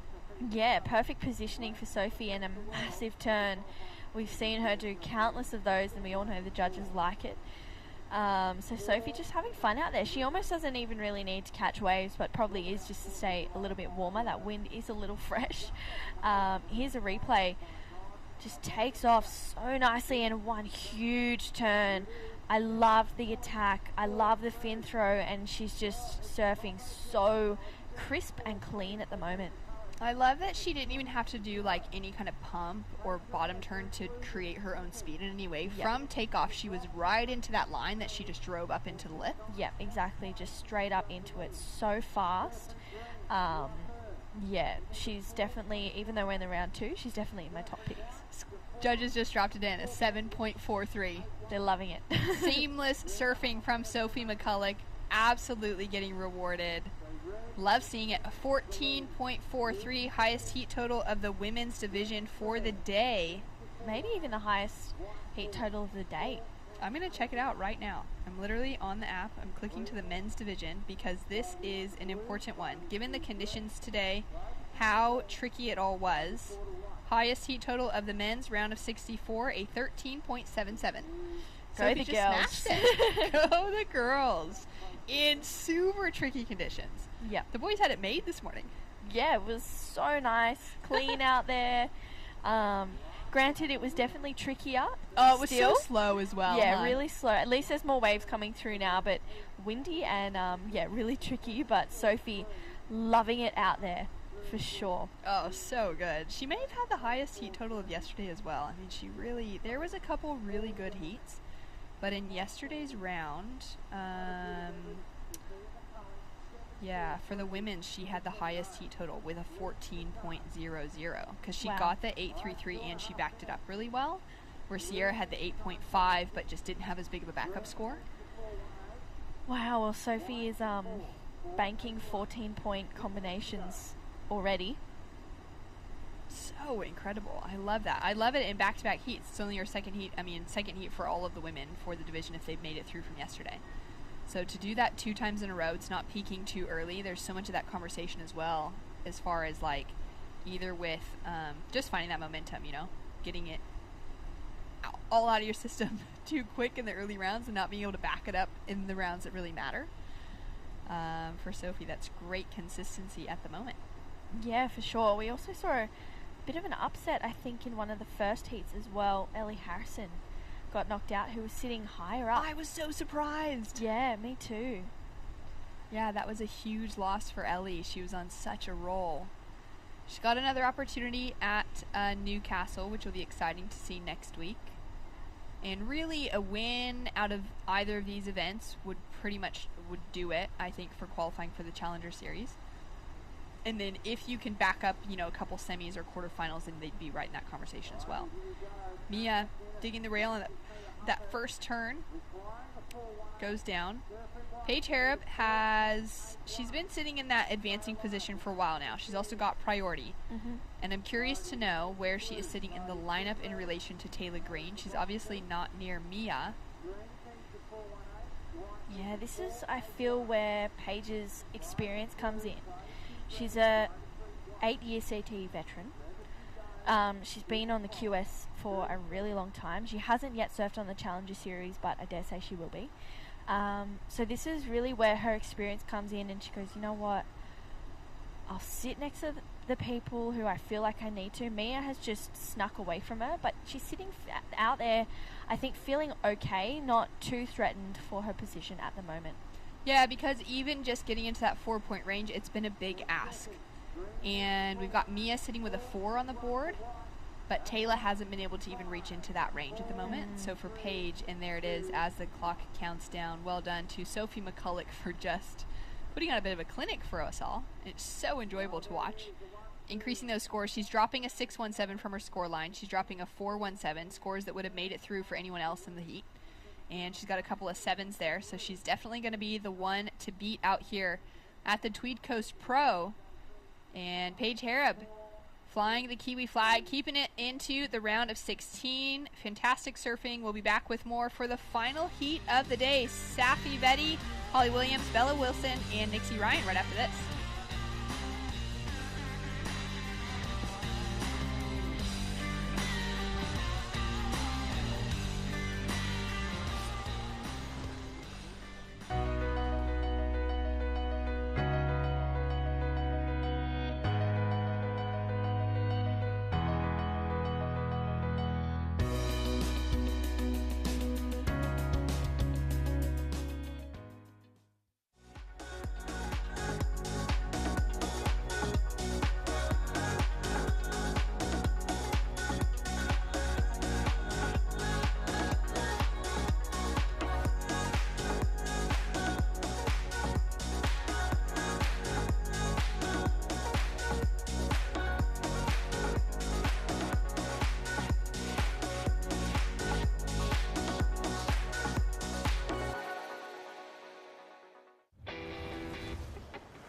Through my internship at the WSL, plus the personalised experiences and support I have access to at Bond, I know I'm well on the way to becoming the entrepreneur I want to be.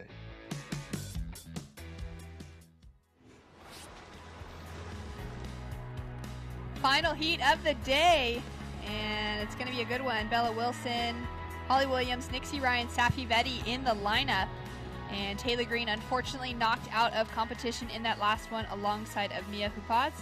And a great, extraordinary heat from Sophie McCulloch, and Paige Harrop knocking it through in second place as well.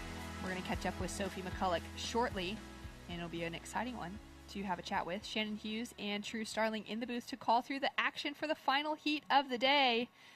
And, yeah, it's been a big one, True. It's been a huge day. It's been a huge couple of days. Yeah. It really has been, but you know what, it's been an amazing few days, and I think there's been so much exciting surfing going down as well. Yeah, really love seeing some of those bigger scores come through, but even when it's not the big scores, just the fact that it's been very even playing fields for those surfers in the lineup. As we see Nixie Ryan, who is currently sitting at the top of the rankings coming into this event, number 1 next to her name, gets a 3.17 to kick things off. Yeah.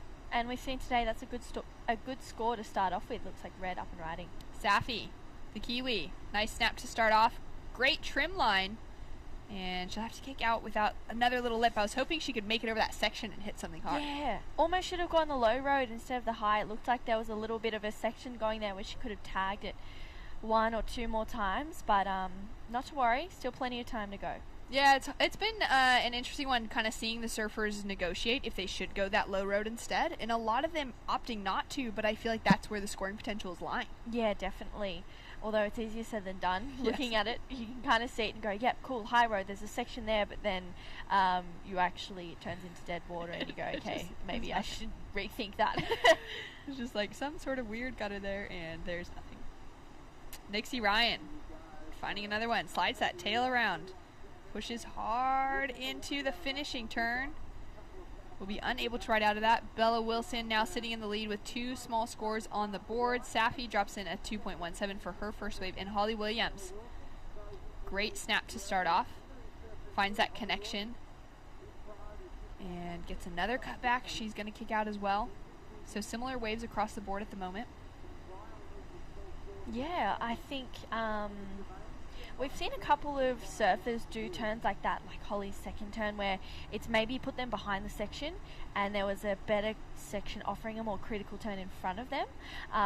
It's really tricky to find those ones out there. I think Holly had a really nice wave with a wall ahead of it. Here she is up and riding. She kind of waited for this one to stand up. Great first turn for Holly. And this is where I think the wave ran away from her. You can kind of see a little bit of a steep section off the end there. But it's, as I said before, definitely easier looking at it on a screen than it is out there in the lineup. It certainly is. 20 minutes on the clock, and there's just been so much action. I love seeing that this little bit of swell has pulsed through, because it's giving surfers like Holly Williams that opportunity to just stay busy. Puts a powerful finish on, goes for a layback on the in snap. And she'll get right back out into the lineup. Holly's had a good start to the season as well. Quarterfinals at Phillip Island, a 9th place finish at Boomerang, that round of 16. Has her sitting in equal 13th on the rankings at the moment with Bella Wilson. Yeah, Bella's had a really good year. She came into Avoca and Port Stephens second on the ratings, and then got knocked out early at Port Stephens, I think, and early at Avoca as well. Here's Nixie. Nice check turn to start things off. Puts on the finishing touch as well. Trying to build on that score line. Scores through for Safi Vetti, that 2.17. Holly Williams improves with a 2.23. And now waiting for last of Nixie Ryan to see what will factor in. She's already got that 3.17 and a 2.47 on the scoreboard. Yeah, great start out for the season for Bella, getting that semi-final finish at Phillip Island, the quarters at Boomerang. Also has set her up on the best run of her qualifying series campaign, which is exciting to see. Even if it's, an earlier knockout in these QS 5000s, I feel like for a lot of these young competitors, to be able to find some rhythm in those 1000s is that experience gained over the years. Safi getting a little bit hung up on the takeoff, but does well to recover and have some power to hit that in section with. Yeah, definitely, and that board is looking really nice under Safi's feet. I love the spray there. She does her own sprays, so makes the most of the colour that she's got, that's for sure. I really like that way for Safi. Just one big turn, went up and did a backhand. I mean, she made the most of the sections that she had on offer. She'll definitely go up into second. She only chasing a 1, so we'll see a situation change there. And surprising not to see Ella Williams in the mix. She's the other Kiwi that's kind of been one of those names. Yeah. It's like Paige, Ella, and Safi have been the 3, as we see Bella Williams driving down the line, finds a nice corner to just place that board right up into. And Nixie Ryan as well, finding another corner, making those connections. So still the score is kind of staying in that similar position, but everyone's just going, taking every opportunity they can. And it is surprising not to see Ella Williams, because Ella, of course, made it into the Olympics. She represented New Zealand alongside Billy Stearman, which was really exciting to see. And she's one of those surfers that was kind of the next coming up behind Paige Harrop. Yeah. Paige being a few years older than the rest of the girls. And now we see Safi kind of stepping into that stride. And curious to see if we see Ella Williams back in the mix next year or not. I feel like it's a kind of a telling sign for her to not be competing in these events this year. But it's great to see Safi finding a little bit of rhythm, getting some time competing, especially after last year, same as Paige, just not being able to be on the road and have that time in the jersey. Yeah, for sure. I think coming into this year, it's been there's been a lot of cobwebs to dust off for the Kiwis, but I think they're well and truly gone now, especially for the likes of Billy Stearman, Kihu Butler, and Safi making through a few heats as well. So the Kiwis are a force to be reckoned with, and they travel all together. Yeah, it's been so cool to see that. Yeah, the confidence from one just builds and builds and builds all the way throughout the group. And, you know, whenever I'm down on the beach, we always see them passing the footy. They're always cheering each other on, watching each other's heats, and filming each other surfing as well. So they're so supportive of each other and such a good crew to be traveling around together with. That's so great to hear. Bella Wilson, nice little hook under the lip. That was a challenging section. She's kept some speed and momentum moving forward. And she's just looking like, yeah, she's carrying it really well throughout that. Now sitting up into the lead. She dropped in a 3.53 for her previous wave, which jumps her up into first. Nixie Ryan down into second with a score to come in for Bella. And the one good thing that was happening for the Kiwis the last couple years, national championships were still running. Safi Vet got a national title in 2021, which was exciting to see. And then Paige Harrop got her very first national title in 2022 this year, which is surprising that Paige hadn't gotten one any sooner. But it's just cool to know that even at that national level, like within New Zealand surfing, they've got all those events available at home as well to keep their tools sharp, even if they're unable to hop over the pond and compete here in Australia.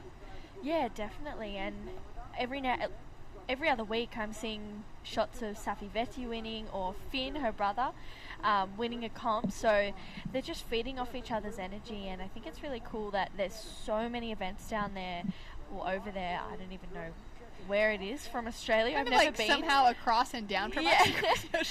I keep meaning to get over there and stay with the Vetti family, but yeah, haven't been able to the last few years. But I've heard beautiful things about New Zealand, and there's so much opportunity for the young surfers as well to gain experience in the Rashi. Absolutely, but then at the same time, there is that real necessity for any of the competitors in this whole region coming out of the Australia Oceania, any of the island nations. We got a couple of the surfers from Fiji that are represented this week. We've got Tahiti in the mix as well. Some of those surfers, of course, Tahiti not being within the region for qualification, but still we've got one of the women in the lineup representing Tahiti. It's really important for these surfers to then get that time here in Australia, because this is just one of the absolute magnets for surfing worldwide, and this is where growth comes from, especially this region, the Gold Coast through the Tweed Coast region. I know you've recently moved up here, and it just seems to be like the place where everyone needs to head from this entire region, other nations included, to really get that time and develop their surfing. Yeah, I couldn't agree more. I mean, there's world-class waves up here. You've got Snapper, Cabba, there's places down the coast as well, which are incredible waves too. You know, there's just so much on offer here, and there's so many great surfers, and the more time you spend in the water with great surfers, the greater you become. Some great surfing that we have been able to witness throughout today. Holly Williams now sitting with priority out the back. She's in a challenging position at the moment, sitting in fourth, chasing a 3.67. Holly from, I believe, the Sunshine Coast. Yeah. And surfs with North Shore board riders, Sophie McCulloch as well, part of that board riders club. And that's just been a great club that has had some good momentum over the last couple of years. I think they had a pretty good run at board riders last year. Yes, I think they got to the finals at the board riders battle. They actually won it, not last year, the year before. That's right, 2020. Yeah, they won in 2020 with, I don't know if you saw the final, but it was an amazing buzzer beater. North Shelley thought that they were going to take it out. Alistair Reginato needs a score, comes in, 100% gets a score every day of the week. 3 seconds to go, gets in the box with 1 second left, takes it out for North Shore. Amazing. And North Shelley board riders, who actually won this year for their first board riders battle, were cheering. They were so excited because they thought that they had won. And North Shore pulled a rabbit out of the hat, and it was so amazing to be there and witness it all happen, and surf against them all and be in the final. And I think it was like, it was the best win ever. I think I was more stoked that they won than anything else. I was like, that is amazing how Alistair did that for his club and pursued it. Sophia was, I think she got woman of the event. She was absolutely on fire. So, yeah, it was pretty incredible to see. Well, having said that, true. Sophie's listening into us the entire time because she's just taken out a huge win. She's down there for the post heat. Sophie McCulloch, we're just so impressed with you on so many levels. Man, thanks for chatting to us. Thank you. Yeah, and true, just hearing you talking about that moment, it's giving me goosebumps again. I want to do it all over. I'm sure you will hear, Soph. That's so special. How does it feel to see, your crew represented? I mean, some great results for your Board Riders Club, but now to see the Sunshine Coast performing at such a high level across the the qualifying series as well. Yeah, it's really good, and I really feel like we're getting a good Sunny Coast camaraderie going. Even like Reef Hazelwood got the crew together for some mock heats earlier in the year, and it's really special. And I think when we won the ABB at the time, while it was exciting, we didn't actually realise the impact it was going to have, like not only on our Board Riders Club being able to afford a junior development program, but on all the other Board Riders Clubs on the Sunny Coast. So yeah, it's really cool to just be a part of it. That's so amazing. And talk to me about the heat now. You're sitting on a heat total of a 14.43. I'm pretty sure it's the highest heat total of the entire event, men's and women's, so well done. How did it feel out there to find a couple solid scores when it looked so challenging? Thank you. Yeah, it felt really good. I mean, I train in those conditions all the time, so, I was trying to just have that motivation in the back of my head, just going, you do this all the time, but it doesn't stop you from being super nervous. Like, I know all the girls can pull out some good turns, so yeah, I'm just really having a lot of fun at the moment. I love competing. I love getting up early. Sorry, bots in the background making me laugh. I love my coach, but I'm just having so much fun, and that was definitely a fun heat. Oh, that's so incredible. Great to hear about the team working behind you. And yeah, you just found some good success so far this year. How are you feeling now? You're the standout on the women's side. You've got the best heat totals between yesterday and today, getting into the 14-point plus range, which is incredible. No one else has been able to do that yet. Where's your focus at? Where's your thoughts going towards finals day? Like I said before, I'm just trying to have fun. Like, this is all a part of the journey, and I'm trying, like, as much as it's hard not to, I'm trying not to think about, points and everything. I'm just having fun with my crew, having fun surfing, enjoying the sunrise each morning, and then the sunset in the afternoon. So yeah, I guess I know I'm capable of a shocker as well. So I'm definitely not going to get on my high horse or anything. I'm just going to try and keep doing the same thing. And just keep working on my craft. Well done. We're so proud of you, and can't wait to see more surfing from you in the next couple of days. Lovely. Thank you. Well done. Thanks so much, Sophie. What a humble heart. I love that. Yeah, man. She's a good soul, that one. She's such a good soul, and she absolutely rips. Yeah. My God, I could sit and watch her all day. Seriously, ridiculous. So she's got the lightning speed that you need to be able to excel through these rounds. Yeah, definitely. I couldn't agree more. And I think the fact that she trains in this. Oh, here's a replay. Holly Williams. Good carve to start this one off. What she got for us for this end section. Puts it up there for a finish. So best wave of the heat. Great two-turn combination from Holly Williams. All right, she's sitting now with a 5.83 on the scoreboard, and that's going to be that breakaway moment in the heat that we've been waiting for. First surfer to get into the fives. We haven't even had a 4 on the scoreboard yet. Safi right up into the lip, throws heaps of spray behind her as well. Answering back, Nixie Ryan, number 1 in the rankings, coming into the Tweed Coast Pro. Nice couple of snaps as she kicks out of it. And some big requirements. Holly Williams staying busy once again. And in live action, Bella Wilson just gets over that first bump, decides better get out the back line, try and keep that priority, find a wave with a little bit of a better section. Yep, definitely. That was a great wave from Holly Williams. 5.83, definitely best wave of the heat. I love the way that she surfed that and approached that wave. So very well surfed from Holly. But this, just under 8 minutes to go, Nixie does have a score to lock in, but she's in third. And dependent on how this heat goes, if she doesn't make this heat, it's going to be a massive upset. Here's a replay. Chasing a 4.09, tags that first section and brings it around again for a second one, and a nice carve for a third. So we'll have to see how the judges like that one. Chasing a score so far, this is not what we're used to seeing from Nixie. Yeah, this is a surprising one, given the consistency throughout. So the couple of wins between Boomerang and Port Stevens for her this season, quarterfinals at Phillip Island, then coming in, so those were those QS 1000s, right? Where a lot of those bigger seeds aren't entering. This year there was, because everyone wants to be able to compete, so there were some of those bigger names. But a lot of the bigger names just holding out for these bigger events as well. Heading into Avoca, 3,000 points on the line, some bigger names in the mix, like Mace Callahan, who won, Molly Picklum, now on the championship tour. Nixie found herself knocking out in the round of 16, which was the earliest knockout for her. There she is. She does get the score, though, at the moment, as we're having the conversation. She's back up in the mix. She's just dropped in a 4.67, which comes through as the second highest wave of the heat so far, and she's right back in the mix.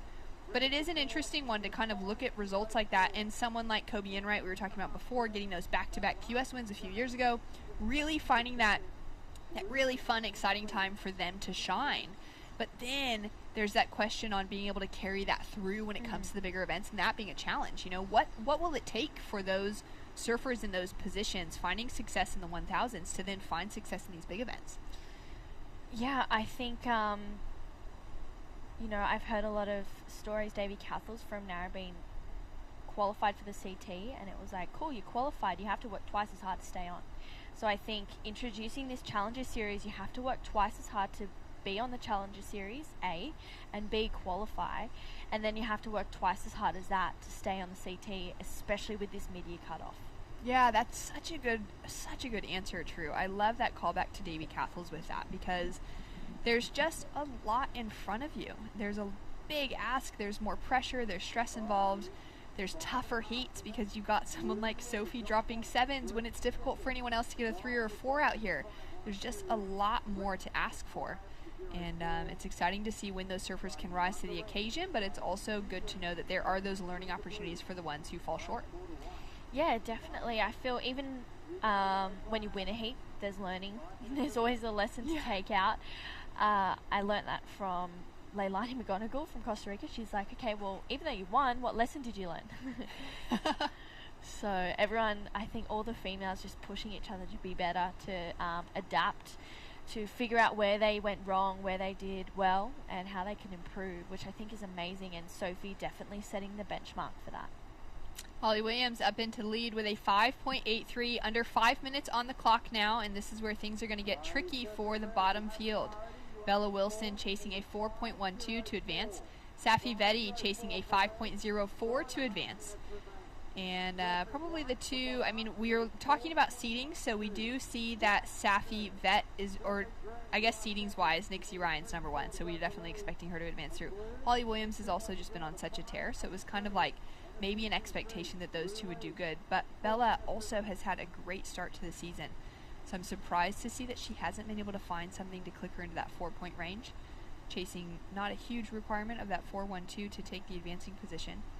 And I think Bella's been on the road traveling in a van up and down the coast alongside of her friend Angela Ball. Yeah. And it is just such a cool thing to see the different takes that everyone has on how to get around and where to sleep.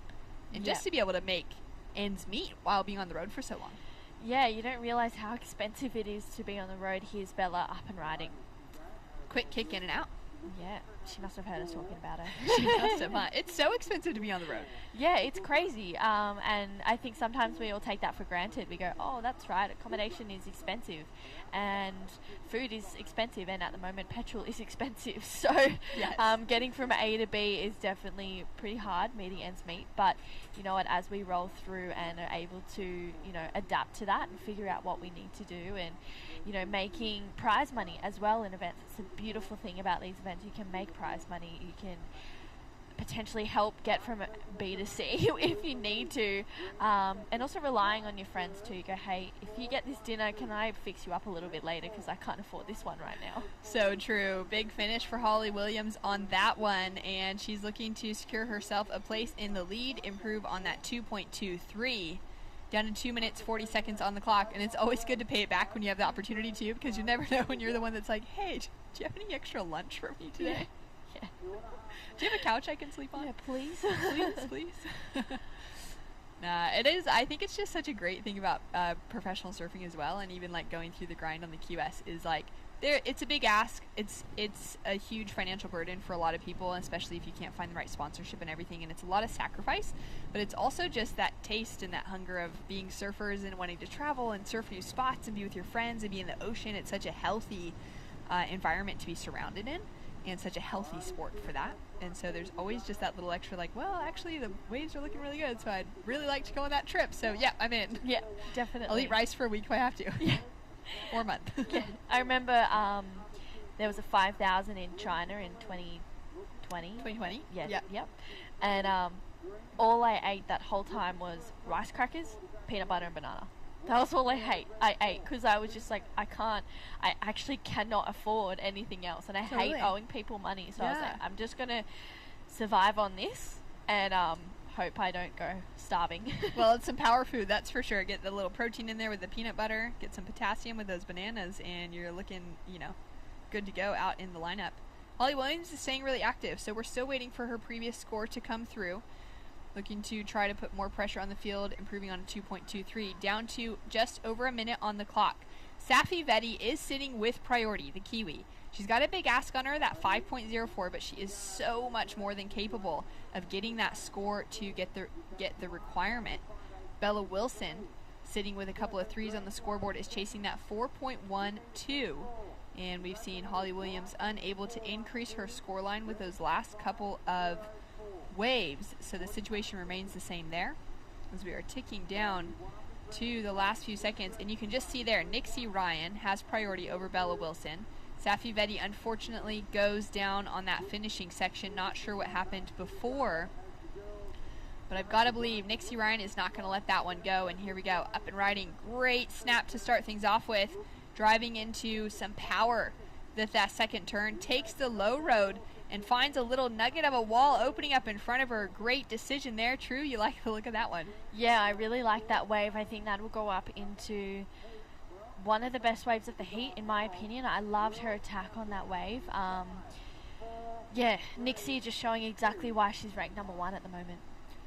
Fantastic surfing. Scores to drop through all around. But it does look like it's safe to say Holly Williams in with the lead, Nixie Ryan in with second, unless Nixie can get that score she needs to move up into first. And there she does it. Improvements all around. Holly Williams betters her situation, but then Nixie Ryan gets a 6.40 on the final buzzer and jumps into the lead. Holly Williams down into second. And what a well-served heat for those two, finding some great scores in challenging conditions. Unfortunate for Bella Wilson and Safi Vetti going out of competition. Yeah, such a shame, but a great thing for Nixie. 6.4. I mean, that's the way you want to end a heat. It's definitely one you want to start with, but you'll take it if you can finish it. And I mean, so many of those surfers we've seen unable to connect to that low road on that wave with that little inside runner lining up, and look at the result of someone who was able to find it. Yeah, definitely. She just tapped into that and got 2 extra turns off than anyone else did, which is exactly why she got that 6.4. I loved the attack that she had, the aggression that was with it. She definitely didn't want to settle for second in that heat. Yeah, great surfing, great camaraderie there between friends with Bella Wilson. Going down, unfortunately, but put up a great fight. And Nixie just debriefing there for a moment. And we'll see with this one if Nixie Ryan stays at the top of the ranking. She came in number 1 into the Tweed Coast Pro, and there we go. These are our live rankings at the moment, so you can see that little black mark on the right-hand side of Ellie Harrison. She is the only surfer out of competition so far in the draw within that top 10 conversation. True, Nixie Ryan still sitting out in front. Yeah, I love that for Nixie. She's a young competitor, but she's showing real maturity in her heat. But Macy nipping at her heels with that win in the QS 3000 at Avoca. I think Macy's definitely looking to take that number 1 spot, mark a territory, go, you know what, I'm a CT surfer, I've been here before, I want to win and I want to take this ranking out. Absolutely, and we can see that yellow line is the cut line. There's going to be 7 women qualifying through the Regional Challenger Series, and then we're going to add an 8th to that with a regional wild card as well. So there's still some potential. There's a lot on the line, True, and it's going to be exciting to see who walks away with 5,000 points and where those rankings finish out. Yep, I can't wait for the end of the heat. Bring on finals day. Well, be sure to tune in tomorrow morning, 7:30, bright and early. We'll be right back here. Same location, Same surf on offer, and it's going to be a great day.